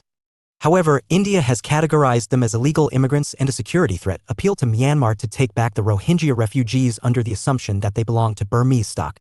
Ironically, Burmese do not consider the Rohingyas as their citizens and treat them as immigrants from Bangladesh who came during the British colonial rule. Moreover, Bangladesh is the favorite destination for the Rohingyas, and they consider themselves as natives of the Burmese state and expect protection from Myanmar state. Check your progress exercise 5 note. I. Use the space given below for your answer. 2. See the end of the unit for tips for your answer. 1. How refugees are legally treated in India. 165. Contemporary global issues. 2. Why India is not a signatory of international conventions on refugees. 10.8 Let us sum up. There is a heightened concern of migration and its various manifestations in the recent past, as it has become increasingly a complex legal and political process at transnational level, having interlinkages with multitude of public policy issues of geography and demography. Though many write and speak about refugees and migration in an interchangeably confusing manner, to make it lucidly subtle, all refugees are migrants, but all migrants are not refugees. Migration as a phenomenon occurs due to various factors relating to economic prosperity, inequality, demography, violence and conflict, and environmental change. Contrary to the general perception, largest numbers of refugees are sheltered in the current world by least developed and developing countries such as Turkey, Sudan, and Bangladesh, whereas Northern America and Europe still remain green pastures for the professional migrants. By the very nature, the complex dynamics of migration can never be fully measured, understood, and regulated in the current global milieu. India's ambivalent stand on migration and refugees is a response to the contradicting position of the International Refugee Convention on Non-Refoulement and Burden Sharing. Indian legal system has no uniform law to deal with its refugee population. India is a refugee-prone region and needs to review its ambivalent refugee law policy in line with its tradition. A future asylum law should set out a right against statelessness and procedural provisions for acquiring citizenship within clear timeframes. It needs to clearly mention about inclusion, exclusion, and cessation criteria for refugee status, the principle of non-refoulement, procedures to apply for asylum and create institutions to determine asylum claims, etc. 10.9 Some useful references. Acharya Bhairav. The Future of Asylum in India, for Principles to Appraise Recent Legislative Proposals, in NUJS Law Review, 9, 2016. Bhattacharjee Saurabh. India Needs a Refugee Law in Economic and Political Weekly, 43, 9, March 2008. Gibson, J. and D. Mackenzie, Australia's Pacific Seasonal Worker Pilot Scheme, Development Impacts in the First 2 Years, New Zealand, University of Waikato, 2011. Global Compact for Safe, Orderly and Regular Migration, Intergovernmentally Negotiated and Agreed Outcome, July 13, 2018, available at PGA/72/WP content/uploads/sites/51/2018/07/180713 Agreed Outcome Global Compact for Migration.pdf. 166. Guiding Principles on Internal Displacement, OCHA/UN, 1998, available. Refugees and Migration. India's Position on Legal Status of Refugees, Introduction, 2010, available at http://International Organization for Migration, IM, World Migration Report, 2018, available. International Organization for Migration, IM, World Migration Report, 2011, available. IOM Strategy to Enable, Engage and Empower Diaspora, IOM, Geneva, 2017, available. Ipsos Mori, Perceptions Are Not Reality, What the World Gets Wrong, December, 2016, available. Kozer, K., Dimensions and Dynamics of Irregular Migration, Population, Space and Place, 16, 3, 2010. Laxko, F., Improving Data on Migration, a 10-point plan. Migration Policy Practice, 7, 1, January, March 2017, available systems/files/smugglingreport.pdf. Manji, F., No Win-Wins in Kenya's Modern-Day Voyages in Search of Work. Brookings Institution, May 26, 2017, available development/2017/05/26/ No Win-Wins in Kenya's Modern-Day Voyages in Search of Work/ Migration Advisory Committee, Migrants in Low-Skilled Work, the Growth of EU and Non-EU Labour in Low-Skilled Jobs and Its Impact on the UK, London, 2014. Available ATTACHMENTDATA/FILE3330830/MACMIGRANTSINLOW Skilled Work Full Report 2014.pdf. UMAN, GZ, South Asia, Gulf Migratory Corridor, Emerging Patterns, Prospects and Challenges. Migration and Development, 5-3, 2015. Organization for Economic Cooperation and Development, OECD, The Fiscal Impact of Immigration in OECD Countries. In International Migration Outlook 2013. OECD, Paris, 2013. Shrivastava, R. and A. Pandey.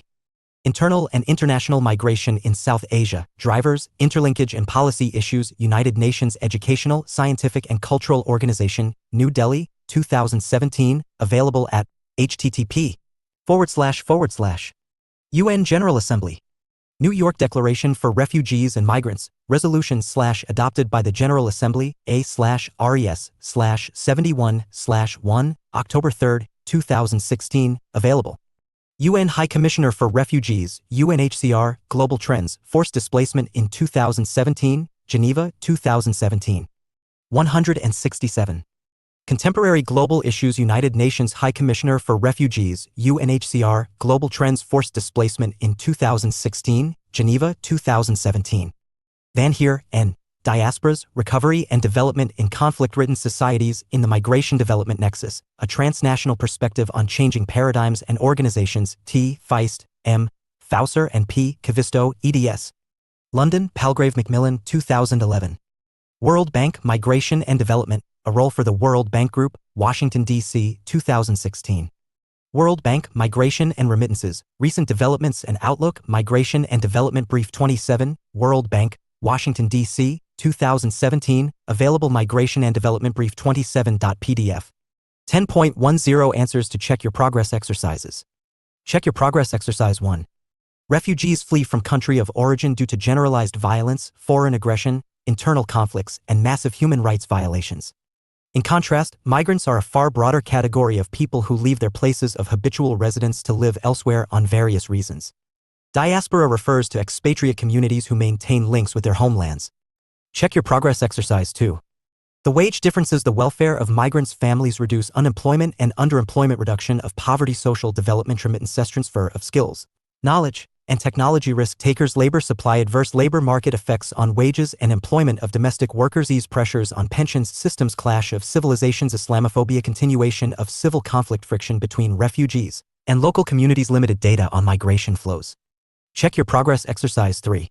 Migrations corridors, geographic proximity, Africans moving to GCC states, intra-regional migration in Europe, Schengen area, Brexit, Mexicans in the United States. Colombia is the largest origin of refugees. Venezuelan intraregional migrants from Colombia and Ecuador. The U.S. has the largest foreign-born population in Northern America. China and India have now overtaken Mexico in terms of recent immigrant arrivals to the U.S. Migrants in Oceania are living in either Australia or New Zealand. In Asia, India and China have the largest absolute numbers of migrants living abroad. In Far East, Japan, negative population growth. The Republic of Korea, the lowest birth rate and the fastest aging population. Labor migration to GCC countries. Internal migration within Southern Asia, intra-regional migration corridor in Southeast Asia, Central Asians to the Russian Federation. Check Your Progress Exercise 4. UDHR 1948, Convention of Refugees 1951 and its 1967 Protocol, ICCPR 1966, ICESCR 1966, ILO 1949 and 1975. OAU, OAS COE, the Bangkok 168. Principles 1966, UN DESA, OECD, the World Bank, UNHCR, IDMC, ANAC. Refugees and Migration. IOM. Check your progress exercise 5. 1. The Foreigners Act, 1864. The Foreigners Act, 1940. The Foreigners Act, 1946. Registration of Foreigners Act, 1939. Passport, Entry into India Act, 1920. Passport Act, 1967. Extradition Act, 1962. The Protection of Human Rights Act, 1993. 2. Eurocentrism. Refugee solely as an individual rather than as a constituent of a group or community fails to deal with mixed migration. Lack of burden-sharing provisions. 169. Contemporary Global Issues. Unit 11. Human Security *. Structure. 11.0 Objectives. 11.1 Introduction. 11.2 Defining Human Security, UNDP definition. 11.2.1 Security as a state/national concept. 1.2.2 Shift to people-centered concept. 11.3 Human Security, Human Rights and Human Development. 1.3.1 Modern concept of human security. 11.4 Varied dimensions of human security. 11.5 Human security and traditional security. 11.6 Let us sum up. 11.7 Some useful references. 11.8 Answers to check your progress exercises. 11.0 Objectives. In this unit, you will be reading about human security. After going through this unit, you would be able to understand the concept of human security, difference between human security and traditional security, and interdependent nature of human rights, human development, and human security. 11.1 Introduction. Conflicts are an inherent part of human nature. Conflicts can be settled by adhering to peace at any cost. Peace cannot be achieved unless use of violence is shunned to settle conflicts and nonviolence is observed. The term nonviolence should be understood not as an absence of physical injury but as an active force of love towards one and all, including human beings, animals, and plants. While conflicts destroy the harmonious fabric of human society, peace brings them together. Conflict divides people, peace unites them. If human beings are to live a peaceful and harmonious life, the first requisite is the absence of conflict that leads to a secure and peaceful life. Violence perpetuates disharmony, peace brings tolerance, love, and amity. In today's parlance, human security is what defines a peaceful life, an environment devoid of conflict, stress, and negativity. In today's parlance, human security is what defines a peaceful life, an environment devoid of conflict, stress, and negativity. Human security is an emerging pattern for understanding worldwide susceptibilities wherein the notion of traditional security is challenged and given as an alternative concept of human security. It is considered as a primary condition for ensuring national, regional, and global security. The concept of human security and its evolution is a consequence of developments of a post-Cold War, multidisciplinary understanding of security involving a Dr. Sailaja Gullapalli, Research Associate, Gandhi Smriti, 5, Ts. January Marg, New Delhi. 170. Number of research areas, including development studies, international relations, human security, strategic studies, and human rights. The report of the United Nations Development Programme, 1994, Human Development Report is considered as one of the thought-provoking publications in the field of human security. The report emphasized two important concepts, freedom from want and freedom from fear for all. These two concepts are like two pillars that elevate the sacredness of the concept of human security. 11.2 Defining Human Security, UNDP definition. Dr. Mahbubul Haq was the first to draw global attention to the concept of human security in the United Nations Development Programme's 1994 Human Development Report. It was discussed in the UN's 1995 World Summit on Social Development in Copenhagen, Denmark. The UNDP's 1994 Human Development Report's definition of human security says that the scope of global security should be expanded to include threats in 7 areas as of importance. Political security. Political security is concerned with the fact whether people live in a society that honors their basic human rights. As per the report by Amnesty International, some of the violations include political repression, systematic torture, ill treatment, disappearance in most of the countries. Human rights violations are often the consequence of political unrest. In many cases, the state itself has been identified as the violator of human rights by repressing individuals and groups. The state is also found to exercise control over free flow of ideas and information. Economic security. Economic security means an assurance of basic income for an individual who, by productive work or labor or in whatever profession or work one may get into, earns a livelihood. It is important to note that only about a quarter of the world's people, or a minuscule percentage of people, are presently economically secure. Most of the developing countries are struggling with provision of employment to their citizens. It is also not confined to developing countries but also in developed countries as well. Also, most of the governments try to come to power by assuring its people the benefits of employment. Often, unemployment problems have led to clashes among people of different states/provinces and have even led to massive violence and untoward incidents. Health security. Health security is one of the most vital components of any policy as forwarded by governments. It aims to assure protection from diseases and unhealthy lifestyles. In developing countries, the major causes of death are infectious and parasitic diseases, which kill millions of people annually. In developed countries too, healthcare has become an important aspect of public life, and many of these nations are even facing a shortage of medical staff. According to the United Nations, in both developing and developed countries, threats to health security are usually greater for poor people in rural areas and particularly among women and children. Absence of healthy diet, malnutrition, and insufficient supply of medicine, clean water, and food aggravate the situation. Food security. Food security requires that all people at all times have both physical and economic access to basic food. As per the report of the United Nations, it is not the overall availability of food that poses a challenge but an improper and 171. Contemporary global issues: poor distribution of food and a lack of purchasing power to some extent. While importing of food items remained a constant feature in the past among many countries, ever since food security as a basic right has gained prominence, it is being addressed at both national and international levels. Food security is also closely related to economic security, wherein the purchasing power often determines the quality of the food taken. Environmental security. It is relatively a new addition to the rights as assured by the national and international organizations and governments. It aims to protect people from both the short and long-term ravages of nature, man-made disasters, and deterioration and depletion of the natural environment and resources. Some of the major concerns of both the national and international organizations related to environmental security are air and water pollution, lack of clean water, and access to safe environmental standards. In industrial countries, one of the major threats is air pollution. Global warming and climate change caused by the emission of greenhouse gases is another environmental security issue. Individual and community security. Individual security aims to protect people from physical violence, be it from the state or any other external state/forces, from violent individuals, groups, state and sub-state actors. Protection includes safety from domestic abuse or from predatory adults. It also aims to protect people from small to heinous crimes and violent activities. Community security aims to protect people from the loss of general relationships, ideals, and from social, sectarian, religious, and ethnic violence. Communities that are smaller in number, minorities, ethnic groups, etc., are particularly vulnerable to violence and its effects. About half of the world's states have come across one or other forms of interethnic strife. Most of the UNDP's 7 categories of threats would receive adequate global attention and resources due to constant monitoring and policy formulations. This has led to an important development in the sense that 2 significant concepts emerged out of these initiatives for human security. One is the freedom from fear and the other freedom from want. The UNDP 1994 report has reiterated that human security requires attention to both freedom from fear and freedom from want. In course of time, there have been variations in this because questions have been raised as to what kind of threats people face, the part of the world they come from, and the state's initiatives to ensure security for them. Further, the mechanisms for responding to these threats have varied widely, and these have also been contemplated thoroughly by the authorities concerned. Freedom from fear. This school seeks to limit the practice of human security in protecting individuals from violent conflicts while recognizing that these violent threats are strongly associated with poverty, lack of state capacity, and other forms of inequities.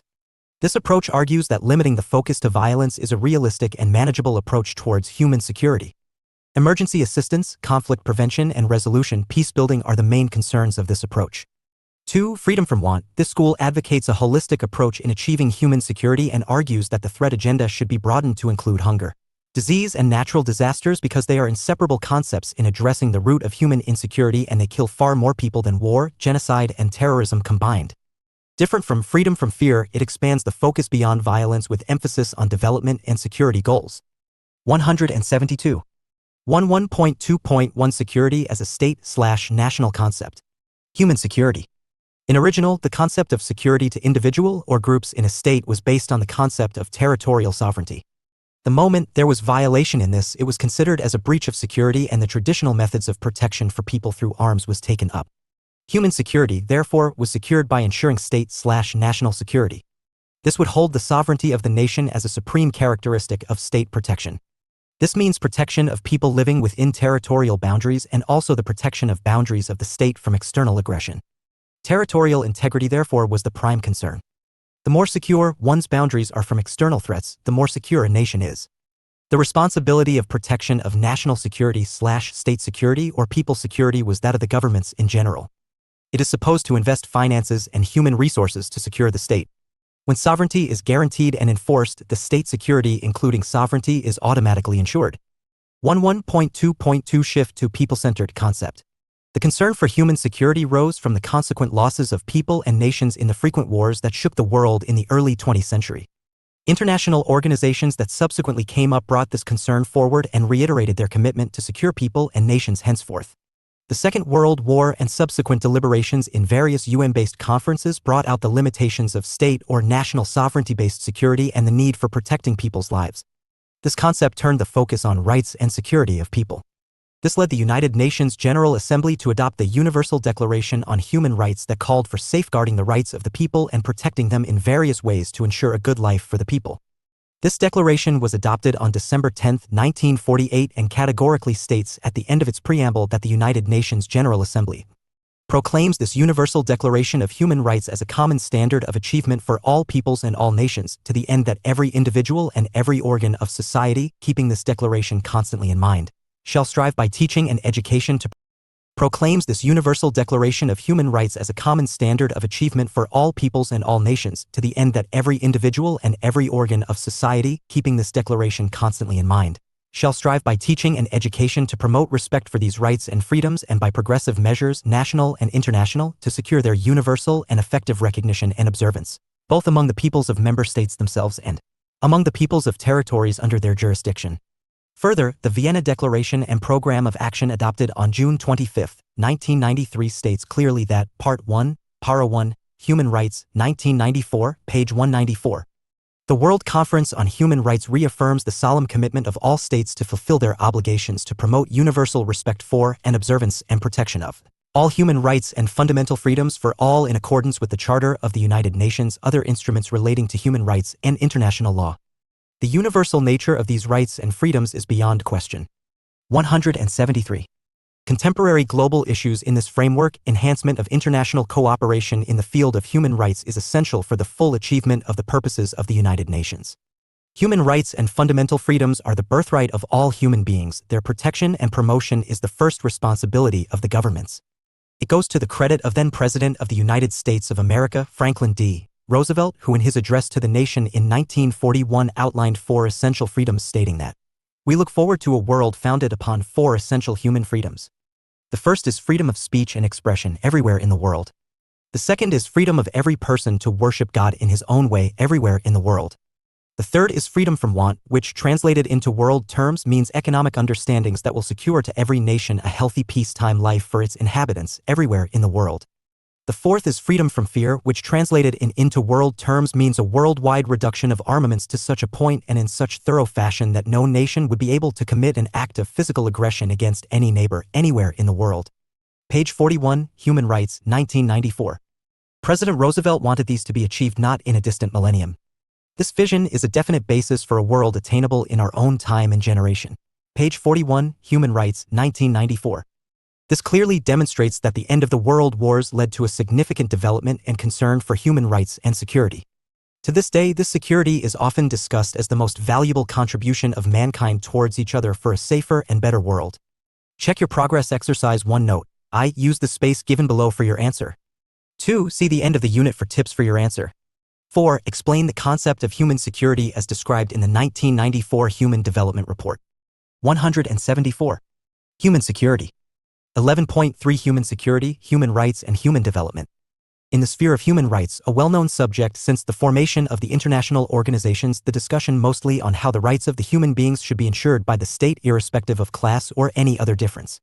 While the concept of a good life also has been included in the sphere of human rights, the policies by the governments around the world centered on how each and every aspect of human life has to be protected and safeguarded. Out of this emerged the concepts of human development and more recently the concept of human security. The national governments, international organizations, and also the World Economic Organizations are also taking active part in prescribing a safe and fulfilled life for one and all throughout the world. Development does not mean only economic development. It includes social, political, cultural, and environmental aspects of human life as well.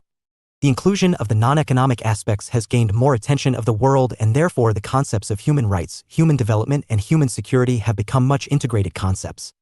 This, in a way, ensures a balanced development in society and also ensures the inclusion of all while formulating policies for the welfare of the people. The international financial institutions are also actively involved in promoting this initiative as it secures a better life for people. In fact, some of the terms and conditions while dispersing loans are centered on human rights and the standards of living a nation is trying to provide for its citizens. More and more issues are closely intertwined with these concepts, like rehabilitation of affected people in the natural and man-made disasters, non-exploitation of labor, prohibition of child labor, and safety standards ensured for the employees, and so on. The focus is mainly on seeking the assistance of developmental agencies in planning and influencing an additional holistic development that guarantees human security. The aim is to protect the vulnerable segments of the society and promote human security. The development and security initiatives are to be reflected in the policies as initiated by the agencies and governments concerned. 1.3.1 Modern concept of human security. Security traditionally meant the absence of threat from external aggression and protection of territorial boundaries of a nation. Security was something that eluded the world till the wars lasted. An initiative at the international level was taken to give fillip to the concept of security worldwide. But the beginning of the Cold War that lasted till the 1990s changed the concept of security. There was an element of insecurity in the world, with different nations aligning with the US and erstwhile USSR. While the Cold War ended in 1990s, it gave rise to new issues and concerns around the world. The world was free from bloc politics, but what really bothered the nations was development that was relegated to the background during the previous years. An initiative was taken by nations that intended to focus more on human development and human rights as the harbingers of security. Thus, the emergence of human security as an important element of human life came into prominence. The traditional concept of security did not encompass all the aspects of human life. Nowhere was the social or cultural aspect taken into consideration while 175. Contemporary global issues formulating policies. Therefore, in order to include all, the poor, the needy, the marginalized, the disabled, and so on, the concept of human right and development expanded to new proportions. It was comprehended that the human rights approach should be reinforced with welfare measures, and security of the people should be realized through this. The need of the hour was people-centered security that was absolutely essential for national, regional, and global stability. Therefore, the concept included many disciplines that are directly concerned with each other and intermingled with astuteness. These included a fusion of concepts of human security encompassing development studies, strategic studies, human rights, economics, and international relations. The UNDP's 1994 Human Development Report, HDR 1994, was a landmark that brought forth the need for human security to fight global insecurities that troubled people all over the world for a long time. The HDR 1994 has brought out few significant points which are summarized as below. It mentioned the idea of sustainable human development wherein people feel protected at all times. 2. It categorically mentioned that the conflicts which are likely to emerge in future should be confined to the disputing parties and not to be spilled into others. 3. It should address the main concerns of the parties, which may even include deep socio-economic disparities and deprivation. 4. Security should mean development and not armed action that could be avoided at all costs. Security should mean safeguards in areas such as income security, health security, natural environment security, and security from petty and serious crimes, and so on. Sabina Al-Khair, a noted expert on economic and development studies, describes the objective of human security as important to safeguard the vital core of all human lives from critical pervasive threats, in a way consistent with long-term human fulfillment. Her work deserves to be cited in full in this context, as she explains the concept of human security with a detailed emphasis. Human security maintains the joint focus on both poverty and violence, 2. Its people-centered nature, 3. Multidimensionality, 4. Cultural and pervasive threats to the vital core of people's lives, and the objective of human security be specified and translated into operational policies and projects by principled procedures. Below is further elaboration of the concept of human security. 1. Human security aims to safeguarding human lives from the threat of violent conflicts, diseases, and so forth through appropriate institutions, and thus institutionalizes protection. The focus is more on human beings than on threat. Human security seeks to envelop some aspects of human life, like building capabilities among people to satisfy their basic needs. 2. Human security is people-centered and the development initiatives associated with human welfare. It means human security should be provided irrespective of age, religion, gender, nationality, etc. 176. 3. Human security focuses on human lives and their protection from simple to Human security. Critical threats. Simple threats that include basic insecurity that troubles people on a daily basis or critical threats that affect basic functions of human life. 4. Human security aims at human fulfillment through governance, participation, capacity building, and so forth for both short and long terms. 5. Human security is a global concept and encompasses regions and countries across the globe. It is not just the individuals but also communities should live in collective peace and security and contribute immensely towards the same. Check your progress exercise 2. Note: I use the space given below for your answer. 2. See the end of the unit for tips for your answer. 1. Briefly describe the relationship between human security, human rights, and human development. 11.4 Varied dimensions of human security. So far, we have studied about the concept and emergence of human security. It stands for one of the best ways to achieve a contented life for human beings from all angles. Some of its varied dimensions are given as under. 1. Human security is a collective issue. It is not restricted to few dimensions of security, for example, territorial security. It is much beyond the territorial issues and seeks a quality life of individuals all over the world. It is concerned with economic aspects as much as cultural areas. 2. It has an interlinking dimension of the issues. For example, economic insecurity can lead to crimes related to it, malnutrition can lead to long-term and disastrous health effects on individuals. Therefore, its integral approach can never be ignored. 3. Human security is a people-centered concept. The very aim of this concept is to increase awareness and also work towards a safe and secure life of individuals as well as communities as a whole. 4. Human security is one such concept wherein the issues of concern can be identified and solved at an early stage.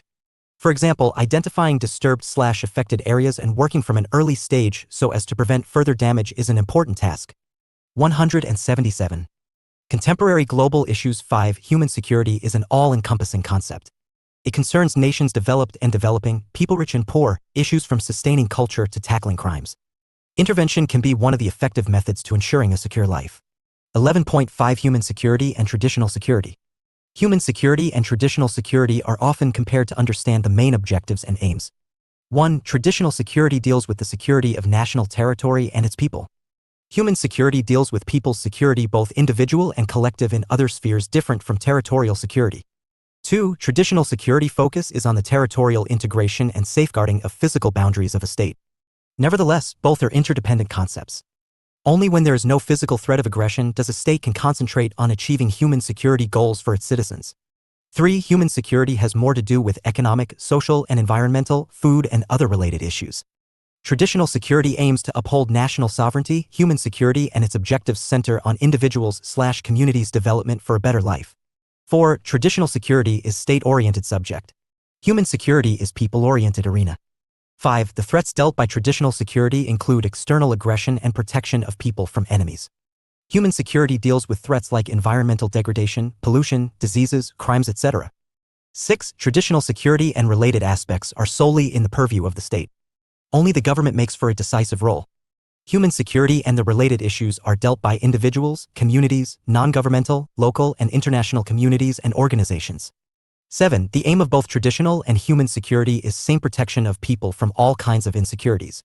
Both are interdependent concepts and argue for a strong system wherein people's welfare stands as the ultimate aim. Check your progress exercise 3. Note: I use the space given below for your answer. 2. See the end of the unit for tips for your answer. 1. Describe the difference between human security and traditional security. 178. Human security. 11.6 Let us sum up. The concept of human security and its evolution is a consequence of developments of a post-Cold War, multidisciplinary understanding of security involving a number of research areas, including development studies, international relations, strategic studies, and human rights.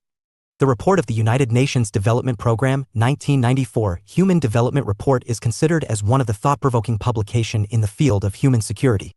The report emphasized two important concepts: freedom from want and freedom from fear for all. These two concepts are like two pillars that elevate the sacredness of the concept of human security. Most of the UNDP's 7 categories of threats would receive adequate global attention and resources due to constant monitoring and policy formulations. This has led to an important development in the sense that two significant concepts emerged out of these initiatives for human security. One is the freedom from fear and the other freedom from want. The UNDP 1994 report has reiterated that human security requires attention to both freedom from fear and freedom from want. In course of time, there have been variations in this because questions have been risen as to what kind of threats people face, the part of the world they come from, and the state's initiatives to ensure security for them. Further, the mechanisms for responding to these threats have varied widely, and these have also been contemplated thoroughly by the authorities concerned. The concern for human security rose from the consequent losses of people and nations in the frequent wars that shook the world in the early 20th century. International organizations that subsequently came up brought this concern forward and reiterated their commitment to secure people and nations' security and safety. 11.7 Some useful references. Alkire, Sabina. 2003. A Conceptual Framework for Human Security. Kreis, Working Paper 2, London, University of Oxford, 2003, online. Caroline Thomas. 2000. Global Governance, Development and Human Security, The Challenges of Poverty and Inequality. London, Pluto Press. Mababulhak. 1999. Reflections on Human Development, London, Oxford University Press. King, Gary and Christopher Murray. Rethinking Human Security, Political Science Quarterly, Volume 116, Number 4. Somavia, Juan. 1999. People Security Globalizing Social Progress. UNDP. 1994. Human Development Report. New York, Oxford University Press. 10.8 Answers to Check Your Progress Exercises. Check Your Progress Exercise 1-1. Your answer should include following. Human security as defined in the UNDP report of 1994. 179. 180. Contemporary global issues. Check Your Progress Exercise 2-1. Your answer should include following. The linkage between human security, human rights and human development. Check Your Progress Exercise 3-1. Your answer should include following. Human security as against the idea of traditional state security. 181. Human security. Block 3 Global Shifts, Power and Governing. E. 182. Contemporary global issues. Human security. Unit 12 Global Resistances, Global Social Movements and No's asterisk. Structure. 12.0 Objectives 12.1 Introduction 12.2 Global Resistance 12.3 Underlying Theoretical Formulations 12.4 Resisting Globalization 12.5 Global Social Movements 12.5.1 Resistance Movements, Types of Social Movements 12.6 Social Movements and NGOs 12.7 Let us sum up 12.8 Some useful references 12.9 Answers to Check Your Progress Exercises 12.0 Objectives. This unit focuses on globalization, global resistance, global social movements, and role of NGOs. After going through unit, you should be able to define global resistance, discuss different theoretical formulations underlying global resistance, understand global social movements and how they are influencing globalization, and appraise the critical role of NGOs in the global social movements. 12.1 Introduction. Globalization defines 21st century. So does the resistance to globalization. Global resistance is a social movement with political objectives to alter or at times counter the distortions of globalization. Often there are versions that oppose the complete process of globalization. These are variedly referred as the global justice movement, alter globalization movement, anti-globalist movement, anti-corporate globalization movement, or movement against neoliberal globalization. However, most of these terms are given by the believers of economic globalization and hence may not sufficiently describe the perspective of the resistors. People participating in these movements base their criticisms on a number of related ideas. They range from opposing liberal financial/trade institutions like IMF, WTO, OECD, large transnational corporations having unbridled political power through their wealth, to loss of cultural ideas and damage to environment. They believe that globalization has weakened the integrity of national legislative authorities, and independence and sovereignty of many countries have been infringed upon by liberal micro and macroeconomic rulemaking processes at the instance of capitalist corporations. Technology has helped both the forces of Dr. Karuna Hemam Yadav, Research Associate, Insert, New Delhi. 183. Globalization as well as the forces resisting it. Rapid and immediate. Global shifts, power and governance. Intercommunication, beyond control of the states, has empowered resistors to stay a step ahead of the adversarial authorities. We witness number of rising popular resistance movement all over the world since the end of the Cold War, like the most recent Arab Spring, the world's largest coordinated anti-war protest against invasion of Iraq, to the rise of the Occupy Wall Street movement and the rise of indigenous resistance movement across the world. The globalized world faces new challenges such as climate change, terrorism, poverty, and economic crisis. These challenges having no borders and cannot be solved by any country or intergovernmental institutions. These can be resolved only by coordinated efforts of the forces that seek solution in globalizing and those that resist the process. 12.2 Global resistance. Current resistance to globalization is that it works both to counter and reform it at once. with some social movements working for direct and participatory democracy and autonomous communities, sometimes utilizing alternative economic structures such as local exchange trading systems. On the one hand, while others seek truly representative and democratically accountable national and global political structures, on the other, resisting globalization. https:// This has happened against a backdrop of the spread of demands for democratization around the world, in the aftermath of the Cold War, and in the light of the intensifying process of global interconnectedness. Kumar Chunchul et al. 2017-70. These protests, which have often taken the name of the date on which they occurred, e.g., J16 June 16th, or the central city which they have occupied, e.g., Battle for Seattle, have continued to erupt outside almost every major international political and economic meeting. Additionally, since 9/11, the anti-globalization movement has increasingly become associated with targeting the militarist policies of the US and UK under in West Asia as part of a growing anti-war grassroots movement. Mary Kaldor argues global civil society, GCS, is about civilizing or democratizing globalization, about the process through which groups, movements, and individuals somewhat can demand a global rule of law, global justice, and global empowerment. GCS is identified as the sphere of ideas, values, networks, and individuals located primarily outside the institutional complexes of family, market, and the state, and beyond the confines of national societies, polities, and economies. Kaldor, 2000. Check your progress exercise 1. Note: I. Use the space given below for your answer. 2. See the end of the unit for tips for your answer. 1. Explain how the globalization and global resistance define the current century. 184. Global resistances, global. 12.3 Underlying theoretical. Social movements and NGOs. Formulations. The emergence of a global civil society can best be explained through the theory of countervailing power, developed by J.K. Galbraith. In his view, emergent global civil society is a direct reaction to the perceived domination of corporate interests within the globalization process. The rise of the global civil society is therefore part of a backlash against the triumph of neoliberalism, Busan, 2004. There are scholars who view social resistance as political actions. For example, Gills, 2004, defines social resistance as a form of political action which should represent the general or societal interest, and with the potential to transform the political situation and produce a real alternative. Then there are other scholars who view resistance as a cultural reaction to globalization. Chin and Middleman, 2030, write that resistance movements cannot solely be understood as a political reaction to globalization. Rather, in the teeth of globalizing tendencies, resistance movements shape and are constitutive of cultural processes. Scholarly differences over what resistance is, what is its scope, and how it should be defined greatly complicate the problem of theorizing social resistance. According to M.D. Nuruzman, 2009, social resistance is neither exclusively a form of political action nor as an outright cultural reaction, but as a struggle for survival fought in the wider political, economic, and social context. Politics of resistance, it is important to note, call for the need to bring the state back to act as a countervailing force to neoliberal globalization, but also of suitable new governance institutions to cope with the challenges of an interconnected world economy. This perspective is inspired by Karl Polanyi's notion of resistance as counter-movement. This concept refers to the self-protective measures taken by society to cope with the disruptive and polarizing effects of industrial capitalism in England during the 18th and 19th centuries. Resistance to globalization is about the struggles to overturn the trend towards a capitalist economy disengaging from socially defined functions.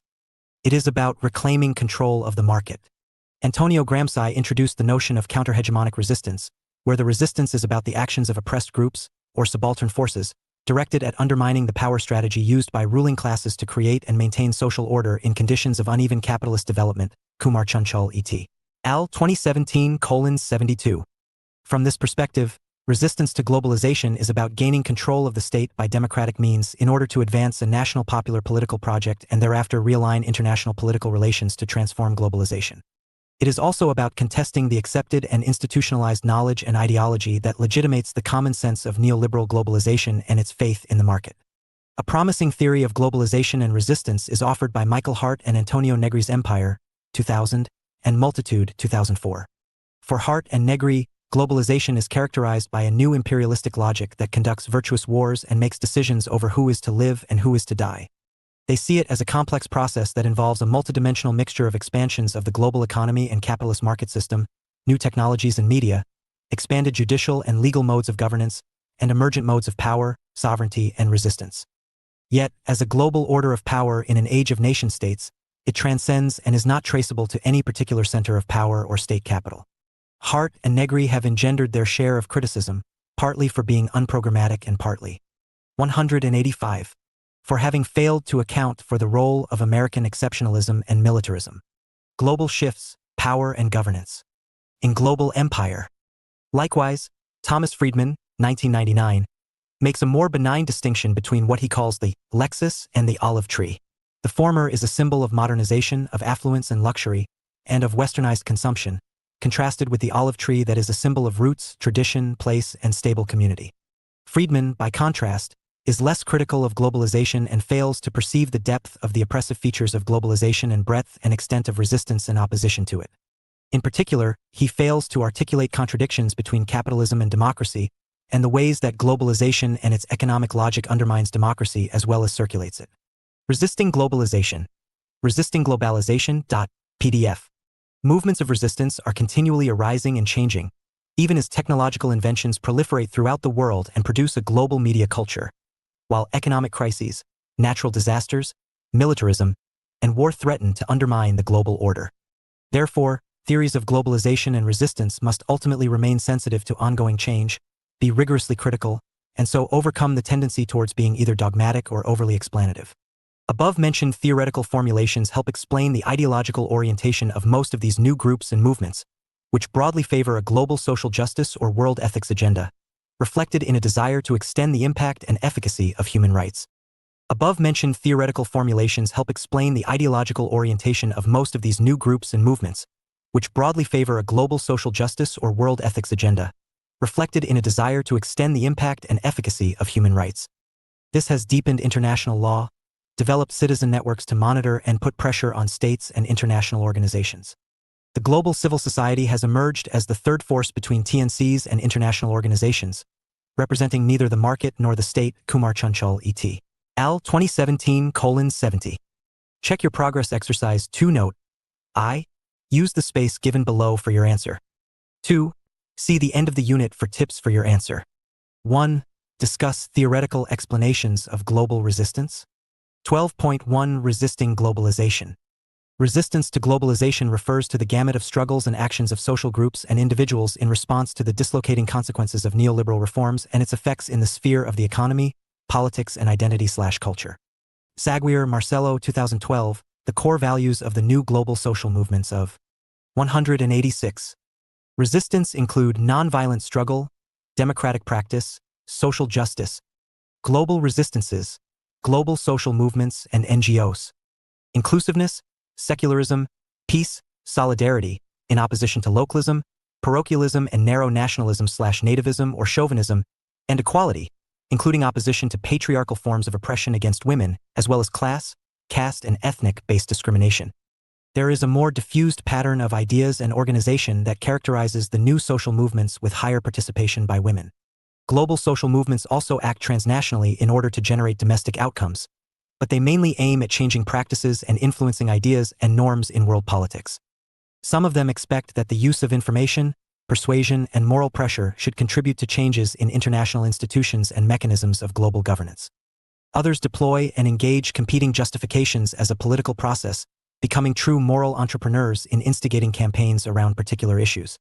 The Nirmada movement in India, for example, as a coalition of local, national, and international non-state organizations, has been able to reform and even stall the construction of a set of huge dams along the Nirmada River. Transnational social movements. There are reasons to link the resistance of today's new social movements to a number of historical precedents.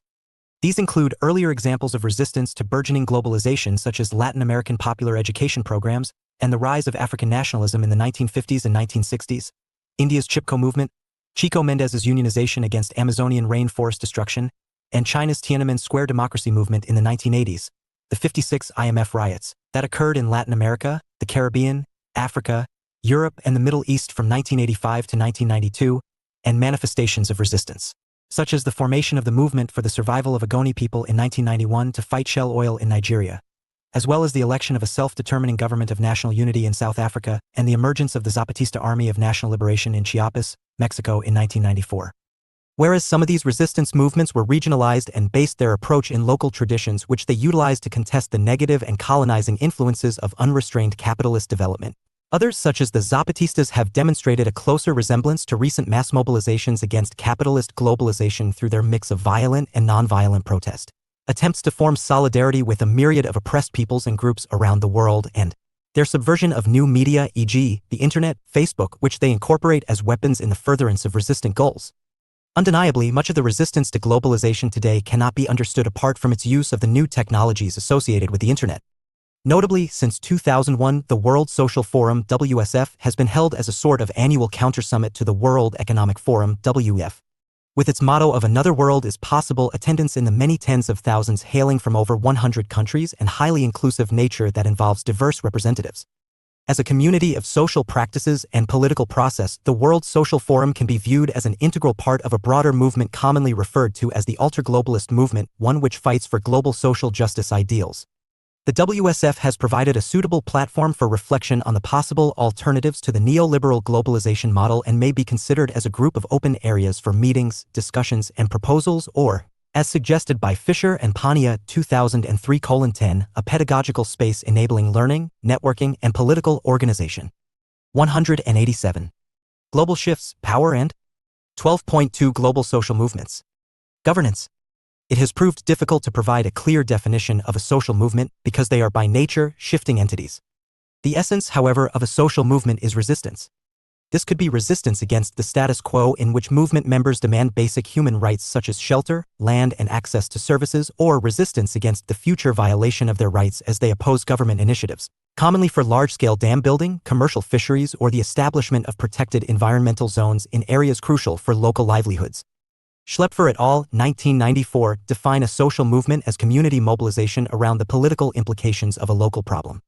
Social movements' challenges to the status quo are generally highly vocal, and members very often posit themselves in clear opposition to government or other elites and their policies. However, the relationship between social movements and the organs of the state is a complicated one. Movements may very often oppose government, but they are equally dependent upon it to redress certain wrongs or bestow rights. Their strategic interaction with the state brings movements clearly into the realm of the political. Foweraker 1995-69 informs that all social movements must be defined in some degree by their political projects or their attempts to influence institutional and political change. Politicized social movements are often highly radical and innovative in their demands and their activities. Movement members search for new ways to make their views known and articulate their demands, and can at times break the law to achieve this. Alter-globalization protests in global cities since the events of Seattle in 1999 have not been an isolated spontaneous series of events, but rather a conscious tactic of an increasingly coordinated and powerful social movement against economic and financial globalization that often targets international organizations such as the World Trade Organization (WTO), the World Bank, and the International Monetary Fund (IMF). Through these protests, and particularly by means of the series of forums organized since the first World Social Forum in Porto Alegre in 2001, transnational networks, coalitions, and movements attempt to transform both domestic political systems and international politics.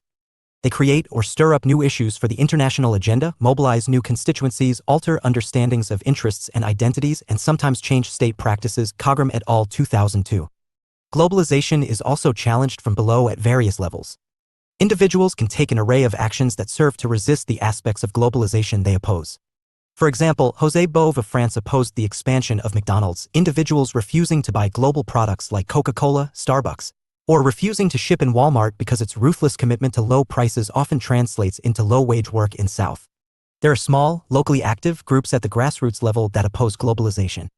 There are religious fundamentalists such as the Taliban, Boko Haram, ISIS, etc., who seek a return to a pure version of their religion and resist global processes that they think are a threat to their purity. 12.2.1 Resistance movements, types of social movements. Various types of resistance movements at different levels have cropped up in almost all parts of the world. Following is an overview of some of these movements. 188. Local movements. Global resistances, global social movements, and NGOs. Globalization adversely affects local people in different ways. It may deprive them of their source of livelihood, displace them from the local market, etc. The Adivasidalit-led Plakimita movement to conserve and protect the sources of drinking water at Palgut in Kerala may be cited as a good example of local resistance. Another illustration is the bold and heroic decision taken by the Korachund farmers in Kojako to get relieved from the market penetration of transnational companies like Pepsi-Cola and Coca-Cola. National movements. The struggles led by the various trade unions, farmers' organizations, and non-governmental organizations, NGOs, could initiate some national-level resistance to globalization in India. Similar attempts were there in other parts of the world. The recent resistance to special economic zones, SEZs, in the farmlands in the farmlands in India by organized farmers' movements may be cited as a case of national-level anti-globalization struggle. Global movements. In order to counter globalization effectively, global-level resistance movements are necessary. Already a number of such movements have been organized. One such effort is the World Social Forum. The demonstrations that the world witnessed in such venues like the WTO's ministerial meeting at Seattle and Cancun, G8 meetings at Genoa, and the IMF/World Bank meetings at Davos, all reveal the global-level resistance to globalization. Korean, 2007. Check your progress exercise 3. Note: I. Use the space given below for your answer. 2. See the end of the unit for tips for your answer. 1.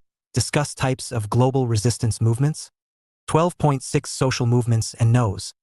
In the context of globalization, it is often said that civil society has assumed a significant global dimension on the basis of transnational networks of non-state actors, especially NGOs such as Amnesty International, Greenpeace, Oxfam International, and Médecins Sans Frontières, whose memberships, common purpose, and organizational activities transcend national borders. Global civil society has served as a source of governance through dissemination of information, formation of open forums for dialogue and debate, and advocacy of greater democracy, transparency, and accountability in governmental and multilateral institutions. In 189. This way, global civil society or global public spheres can help to prevent the global shifts, power, and governance. Powerful from owning power privately. Keane, 2003. This expanding transnational or civil society layer has often been greeted as enhancing democracy and providing a counterbalance to the power of markets and transnational institutions. Kumar Chunchal et al. 2017:70-71. Indeed, international NGOs, or INGOs, often play an important role in international and national advocacy campaigns, bringing together different actors from across the globe into diverse networks. The larger charities, such as Oxfam, Save the Children, and ActionAid, have departments devoted to these campaigns, for example on fair trade, GM crops, and child prostitution. Social movements and NGOs. PDF 11. The role of NGOs in global economic governance, and the WTO in particular, has been the focus of much scholarly attention since the so-called Battle of Seattle in 1999. Widely considered to be the coming-out moment of the anti-globalization movement, citizens took to the streets to denounce a global economic system that was seen to be exclusionary and unfair, and producing profound inequalities, environmental destruction, and social dislocations worldwide. Gill, 2000. Halliday, 2000. Wilkinson, 2006. In an effort to stem off its legitimacy crisis, the WTO increased its engagement with NGOs.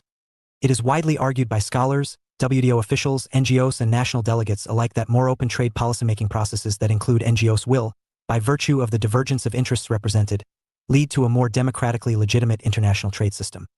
Obviously, some NGOs can be radical, innovative, and politically combative, but there are also clear institutional differences between social movements and NGOs. The latter tend to be recognizable by their structure. By contrast, social movements tend to be more ad hoc and evolutionary by nature. NGOs also are more likely to have a set of fixed priorities, whereas social movements can often be much more fluid and above all reactive, as their actions and goals respond to the vagaries of local and national politics, or the flexibility of global capital. Perhaps most crucial for a definition of social movements is the issue of membership. Social movements are their members. In contrast, theoretically and sometimes in practice, NGOs can consist of just one person. It would be hard to imagine a social movement composed of a single individual.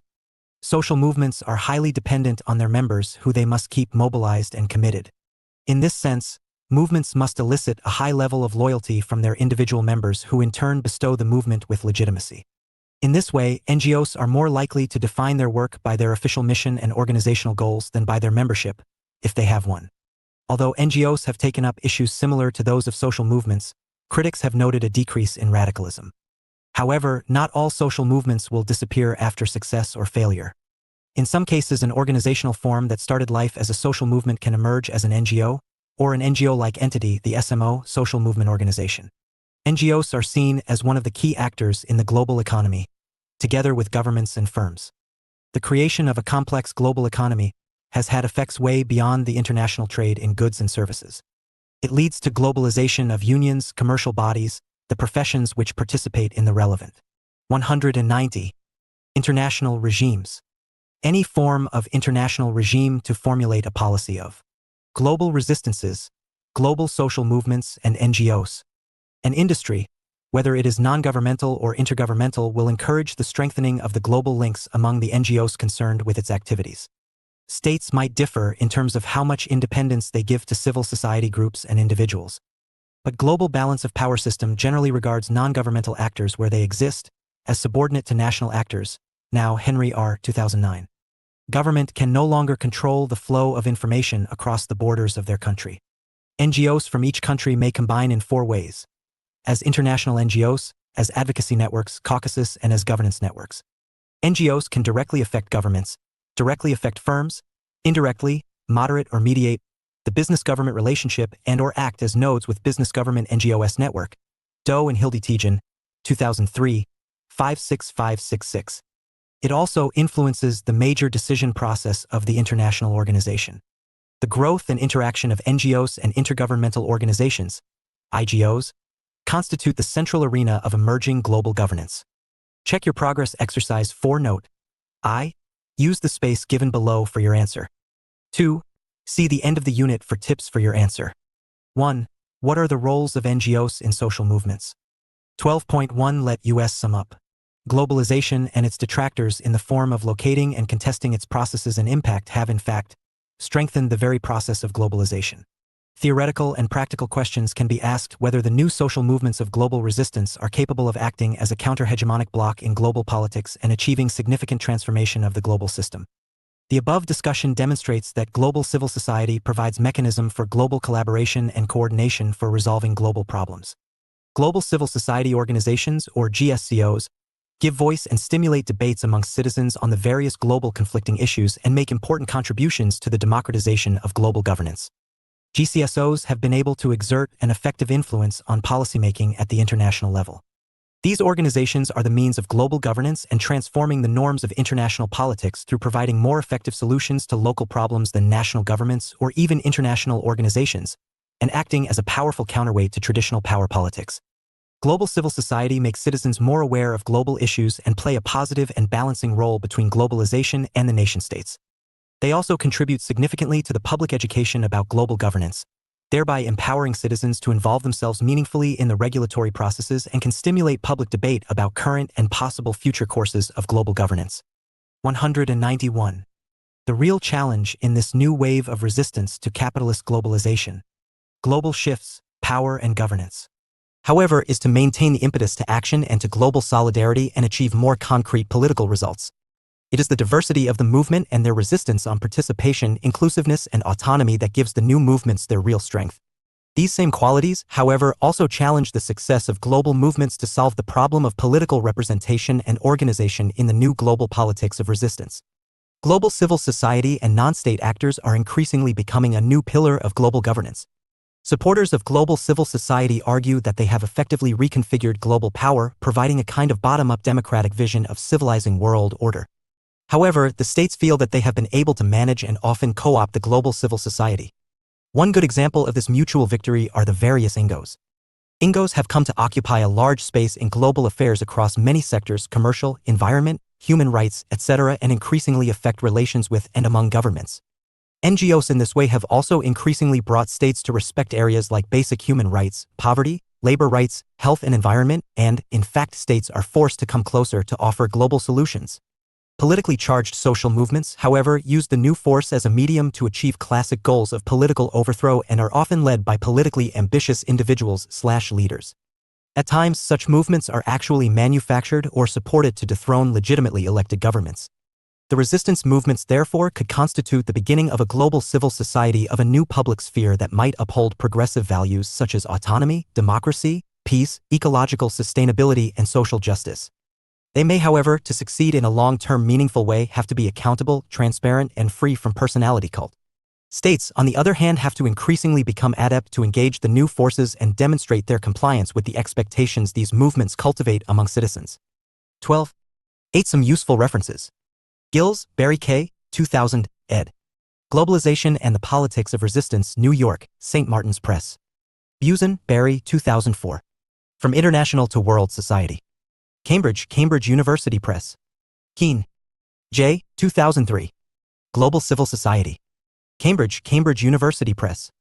Resisting Globalization, access on November 19, 2018, https:// Kumar Chanchal, Lungthwang Riamiai and Sanjay Gupta, 2017. Understanding Global Politics, New Delhi, KW Publishers Private Ltd. Kaldor, Mary, 2000. Civilizing Globalization, The Implications of the Battle of Seattle. Millennium, A Journal of International Studies, 29 4, 105-14. Chin, Christine B., N., and James H. Middleman, 2000, Conceptualizing Resistance to Globalization in Barry K. Gills, edition, Globalization and the Politics of Resistance, London and New York. Macmillan Press Ltd. and St. Martin's Press. 192. Inc. Muhammad Nuruzman, 2009, Globalization and Resistance Movements in Global Resistances, Global Social Movements and NGOs. The Periphery, An Alternative Theoretical Approach, access on October 10, 2018, Resistance Movements in the Periphery, An Alternative Theoretical Approach. Hart, M. and A., Negri, 2000. Empire, Cambridge, Harvard University Press. Hart, M. and A., Negri, 2004. Multitude, War and Democracy in the Age of Empire, New York, The Penguin Press. Friedman, T., 1999. The Lexus and the Olive Tree, New York, Farrar Straus Giroux. Saguier, Marcelo, 2012, Resistance to Globalization, access on November 19, 2018, to Globalization. Cogram, Sanjeev, James Riker, and Catherine Sekink, 2002. From Santiago to Seattle, Transnational Advocacy Groups Restructuring World Politics. In Restructuring World Politics, Transnational Social Movements, Networks, and Norms, eds. S. Cogram, J. Riker, and K. Sekink. Minneapolis, University of Minnesota Press. Carlos R. S. Milani and Ruthie Nadia Laniato, 2007. Transnational Social Movements and the Globalization Agenda, a methodological approach based on the analysis of the World Social Forum, access on November 19, 2018. Fisher, William, and Thomas Pania, 2003. Un autre monde est possible, Paris, Parangan. Schlepfer, C. G. Rodriguez Viana and S. Moretti, 1994. Community Development and Social Movements, An Experience of Solidarity and Citizenship in Brazil, Community Development Journal 29, 4. Fowraker, J., 1995. Theorizing Social Movements, London, Pluto Press. Kurian v. Matthew, 2007. Alternatives to Globalization, A Search in Mainstream, Volume 45, Number 35, Saturday, August 18, 2007. Oral, Lucy, 2004, Social Movements and NGOs, A Preliminary Investigation, access on October 16, 2018. F7DFB 4437F09554E4BF238C20C68CD.PDF11. Gill, Stephen, 2000. Toward a Postmodern Prince? The Battle of Seattle as a Moment in the New Politics of Globalization, Millennium, Journal of International Studies, 29.1, 131-140. Halliday, Fred, 2000. Getting Real About Seattle, Millennium, Journal of International Studies, 29.1, 123-129. Wilkinson, Rorden, 2006. The WTO Crisis and the Governance of Global Trade, Abingdon, UK, Routledge. Now Henry R., 2009. Perspective on International Relations, Washington, D.C., CQ Press. 193. 194. Global Shifts, Power and Governance. Doe, Jonathan P. and Hildy T. Jen, 2003. Globalization and NGOs, Transforming Business, Government and Society, Journal of International Business Studies, 2003, pp. 565-66. Mishra Vivek Kumar, 2012. The Role of Global Civil Society in Global Governance, access on November 19, 2018. 12.9 Answers to Check Your Progress Exercises. Check Your Progress Exercise 1. Your answers should include definitions of globalizations and its connection with anti-globalization movements. Check Your Progress Exercise 2. Highlight on Michael Hard and Antonio Negri theory and Thomas Friedman explanations of global resistance. Check Your Progress Exercise 3. Your answer should highlight on local, national, and global social movements. Check Your Progress Exercise 4. Highlight critical role of NGOs as advocacy and connecting institute between people and its governance, and also a central area of emerging global governance. 195. Alternative Perspectives on Globalization. Unit 13 Alternative Perspectives on Globalization *. Structure. 13.0 Objectives. 13.1 Introduction. 13.2 Understanding Globalization. 13.2.1 Phases of Globalization. 13.3 Theoretical Explanations of Globalization. 13.3.1 Realist Explanation of Globalization. 13.3.2 Liberal Explanation of Globalization. 13.3.3 Marxist Explanation of Globalization. 13.3.4 Types of Globalists. 13.4 Assessment of Globalization. 13.4.1 Adverse Impact of Globalization. 13.4.1.1 Economic Impact. 13.4.1.2 Political Impact. 13.4.1.3 Social and Cultural Impact. 13.4.1.4 Environmental Deterioration. 13.5 Alternatives to Globalization. 13.5.1 Theoretical Perspective. 13.5.2 Practical Alternatives. 13.6 Let us sum up. 13.7 Some useful references. 13.8 Answers to check your progress exercises. 13.0 Objectives.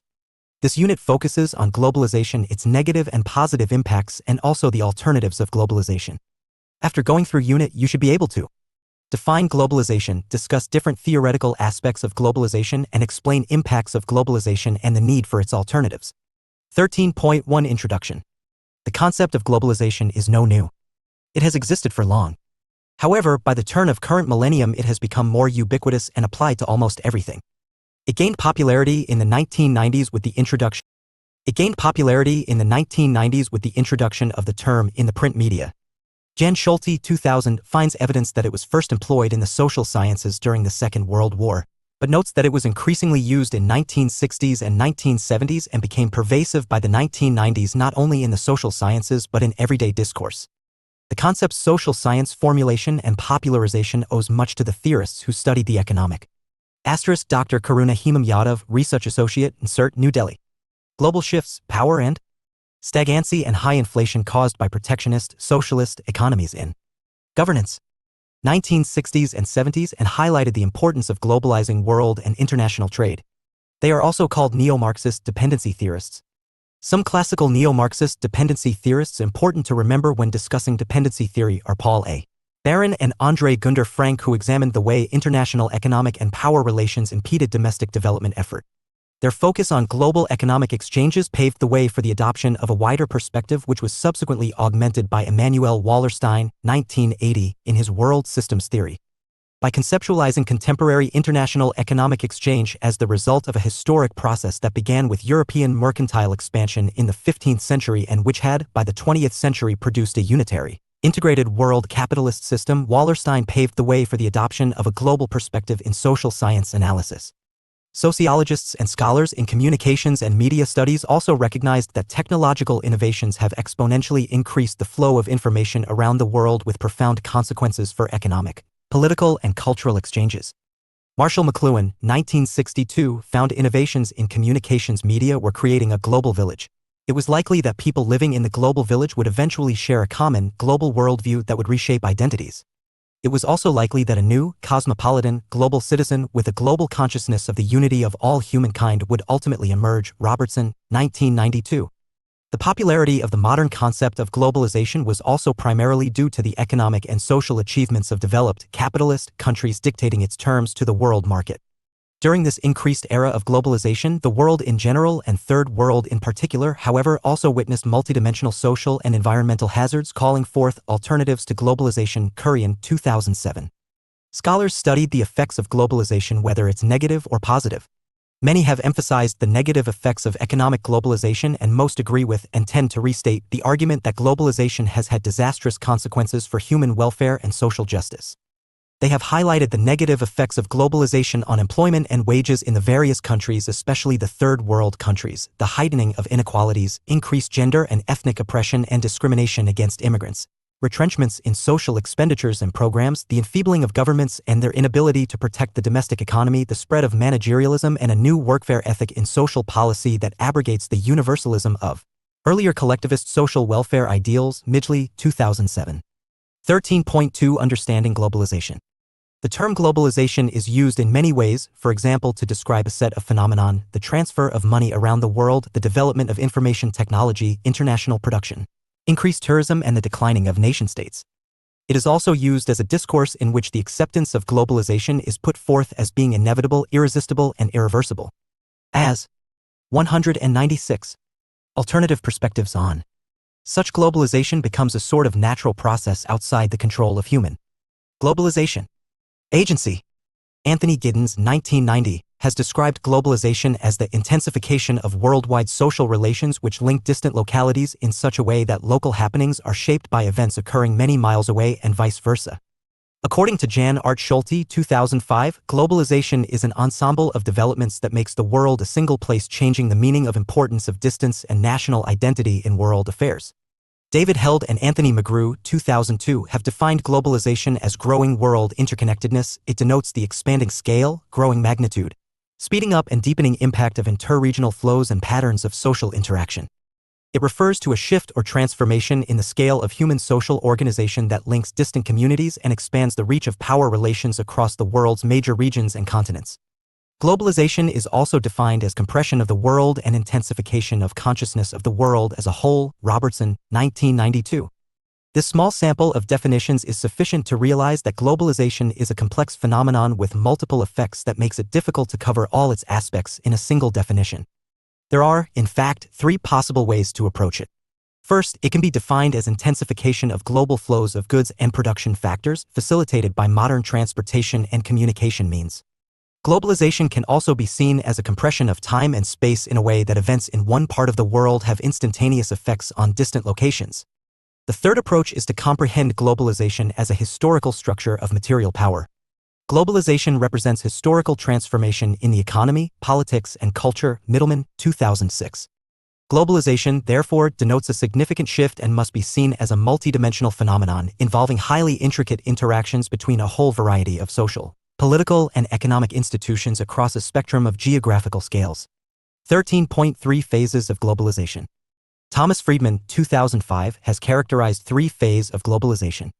The first phase is from 1492 to 1800, which was the age of mercantilism and colonialism.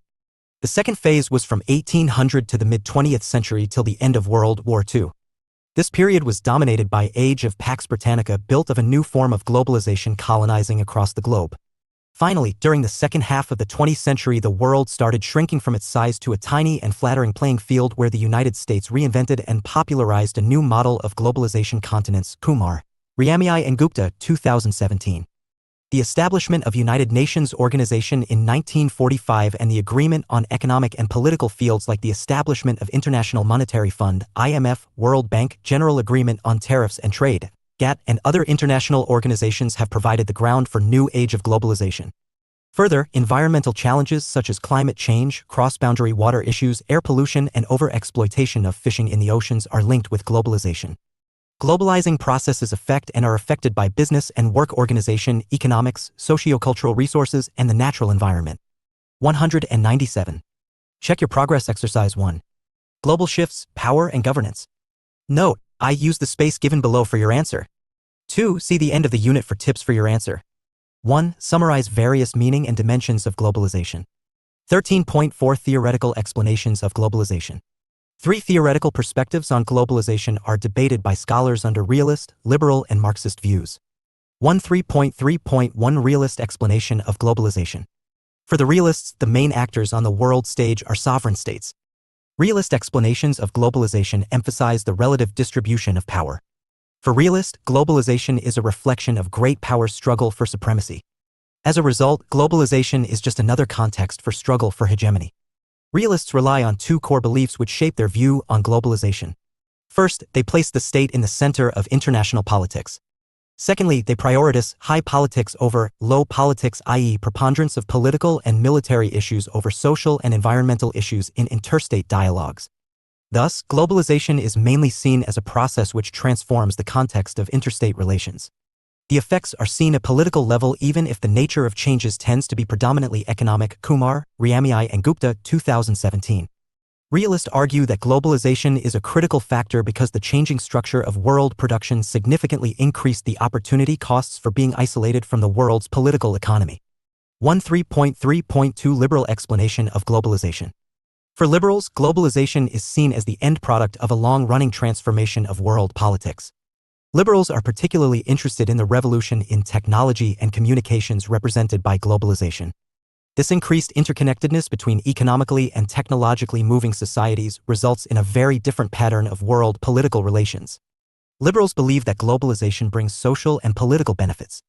The free flow of information and ideas around the world widens opportunities for personal development and creates more dynamics and vigorous societies. For liberals, globalization marks the end of nation-states, which are the dominant global actors otherwise. States has no longer sealed units, and as a result the world looks more like a cobweb of relations. Liberals also argue that globalization will inevitably lead to the dissemination of global political identity and then creation of a global civil society. Kumar, Riamai and Gupta 2017. 198. 13.3.3 Marxist explanation of globalization. Alternative perspectives on globalization. Marxists portray the essence of globalization as the establishment of a global capitalist order. For the Marxist, globalization is an uneven, hierarchical order between the rich and the poor, explained by world system theorists like Emanuel Wallerstein in terms of a structural imbalance between core, semi-peripheral, and periphery areas in the global economy. For them, globalization deepens the existing world system, weakening of the democratic accountability and popular responsiveness due to increased activities of corporate power. Neo-Marxists highlight inequalities in the global capitalist system through which developed countries operate or sometimes are operating through transnational corporations, TNCs, or linked to hegemonic powers such as the USA, who dominate and exploit developing countries. Kumar, Riamai and Gupta 2017. The revolution in information technology has changed the economic and political meaning of globalization. This has brought imbalance between the nation-states and within the nation itself. Check your progress exercise 2. Note: I use the space given below for your answer. 2. See the end of the unit for tips for your answer. 1. Discuss theoretical explanations of globalization. 13.3.4 Types of globalists. There are 3 types found: the hyper-globalists, the transformationalists, and the skeptics, as identified by David Held and Anthony McGraw 2007. The goal of each of this type is to characterize distinctive features of globalization from different points of view. A. Hyper-globalist. Hyper-globalizers such as K. Ami and R. Reich, Ami, 1995, believe that global economy has an important impact on humanity and politics. They argue that the market is borderless and economy is single, global and integrated. There will be no national products or technologies, no corporations, no national industries. There will no longer be national economies. Robert Reich, 1992. Hyperglobalists focus on the economic dimension of globalization, covers both the neoliberal and Marxist theorists. Hyperglobalizers argue that economic globalization is bringing about a denationalization of economies through the establishment of transnational networks of production, trade, and finance. A borderless economy in which national governments are relegated to little more than transmission belts for global capital. Instead of distinctive local cultures and traditional values, globalization promotes a globalized, wealthy, highly educated, and upwardly 199. Mobile sector, which places a premium on possessive individualism. Global shifts, power and governance. Consumerism, secularism, and neoliberal capitalism. Hyperglobalists also contend that growth of a single global market and the declining capacity for states to determine their economic destiny are among the most important factors characterizing contemporary globalization. Kumar, Riamai and Gupta 2017. Hyperglobalists conceive globalization as a process which has the internal logic and predictable outcome, the global society based on a fully integrated market. In other words, all the variety of heterogeneous cultures withdraws in front of the unique social pattern based on markets and institutions derived from the radically liberal cultural framework. In this sense, a well-known assumption about the end of history is generated, which implies that the modern, global capitalism with liberal democracy as the political framework represents the last word of socio-economic evolution. Stefanovich 2008. In short, higher globalism comprehends globalization as a unique, lawful, and progressive process of unification of world economy. B. Skeptics. The skeptics, such as P. Hurst and G. Thompson, suggest that globalization is largely a myth. They believe that the extent of existing globalization is exaggerated and that the increase of global trade has happened only in major developed economies, in Europe, Asia-Pacific, and North America.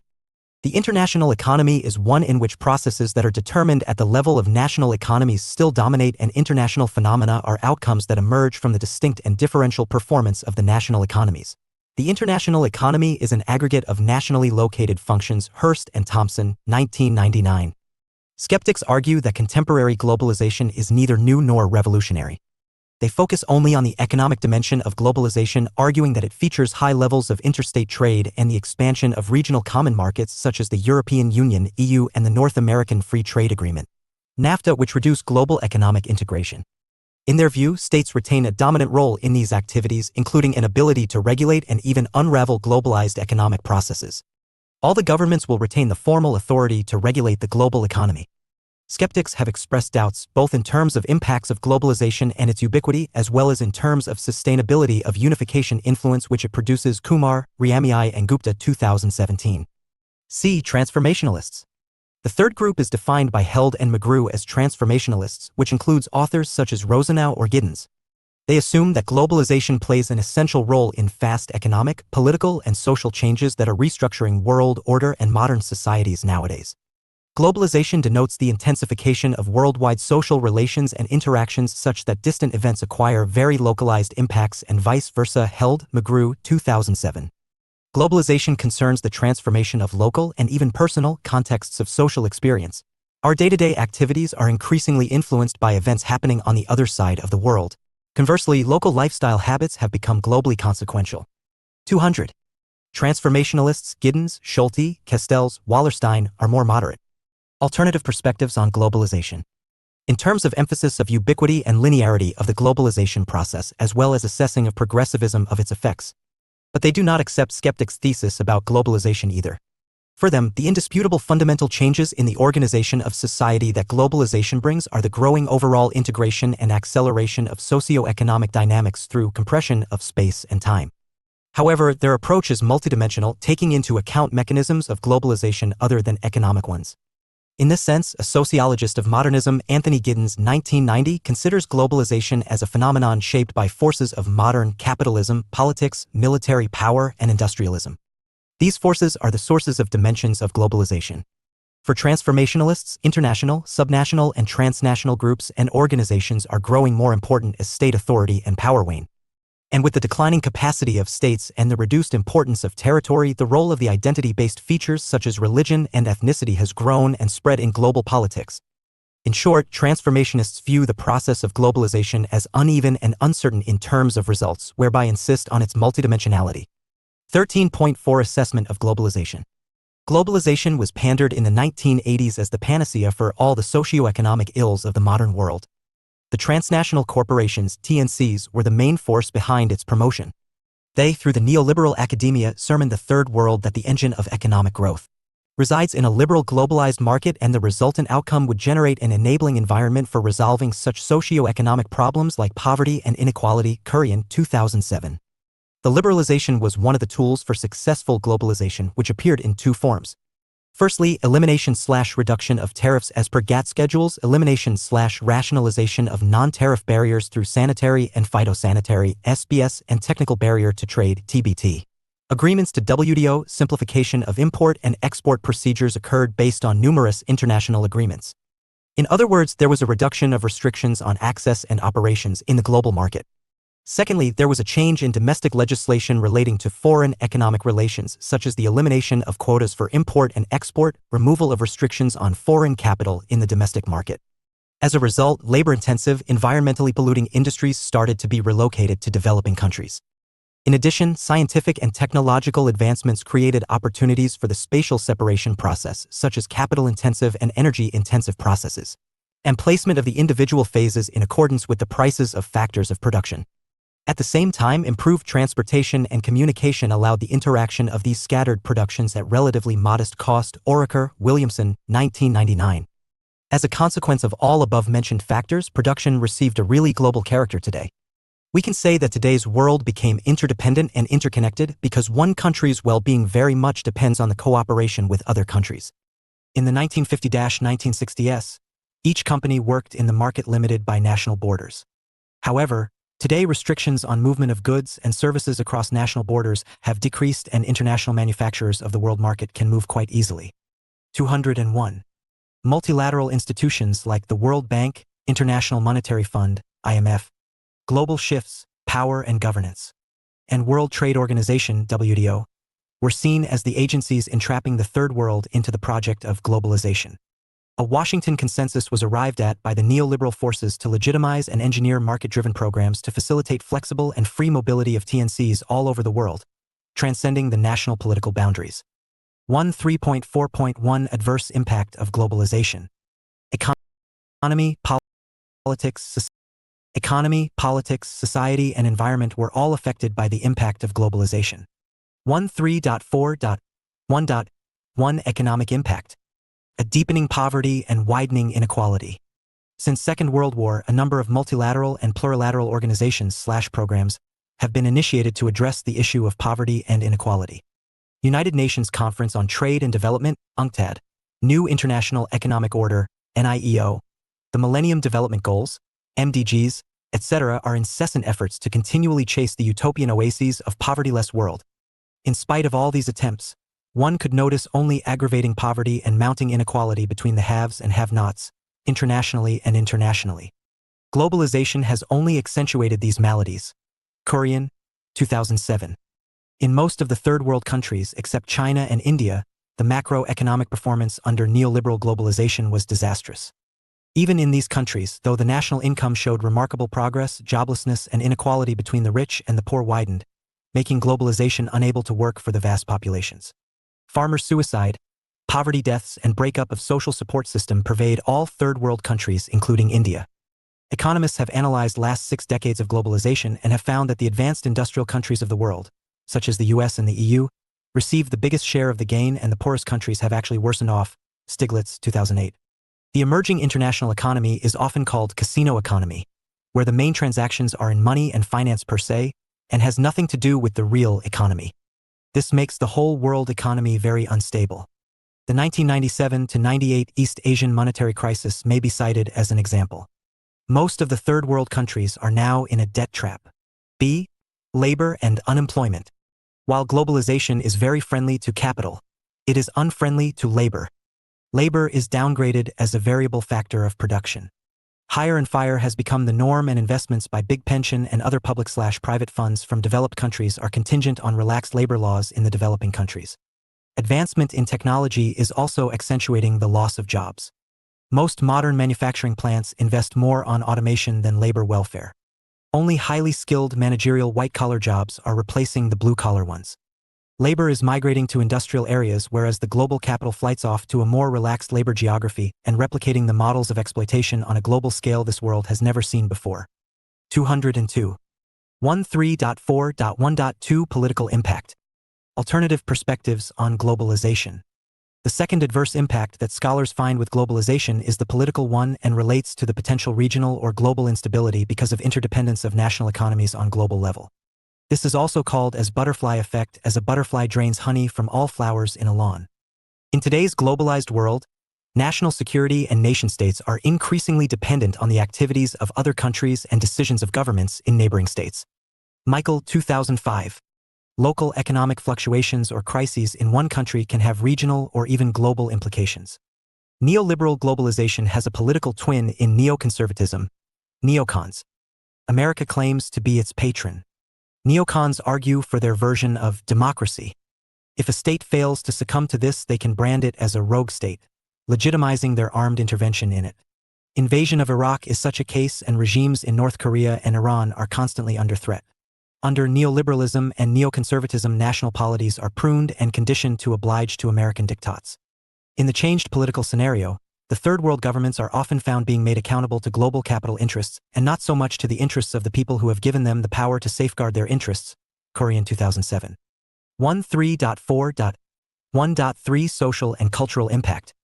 Globalization has unleashed an unprecedented harmonization of tangible standards and cultural ideas. Diversity is seen as an aberration and worthy of a momentary celebration alone. The main goal of a global market and current capitalist globalization has clearly become rapid accumulation of wealth. Material success has become the final goal of life and pandered as the normal course of an individual. Kurian, 2007.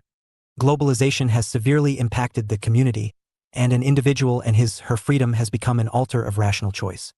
Values like selfishness and violence are displacing humanitarian values. Immorality is breeding under the cover of globalization. 13.4.1.4 Environmental deterioration. One grave threat of globalization is on the environment. Our common future is increasingly under threat by meteorological changes that are fast taking place in the life of Earth.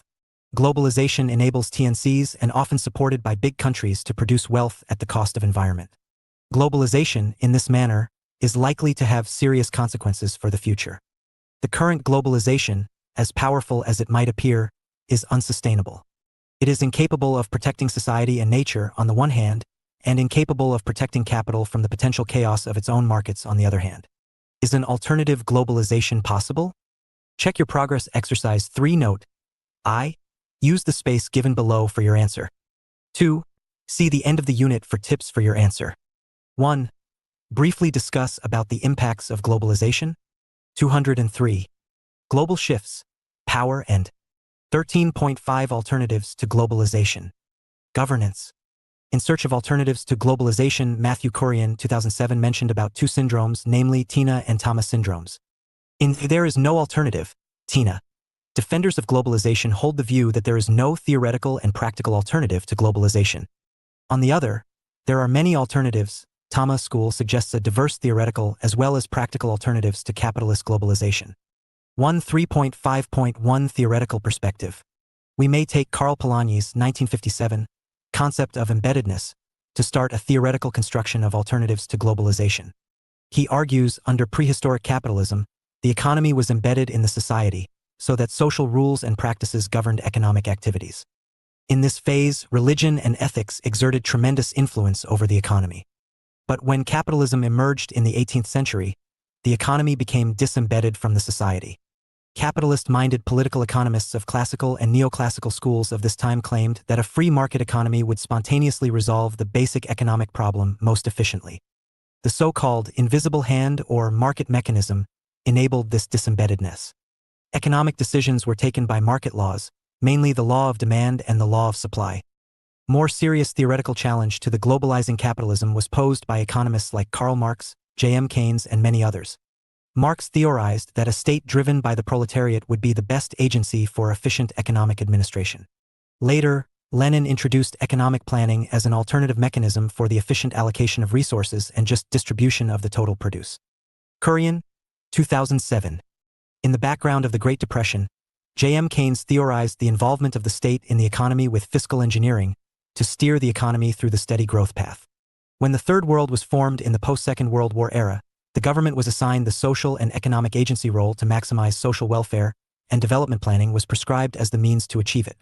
But in the latter part of the 20th century, there were state failures in all parts of the world. 3.5.2 Practical alternatives. There are a number of practical alternatives that are discussed by the scholars. A promotion of self-reliance. The economy may be viewed at various levels, from the family to the village to the state to the nation, etc. At each level, there has to be relative self-reliance.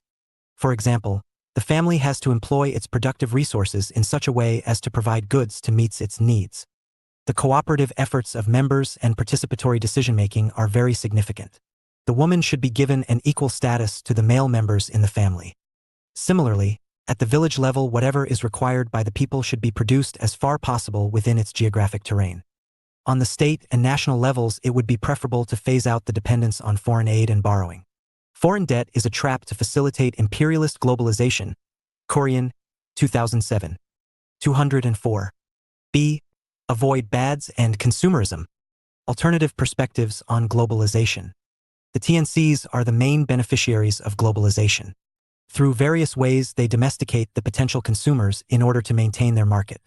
Most of the products of TNCs may not be necessary for ordinary people, but due to consumerism, they are forced to buy all these. Consumerism has been leading people to indebtedness and even to suicide. C. IT to rebuild community. Globalization fragmentizes community. But the information media evolved through globalization could be effectively used to rebuild the community. The role of media plays an important role, and therefore media must be fairer and more open. Media nowadays is driven by consumerist forces, and not by all citizens. People around the world are not being helped to recognize that most important issues, overcrowded cities, quick spread of new infections, global warming, growth of worldwide disparity, destruction of the environment, are all part of the same global process called globalization. People should be aware that these issues do not just happen, but they all are related. Kavanaugh Mander, 2004. D. Decentralized planning. Properly steered decentralized politics and planning can be a potential weapon to fight globalization. Grassroots social and economic institutions like the self-help groups, SHGs, etc. can empower people, enabling them to avert globalization. Corian, 2007. States must be more local-oriented and solve national problems first, but at the same time they should be able to react promptly to global issues, because states continue to be essential actors in determining the global regime. The same applies to business world. In order to be successful in the global competition, companies need to think globally and act locally. Practice shows that businesses which are able to design globally for narrow local requirements and which follow broaden your vision, yet narrow your focus will generate growth and success. Pinto, 2004. The idea of globalization that bigger is better is wrong. It involves lack of concern with local issues and overrides locality. In connection with this agenda, the concept of globalization has been introduced. It became an aspect of business jargon during the 1980s, which originates from Japan, where the general issue of the relationship between the particular and the universal has historically received almost obsessive attention. Miyoshi and Harutunian, 1989. Globalization is a double process. Firstly, institutional and regulatory activities move from the national scope upwards to regional or global scopes and downwards to the scope of individual or local. Secondly, economic activities and inter-firm networks are transforming at the same time to become more localized and transnational. Swingdodao, 2004. E. Better collaboration and coordination. In order to have more balance as to benefits of the globalization and the world trade, globalization must be more regulated and countries should collaborate better. Developed and developing countries have to act cooperatively, so that the gap between poor and rich does not widen more and more each year, but it has to start narrowing. However, there are no institutions, particularly democratic institutions, to do that effectively. In order to make globalization more manageable and seek to base it on principles. 205. Of solidarity, it is important to reform and strengthen the role of such global shifts, power and governance. International organizations as the United Nations, the World Trade Organization, WTO, and the International Monetary Fund, IMF. It is suggested by some activists that improved ties of international organizations with non-governmental organizations might be one of the examples for the reform, the alternative globalization. Webb. The work of Bob Deacon and his colleagues, 1997, contend that globalization's negative effects on social welfare can best be addressed through supranational institutions and discuss the work of a variety of multinational agencies that currently contribute to this goal. They argue that these organizations should be strengthened to implement what they describe as a global government reform agenda.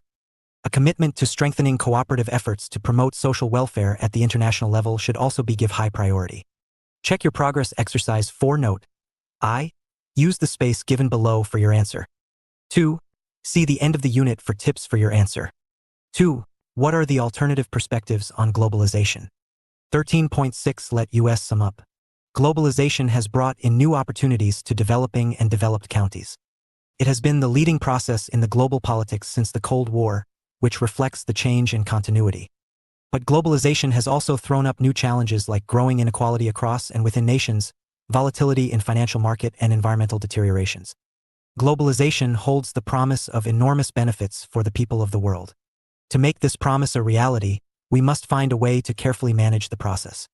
Better attention must be paid for reducing the negative effects and ensuring that the benefits are widely and fairly distributed.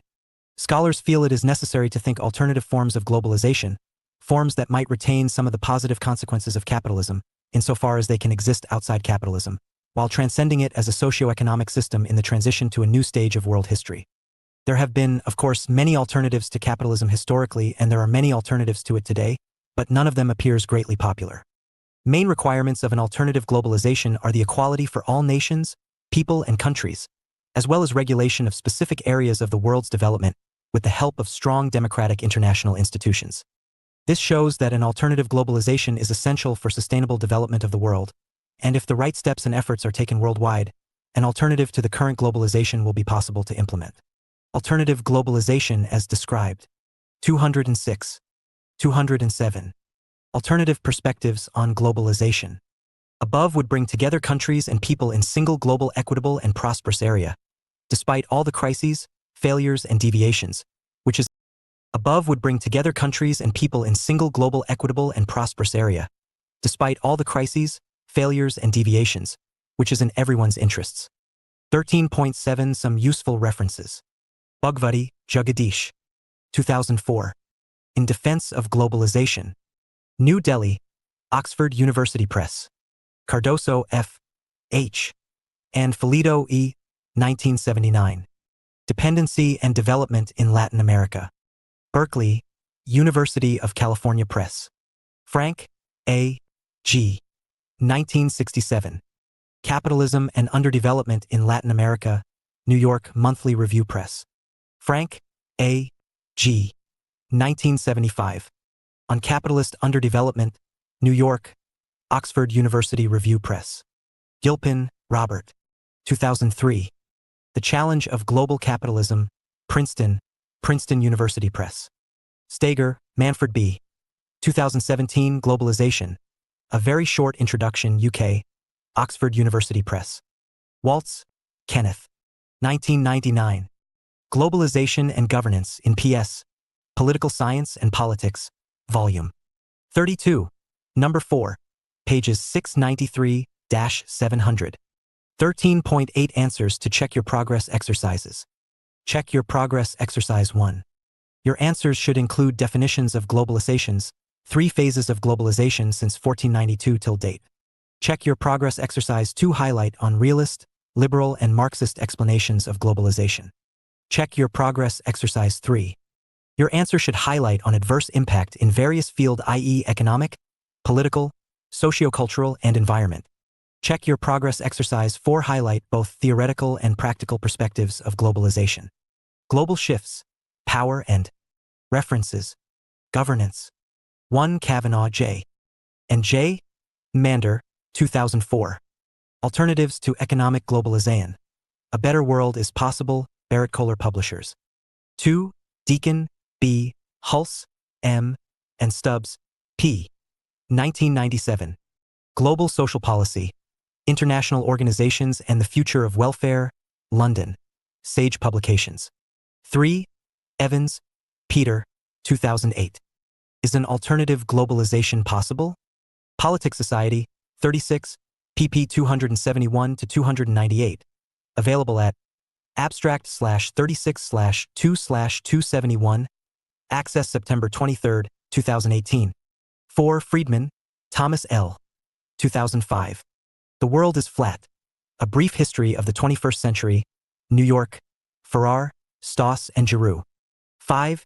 Giddens, Anthony, 1990. The Consequences of Modernity, Cambridge Polity Press. 6. Giddens, Anthony, 1990. The Consequences of Modernity, Cambridge Polity. 7. Held, D. and McGrew A. 2002. Globalization Anti-Globalization, Cambridge, Cambridge University Press. 8. Held, David and Anthony McGrew, 2007. Globalization Theory, Approaches and Controversies, Polity. 9. Hurst, Paul and Graham Thompson, 1999. Globalization in Question, Polity Press. 10. K. H. Oraker and J. G. Williamson, 1999. Globalization and History, The Evolution of a 19th Century Atlantic Economy, Acorn Graphic Services. 11. Kumar Chunchal, Lungthwayang Riamai and Sanju Gupta, 2017. Understanding Global Politics, New Delhi, KW Publishers Private Ltd. 12. Korean, V. Matthew, 2007. Alternatives to Globalization, A Search in Mainstream, Volume 45, Number 35, Saturday, August 18, 2007. https:// 13. Leslie Sclair, 2008. The Emancipatory Potential of Generic Globalization, The Berkeley Electronic Press. Available at smpp/content =A918201775 and db all. Accessed October 23, 2018. 14. McGrew, Anthony, 2008. Globalization and Global Politics in John Bayliss, et.al. The Globalization of World Politics, Oxford, Oxford University Press. 15. McLuhan, M. 1962. The Gutenberg Galaxy, The Making of Typographic Man, Toronto, University of Toronto Press. 16. Midgley, James, 2007. Perspectives on Globalization, Social Justice and Welfare, in the Journal of Sociology and Social Welfare, Volume 34, Issue 2 June Special Issue on Globalization, Social Justice and Social Welfare. https 208. 17 Middleman, James, 2006. Globalization and Its Critics in Stubbs, Richard. References. And Jeffrey Underhill, Political Economy and the Changing Global Order, Oxford, Oxford University Press. 18. Miyoshi, Masao and Harry D. Harutunian, 1989. Postmodernism in Japan, Duke University Press. 19. Ami, Kenichi, 1995. The End of the Nation-State, The Rise of Regional Economies, New York, Simon & Schuster, Inc. 20. Pinto, Jim, 2004. Think Globally, Act Locally, Automation World. 21. Poland AI, Carl, 1957. The Great Transformation, New York, Beacon. 22. Reich, Robert, 1992. The Work of Nations, Preparing Ourselves for 21st Century Capitalism. Vintage Books. 23. Robertson, R. 1992. Globalization, Social Theory and Global Culture, Thousand Oaks, Sage Publications. 24. Robertson, Roland, 1992. Globalization, Social Theory and Global Culture, London, Sage. 25. Schulte, J. A. 2000. Globalization, A Critical Introduction, New York, Palgrave. 26. Schulte, Jan Art, 2005. Globalization, A Critical Introduction. London, Palgrave. 27. Stefanovich, Zoran, 2000. 27. Stefanovich, Zoran, 2008. Globalization, Theoretical Perspectives, Impacts and Institutional Response of the Economy, EAO 200803/EAO 200803-09.pdf, accessed on September 30, 2018. 28. Stiglitz, J. 2008. Making Globalization Work in the Economic and Social Review, Columbia University, USA, 39, 3. 29. Swingdodow, Eric, 2004. Globalization or Glocalization? Networks, Territories and Risk-Scaling in Cambridge Review of International Affairs, 17, 1, pp. 25-44. 30. The Alternative Globalization, International Relations / The Alternative Globalization.php, accessed September 23, 2018. 31. Wallerstein, I. 1980. The Capitalist World Economy, New York, Cambridge University Press. 32. Wallerstein, Emmanuel, 2004. World System Analysis and Introduction, Durham, Duke University Press. 33. Zern, Michael, 2005. From Interdependence to Globalization, Handbook of International Relations, London, Sage Publications. 209. Global Shifts, Power and Suggested Readings. Governance. Acharya, Amitabha, et.al. eds. 2006, Studying Non-Traditional Security in Asia, Trends and Issues. Singapore, Marshall Cavendish. Acharya, Bhairav, 2016. The Future of Asylum in India for Principles to Appraise Recent Legislative Proposals in NUJS Law Review, 9. Alkire, Sabina. 2003. A Conceptual Framework for Human Security. Kreis, Working Paper 2, London, University of Oxford, 2003. Anderson, Benedict, 1991, Imagine Communities, London, Verso. Appadurai, A. 1996, Modernity at Large, Cultural Dimensions of Globalization, Minneapolis, Minnesota, University of Minnesota Press. Aaron, Raymond, 1966. Peace and War, A Theory of International Relations, Trans. Richard Howard and Annette Baker Fox, Garden City, New York, Doubleday. Barua S. ed. 2009. Beyond Counterinsurgency, Breaking the Impasse in Northeast India. Bayliss, John, Steve Smith and Patricia Owens, eds. 2001. The Globalization of World Politics, An Introduction to International Relations, 2 ed. Oxford, Oxford University Press.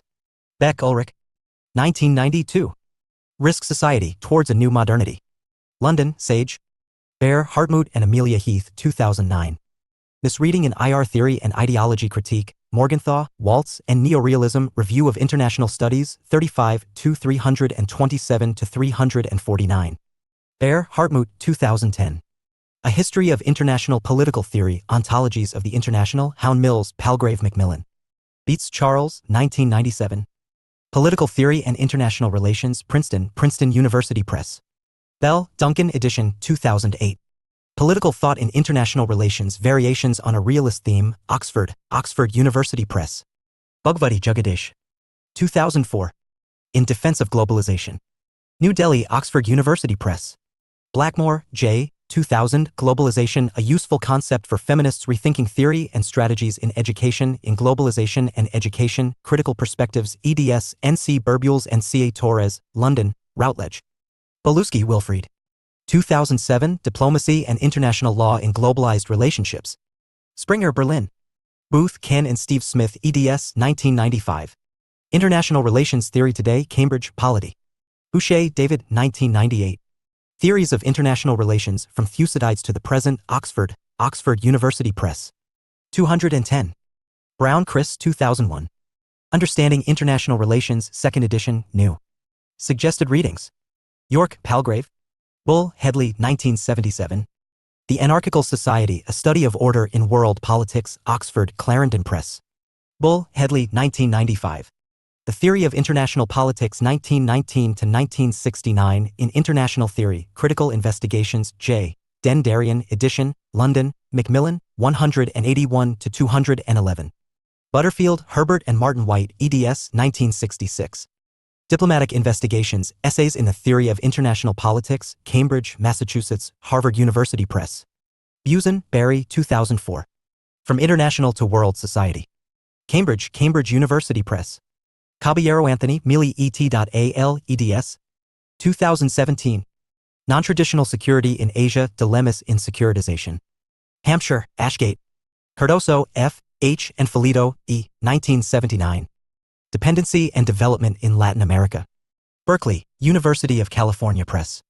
Carnoy, M. 1999, Globalization and Educational Reform, What Players Tried to Know, Paris, UNESCO. Carnoy, Martin, 1999, Sustainable Flexibility, Work, Family and Community in the Information Age, New York, Cambridge University Press. Caroline Thomas. 2000. Global Governance, Development and Human Security, The Challenges of Poverty and Inequality. London, Pluto Press. Carr, E. H. 2001. The 20 Years Crisis, 1919 to 1939, An Introduction to Study International Relations, New York, Palgrave. Castells, Manuel, 1996, The Information Age, Economy, Society, and Culture, Volume I, The Rise of the Network Society, Oxford, Blackwell. Cawkwell, George, 1997. Thucydides and the Peloponnesian War, London, Routledge. Shima, J.S. 2010, The Sikh Separatist Insurgency, Political Leadership and Ethno-Nationalist. Chin, Christine B. N., and James H. Middleman, 2000, Conceptualizing Resistance to Globalization in Barry K. Gills, edition, Globalization and the Politics of Resistance, London and New York. Macmillan Press Ltd. and St. Martin's Press Inc. Cohen, Benjamin J., 2011. Introduction in Benjamin J. Cohen, ed. International Political Economy. New York, Routledge. Cox, R. W., 1981. Social Forces, States and World Orders Beyond International Relations Theory, Millennium, Journal of International Studies, Volume 10, 1981. Cox, Robert W., 1986. Neorealism and Its Critics, New York, Columbia University Press, 204 to 254. D. Held, ed. A Globalizing World? Culture, Economics, Politics. London. New York. 211. Routledge. The Open University. Global Shifts, Power and Governance. Dadwal, Shabanti Ray and Uttam Kumar Sinha, ed. 2015. Non-Traditional Security Challenges in Asia, Approaches and Responses. Routledge.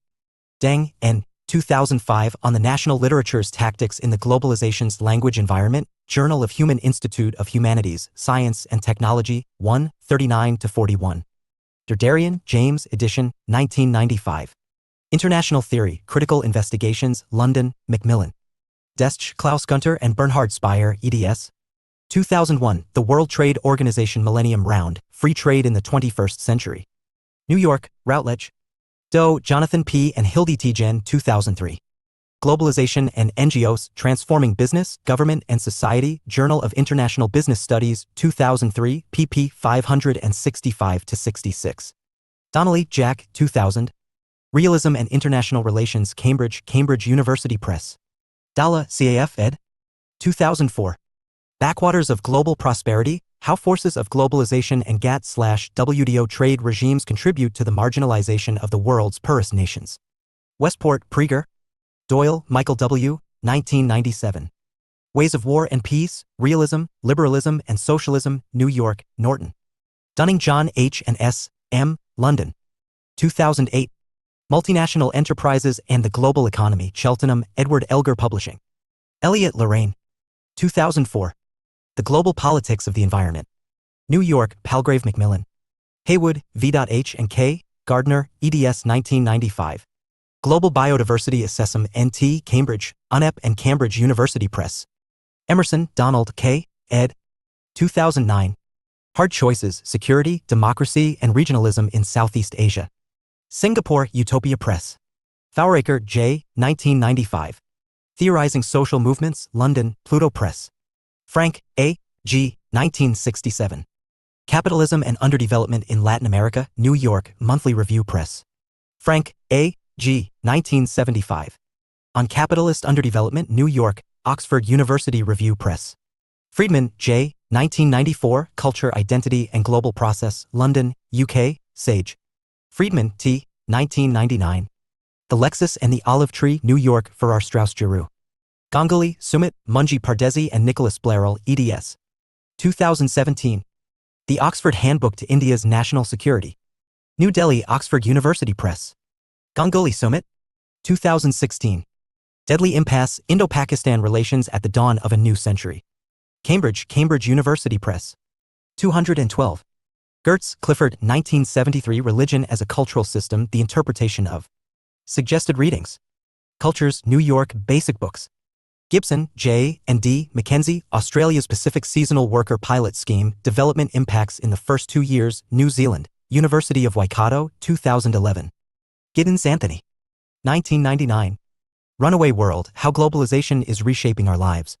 London, Profile Books Ltd. Gill, Stephen, 2000. T-Hour to Postmodern Prince? The Battle of Seattle as a Moment in the New Politics of Globalization, Millennium, Journal of International Studies, 29.1, 131-140. Gills, Barry K., 2000, ed. Globalization and the Politics of Resistance, New York, St. Martin's Press. Gilpin, Robert. 1987. The Political Economy of International Relations. New Jersey, Princeton University Press. Gilpin, Robert. 2001. Global Political Economy, Understanding the International Economic Order, New Jersey, Princeton University Press. Gilpin, Robert. 2003. The Challenge of Global Capitalism, Princeton, Princeton University Press. Goxel, Nilofer Karakasalu. 2012, Globalization and the State, http://niloferkarakasalgoxel.pdf. Gordon, Suzanne E., 2008, Changing Concepts of Sovereignty and Jurisdiction in the Global Economy, Is There a Territorial Connection? York University. http://cheese.apps01.yorka.ca/wp/uploads/2008/12/ Gordon, Changing Concepts of Sovereignty and Jurisdiction in the Global Economy, Is There a Territorial Connection? .pdf. Gray, John. 1995. Liberalism. Buckingham, Open University Press. Greg, J. Michael, 2002, The End of Geography. Globalization, Communications and Culture in the International System, The Journal of Conflict Resolution, Volume 46, No. 2, April 225-243. Gustafson, Lowell S., edition, 2000. Thucydides' Theory of International Relations, Baton Rouge, Louisiana State University Press. Gazzini, Stefano, 1998. Realism in International Relations and International Political Economy, The Continuing Story of a Death Foretold, London, Routledge. Harbour, Francis V., 1999. Thinking About International Ethics, Boulder, Westview. Hart, M., and A., Negri, 2000. Empire, Cambridge, Harvard University Press. Hart, M., and A., Negri, 2004. Multitude, War and Democracy in the Age of Empire, New York, The Penguin Press. Hayes, Richard D., Christopher M., Korth, Maneker Rudiani. 1972. International Business, An Introduction to the World of the Multinational Firm. New Jersey, Englewood Press. 213. Held, David and McGrew, Anthony. 2003. The Global Transformations Reader. Global Shifts, Power and Governance. An Introduction to the Globalization Debate. Cambridge, Polity Press. Hers, Thomas, 1951, Political Realism and Political Idealism, A Study of Theories and Realities, Chicago, University of Chicago Press. Haywood, Andrew. 2007. Politics.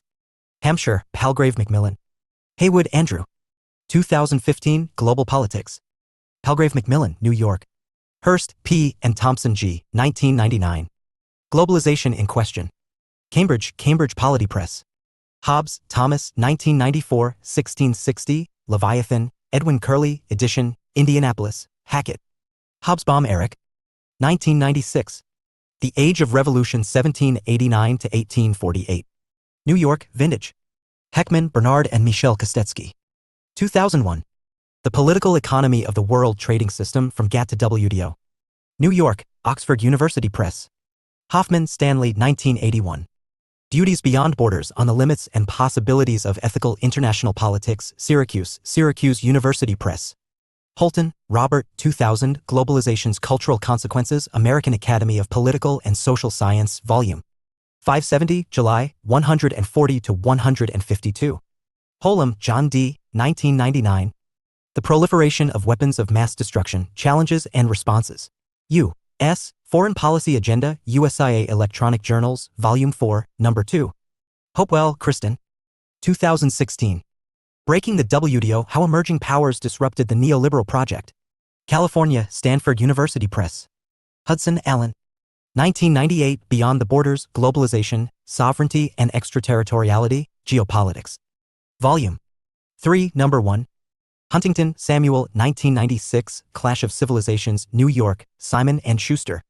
India's Position on Legal Status of Refugees, Introduction, 2010, available at http:/International Organization for Migration, IM, World Migration Report, 2018, available.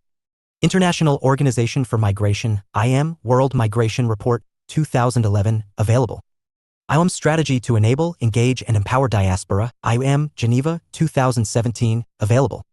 Ipsos Mori, Perceptions Are Not Reality, What the World Gets Wrong, December, 2016, available. Jackson, Robert and George Srenson, 2003. Introduction to International Relations, Theories and Approaches, Oxford, Oxford University Press. 214. Kaldor, Mary, 2000. Civilizing Globalization, The Implications of the Battle. Suggested Readings of Seattle. Millennium, A Journal of International Studies, 29 4, 105-14. Keene, J. 2003. Global Civil Society. Cambridge, Cambridge University Press. Kennan, George F. 1951. Realities of American Foreign Policy, Princeton, Princeton University Press. Cohane, Robert O. and Joseph Nye, 1977. Power and Independence, World Politics in Transition, Boston, Houghton Mifflin. Cohane, Robert O., 1989. International Institutions and State Power, Essays in International Relations Theory, Boulder, Westview. Cogram, Sanjeev, James Riker, and Catherine Sekink, 2002.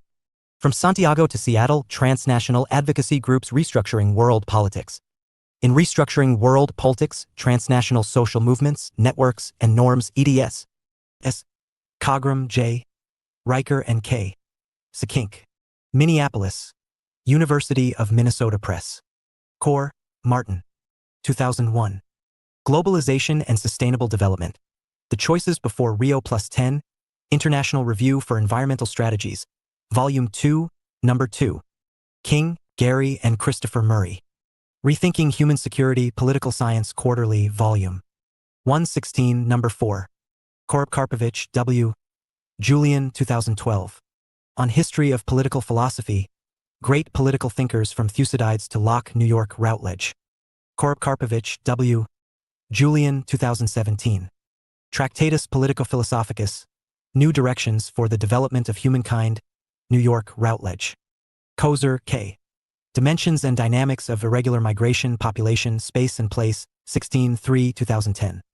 Kumar Chunchal, Lungthwang Riamiyai and Sanju Gupta, 2017. Understanding Global Politics, New Delhi, KW Publishers Private Ltd. Kurian, V. Matthew, 2007. Alternatives to Globalization. A Search in Mainstream, Volume 45, Number 35, Saturday, August 18, 2007. LeBeau, Richard Ned, 2003. The Tragic Vision of Politics, Ethics, Interests and Orders, Cambridge, Cambridge University Press. Linklater, Andrew, 1990. Beyond Realism and Marxism, Critical Theory and International Relations, Basingstoke, Macmillan. Machiavelli, Niccolò, 1515.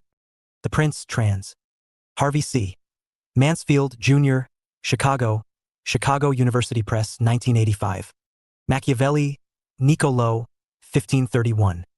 The Discourses, 2 vols. Trans. Leslie J. Walker, London, Routledge, 1975. McIntyre, Anthony G. George W. Christopher, Edward Eitzen, Jr., et.al., 2000. Weapons of Mass Destruction Events with Contaminated Casualties Effective Planning for Healthcare Facilities, JAMA, January 12. Mababul Haq. 1999. Reflections on Human Development, London, Oxford University Press. 215. Mansfield, Harvey C. Jr., 1979. Machiavelli's New Modes and Orders, a Study. Global Shifts, Power and Governance. Of the Discourses on Livy, Ithaca, Cornell University Press. Mansfield, Harvey C. Jr., 1996. Machiavelli's Virtue, Chicago, University of Chicago Press. Maxwell, Mary, 1990. Morality Among Nations, An Evolutionary View, Albany, State University of New York Press. Mearsheimer, John J. 1990. Back to the Future, Instability in Europe After the Cold War, International Security 1905-49. Mearsheimer, John J. 2001. The Tragedy of Great Power Politics, New York, Norton. Meinecke, Friedrich, 1998. Machiavellism, The Doctrine of Raison d'Etat in Modern History, trans. Douglas Scott. New Brunswick, New Jersey, Transaction Publishers. Migration Advisory Committee, 2014. Migrants in Low-Skilled Work. The Growth of EU and Non-EU Labor in Low-Skilled Jobs and Its Impact on the UK, London. Modelsky, George. 1979. Transnational Corporations and the World Order in George Modelsky, ed. Transnational Corporations and World Order, Chicago, University of Chicago Press. Malloy, Sean, 2003. Realism, A Problematic Paradigm, Security Dialogue, 34, 171-85. Malloy, Sean, 2006. The Hidden History of Realism. A Genealogy of Power Politics, Hound Mills, Palgrave Macmillan. Morgenthau, Hans J. 1946. Scientific Man versus Power Politics, Chicago, University of Chicago Press. Morgenthau, Hans J. 1951. In Defense of the National Interest, A Critical Examination of American Foreign Policy, New York, Alfred A. Knopf. Morgenthau, Hans J. 1954. Politics Among Nations, The Struggle for Power and Peace, 2nd ed. New York, Alfred A. Knopf. Morgenthau, Hans J. 1970. Truth and Power, Essays of a Decade, 1960-1970, New York, Praeger. Narden, Terry and David R. Mappel, 1992.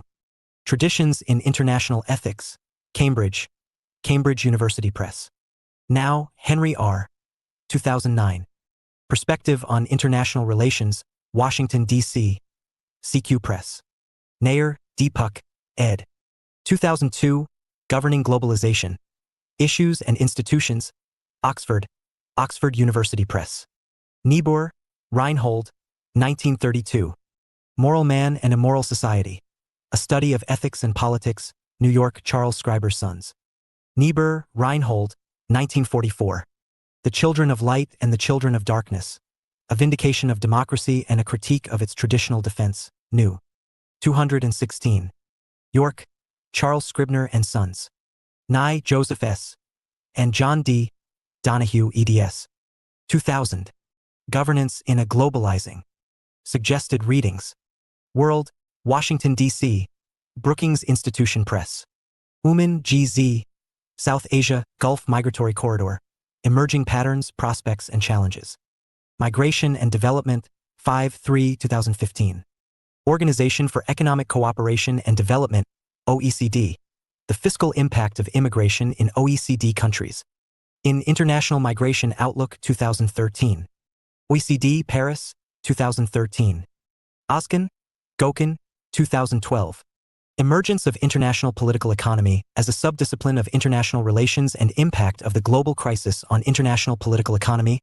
International Journal of Business and Social Science, Volume 3, Number 13, July. pp. 198-204. Paul Darrell E. and Abla Amawi eds. 2013. The Theoretical Evolution of International Political Economy. A Reader, New York, Oxford University Press. Pednekar, Samiksha. The Impact of International Institutions on the Idea of Sovereignty. LinkedIn. July 20, 2016. Petersa, Jan Naderveen, 2015. Globalization and Culture.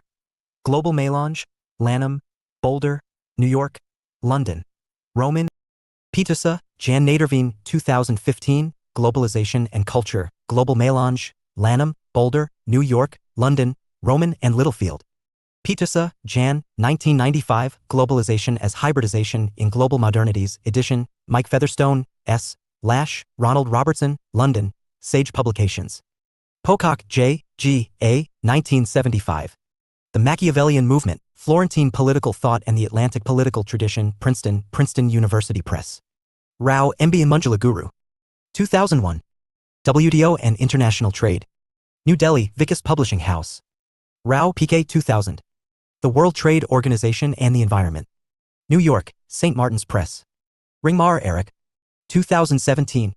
The Making of the Modern World in Stephen McGlinchey, ed. International Relations. Bristol, E. International Relations Publishing. Ritzer, George. 2010. Globalization, A Basic Text. Sussex, Wiley Blackwell. Robertson, Ronald, 1992, Globalization, Social Theory and Global Culture, London, Thousand Oaks, New Delhi, Sage Publications. Rosenau, James N., and Mary Durfee, 1995. Thinking Theory Thoroughly, Coherent Approaches to an Incoherent World, Boulder, Westview. Russell, Greg, 1990. Hans J. Morgenthau and the Ethics of American Statecraft, Baton Rouge, Louisiana State University Press. Ryan, Alan, 1993. Liberalism. pp. 291-311 in Robert E. Good and Philip Petty eds. A Companion to Contemporary Political Philosophy. Oxford, Blackwell. Sachs, Wolfgang. 1999. Planet Dialectics, Explorations in Environment and Development, London, Z Books. 217. Sagan, Scott D., 2009. The Causes of Nuclear Weapon Proliferation Annual. Global Shifts, Power and Governance. Review of Political Science. Sampson, Gary P., ed. 2001. The Role of the World Trade Organization in Global Governance. New York, The UN University Press. Sarushi, Dan. 2010, International Organizations and Their Exercise of Sovereign Powers. Oxford, UK. Sherman, William, 2011. The Realist Case for Global Reform, Cambridge, Polity. Sherman, William. 2014. Globalization. In Stanford Encyclopedia of Philosophy. Retrieved from Schulte. J. 2005. Globalization, A Critical Introduction. New York, Palgrave Macmillan. Schultz, George P., William J., Perry, Henry A. Kissinger, and Sam Nunn. 2007. A World Free of Nuclear Weapons, Wall Street Journal, January. Sleet, Matt, 2013. Liberal Realism, A Realist Theory of Liberal Politics, Manchester, Manchester University Press. Scholar. Smith, Steve, Ken Booth, and Marija Zalewski, eds. 1996. International Theory, Positivism and Beyond, Cambridge, Cambridge University Press. Somavia, Juan. 1999. People Security Globalizing Social Progress. ILO. Speth, James Gustav. 2004. Global Environmental Challenges, Transitions to a Sustainable World. Yale, Yale University Press. Shrivastava, R. and A. Pandey. Internal and International Migration in South Asia, Drivers, Interlinkage and Policy Issues, 2017. United Nations Educational, Scientific and Cultural Organization, New Delhi. Steger, Manfred B. 2017, Globalization, A Very Short Introduction, UK, Oxford University Press. Strong, Maurice. 2001. Where on Earth Are We Going? New York, Texera. Thompson, Kenneth W., 1980. Masters of International Thought, Baton Rouge, Louisiana State University Press. Thompson, Kenneth W., 1985. Moralism and Morality in Politics and Diplomacy, Lanham, Maryland, University Press of America. Thorson, Dag Einar and Amandlai. 2009. What is Neoliberalism? Working paper. University of Oslo. Thucydides, 1993. On Justice, Power, and Human Nature, The Essence of Thucydides' History of the Peloponnesian War, Paul Woodruff, edition and trans, Indianapolis, Hackett. Thucydides. History of the Peloponnesian War, trans. Rex Warner, Harmonsworth, Penguin Books, 1972. UN High Commissioner for Refugees, UNHCR, Global Trends, Forced Displacement in 2017, Geneva, 2017. 218. UNCTAD. 2007. The Universe of the Largest Transnational Corporations. New. Suggested Readings. York, United Nations Publication. UNCTAD. 2013. Global Value Chains, Investment and Trade for Development in World Investment Report 2013. Were 2013 n.pdf. UNCTAD. 2017. Investment and the Digital Economy World Investment Report 2017. Van Heer, N. Diasporas, Recovery and Development in Conflict-Ridden Societies in the Migration Development Nexus, A Transnational Perspective on Changing Paradigms and Organizations, T. Feist, M. Fauser and P. Cavisto, eds. London, Palgrave Macmillan, 2011. Vasquez, John A., 1998. The Power of Power Politics, From Classical Realism to Neo-Traditionalism, Cambridge, Cambridge University Press. Vinod, M. J. and Deshpande, M. 2013. Contemporary Political Theory. New Delhi, PHI Learning Private Ltd. Waleed Abdulrahim. N.D. State Jurisdiction. Private site for legal research and studies. Wallerstein, Emmanuel, 1990, Culture as the Ideological Battleground of the Modern World System, Theory, Culture, and Society, 7, 257-81. Waltz, Kenneth, 1979. Theory of International Politics, Boston, Massachusetts, McGraw-Hill. Waltz, Kenneth, 1999. Globalization and Governance in PS, Political Science and Politics, Volume 32, No. 4, pp 693-700. Walzenbach, Gunter. 2017. Global Political Economy in Stephen McGlinchey, ed. International Relations. Bristol, International Relations Publishing. Walzer, Michael, 1977. Just and Unjust Wars, A Moral Argument with Historical Illustrations, New York, Basic Books. Wang, E. 2007, Globalization Enhances Cultural Identity, Intercultural Communication Studies, 16, 83-86. Weaver, Ole, 1996. The Rise and the Fall of the Interparadigm Debate in International Theory, Positivism and Beyond, Stephen Smith, Ken Booth, and Marija Zalewski, eds, Cambridge, Cambridge University Press, 149-185. Went, Alexander, 1987-1999. Social Theory of International Politics, Cambridge, Cambridge University Press. Went, Alexander, 1987. Anarchy is What States Make of It, The Social Construction of Power Politics, International Organization, 46, 391-425. White, Martin, 1991. International Theory, Three Traditions, Leicester, University of Leicester Press. Wilkins, Mira. 1991. European and North American Multinationals, 1870-1914, Comparison and Contrast, in Mira Wilkins, ed. The Growth of Multinationals, Massachusetts, Edward Elgar Publishing. 219. Wilkins, Mira. 1991. Modern European Economic History and the Global Shifts, Power and Governance. Multinationals, Ibid. Wilkins, Mira.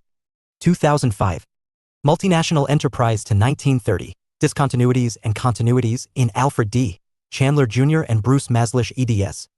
Leviathans, Multinational Corporations and the New Global History, New York, Cambridge University Press. Wilkinson, Rorden, 2006. The WTO Crisis and the Governance of Global Trade. Abingdon, UK, Routledge. Williams, Bernard. 1985.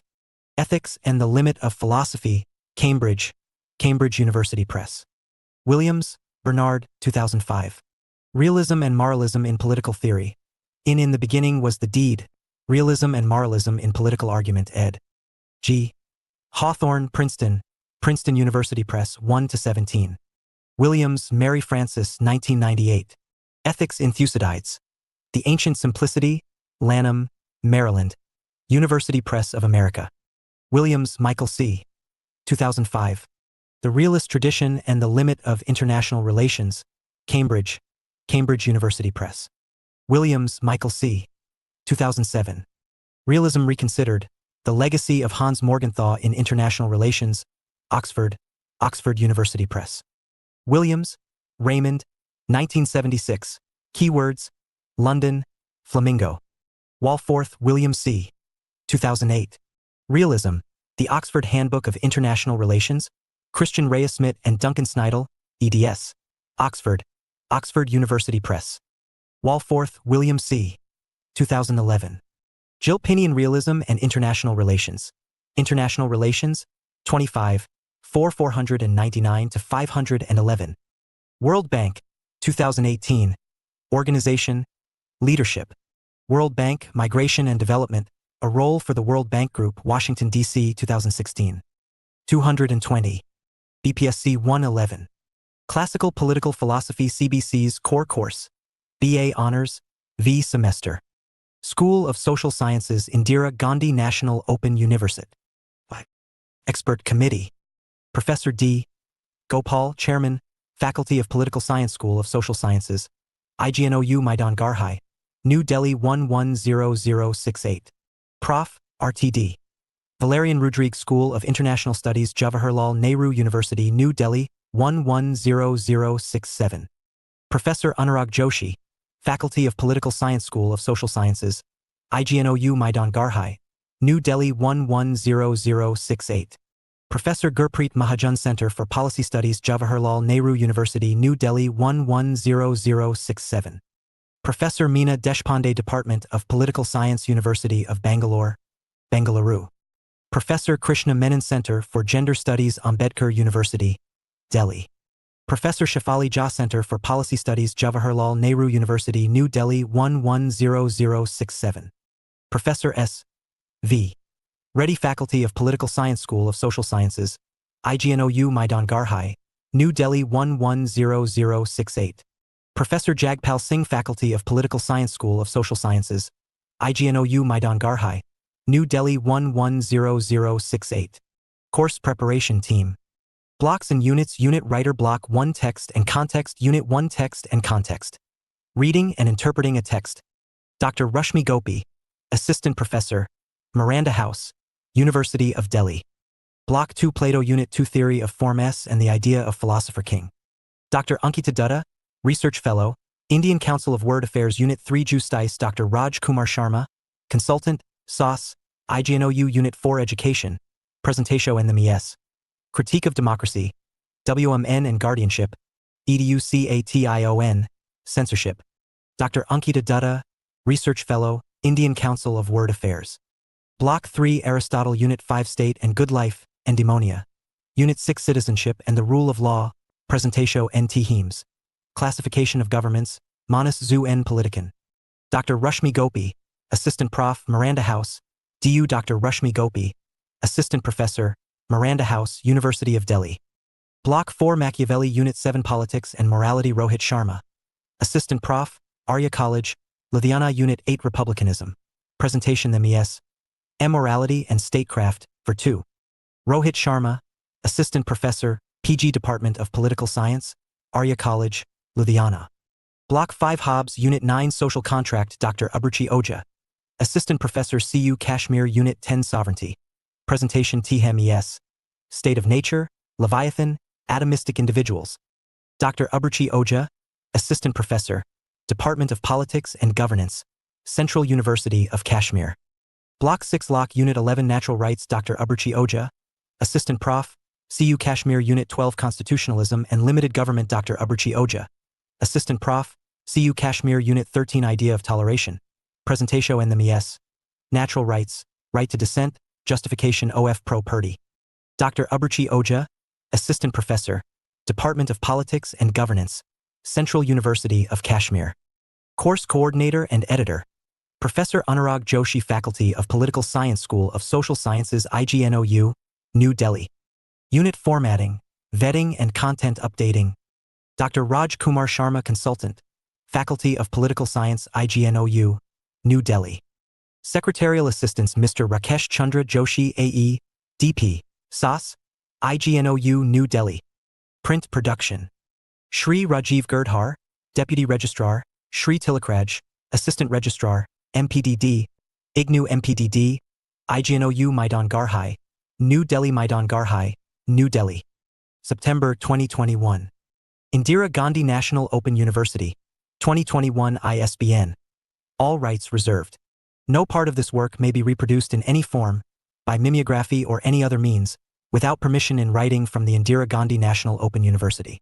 Further information on the Indira Gandhi National Open University courses may be obtained from the university's office at Maidan Garhai, New Delhi 110068, or visit our website. Printed and published on behalf of the Indira Gandhi National Open University, New Delhi, by Director, School of Social Sciences. Laser typeset by Mr. Rakesh Joshi, AE, DP, SAS, IGNOU, New Delhi. Printed at Course Contents. Block 1 Text and Context 09, Unit 1 Text and Context.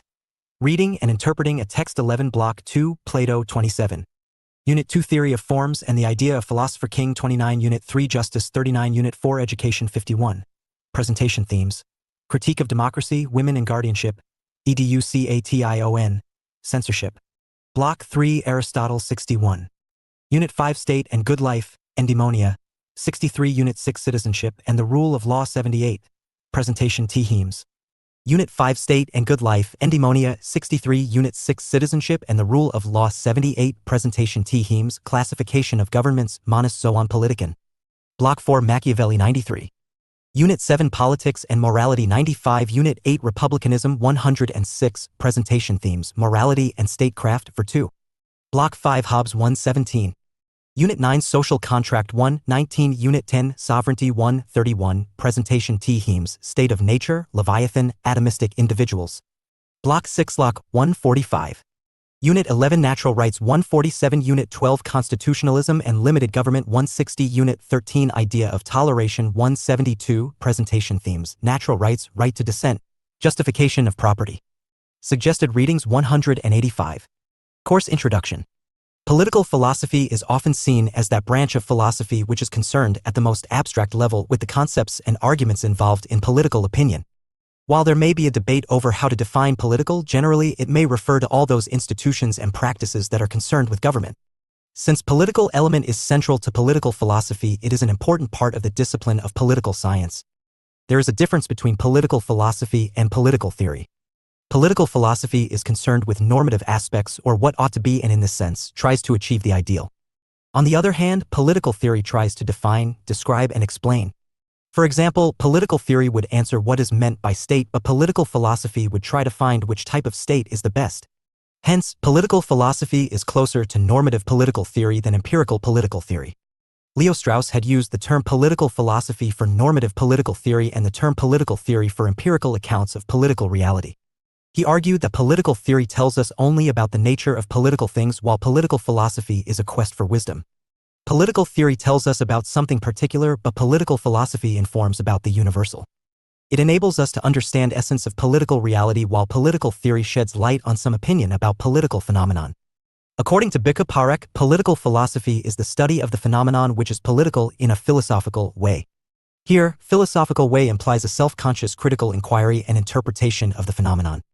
Parekh further argues that political theory is just a description of the political phenomenon. The origin of Western political philosophy can be traced to the ancient Greek and Roman society, particularly with the works of Greek experts, Plato and Aristotle. Classical political philosophy covers themes like the political institutions and their origin, the concepts that interpret and organize political life such as justice and equality, the relationship between morality, ethics and the nature of politics, and the comparisons between different constitutional arrangements or regimes. This course will familiarize students with some of the greatest thinkers in Western political philosophy. Beginning with Plato and Aristotle, it highlights ancient Greek political ideas and the manner in which the political questions were first posed. Machiavelli has been discussed next as an interlude inaugurating modern era of political philosophy. The last two thinkers, Hobbes and Locke, discussed in this course belong to social contact tradition. This course is divided in 6 blocks. The first block has Unit 1, Text and Context, Reading and Interpreting a Text. The second block has 3 units on Plato which cover his theory of forms and The second block has 3 units on Plato which cover his theory. The second block has 3 units on Plato which cover his theory of forms and philosophy. The second block has 3 units on Plato which cover his theory of forms and philosopher, king, justice, and education. Third block covers ideas of Aristotle under the themes state and good life, citizenship, and the rule of law. Block 4 covers Machiavelli and his ideas on politics, morality, and republicanism. Hobbes and his thoughts on social contract and sovereignty have been discussed in Block 5, while the last block covers natural rights. 6. Constitutionalism and limited government, an idea of toleration as propounded by John Locke.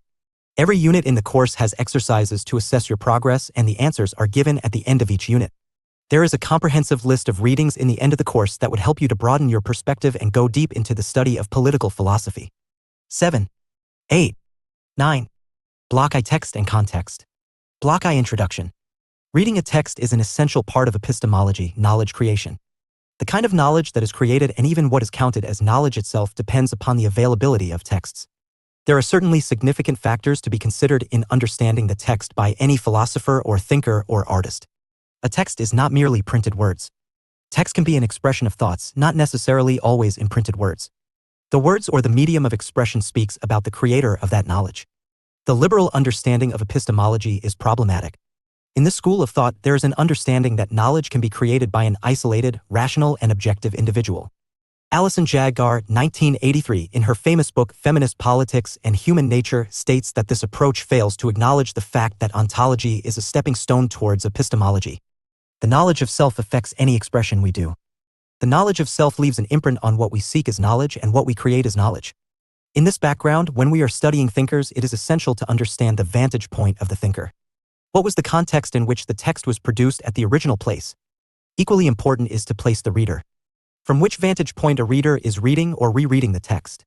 In the process, it becomes clear that a text has its own life independent of the creator. The ideas and thoughts are the product of that thinker's time and as well as that of the readers.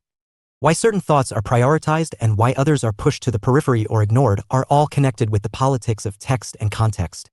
That is why there is a relevance of those texts which give different meanings in different contexts. Here, the act of interpretation connects text and context. We tend to go back to classics for the same reason as the same text acquires different meanings at different times and remains relevant for different reasons. In this unit, we explore work by scholars like Terence Ball and Quentin Skinner who have emphasized the significance of the relationship between text and context. Thus, it is a starting point to understand the thinkers covered in this course. 10. 11. Text and context, reading and interpreting a text. Unit 1, text and context, reading and interpreting a text. Structure. 1.0 Objectives 1.1 Introduction 1.2 Why we read texts. Why we reread texts. 1.3 Strategies of interpretation 1.4 Meanings and contexts 1.5 Different schools of interpretation 1.5.1 Marxian 1.5.2 Totalitarian 1.5.3 Psychoanalytic 1.5.4 Feminist 1.5.5 Straussian 1.5.6 Postmodernist 1.5.7 Cambridge New History 1.6 Mythologies of reading a classic text 1.6.1 Mythology of doctrine 1.6.2 Mythology of coherence 1.6.3 Mythology of prolepsis 1.7 Let us sum up. 1.8 References 1.9 Answers to check your progress exercises. 1.0 Objectives. In this unit, you will be helping students in understanding the significance of reading a text. It is explained why the act of interpretation is inevitable in reading a text. The role of text and the context in which that text is produced are taken into account to explain the process of reading and interpreting a text. Different schools of interpretation are also discussed. All this will help to understand how political theory depends on the act of reading and rereading texts. 1.1 Introduction. Terence Ball started thinking about the role of reading and interpreting a text in political theory for questions raised by scholars in this regard. He highlighted Dr. Rushmi Gopi, Assistant Professor, Miranda House, University of Delhi. Some basic questions raised to political theorists. The first question raised was, Block I. Why it was that scholars specializing in political theory continued to write about text and context, the great thinkers of the past. The second question raised was, why do we bother to devise or to read this or that interpretation instead of going straight to the source and seeing what the author has to say? In this unit, we will be deliberating upon various aspects of reading and interpreting a text to answer these questions. In the next section, we will be discussing why we read texts. 1.2 Why we read texts? Why we read texts? We read texts to connect with contemporary concerns. We engage with questions of freedom, justice, and political participation.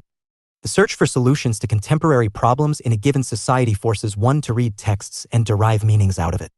The process of reading and rereading brings in multicultural understandings, especially moving beyond white men's interpretation, which has dominated political theory as a discipline for long.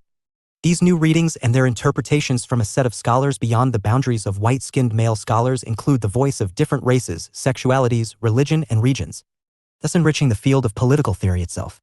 As Terence Ball is one of the leading scholars dealing with the question of reading texts, let us see what he thought about the act. Ball believed that the process of interpretation is inevitable and necessary in reading. But this act of interpretation is a deadly process. For instance, one can even get killed for a particular interpretation if it goes against the existing laws or religious sentiments. Therefore, the act of interpretation has to be exercised through extreme caution. He understood the significance of interpretation as an effort to find the true meaning of the text/author. Ball cited the thought of Heidegger on significance interpretation as an ontological category. Interpretation was about dealing with the nature of being. It was about showing the relations between the concepts and categories in a subject area or domain. Similarly, Gadamer gave importance to the act of interpretation as ontological necessity.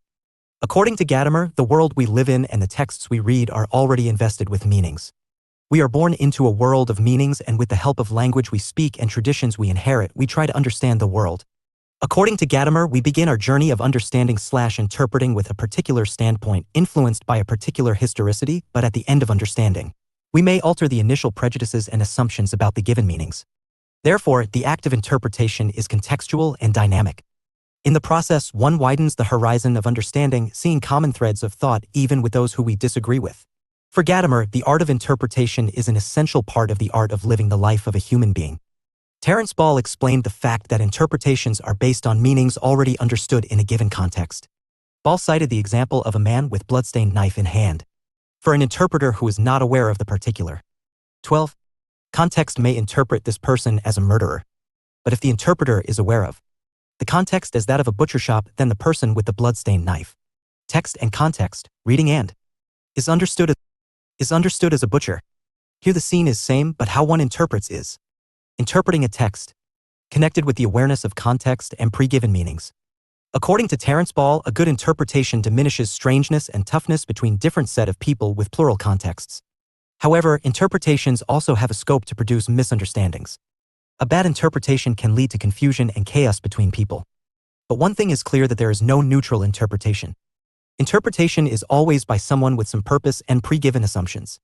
Check your progress exercise 1. Note, I use the space given below for your answer. 2. Check your progress with the model answer given at the end of the unit. 1. Explain the concept of ontological necessity given by Gadamer. 1.3 Strategies of interpretation. According to Quentin Skinner, belonging to Cambridge New Historian School of Thought, the meaning of a text is something which lies within a text and is discovered or recovered by the person who reads it. The meaning of a text is something which is created by its author and given to a text in the process of writing it. Skinner is committed to the principle of authorial intentionalism, that is, intention of the author. This process of creating meaning and giving it to a text is carried out intentionally by the author. The authors of texts have full self-conscious awareness of and control over their own intentions and hence also the meaning of the texts they produce. This is an approach which privileges the standpoint of the author of a text. It maintains that those who are seeking to understand a text cannot afford to ignore the intentions of its author when writing it. It is a necessary condition for the success of the interpretive enterprise.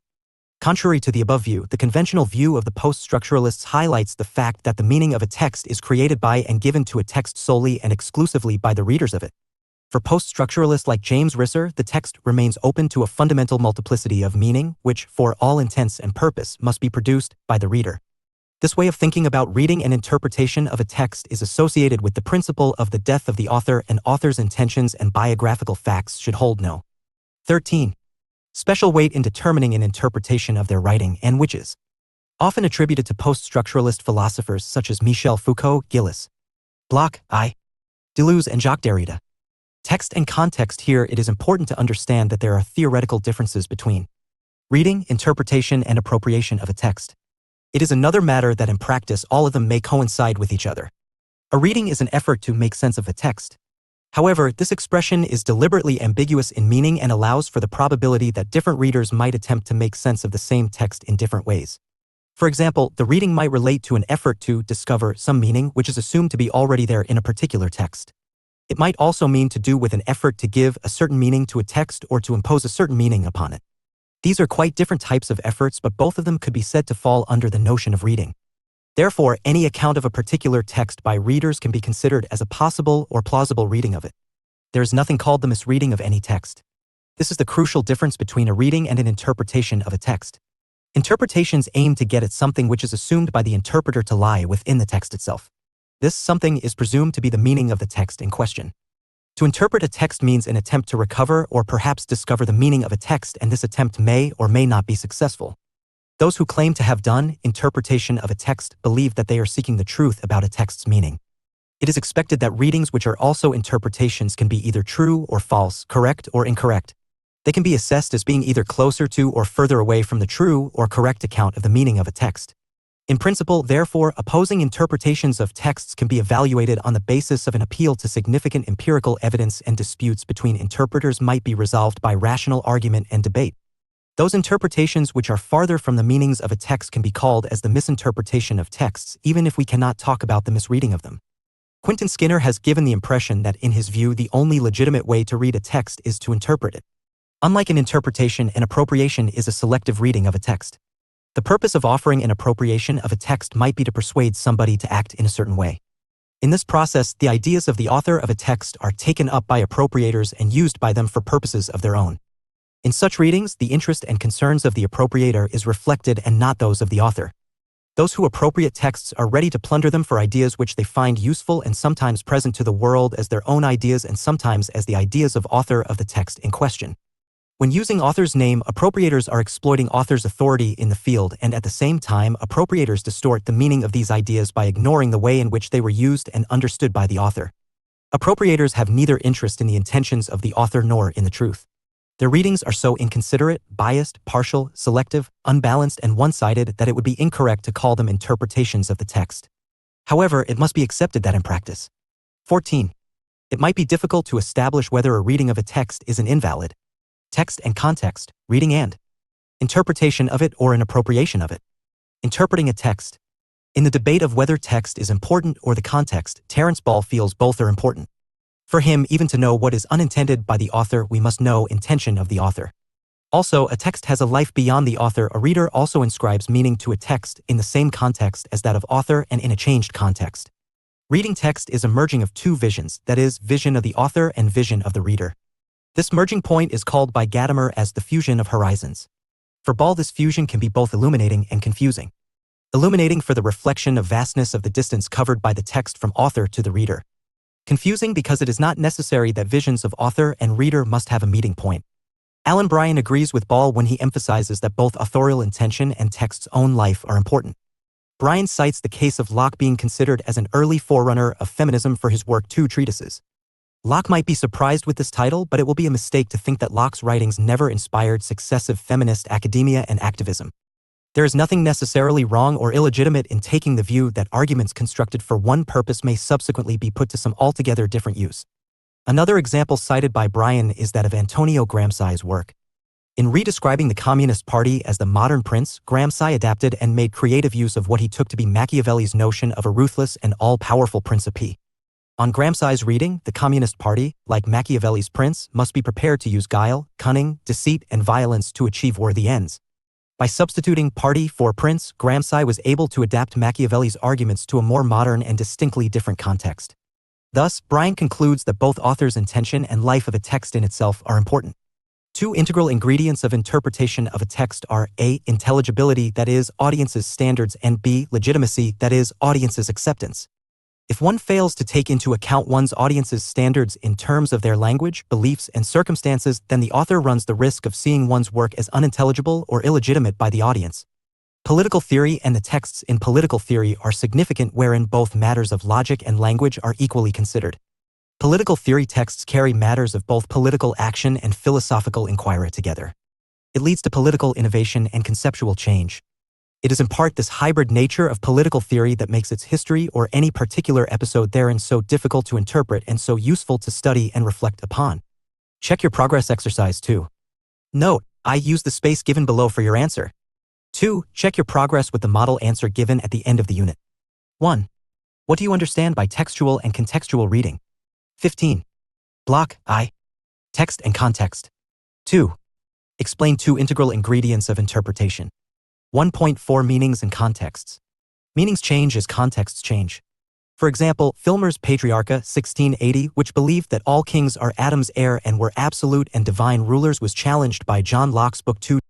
For example, Filmer's Patriarcha 1680, which believed that all kings are Adam's heir and were absolute and divine rulers, was challenged by John Locke's Book 2 Treatises of Government 1689. Locke said that absolute monarchy is not acceptable and it is not possible to prove that all kings are Adam's heir. Even in the situation wherein both Filmer and Hobbes spoke about political obligation, the nature of ruler was different. For Filmer, the political obligation was justified in the name of divinity of the king. For Hobbes, political obligation was justified in the name of contract done between men for self-preservation of individuals. As facts are dynamic, no reading is innocent. They are filtered through and colored by other readers' readings. There is a need for regular reappraisal of one's own received values and validity of interpretations. There can be plurality of theories. Lacados called it three-cornered fight. Finding truth is a process of constant validation and falsification. However, it is not necessary that the process of finding truth is always done in fairness. When the process of finding truth relies on fairness, then the product is called scholarship. When the process of finding truth is based on partisan cause, then the product is called politics. For Terence Ball, scholarship is not politics and politics is not scholarship. 16. Text and context. Reading and constantly change in. G. Interpreting a text. T. That. Changi. Ing. Changi. Ing. Interpretation. 2. Interpretation. 1. Therefore, we can conclude that both origin of writing and receiving by readers are equally important. Authorial intentions are important, but they are not the end in itself. LF intentions can be discovered or rediscovered in later stage L. So, any text may have unintended consequences, unexpected by the author at the time of writing. G. Reading is a problem-solving activity wherein the reader connects the content of the text with contemporary issue. S. Texts are alive only when they are carefully and critically reappraised rather than blindly worship. Addition. No single method of interpretation can address all the issue. Yes, it depends upon the context. XT. Interpretive problems can be witnessed in any school of thought. HT. Every author and reader has their own strengths and accordingly each will do justice to the TE. XT. Check your progress exercise. E3. Note. I. Use the space given below for your answer. 2. Check your progress with the model answer given at the end of the UN. 1. What is the difference between scholarship and polity? CS. 1.5 Different schools of interpretat. ON. Humans continuously interpret contexts and texts around th. Students of political theory read and decide between rival interpretations of political texts. TS.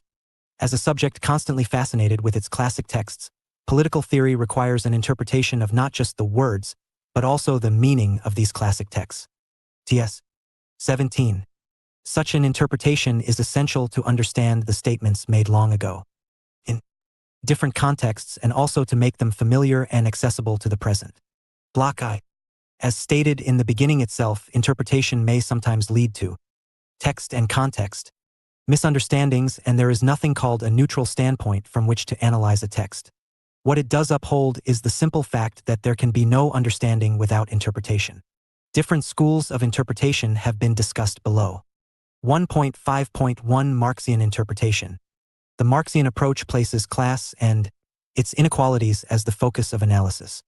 For Marxists, conventional ideas hide the damning reality of class inequalities and paint false pictures of society's fairness and justness.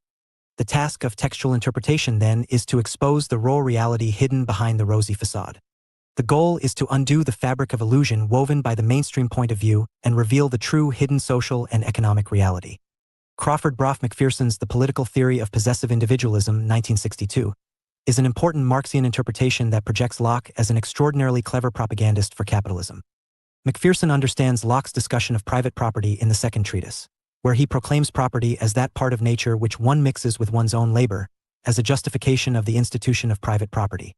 Marxists see all theories as ideological masks. How and why their own theory must be exempted is not explained or explainable. Predominantly, Marxian interpretations also tend to ignore impact of identities based on other power structures, other than class, like caste, gender, sexualities, religion, region, and race in shaping reality. Even when they recognize other identities, they are placed as secondary in shaping reality. 1.5.2 Totalitarian interpretation. The rise of fascism and communism encouraged investigation into the philosophical roots of modern totalitarianism. The roots, once one starts looking for, seems to be present everywhere. Plato's philosopher king, Machiavelli's ruthless prince, Hobbes's all-powerful sovereign/Leviathan, and Rousseau's all-wise legislator, all seem to be forerunners to totalitarian rulers of the 20th century. A well-known work of this perspective is Karl Popper's The Open Society and Its Enemies, 1945. He construes Hegel's remark, "What is rational is actual, and what is actual is rational," in the preface to The Philosophy of Right as justifying everything that is now real or actual, exists by necessity, and must thus be reasonable and good, rational. Hegel is seen as giving his philosophical approval to the proto-totalitarian Prussian state which existed at that time. A closer look, however, discloses Popper's misinterpretation. Hegel uses the word Wirklich, which translates as actual and means realized potential, and not what is real, as Popper supposes. Hegel's remark would mean, what is rational is that which fully actualizes its potential, and that which fully actualizes its potential is rational. It is, then, not the sinister justification of everything that is real, one of which was totalitarian Prussia. This example, teen, highlights the danger of appropriating a text both at conceptual and linguistic, text and context, reading and levels, which we discussed earlier. Interpreting a text. 1.5.3 Psychoanalytic interpretation. The father of psychoanalysis, Sigmund Freud, argued that our actions are driven by desires and fears which we may not be consciously aware of, state of unconsciousness as important. This approach puts forward the idea that psychoanalytic interpretations can be applied to all sorts of texts, including those of political theory. This treatment has been given to thinkers like Machiavelli, Burke, Luther, and Gandhi. An example of this approach is Bruce Maslish's James and John Stuart Mill, 1975.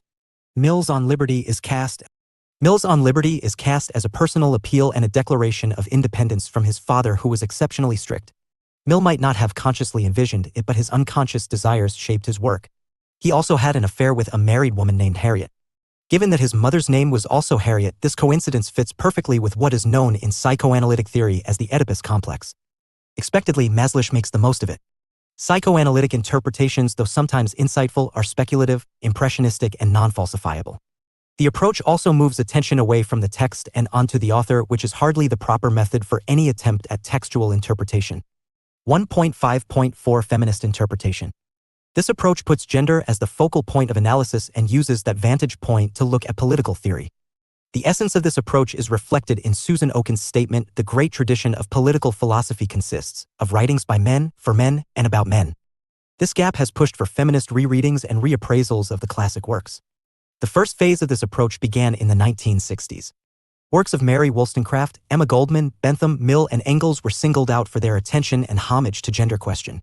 A second, more radical, phase followed, which sought to expose the misogyny in the works of the greats of political theory, including the ones who had in the first phase been venerated. For example, Carol Pateman highlighted in her work The Sexual Contract how the social contract was a fraternal contract and the welfare state was a patriarchal institution. The third phase criticized the essentialized civic virtues of men, hunger for power, competitiveness, rationality. It turned the public/private distinction on its head and declared the superiority of the private realm of the family to the public realm of politics. Feminist interpretations have been dominated by upper-class, white-skinned, and educated women. To bring forth the voice of different women as the category of women is not monolithic is a challenge for the school of interpretation. 1.5.5 Straussian interpretation. This approach originates from the work of Leo Strauss, who tried to locate the eternal truth of politics in the works of Plato and other ancient and pre-liberal era thinkers. These rigorous works were contrasted with the lenient works of 19. Modern liberal thinkers. Strauss lamented the weakening of normative foundations in the face of the violent winds of fanaticism.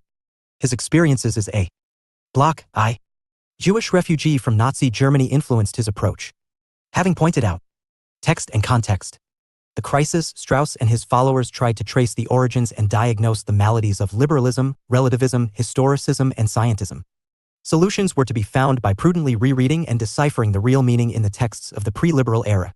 The Straussian approach made distinction between exoteric and esoteric doctrines of a text.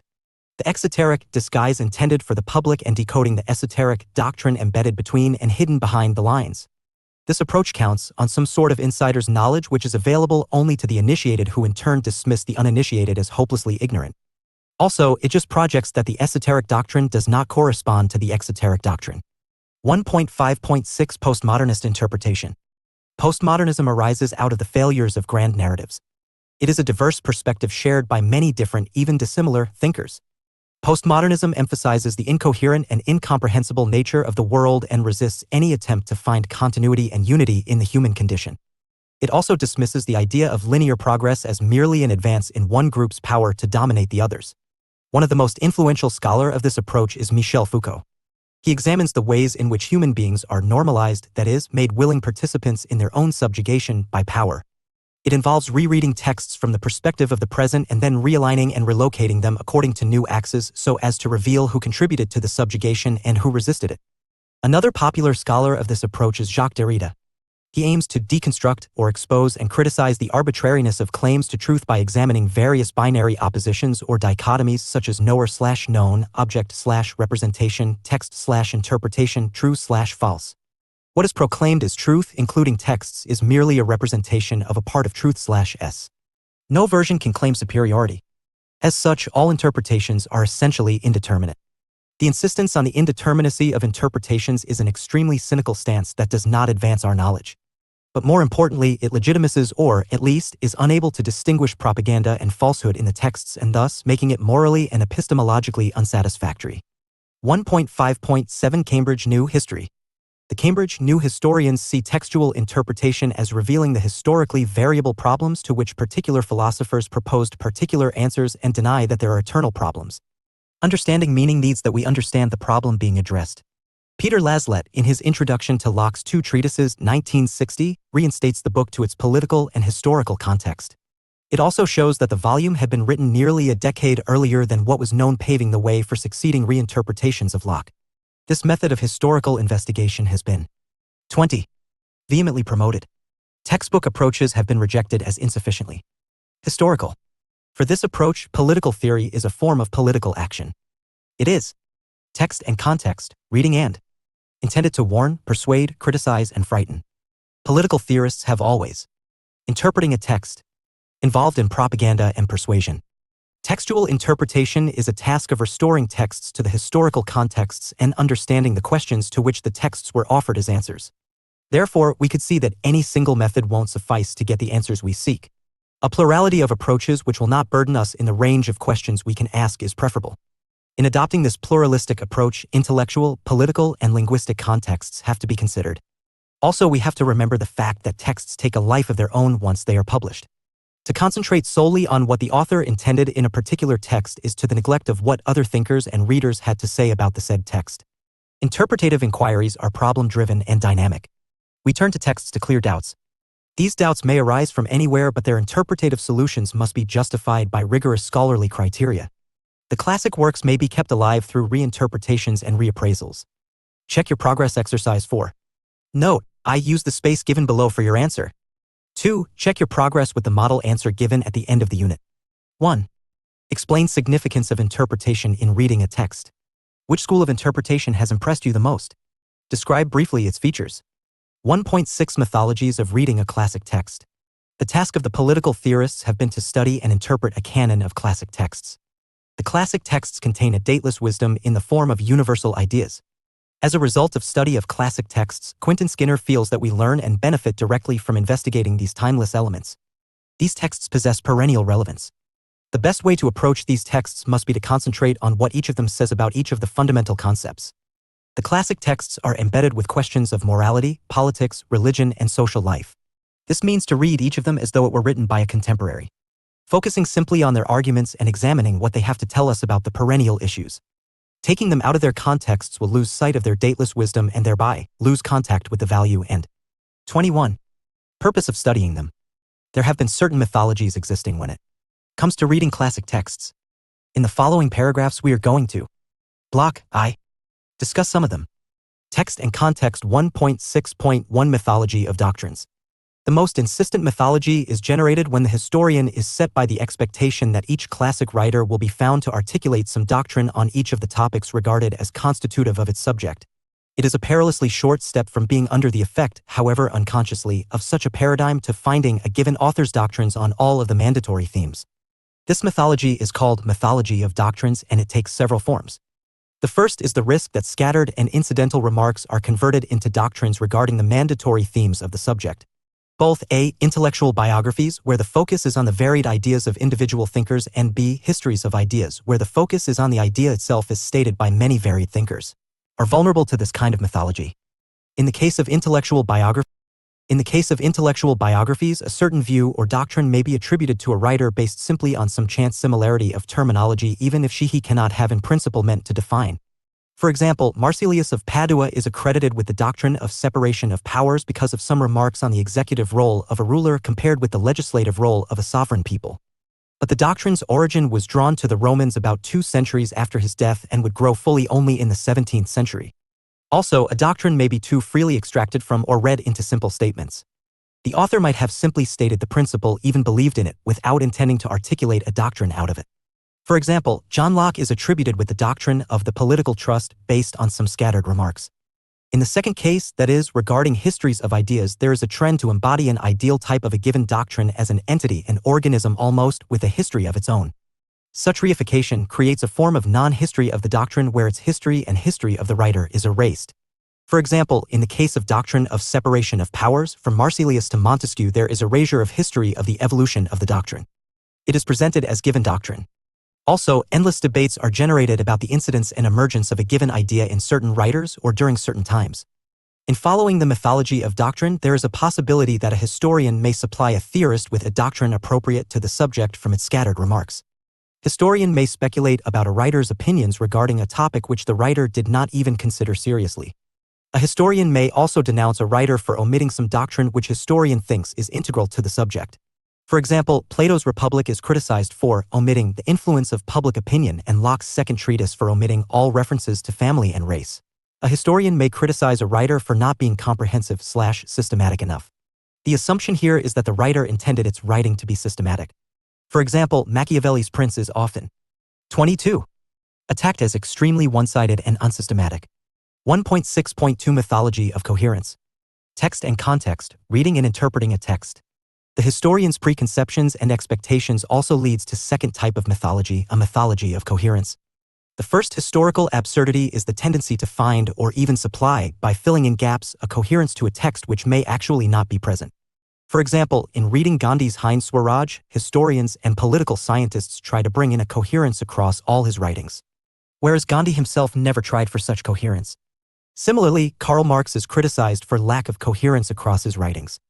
While criticizing, historians and scholars forget that certain ideas evolve and reform over the lifespan of an author, and break in ideas is normal in such circumstances. The mythology of coherence assumes that it may be quite proper in the interests of extracting a message of higher coherence from an author's work to discount the statements of intention which the author itself may have made about what he was doing, or even to discount whole works which would impair the coherence of the author's system. For example, Locke, who set out in the beginning to defend an authoritarian position, is portrayed as a liberal political theorist for the sake of coherence. It is also common for historians to see contradictions in a writer's work as barriers which should be accounted for to fit in the coherent system. 1.6.3 Mythology of Prolepsis. The mythology of prolepsis is characterized by a description of a work being influenced by its significance and in such a way that it leaves no place for an analysis of what the author actually meant to say. This often happens when the historian is interested in the retrospective significance of the work he is analyzing. Check your progress exercise 5. Note, I use the space given below for your answer. 2. Check your progress with the model answer given at the end of the unit. 1. Define classic texts. Discuss mythology of doctrine. 1.7 Let us sum up. After discussing the conceptual difference between reading, interpretation, and appropriation of a text, it is clear to us that in practice all three ways merge. 23. Together in the process of understanding a text. Similarly, after looking into the Block I debate of whether author's intention in writing a text is important or in text and context. Independent life of a text is important. We have understood that life of a text is unpredictable. Sometimes a text is known for its author's intentions, and sometimes a text attains its own meaning and life from readers. In this chapter, it has been emphasized that the act of interpretation is integral and indispensable in understanding a text. We discussed different schools of interpretation to realize uniqueness of each school and simultaneously understood that no school is in a position to answer all problems for all times. No school is perfect and complete in itself. It is in judicious application of these approaches that a better understanding of a text is developed. At the end of this chapter, we discussed what counts as a classic text and how certain mythologies are developed in understanding these classic texts. 1.8 References. Ball, Terence. 1995. Reappraising Political Theory. Oxford University Press, Oxford. Ball, Terence. 2004. History and the Interpretation of Texts in Handbook of Political Theory, ed. Gerald F. Gauss and Chundran Kokathas, London. Sage Publications, pp. 18-30. Burns, Tony. 2011.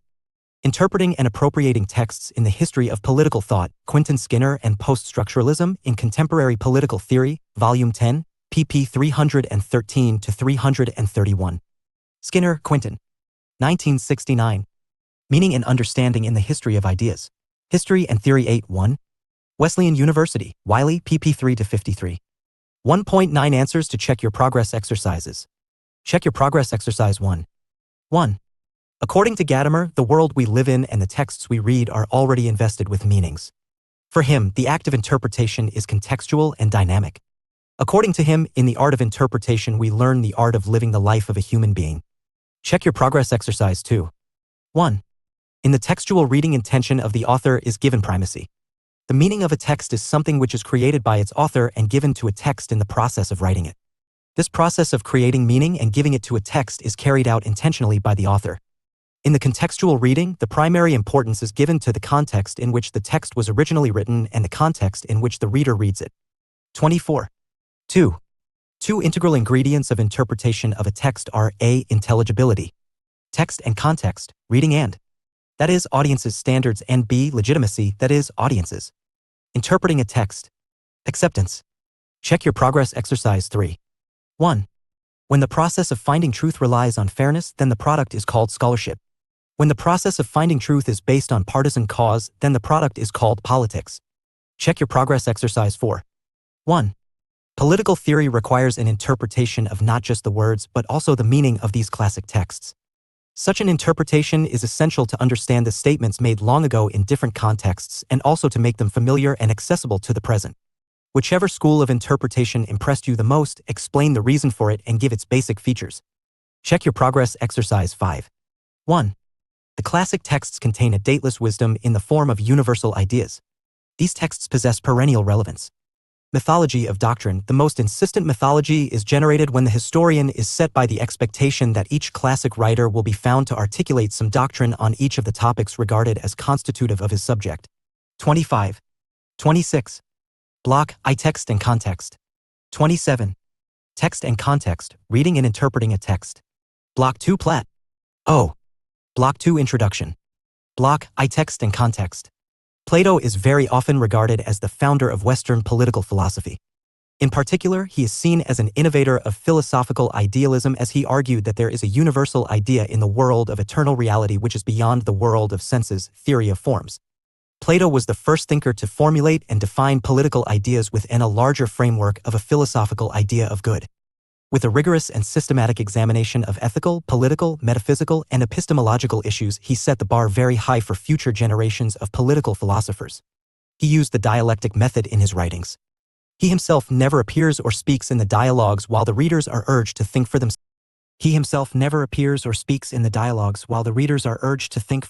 About the issues discussed in the dialogue. It is often assumed that the main character, Socrates, or a few others, spoke for Plato's position. Plato also laid the foundations of Greek political theory, which later became the bedrock of Western political traditions. Plato's most influential book, The Republic, seeks to answer the question, what is justice, and whether it is a desirable virtue for people and states. Since it deals with an ideal concept, the book has been often called a utopian work of philosophy. There has been no dearth of his critics who see Plato as someone who stood against progressive and democratic ideals and as a frontrunner of totalitarianism. Despite this, the centrality of Plato to Western political philosophy can be gauged from Karl Popper's statement that Western thought, one might say, has been either Platonic or anti-Platonic, but hardly ever non-Platonic. This block covers Plato's ideas in 3 units. Unit 2, Theory of Forms and the Idea of Philosopher-King. Unit 3, Justice, and Unit 4, Education. 28. 29. Plato, Theory of Forms and the Idea of Philosopher-King. Unit 2, Plato, Theory of Forms and the Idea of Philosopher-King. Structure. 2.0 Objectives 2.1 Introduction 2.2 Theory of Forms 2.2.1 Allegory of Cave 2.3 The Idea of Philosopher-King 2.3.1 Who is a Philosopher? 2.3.2 Ideal State and the Role of Philosopher 2.3.3 Criticism 2.4 Let us sum up. 2.5 References 2.6 Answers to check your progress exercises. 2.0 Objective. In this unit, you will be reading about the concept of ideas of form as described by Plato. The unit also presents an introduction to the idea of philosopher-king. After going through this unit, you should be able to explain the theory of forms, enumerate the idea of philosopher-king, discuss the ideal state and the role a philosopher plays in it. 2.1 Introduction. Plato, c.428-347 BC, is one of the most important figures of the ancient Greek world and in the history of Western thought. Political philosophy in the West begins with the ancient Greeks and Plato. Plato was one of the most influential authors in the history of Western philosophy. In his written dialogues, he expanded on the ideas and techniques of his teacher Socrates. Plato's recurring theme of writing was the distinction between ideal forms and everyday experience, and how it played out both for individuals and for societies. In the Republic, his most famous work, he envisioned a civilization governed not by lowly appetites, but by the pure wisdom of a philosopher-king. Dr. Ankita Dutta, Research Fellow, Indian Council of World Affair. Block 2. Expanding on the idea that the world that appears to our senses is in ways. Plato. Imperfect and filled with error, but there is a more real and perfect realm, populated by entities called forms or ideas that are eternal and changeless. In Plato's writings, it is often asserted that the true philosophers are those who recognize the importance of distinguishing the one from the other and in a position to become ethically superior to unenlightened human beings because of the greater degree of insight they can acquire. In the following sections, Plato's theory of ideas is discussed to understand the form of good. It also looks at how a philosopher is different from others and why he should be the one to rule the ideal state. 2.2 Theory of Forms. Influenced by the tradition of skepticism, the early Greek philosophers were aware of the fact that the world was constantly undergoing change and that nothing was permanent. This was also reflected in the Socratic dialogues of Plato, where he argues that because the material world is changeable, it was unreliable. For him, behind this unreliable world of appearances, there was a world of permanence and reliability. He called this world as world of forms or ideas. Plato's theory of forms can be considered as the first metaphysical debate in the Western political thought.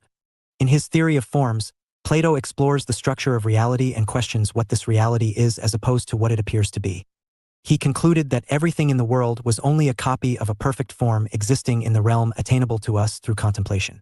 For Plato, the ideas or forms are abstract representation of things around us which are timeless in nature as they are unchangeable, eternal, intelligible, divine, and incorporeal. On the other hand, physical things are existing things but are changeable, finite, perceptible, corporeal, and are caused by the forms. The theory of forms typically refers to Plato's belief that the material world as it seems to us is not the real world, but only a shadow of the real world. One of the key ideas in Plato's theory of form is its correlation to the theory of knowledge. Like Socrates, Plato believed that knowledge could be acquired, and he postulated that it has 2 characteristics of knowledge. First, knowledge must be certain and infallible. Second, knowledge must have as its object that which is genuinely real as contrasted with that which is an appearance only. The real must be fixed, permanent, and unchanging.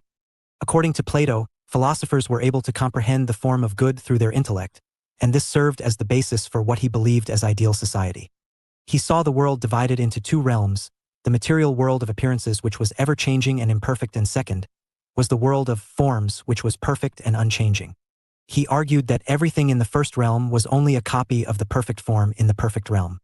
He further argues that material realm was perceived through our senses while the realm of forms could only be perceived through intellect and contemplation.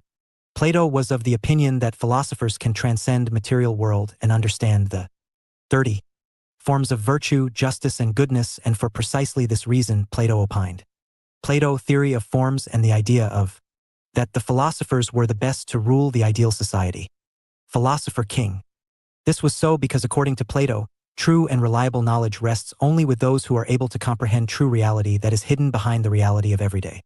Therefore, to perceive this world of forms, individual needs to undergo extensive education. From this idea of forms, the concept of philosopher kings emerges who were required to perceive the true reality and the form of good so as to be well-informed rulers. Plato further uses the allegory of cave to explain the relations with the world of form. 2.2.1 Allegory of Cave. Allegory of Cave is a dialogue between Socrates and his disciple Glaucon. During the dialogue, Socrates asks Glaucon to imagine people living in an underground cave, which is only open to the outside at the end of a difficult ascent. Most of the people in the cave are prisoners chained facing the back wall of the cave so that they can neither move nor turn their heads.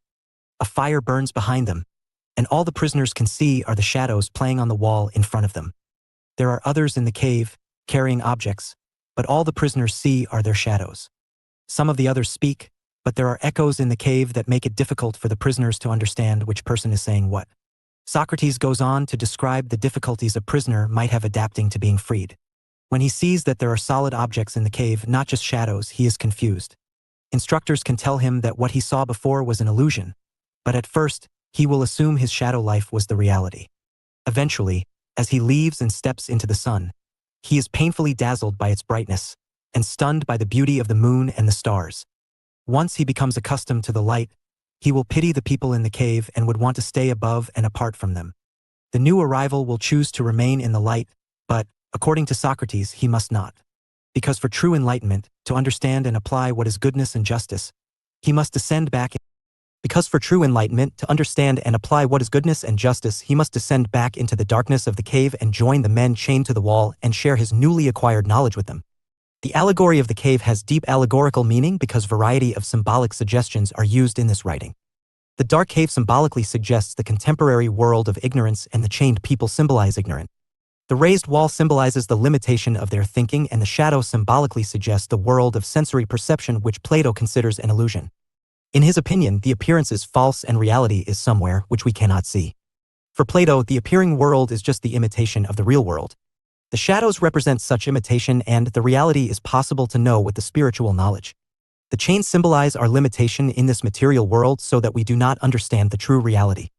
The outer world of the light symbolically suggests the world of spiritual reality which we achieve by breaking the chains that are used to tie us.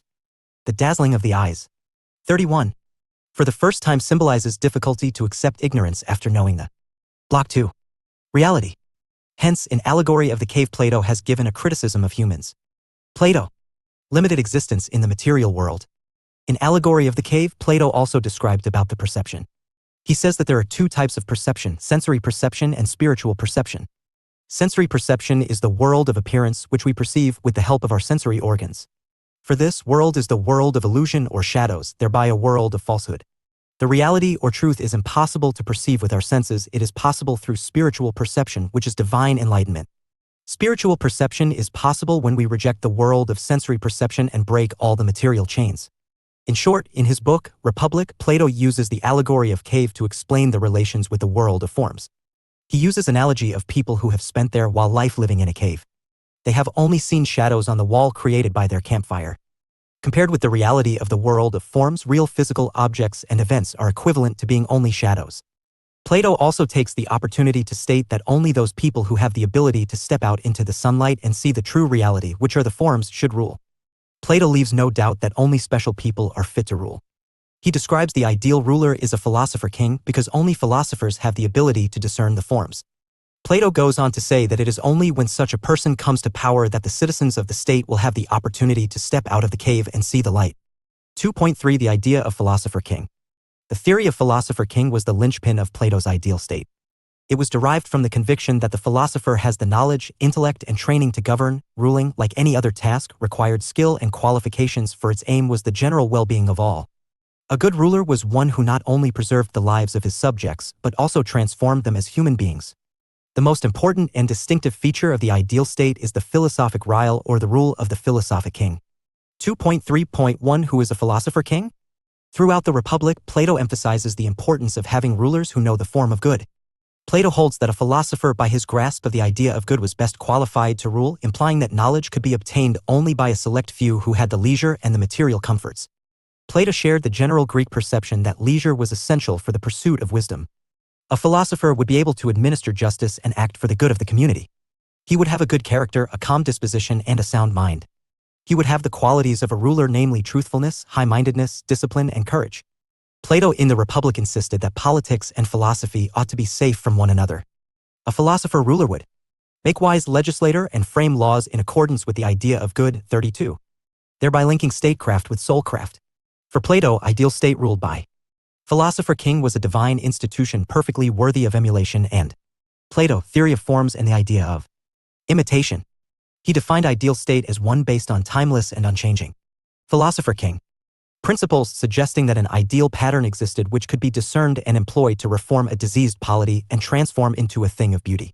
He implied that political order was highly malleable and could be molded in order to receive the right imprint. Since the work of the ruler requires knowledge of the forms, the installation of such knowledge is a significant concern of the state. To Plato, entrusting the state to rulers without this knowledge would be like turning it over to blind. Though the philosophers prefer not to, they must be persuaded to rule. The philosophic curriculum is an institutionalized means of creating successors to the existing rulers. It is only when successors have been brought up and educated can the existing rulers unshoulder their burden and return to the realm of philosophy. According to Plato, the philosophers must undergo a rigorous program of education and then spend 15 years performing administrative servile in the city before they are raised to glimpse the form of the good, which gives them perfect knowledge and completes their education. In the Republic, Plato does not explain how philosophic wisdom is beneficial to the state. In fact, what the rulers of the state actually do and what they must know in order to do it, it is to be seen that the knowledge of the good is not discreetly required. The ruler's main task is molding souls. In order to succeed at this, they require detailed knowledge of human psychology. They must know proper propositions of mental and physical training to be applied in different types of personalities. They must understand different types of art. This knowledge must cover not only poetry but music and all the visual and other arts as well. The rulers must know how to devise the crucial series of tasks for aspiring ruler, how to weed out those unfit to rule, and how to recognize and elevate superior members of the producing class.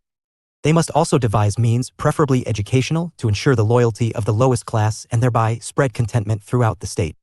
The ruler must know eugenics, how to breed the best and how to rig the maturing lotteries towards this end. They must be able to keep the population stable. Various political skills are required for this task. Plato declares that the guardians must be versed in war.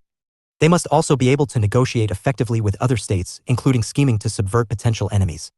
There are other tasks as well for the rulers, such as avoiding great disparities between wealth and poverty. Thus, in order to rule the ideal state, the guardians require a formidable array of knowledge, skills, and talent.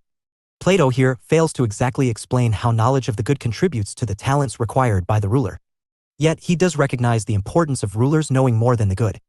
Plato insists that they should be of superior knowledge, at the same time also not be deficient in practical experience. Plato devises means to provide experience. The clearest provision is that the philosopher must spend 15 years in 33 administrative service in the city before they are given final knowledge and led. Block 2. Up to contemplate the good. The Republic also mentions the military applications. Plato. Of the philosopher's training. The study of arithmetic, geometry, and even astronomy are all explicitly recommended in this regard. Knowledge of these subjects is required if the rulers are to be able to properly marshal their troops, construct encampments, and array their forces for battle. Plato also pays attention to war, where he recommends that the guardian be exposed to battle at an early age just as the children of other craftsmen are exposed to their craft at an early age. For rulers as well as the auxiliaries, war will be an important matter of concern. Although Plato is aware that the knowledge of good is not sufficient condition for being able to rule, in his political theory there is a significant gap because of his failure to explain exactly how knowledge of form of the good is relevant in governing. Even so, Plato has his reasons for insisting that knowledge of good is necessary condition for effective rule. To him, its moral effects are indispensable. It helps in training for philosophers to despise things of the world and gives superior value to the rulers. Thus, importance of Plato's emphasis on the philosophers having absolute knowledge can be defended more in regard to the moral than the cognitive effect of such knowledge. Philosophers, therefore, must rule not because of the practical value of their absolute knowledge but because absolute knowledge ensures proper values. Philosophic knowledge, whatever be the contents and applicability to the concerns of the rulers, it nevertheless supplies other state with an active probing, critical intelligence. This is an important theme in the Republic of Plato. However, it is to be seen that Plato's views entails a renunciation of the Socratic faith in moral autonomy. To Plato, justice as virtue is bound up with balance and harmony, the predominant rule of reason and control of appetite. Here, Plato sets aside Socratic ideal of each individual caring for his own soul because according to Plato, an individual can achieve this condition only through intensive conditioning. The introduction of theory of forms also leads Plato to oppose Socrates' belief in the limited power of human knowledge.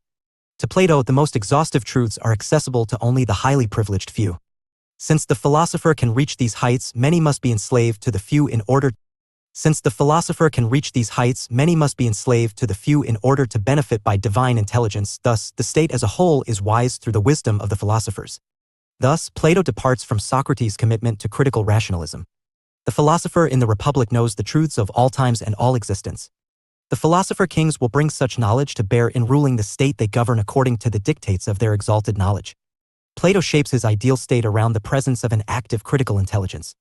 Plato argues in The Statesman that the ruler is like a doctor who has no compulsion on abiding by his prescriptions previously written. Should the condition of the patient demand a change of treatment, the true ruler too would not feel bound to abide by the laws, but is superior because he can adapt to changed circumstances. Check your progress exercise 1. 34. Note, I use the space given below for your answer. 2. Check your progress with the model answer given at the end of Plato, Theory of Forms and the Idea of. The unit. Philosopher King. 1. What are qualities of the philosopher king described by Plato? 2.3.2 Ideal state and the role of philosopher. As the philosopher has undergone the program of studies as defined in the Republic, Plato has left the task of structuring the society in the hands of the philosopher. Many aspects of the state are therefore left incomplete, sketched broadly, leaving the details for the rulers to fill in. For instance, they must determine the extent to which the state can safely expand beyond its original borders and the number of marriages needed to keep the male population stable. They must formulate the program of trials and tests through which the perfect guardians are selected from their fellows. Regarding early education, Plato presents only broad outlines, while the specific details are the responsibility of the guardian. Thus, the rulers are empowered to fill in what the original founders have left out. Because they possess exalted knowledge, Plato believes it is possible for them to evaluate and criticize the state. They can alter features that do not work. Therefore, the central elements in the ideal state are subject to revision and reviews. Thus, philosophers are to play the role of an active critical intelligence in governing the state. As in the analogy presented in The Statesman, the philosophers have the knowledge of the doctor who writes the prescriptions and not just of the pharmacist who carries them out. They are not merely to shape their surroundings according to a blueprint that is given. They must take appropriate measures where the blueprint is found incomplete or faulty, as well as when the circumstances change. The problem that arises with this view of the philosopher as active critical intelligence is that it seems difficult to understand how the philosophers can maintain open critical attitude when Plato has described them in mystical terms as doing their work, with an eye on the idea of forms when knowledge comes to them in a sudden burst of life. As Popper and Burke point out, if the role of a philosopher is to enforce the divinely sanctioned laws, how could he criticize and change them? However, when Plato is portraying the philosopher king as shaping the state according to the forms he looks to are those of moral qualities, justice, beauty, moderation, the good itself, and not the forms of the ideal state. The task of the philosopher king is 35. To embody these moral qualities in men's souls, while the means to this end must Block 2. Be fabricated. How to shape the political institution for the desired outcome is a Plato problem to the solution of which they are not given metaphysical guidance. Thus, the philosopher king bears responsibility for devising the institutional structure of the state. Even if they are given a divinely grounded aim, they are not given divine guidance concerning the means. Hence, philosopher bears a critical, open-minded attitude towards the laws and institutions of the ideal state. Another reason for this quality in philosopher king is because of their unwillingness to rule. They love contemplation of the eternal forms more than political power. Therefore, they would not be afflicted by the common ruler's fear of making changes. They are willing to criticize and reform the state in order to improve it. Thus, the central motif of the political theory of the Republic is putting the philosophic intelligence in control of the state. Although Plato fails to explain how the philosophic wisdom is beneficial to the state, his insistence that they possess this appears to express the ideal that the state be governed by the highest of the truths. Thus, the political theory of the Republic centers on the rule of the state by supreme intelligence. For Plato, philosophers must be kings because only they can discover what must be done. The rulers maintain some measure of moral autonomy, and they do not merely accept the structure and institutions of the state as metaphysically grounded. They are to understand the state's rational basis and alter and improve things whenever and wherever necessary. 2.3.3 Criticism. One of the most common criticisms is that Plato has little to say about how the philosopher's knowledge actually enables them to rule. In other words, how is this knowledge necessary for ruling the state? Aristotle criticizes the kind of moral knowledge supplied by the form of good. He criticizes it on two grounds: first, vagueness, and second, the apparent uselessness of such knowledge. In the first place, it is vague because it is difficult to say exactly what the form of good is and what knowledge of it would entail. According to the theory of forms, the forms of good must exemplify some quality or set of qualities common to all things. However, things may be called good in many different ways, such as good book, good runner, etc. It is difficult to isolate one specific sense of good common to all these uses. To many philosophers, good is used always in reference to a set of criteria specific to its object, which differs in different kinds of cases. But if, as Plato believes, the form of good supplies the intelligible principle according to which all things are ordered, it is difficult to explain the precise connections between the various senses in which things are called good, and their role in the rational pattern of things. Second, since the connection between the form of the good and real world is indefinite, it is difficult to identify the practical value of knowing the forms. As Aristotle puts it, people engaged in different activities do not see the value in knowing the good for their work. For example, a weaver is not interested in the good, but only in making cloth. They are only interested in the specific criteria of goodness in their arts rather than the good by itself. The role the good plays in 36. Their art is difficult to specify. Moreover, craftsmen attain professionally in their fields through study of the objects of their crafts and not through studying Plato, theory of forms, and the idea of metaphysics. Therefore, Aristotle gives importance to practicing wisdom. 4. Philosopher King. Practical wisdom is concerned with the needs and interests of particular individual in particular situation and deals with the concrete. The man of practical wisdom is able to assess particular situation in order to decide which rule to apply. Another criticism can be that Plato denied participation of the average person in politics and decision-making process. He defined citizenship not as participation but in terms of shared benefits flowing from that principle, because to allow participation would be to pave the way for the government by opinion. It can be argued that by denying the participation of average person, Plato was trying to prevent any opposition or dissent in his ideal state. He justified this exclusion on the grounds that it could lead to factionalism, whereas the ideal society should promote the common good. Plato rejected majoritarianism and participation on the grounds that ordinary person did not have the capacity to comprehend absolute truth and the idea of good. The Platonic ideals were criticized by Aristotle as well for confusing unity with harmony. If a political community was tightly organized unified, it would cease to be a political association. The essence of a state was its diversity, making it different from organizations. The state and family represented two different kinds of organizations, and both ought to remain that way without either imitating the other. In view of the nature of the state and governance, it would be better for a ruler to be worldly wise than to be wise in the world of ideas. Check your progress exercise 2. Note, I use the space given below for your answer. 2. Check your progress with the model answer given at the end of the unit. 1. Critically analyze Plato's idea of philosopher king. 2.4 Let us sum up. One of Plato's most influential contributions to philosophy is the theory of forms. In basic terms, Plato's theory of forms asserts that the physical world is not the real world. Instead, true reality exists beyond our physical world. Plato's philosophy asserts that there are two realms, the physical realm and the spiritual. 37. Realm. The physical realm is the material stuff we see and interact with on a daily. 38. Block 2 Plato. Basis. This physical realm is changing and imperfect. On the other hand, the spiritual realm exists beyond this physical realm. Plato calls the spiritual realm the realm of forms. Plato's theory of forms asserts that the physical realm is only a shadow or image of the true reality of the realm of forms. This is also a recurring theme in idea of the philosopher king. Throughout the Republic, Plato emphasizes the importance of having rulers who know the form of good. Plato holds that philosopher, by his grasp of the idea of good, was best qualified to rule. An important theme of Plato's social and political thought, especially of the Republic, is that philosophy alone offers true power. It is also the way to knowledge. The philosopher knows the forms and the ideals. He alone is fit to rule, because for those who are guided by reason and knowledge alone should have the power. They alone are capable of establishing justice, to see that everyone contributes to the best of his abilities, of maintaining size and purity and unity of the state. 2.5 References. Julia Annas. 2003. Plato, A Very Short Introduction. Oxford University Press. Subrata Mukherjee and Sushila Ramaswamy. 2007. A History of Political Thought. Prentice Hall. India. Richard Kraut edition. 1992. The Cambridge Companion to Plato. Cambridge University Press. 2.6 Answers to check your progress exercises. Check your progress exercise 1. 1. Your answer should highlight the following points: good character, calm disposition, sound mind, truthfulness, discipline, courage. Check your progress exercise 2. 1. Your answer should highlight the following points: Plato denied participation of average person in politics. Plato confused unity with harmony. 39. Plato, justice. Unit 3, Plato, justice. Structure.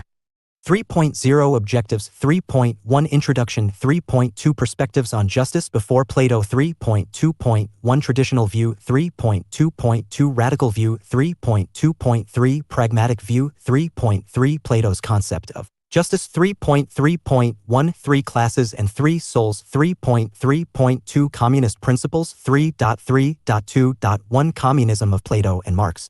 A comparison. 3.3.3 Justice at individual and state level. 3.3.4 Critical assessment. 3.4 Plato and Indian political thinkers. 3.4.1 Plato and Kautilya. 3.4.2 Socrates, Plato and Gandhi. 3.5 Let us sum up. 3.6 References. 3.7 Answers to.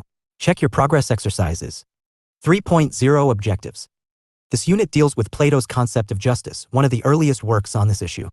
After studying this unit, you should be able to know views on justice prior to Plato, describe Plato's concept of justice, analyze some of the limitations of Plato's concept of justice. 3.1 Introduction. Plato was born in an aristocratic family in Athens. His real name was Aristocles, meaning the best and renowned.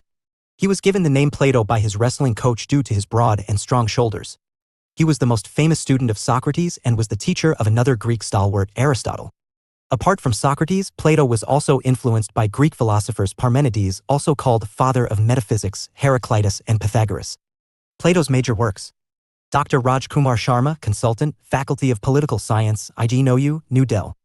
I. Include the Republic, the Statesman, and the Laws.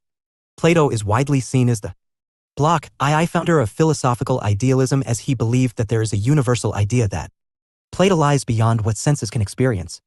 Plato's life spanned the ruinous period of Peloponnesian War between Athens and Sparta from 431 to 404 BC, resulting in the defeat of Athens.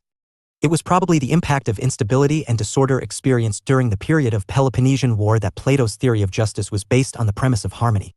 Political philosophers from Plato and Aristotle to John Rawls have seen justice as the main guiding principle to regulate power. Justice plays a main part in maintaining, shaping, and improving political order. Plato's main work, The Republic, is a book about justice. In Greek, republic means justice, unlike its Latin meaning, state or polity. The book seeks to answer the question, what is justice, and whether it is a desirable virtue for people and states. Since it deals with an ideal concept, the book has been often called a utopian work of philosophy. Plato constructed Republic in form of a dialogue between Socrates and his friends on the virtue of justice. Socrates was the first one to develop the dialectical method in the form of a dialogue to establish truth.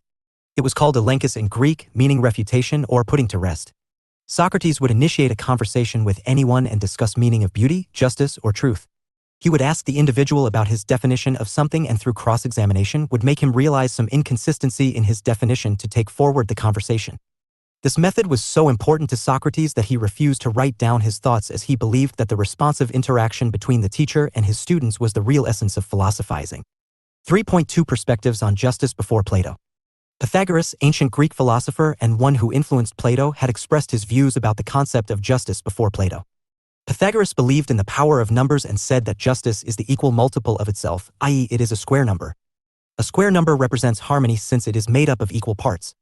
Hence, he equated justice with equality. A state should preserve equality in order to remain just. The Pythagorean school was famous for giving centrality to ethics and ethical regulation of life. Ethics and harmony play an important part in Plato's conception of justice. Through a dialogue between Socrates and others, Plato has examined some perspectives on justice before expressing his own views on the subject. 3.2.1 Traditional view. In the Republic, traditional views about justice are expressed by the father-son duo of Cephalus and Polemarch. When Socrates asked Cephalus about his views on justice, he said that justice consisted in speaking the truth, being honest, and paying back one's debt. Socrates, however, pointed towards some inconsistencies in his definition. If a friend who lent his weapon to us goes mad, it would not be justice if we return the weapon back to him. He also pointed out 40.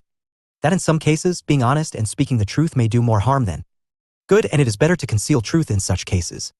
When Cephalus gave up his Plato, justice Argument. His son, Polemarch, carried it forward by saying that justice was giving each man his due, meaning harming your enemies and helping your friends. Socrates again points to the shortcomings of this definition. He says that helping friends may involve immoral acts like stealing or telling a lie. One may also misjudge his friends and enemies, and the rule of doing good to friends and harm to enemies may not apply. Hurting someone makes the doer less just or less excellent, while justice is about excellence. 3.2.2 Radical view. The radical perspective on justice was given by Thrasymachus, a sophist and a renowned teacher of rhetoric. Sophism was a rival school of Socratic tradition which stood for democracy, individualism, and social change. Thrasymachus defined justice as the interest of the stronger party, what could also be called as might is right. Similar sentiment was expressed by Thucydides, Greek historian and general who is regarded as the forefather of political realism in international relations. Socrates answered by saying that even the powerful make mistakes and end up making laws which harm themselves.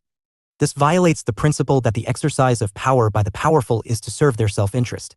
He goes on to say that the proper objective of a physician is to treat his patients just like it is in the interest of the shoemaker to make fine shoes for his customers.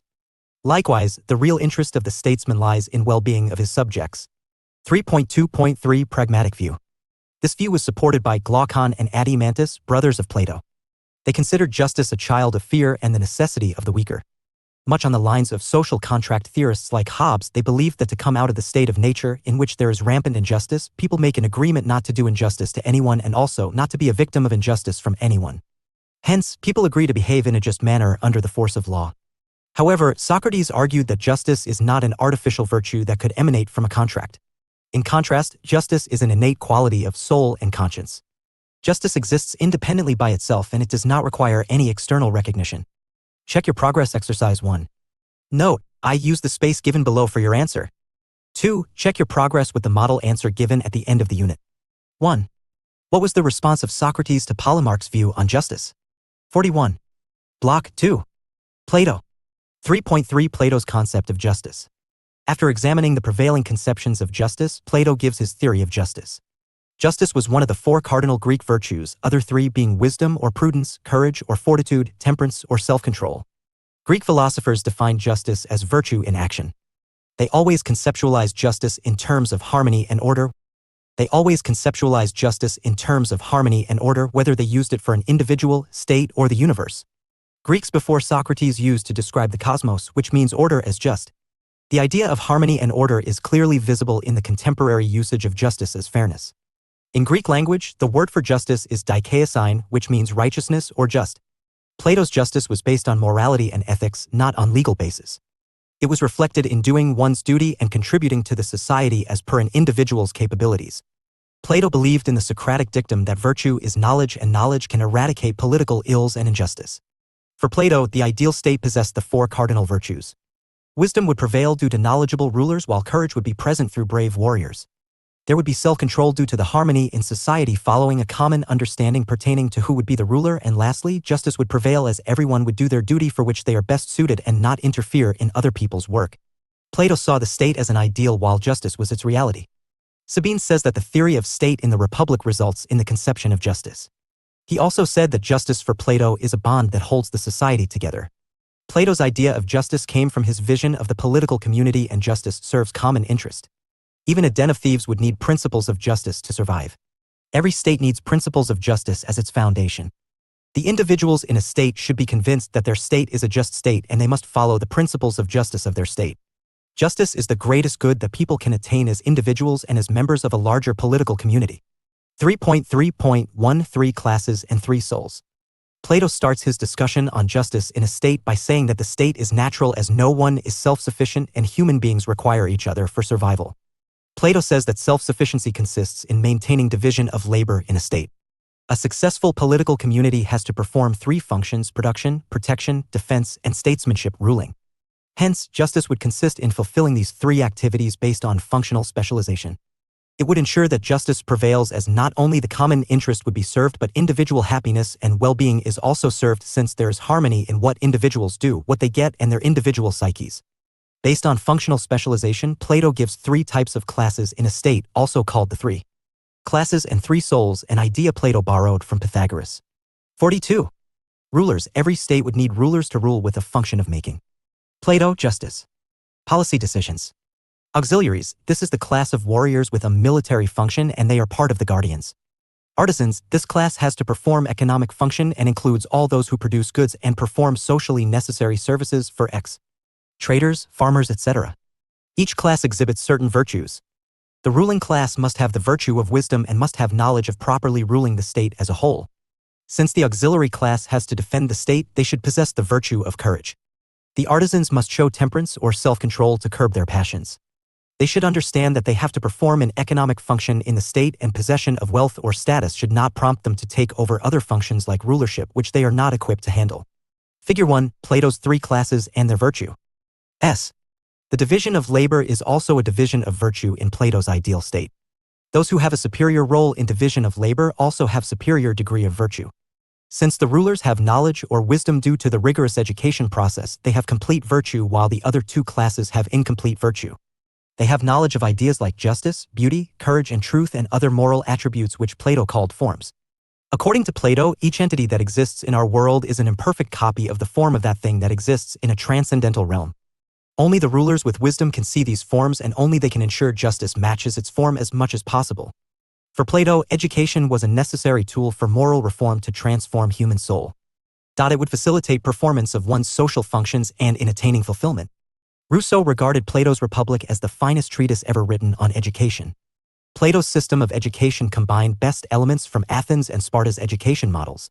From Athens, he picked up creativity, excellence, and individual training, while from Sparta, Plato drew the feature of civic training. Details of Plato's education system are given in the next unit. Plato's conception of justice could be called distributive as it stood for giving his due to an individual like skills and training while in return, the individual will. D. 4. 3. Perform his duty with responsibility.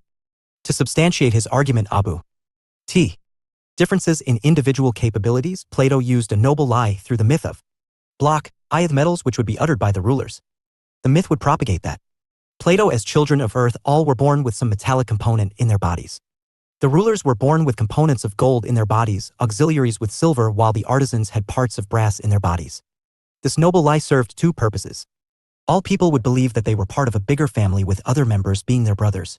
Secondly, all would accept their station in life as naturally suited to qualities they were born with and hence would sustain functional specialization. There was an elaborate system to select rulers in Plato's state and any child, irrespective of sex and class, could be a ruler if he or she exhibited capabilities to learn philosophical truths. Plato stood for a society based on merit, not birth. He did not believe that talent and skill could be passed on from one generation to the other. 3.3.2 Communist Principles. Plato wanted to remove objects of desire from the ruling class. He argued that it was easy for an individual to go against the common interest for the sake of his family.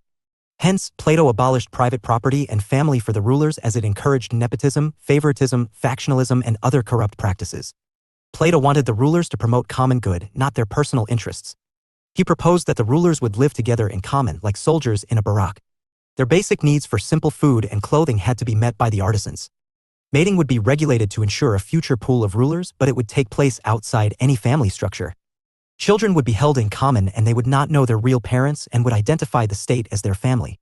There would be nurseries maintained by state to take care of the children. Plato's communism applies to the ruling elite and not the majority of population. 3.3.2.1 Communism of Plato and Marx, a comparison. There is a big time gap between Plato and Marx and stark differences in socio-economic and political environment in which they gave their ideas on communism. Plato advocated an ascetic communism to remove objects of desire from the ruling class, not meant to distribute them more equitably. It was also called koinonia, meaning fellowship or communion in Greek. There are a number of differences between the two. Ernest Barker called Plato's communism as aristocratic and half communism as it applied only to the ruling class, while Marx's communism was universal in nature. Plato's communism was applicable to property and family while that of Marx was concerned with means of production. Communism was introduced by Marx as a weapon to destroy class distinctions and create a classless and stateless society. On the other hand, Plato introduced communism to maintain class hierarchy to maintain harmony in the state. 3.3.3 Justice at individual and state level. Plato argued that in a just individual, the philosophic element, wisdom, rules his 44. Soul. An individual's soul should be in harmony and his reason, spirit, and appetite should be in right relationship with each other so that he does not cross. Plato, justice. His boundaries. A just individual does his own job and does not interfere in matters of others. He would take only his share and would not claim that of the other. Socrates said that justice consists in minding your own business and not interfering with other people. In an unjust person, the division of labor in the soul or psyche has broken down and his passions and desires begin to rule his soul than reason. At the state level, justice would exist when each class maintains its appropriate position in society and ensures harmony between different virtues in a state. Plato, however, left one aspect unsolved. He insisted that the artisans would willingly subordinate themselves to the ruling class, but he was uncertain as to how long this subordination would last. He has even recommended the use of force and rhetorical persuasion leading to control and monitoring. This raised concerns whether the ideal state would be a happy one as well. Towards the end of the Republic, Plato has highlighted the contrast between misery of an unjust life and happiness of just life. He has discussed the decline of the ideal state, arguing that the state would disintegrate as it is a human institution which is an imperfect representation of an ultimate reality. Changes in the nature of the sensory world and the ideal state. Changes in the nature of the sensory world and the ideal state is no exception. The downfall of the state begins with the ruling class, which gets corrupted by attraction of property and desire starts to rule wisdom and reason. They would enslave the citizens and the new virtue would be courage. Honor would be held above knowledge and this new type of regime would be called timocracy, a state ruled by the auxiliaries. Timocracy would give way to oligarchy, or the rule of a few rich, and oligarchy would make way for democracy, ruled by many. Plato emphasized that human beings are a product of their social environment and they will be corrupted if the social order is corrupted. 3.3.4 Critical Assessment. Plato's concept of justice has been criticized on a number of fronts. First, Plato's idea may seem liberating, but it implied excessive regimentation with less respect for privacy and individuality. To ensure that family life is not spoiled by ill effects like selfishness, Plato abolished emotional bonding that a family provides to an individual.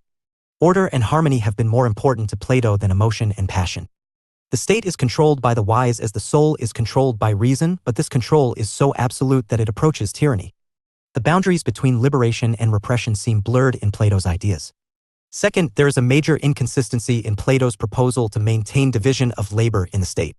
Despite having elaborate arrangements for classifying people in different classes and extensive education for the rulers, Plato is still concerned that the rulers may be corrupted and could rule unwisely. That is why Plato instituted the system of communism for rulers to purge their desires. But the critical problem is this: if virtue is knowledge, how can the rulers be tempted to act unjustly? Socrates had insisted it cannot happen, but Plato has doubted the very Socratic premise he set out to prove. 45. Third, Plato's political theory is tainted by elitism as political decision-making in Block II. His ideal state was in the hands of a few philosophical rulers who would be Plato-oriented towards the common good. However, Plato was so strongly an elitist that he believed that the vast majority of human beings had no reason to decide important things for themselves. He even considered them to be incapable of judging the decision taken by their rulers. It can be argued that by classifying human beings on the basis of reason, Plato attacked democratic institutions of Athens. Karl Popper criticized Plato for using the theory of unchecked sovereignty of the ruling class to undermine the idea of an accountable government. Popper and other critics have pointed out that Plato's notion of dictatorship, the noble lie, eugenics, and censorship resemble the modern totalitarian ideologies of Nazism and Stalinism. Fourth, Plato's idea of citizenship was not participatory but as obedience to the authority. The individual existed for the society and state and hence was a means to an end, not an end in himself. Plato's state was very powerful and it gave more importance to unity than diversity. Aristotle had also criticized Plato's idea of unity. A state should not seek a strict singleness as proposed in the Republic, but should be realized in harmony of diverse elements. Fifth, Plato's justice is based on ethical and moral principles and hence is not enforceable. It gives utmost importance to self-control in the interest of society, which makes it vulnerable to violation by different individuals. Lastly, German philosopher Friedrich Nietzsche criticized Plato for founding a just and rightly ordered society with the help of a lie, myth of metals. The reasons for social ordering never became clear in Plato's arguments. The noble lie is contrary to Plato's assertion that justice is identical to knowledge or truth, while a lie represents injustice.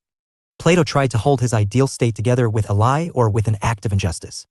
It indicated that even Plato recognized the limited capacity of truth to reform politics. Check your progress exercise 2. Note: I use the space given below for your answer. 2. Check your progress with the model answer given at the end of the unit. 1. Why did Plato resort to the noble lie? 2. Discuss the features of Plato's communism. 46. Plato, justice. 3.4 Plato and Indian political thinkers. 3.4.1 Plato and Kautilya. There are constant comparisons between Oriental and Occidental thinkers. Western Occidental thinkers like Plato can be compared to the towering figure in ancient Indian political thought, Kautilya. Kautilya is believed to have been born around the time when Plato died, making him an almost contemporary of Plato. There are certain similarities between Plato and Kautilya. Both the thinkers thought that the state should be ruled by the learned and elites, an idea which goes against the spirit of democracy. They also share their contempt towards the common man. Plato said that common man is nothing but a bundle of appetites, while Kautilya said that common man is inconsistent and unsteady. Hierarchy and functional specialization was important to their concept of social structure. Plato gave the concept of three classes and favored slavery, while in Kautilya's Arthashastra, caste system has been maintained.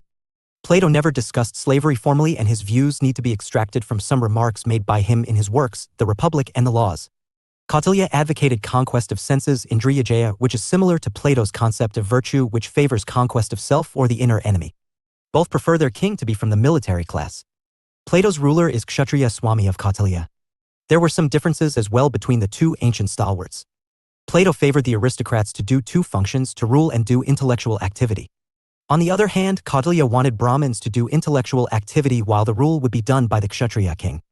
Plato was a philosopher while Kautilya was a seasoned politician. Apart from being a philosopher, Kautilya has made substantial contribution to the field of diplomacy and foreign policy, while these aspects did not find much mention in Plato's works. 3.4.2 Socrates, Plato and Gandhi. M.K. Gandhi was influenced by Socrates and started to identify with him during his stay in South Africa.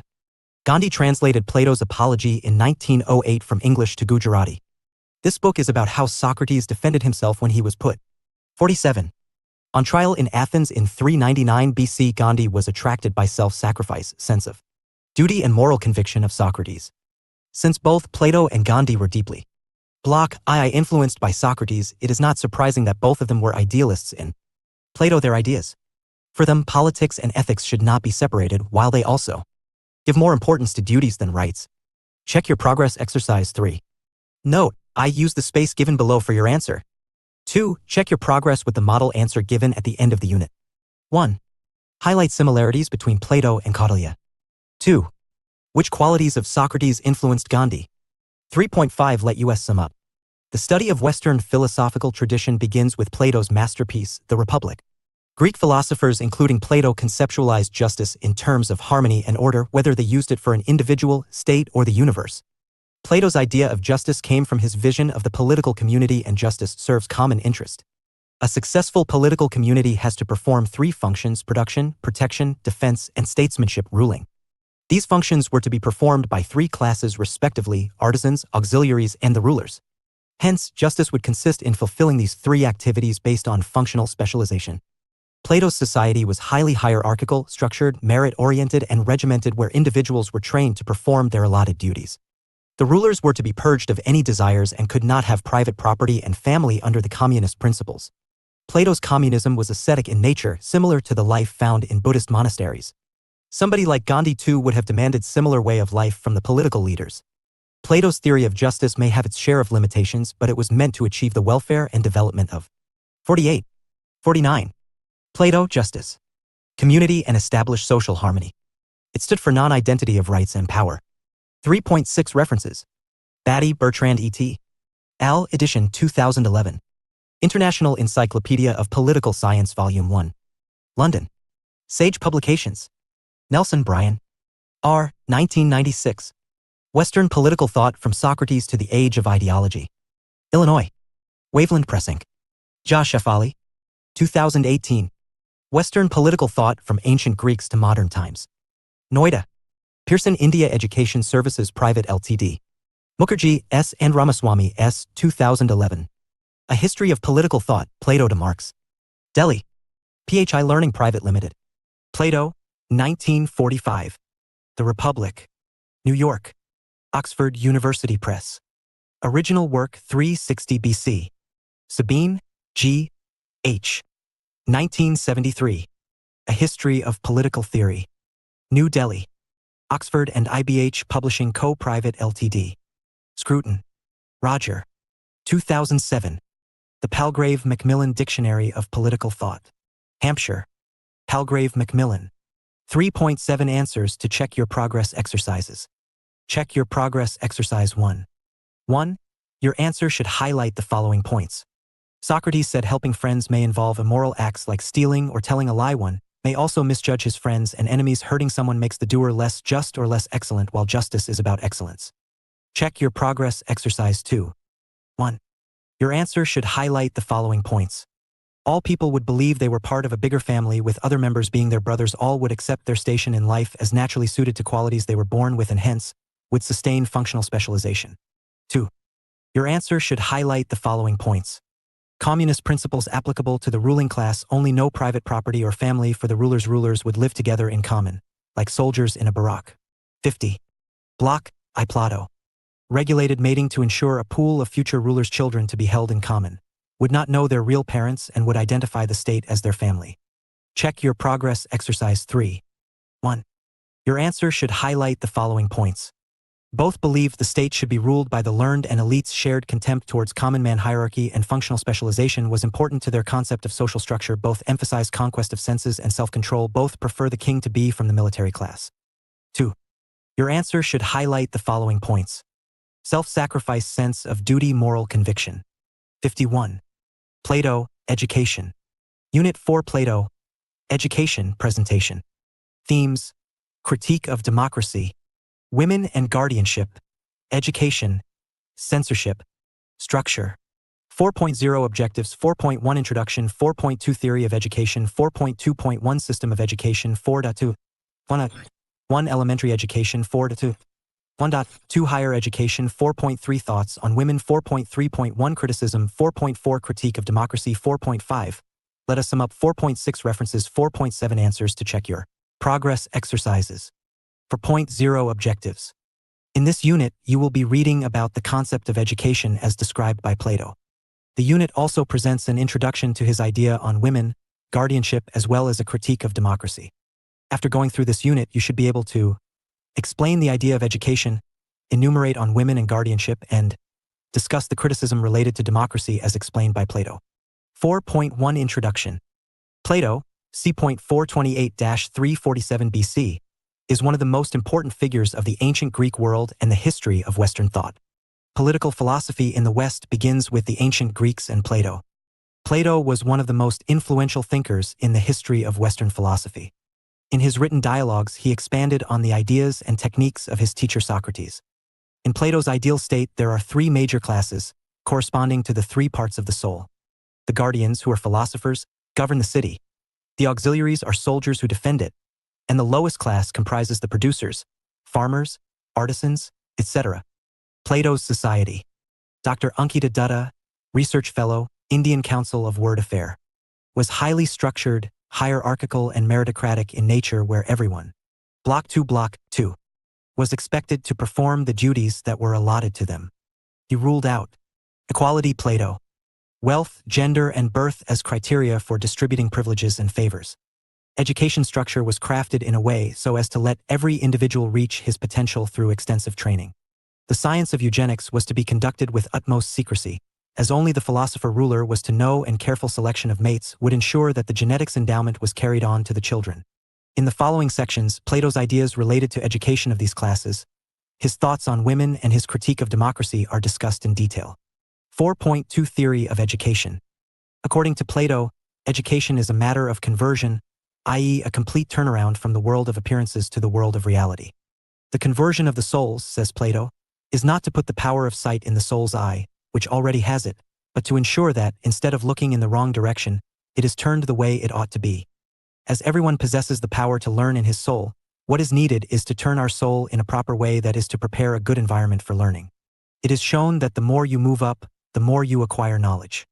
The whole process of learning requires teachers and students. Teachers are the ones who know the subject matter to be taught. The process of learning was suggested to be in the form of discussion between students and teachers. Plato's idea of education was primarily intended for those who were to be statesmen. What made him to emphasize the statesmen more was to avoid incapable leaders, because these statesmen will be given a state, and if they are not educated, they could lead the country or the state into a terrible situation. The whole range of the educational system would be in part physical, in part intellectual, and in part moral. If a man cannot withstand moral temptation, then he might sacrifice the interest of the society in order to satisfy his own interests. The objective of education is to turn the soul towards light. Plato stated that the main function of education is not to put knowledge into the soul, but to bring out the latent talents in the soul by directing it towards the right objects. This explanation of Plato on education highlights his object of education and guides the readers in proper direction to unfold the ramifications of his theory of education. In Laws, he says, "Education is the first and the fairest thing that the best of men can ever have." According to Plato, the aim of education is the welfare of both the safety of the society and the food of individual. He was of the opinion that education should develop the sense of ideas in people, who possesses the ability and purpose to perform their assigned tasks. Thus, the aim of education is to enable a person to acquire the knowledge of the absolute good. Education, according to Plato, is the welfare of both the individual and the society. His guiding principle is that nothing must be admitted in education which does not conduce to the promotion of virtue. According to V.K. Maheshwari, Plato's treatment of education in the Laws is different from that in 52. The Republic. Education in the Laws is to be universal and not restricted, as in the Republic, to the guardian class, and is to be compulsory. Children should come to Plato, education. The school not only if their parents please, but there should be compulsory education. The highest goal of education, Plato believed, is the knowledge of good and to nurture a man to become a better human being. Education prepares a man for the vision of absolute reality, and that is why education right from the beginning is a preparation for the future. 4.2.1 System of education. Plato believed that the young minds could be shaped easily if they are directed properly. He stressed the tremendous receptive potential of human mind, which is why, according to him, early education played a crucial role in the overall development of the individual. At this point, the educator might try and train the individual to restrain desires, for control and harnessing of non-rational aspects of the soul was an important prerequisite for the full development of the rational. For Plato, elementary education helped to attain the first goal, while higher education ensured the development of rationality. For 2.1.1 Primary education. For Plato, the primary education was till the age of 18 and would be confined to the guardian class, followed by 2 years of compulsory military training and then followed by higher education for those who qualified. While the primary education made the soul responsive to the environment, higher education helped the soul to search for truth which illuminated it. Plato believed that education began from the age of 7, and before this, children should stay with their mothers for moral education and genders should be allowed to play with each other. Plato was of the opinion that for the first 10 years there should be predominantly physical education. In other words, every school must have a gymnasium and a playground in order to develop the physique and health of children and make them resistant to any disease. Apart from this physical education, Plato also recommended music to bring about certain refinement in their character and lend grace and health to the soul and the body. Plato also prescribed subjects such as mathematics, history, and science. The content of education comprised of gymnastics, literature, music, and elementary mathematics. Gymnastics is essential for the physical and mental growth. Music is chosen as the medium of education and avenue for the spiritual growth, and ideas are the contents of education for this stage. After the age of 6 years, both girls and boys should be separated, and boys should play with boys and girls with girls, and they both should be taught the use of different arms. Plato recommended censorship of literature and music to encourage the virtues necessary in the guardian class for making reason supreme. Censorship of poetry, stories, and tales was undertaken to ensure that the impressionable young minds were not exposed to harmful ideas. Plato was particularly insistent that children not fear death, otherwise they would not develop the courage needed on the battlefield. Children were exposed to stories about gods and great personalities to ensure their good moral upbringing. Plato's idea was to shut off 53. All vices from the lives of the children. Training in the right virtues would create Block 2 the perfect members of the guardian class.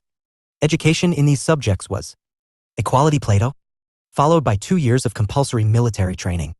The guardians were perfected as warriors. Luxury and self-indulgence was prohibited with the purpose of strengthening the spirit. Plato reiterated the Athenian practice which provided for compulsory military service between the age of 17 and 20. Elementary education perfected those souls which were receptive to habit and conditioning. For 2.1.2 Higher education. According to Plato, at the age of 20, the child must take an examination that would determine whether or not to pursue higher education. Those who failed in the examination were asked to take up activities in the community such as businessmen, clerks, workers, farmers, and the like. These selections were in accordance with the age and stage to which these students were admitted. Plato emphasized that education must start early. The first course in the scheme would last 10 years from the age group of 25 to 30 years, and in this age they get the training of mathematical calculation and last for another 10 years. After the completion, the selected ones are admitted in the study of dialect. Here students undergo mathematical training preparatory to dialectic. Plato has highlighted the qualities needed for an individual to enter higher education.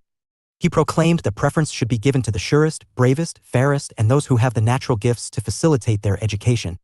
From the age 30 to 35, Plato restricted the study of dialectic to this age because he felt that an individual should be mature enough to carry on the study in dialectics, especially about ultimate principles of reality. In the next stage, from 35 to 50 years, according to Plato, an individual is ready as a philosopher or ruler to return to practical life to take command in war and hold such offices of state as befits him. After reaching 50, one should spend the life in contemplation of the good, as their chief pursuit should be philosophy, and should participate in politics and rule for the good of the people as a matter of their duty. The Platonic approach to education comprises the following aspects: sciences and arts, which were to be communicated by teachers to their pupils; moral virtue, necessary for teachers and students; and finally political institutions, which were connected with the learning process. The true goal of education for both Plato and Aristotle was to inculcate the values of civic virtues. They framed an educational curriculum that would impart a moral liberal education rather than a study of political science. What they sought was rather a frame of mind which will respond in a just, responsible, and self-restrained manner to public issues. Both believed that education, by injecting into the citizens a sense of rights and obligations, would be an effective remedy for corruption and instability that affected the states of their times. They were convinced that a system of education controlled and regulated by the state would teach the citizens the traditions and laws of the state. 54. 4.3 Thoughts on women. Plato, education. In Republic, Plato, through dialogue between Socrates and Glaucon, suggests that the guardian women should perform the same job as the male guardians. Some may follow convention and object that women should be given different jobs because they differ from men by nature. However, for Plato, the natural differences between men and women are not relevant when it comes to the jobs of protecting and ruling the city.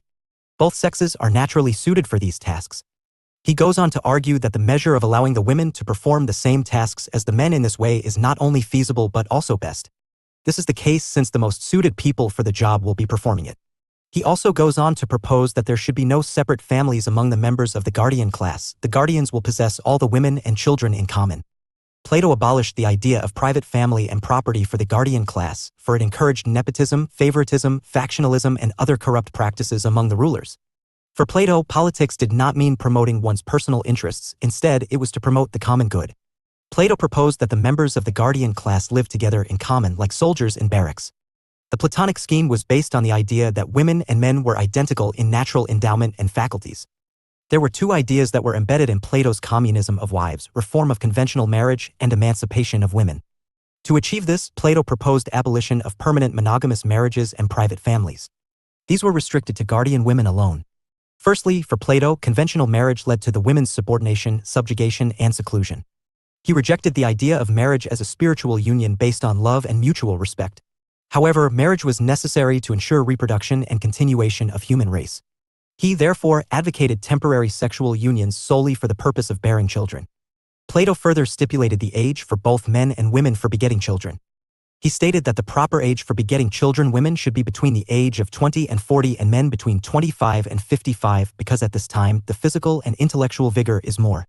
Plato advocated that the best guardian men will also be allowed to have sexual intercourse with best guardian women for the purpose of giving birth to children with similar natures. The philosopher-ruler would decide on these sexual unions. Once born, the children will be taken away to a rearing pen to be taken care of by nurses, and the parents will not be allowed to know who their own children are. Except for the philosopher-ruler, none would have the knowledge of the true parentage of the children. Secondly, Plato pushes for women's emancipation from patriarchal family on the ground of their equality with men in all aspects, if given the same conditions of upbringing, education, and opportunities. Therefore, confining women into domestic chores was wasting half of the potential social talent. He states that, so far then in regulating the positions of women, we may claim to have come 55. Safely through one hazardous proposition that male and female guardians shall have all occupations in common. The consistency of the argument is an assurance. Block 2 that the plan is good and also feasible. And henceforth he moves to argue the equality Plato indispensable need to abolish the institution of family itself for the ruling classes. Plato argues the abolition of family on the basis that the family is linked with property and is equally distractive and corrupting as property. The rulers must not waste time and energy in familial responsibility, but devote themselves in the invention of the truth, i.e. in the comprehension of the idea of good. Among Plato's reasons for offering his idea of communism of wives and property were these: that those who exercise political power should have no economic motives, and those who are engaged in economic activities should have no share in political power. He, however, permitted the third social class to enjoy private family and property, but under strict supervision of the guardians. He subordinated both the guardians and artisans to a moral ideal welfare of the state. While guardians were entrusted with the task of ruling and governance, they would lead strict and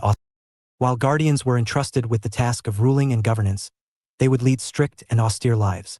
The artisans did not have any say or right to participate in the political processes, but enjoyed emotional ties and had possessions unlike the guardians.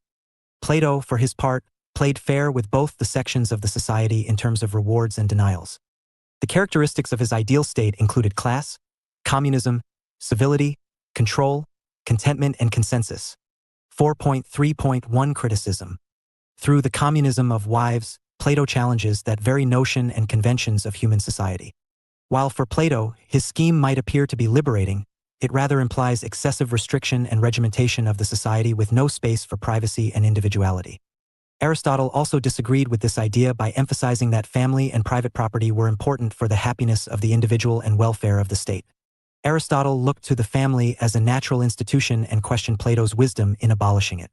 Popper called Plato anti-individualist and antisocial change. He said that Plato's denial of owning property by the guardian class and then the denial of family and children are against the interest of the individuals. For Popper, in Plato's ideal state, individuals are like commodities or tools or instruments of state, which are always under the command of the one who controls the state.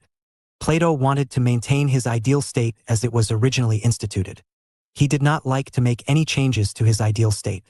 His views on communism of wives and property, the way he advocated on eugenics, his scheme of education all reflected his hesitation towards social change. Check your progress exercise 1.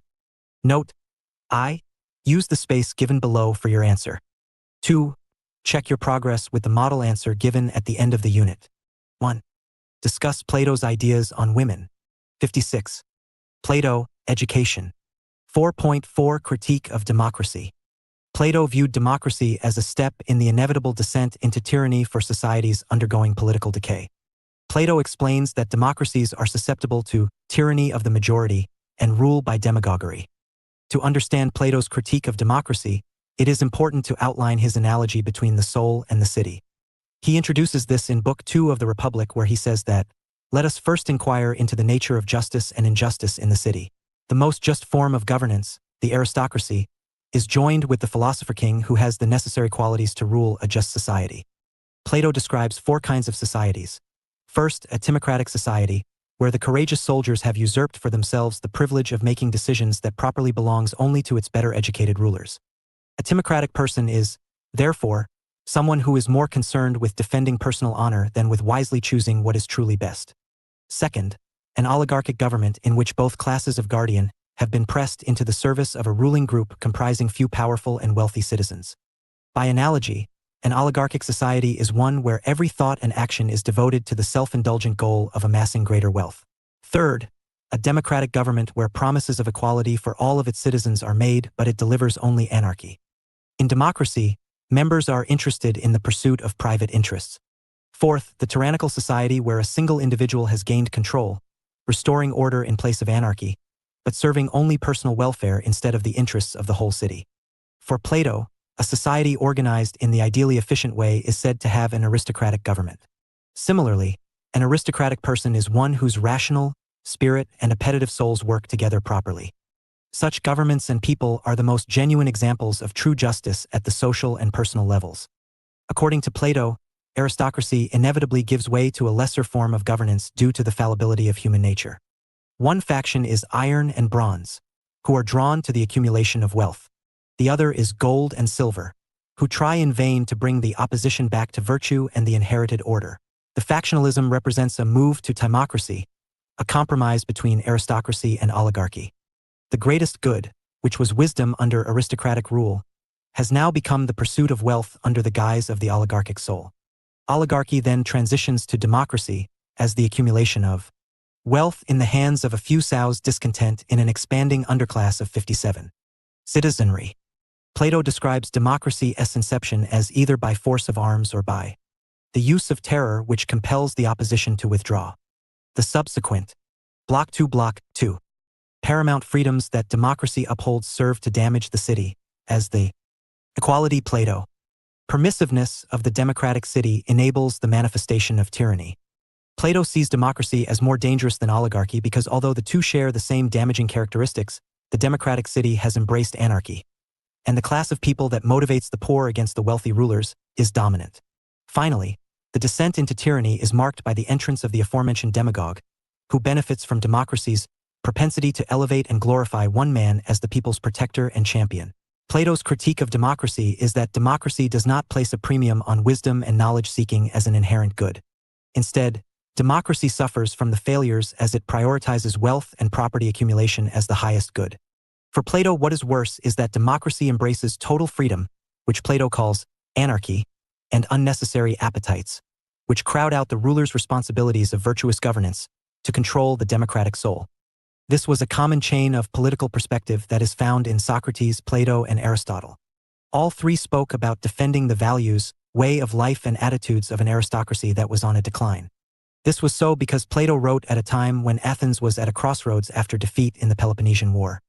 Although the defeat was largely due to the military strategy of Athens, Plato castigated the Athenian democracy for the failure. For Plato, revitalization and reformation of the aristocracy was crucial so that it could once again become the basis of civic life. This was seen as the best way to counter the sweep of democratic revolution that was led by traders, artisans, and merchants, along with the rising materialism and individualism that was engulfing the Athenian society. Plato equated democratization with moral corruption and degradation and endeavored to reform and revolutionize the general quality of human life. The Republic was a kind of rebuttal to what Plato viewed as Athenian way of life and its participatory democracy. He dismissed the participation of Greek male adults in political processes and forming of political opinion as unnecessary and amateurish. For him, democracy was nothing but incompetence of the politicians which had given rise to factionalism, violence, and partisan politics leading to political instability. For Plato, democracy did not value highly gifted persons. Plato has been criticized for his comments on democracy. For example, Isaiah Berlin pointed out that Plato does not grant individual the freedom of choice and rejects pluralism or acceptance of different value systems and lifestyles within a society. Popper, for his part, characterized Plato as anti-individual, anti-humanist, and anti-democratic, having the aim of arresting all social development and change. This was achieved by establishing a society that was regimented, hierarchical, and unequal, where the value of an individual was based on his contribution to the social whole. It was the interest of the ruling elite that mattered in the Platonic ideal state. For Popper, this was reinforced with the help of censorship, ban on innovation in education, legislation, and propaganda. Politically, this state exercised total control, and economically, it was autarky. 58. Check your progress exercise 2. Plato, education. Note: I. Use the space given below for your answer. 2. Check your progress with the model answer given at the end of the unit. 1. Describe 4 types of societies discussed by Plato. For point 5, let us sum up. Plato grew up during the Peloponnesian War, which began before he was born and lasted until he was 23 years old. The demoralization of Athens due to defeat during the war led to an oligarchy revolution, followed by a savage tyranny that finally gave way to the re-establishment of a democratic constitution. His thoughts on democracy are well explained in the Republic, and in Plato we find the fiercest critic of democracy, which he viewed as a step in the inevitable descent into tyranny for societies undergoing political decay. Plato equated democratization with moral corruption and degradation and endeavored to reform and revolutionize the general quality of human life. The Republic was a kind of rebuttal to what Plato viewed as Athenian way of life and its participatory democracy. One of the key tenets of his philosophy is his theory of education. It is not a surprise that Plato founded the Academy in 387 BC, the first institution of higher learning in Greece. It became the intellectual center in Greece and the equivalent of the first university in the history of Europe. In the Republic, Plato sets up a theory of what education means for both the individual and the state, focusing on the important role of those who must carefully choose the material to teach the future guardians of the state. Plato's curriculum was carefully planned to include training for the spirit, music, and training for the body, gymnastics, with more difficult academic subjects added when the child is developmentally ready. What is visible in his structure of imparting education is that Plato supported a type of vocational education, education to complete one's role in life, education for the producers, the guardians, and the philosopher kings, enough education to do one's job well, but each grouped according to one's abilities. Plato insisted on the great importance of the role of education, to bring the young to gradually behold eternal and absolute truths and values, to be saved from passing their lives in the shadow world of error, falsehood, prejudice, and blindness to true values. 59. Another very critical evaluation was that Plato saw equality in men and women. Block 2. In their personhood. He was one of the first to propose equal education for men. Equality Plato. And women based on their ability to learn, not on their gender. He viewed the suppression of women as a waste of human resources which denied society access to the best possible guardians. In the Republic, Plato explains two ways for the social organization of the ideal state. The first, that the function of guardianship is to be performed by men and women alike. The second, that for the guardians the private household and therefore, the institution of marriage is to be abolished, since the guardians do not own property and the care of children is to be a communal responsibility. Plato believed that the interests of the state are best preserved if children are raised and educated by the society as a whole, rather than by their biological parents. So he proposed a scheme for the bearing, nurturing, and training of children in the guardian class. The presumed pleasures of family life, Plato held, are among the benefits that the higher classes of a society must be prepared to forego. 4.6 References. Richard Kraut, edition. 1992. The Cambridge Companion to Plato. Cambridge University Press. Julia Annas, 2003. Plato, A Very Short Introduction. Oxford University Press. Subrata Mukherjee and Sushila Ramaswamy. 2007. A History of Political Thought. Prentice Hall. India. K.R. Popper. 1945. The Open Society and Its Enemies. Routledge. Isaiah Berlin. 1969. For Concepts of Liberty. Oxford University Press. 4.7 Answers to Check Your Progress Exercises. Check Your Progress Exercise 1. 1. Your answer should highlight the following points. Conventional marriage led to women's subjugation. Pushes for women's emancipation from patriarchal family. Check Your Progress Exercise 2. 1. Your answer should highlight the following points.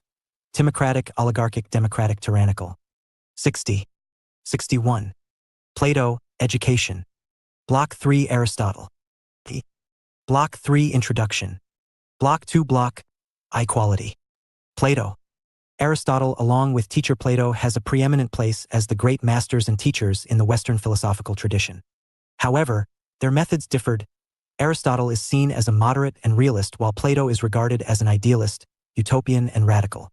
At the same time, Aristotle is also seen as the father of the discipline of political science, as he systematically analyzed, classified, and criticized the existing constitutions of his time. Aristotle was one of the earliest thinkers to use the comparative method in this endeavor. Aristotle's idea of citizen based on the virtue of being a ruler and ruled is a relevant cornerstone of modern liberal democracies. Similarly, Aristotle's notion of justice as fairness and justice based on the principle of reciprocity has influenced future scholars of political theory and political philosophy. Aristotle's understanding that different contexts demand different forms of government is a relevant point to understand the significance of context in defining political experiments and experiences. Relevance of Aristotle's ideas is eminent in the fact that for some contemporary issues and challenges in politics, his ideas act as a signpost. Aristotle also made tremendous contribution to research, as his Lyceum was first research institute where scholars and investigators came together for collaborative inquiry and documentation. He was also the first person to establish a research library with systematic collection of works to be used by other scholars. Given his vast knowledge in diverse fields, Italian poet Dante referred to Aristotle as the master of those who know. 62. Unit 5 Aristotle. State and Good Life. Aristotle.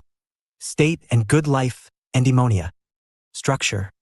5.0 Objectives. 5.1a Brief outline of Aristotle's life. 5.2 Forms. 5.3 Virtue. 5.4 State and Good Life. 5.5 Criticism of Aristotle's State and Good Life. 5.6 Let us sum up. 5.7 References. 5.8 Answers to Check Your Progress Exercises.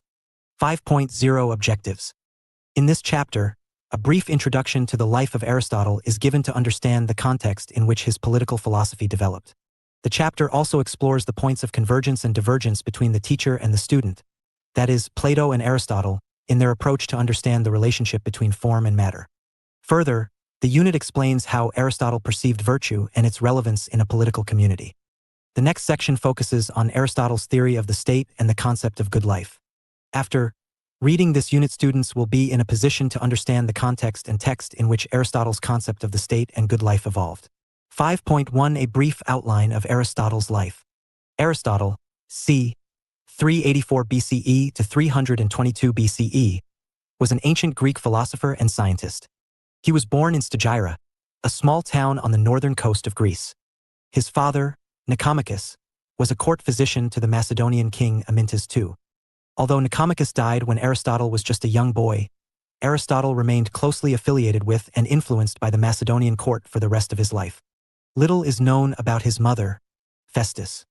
She is also believed to have died when Aristotle was young. After Aristotle's father died, Proxenus of Atarneus, who was married to Aristotle's older sister, Arimnest, became Aristotle's guardian until he came of age. When Aristotle turned 17, Proxenus sent him to Athens to pursue higher education. At the time, Athens was considered the academic center of the universe. In Athens, Aristotle enrolled in Dr. Rushmi Gopi, assistant professor, Miranda House, University of Delhi. 6. 3. Plato's Academy, Greece's premier learning institution, and proved himself as an Block 3. Exemplary scholar. Aristotle maintained a relationship with Greek philosopher Aristotle. Plato, himself a student of Socrates and his academy for 2 decades until Plato's death in 347 BCE. Aristotle was not there as an Athenian citizen in origin, and he remained a foreigner. For a man who would become renowned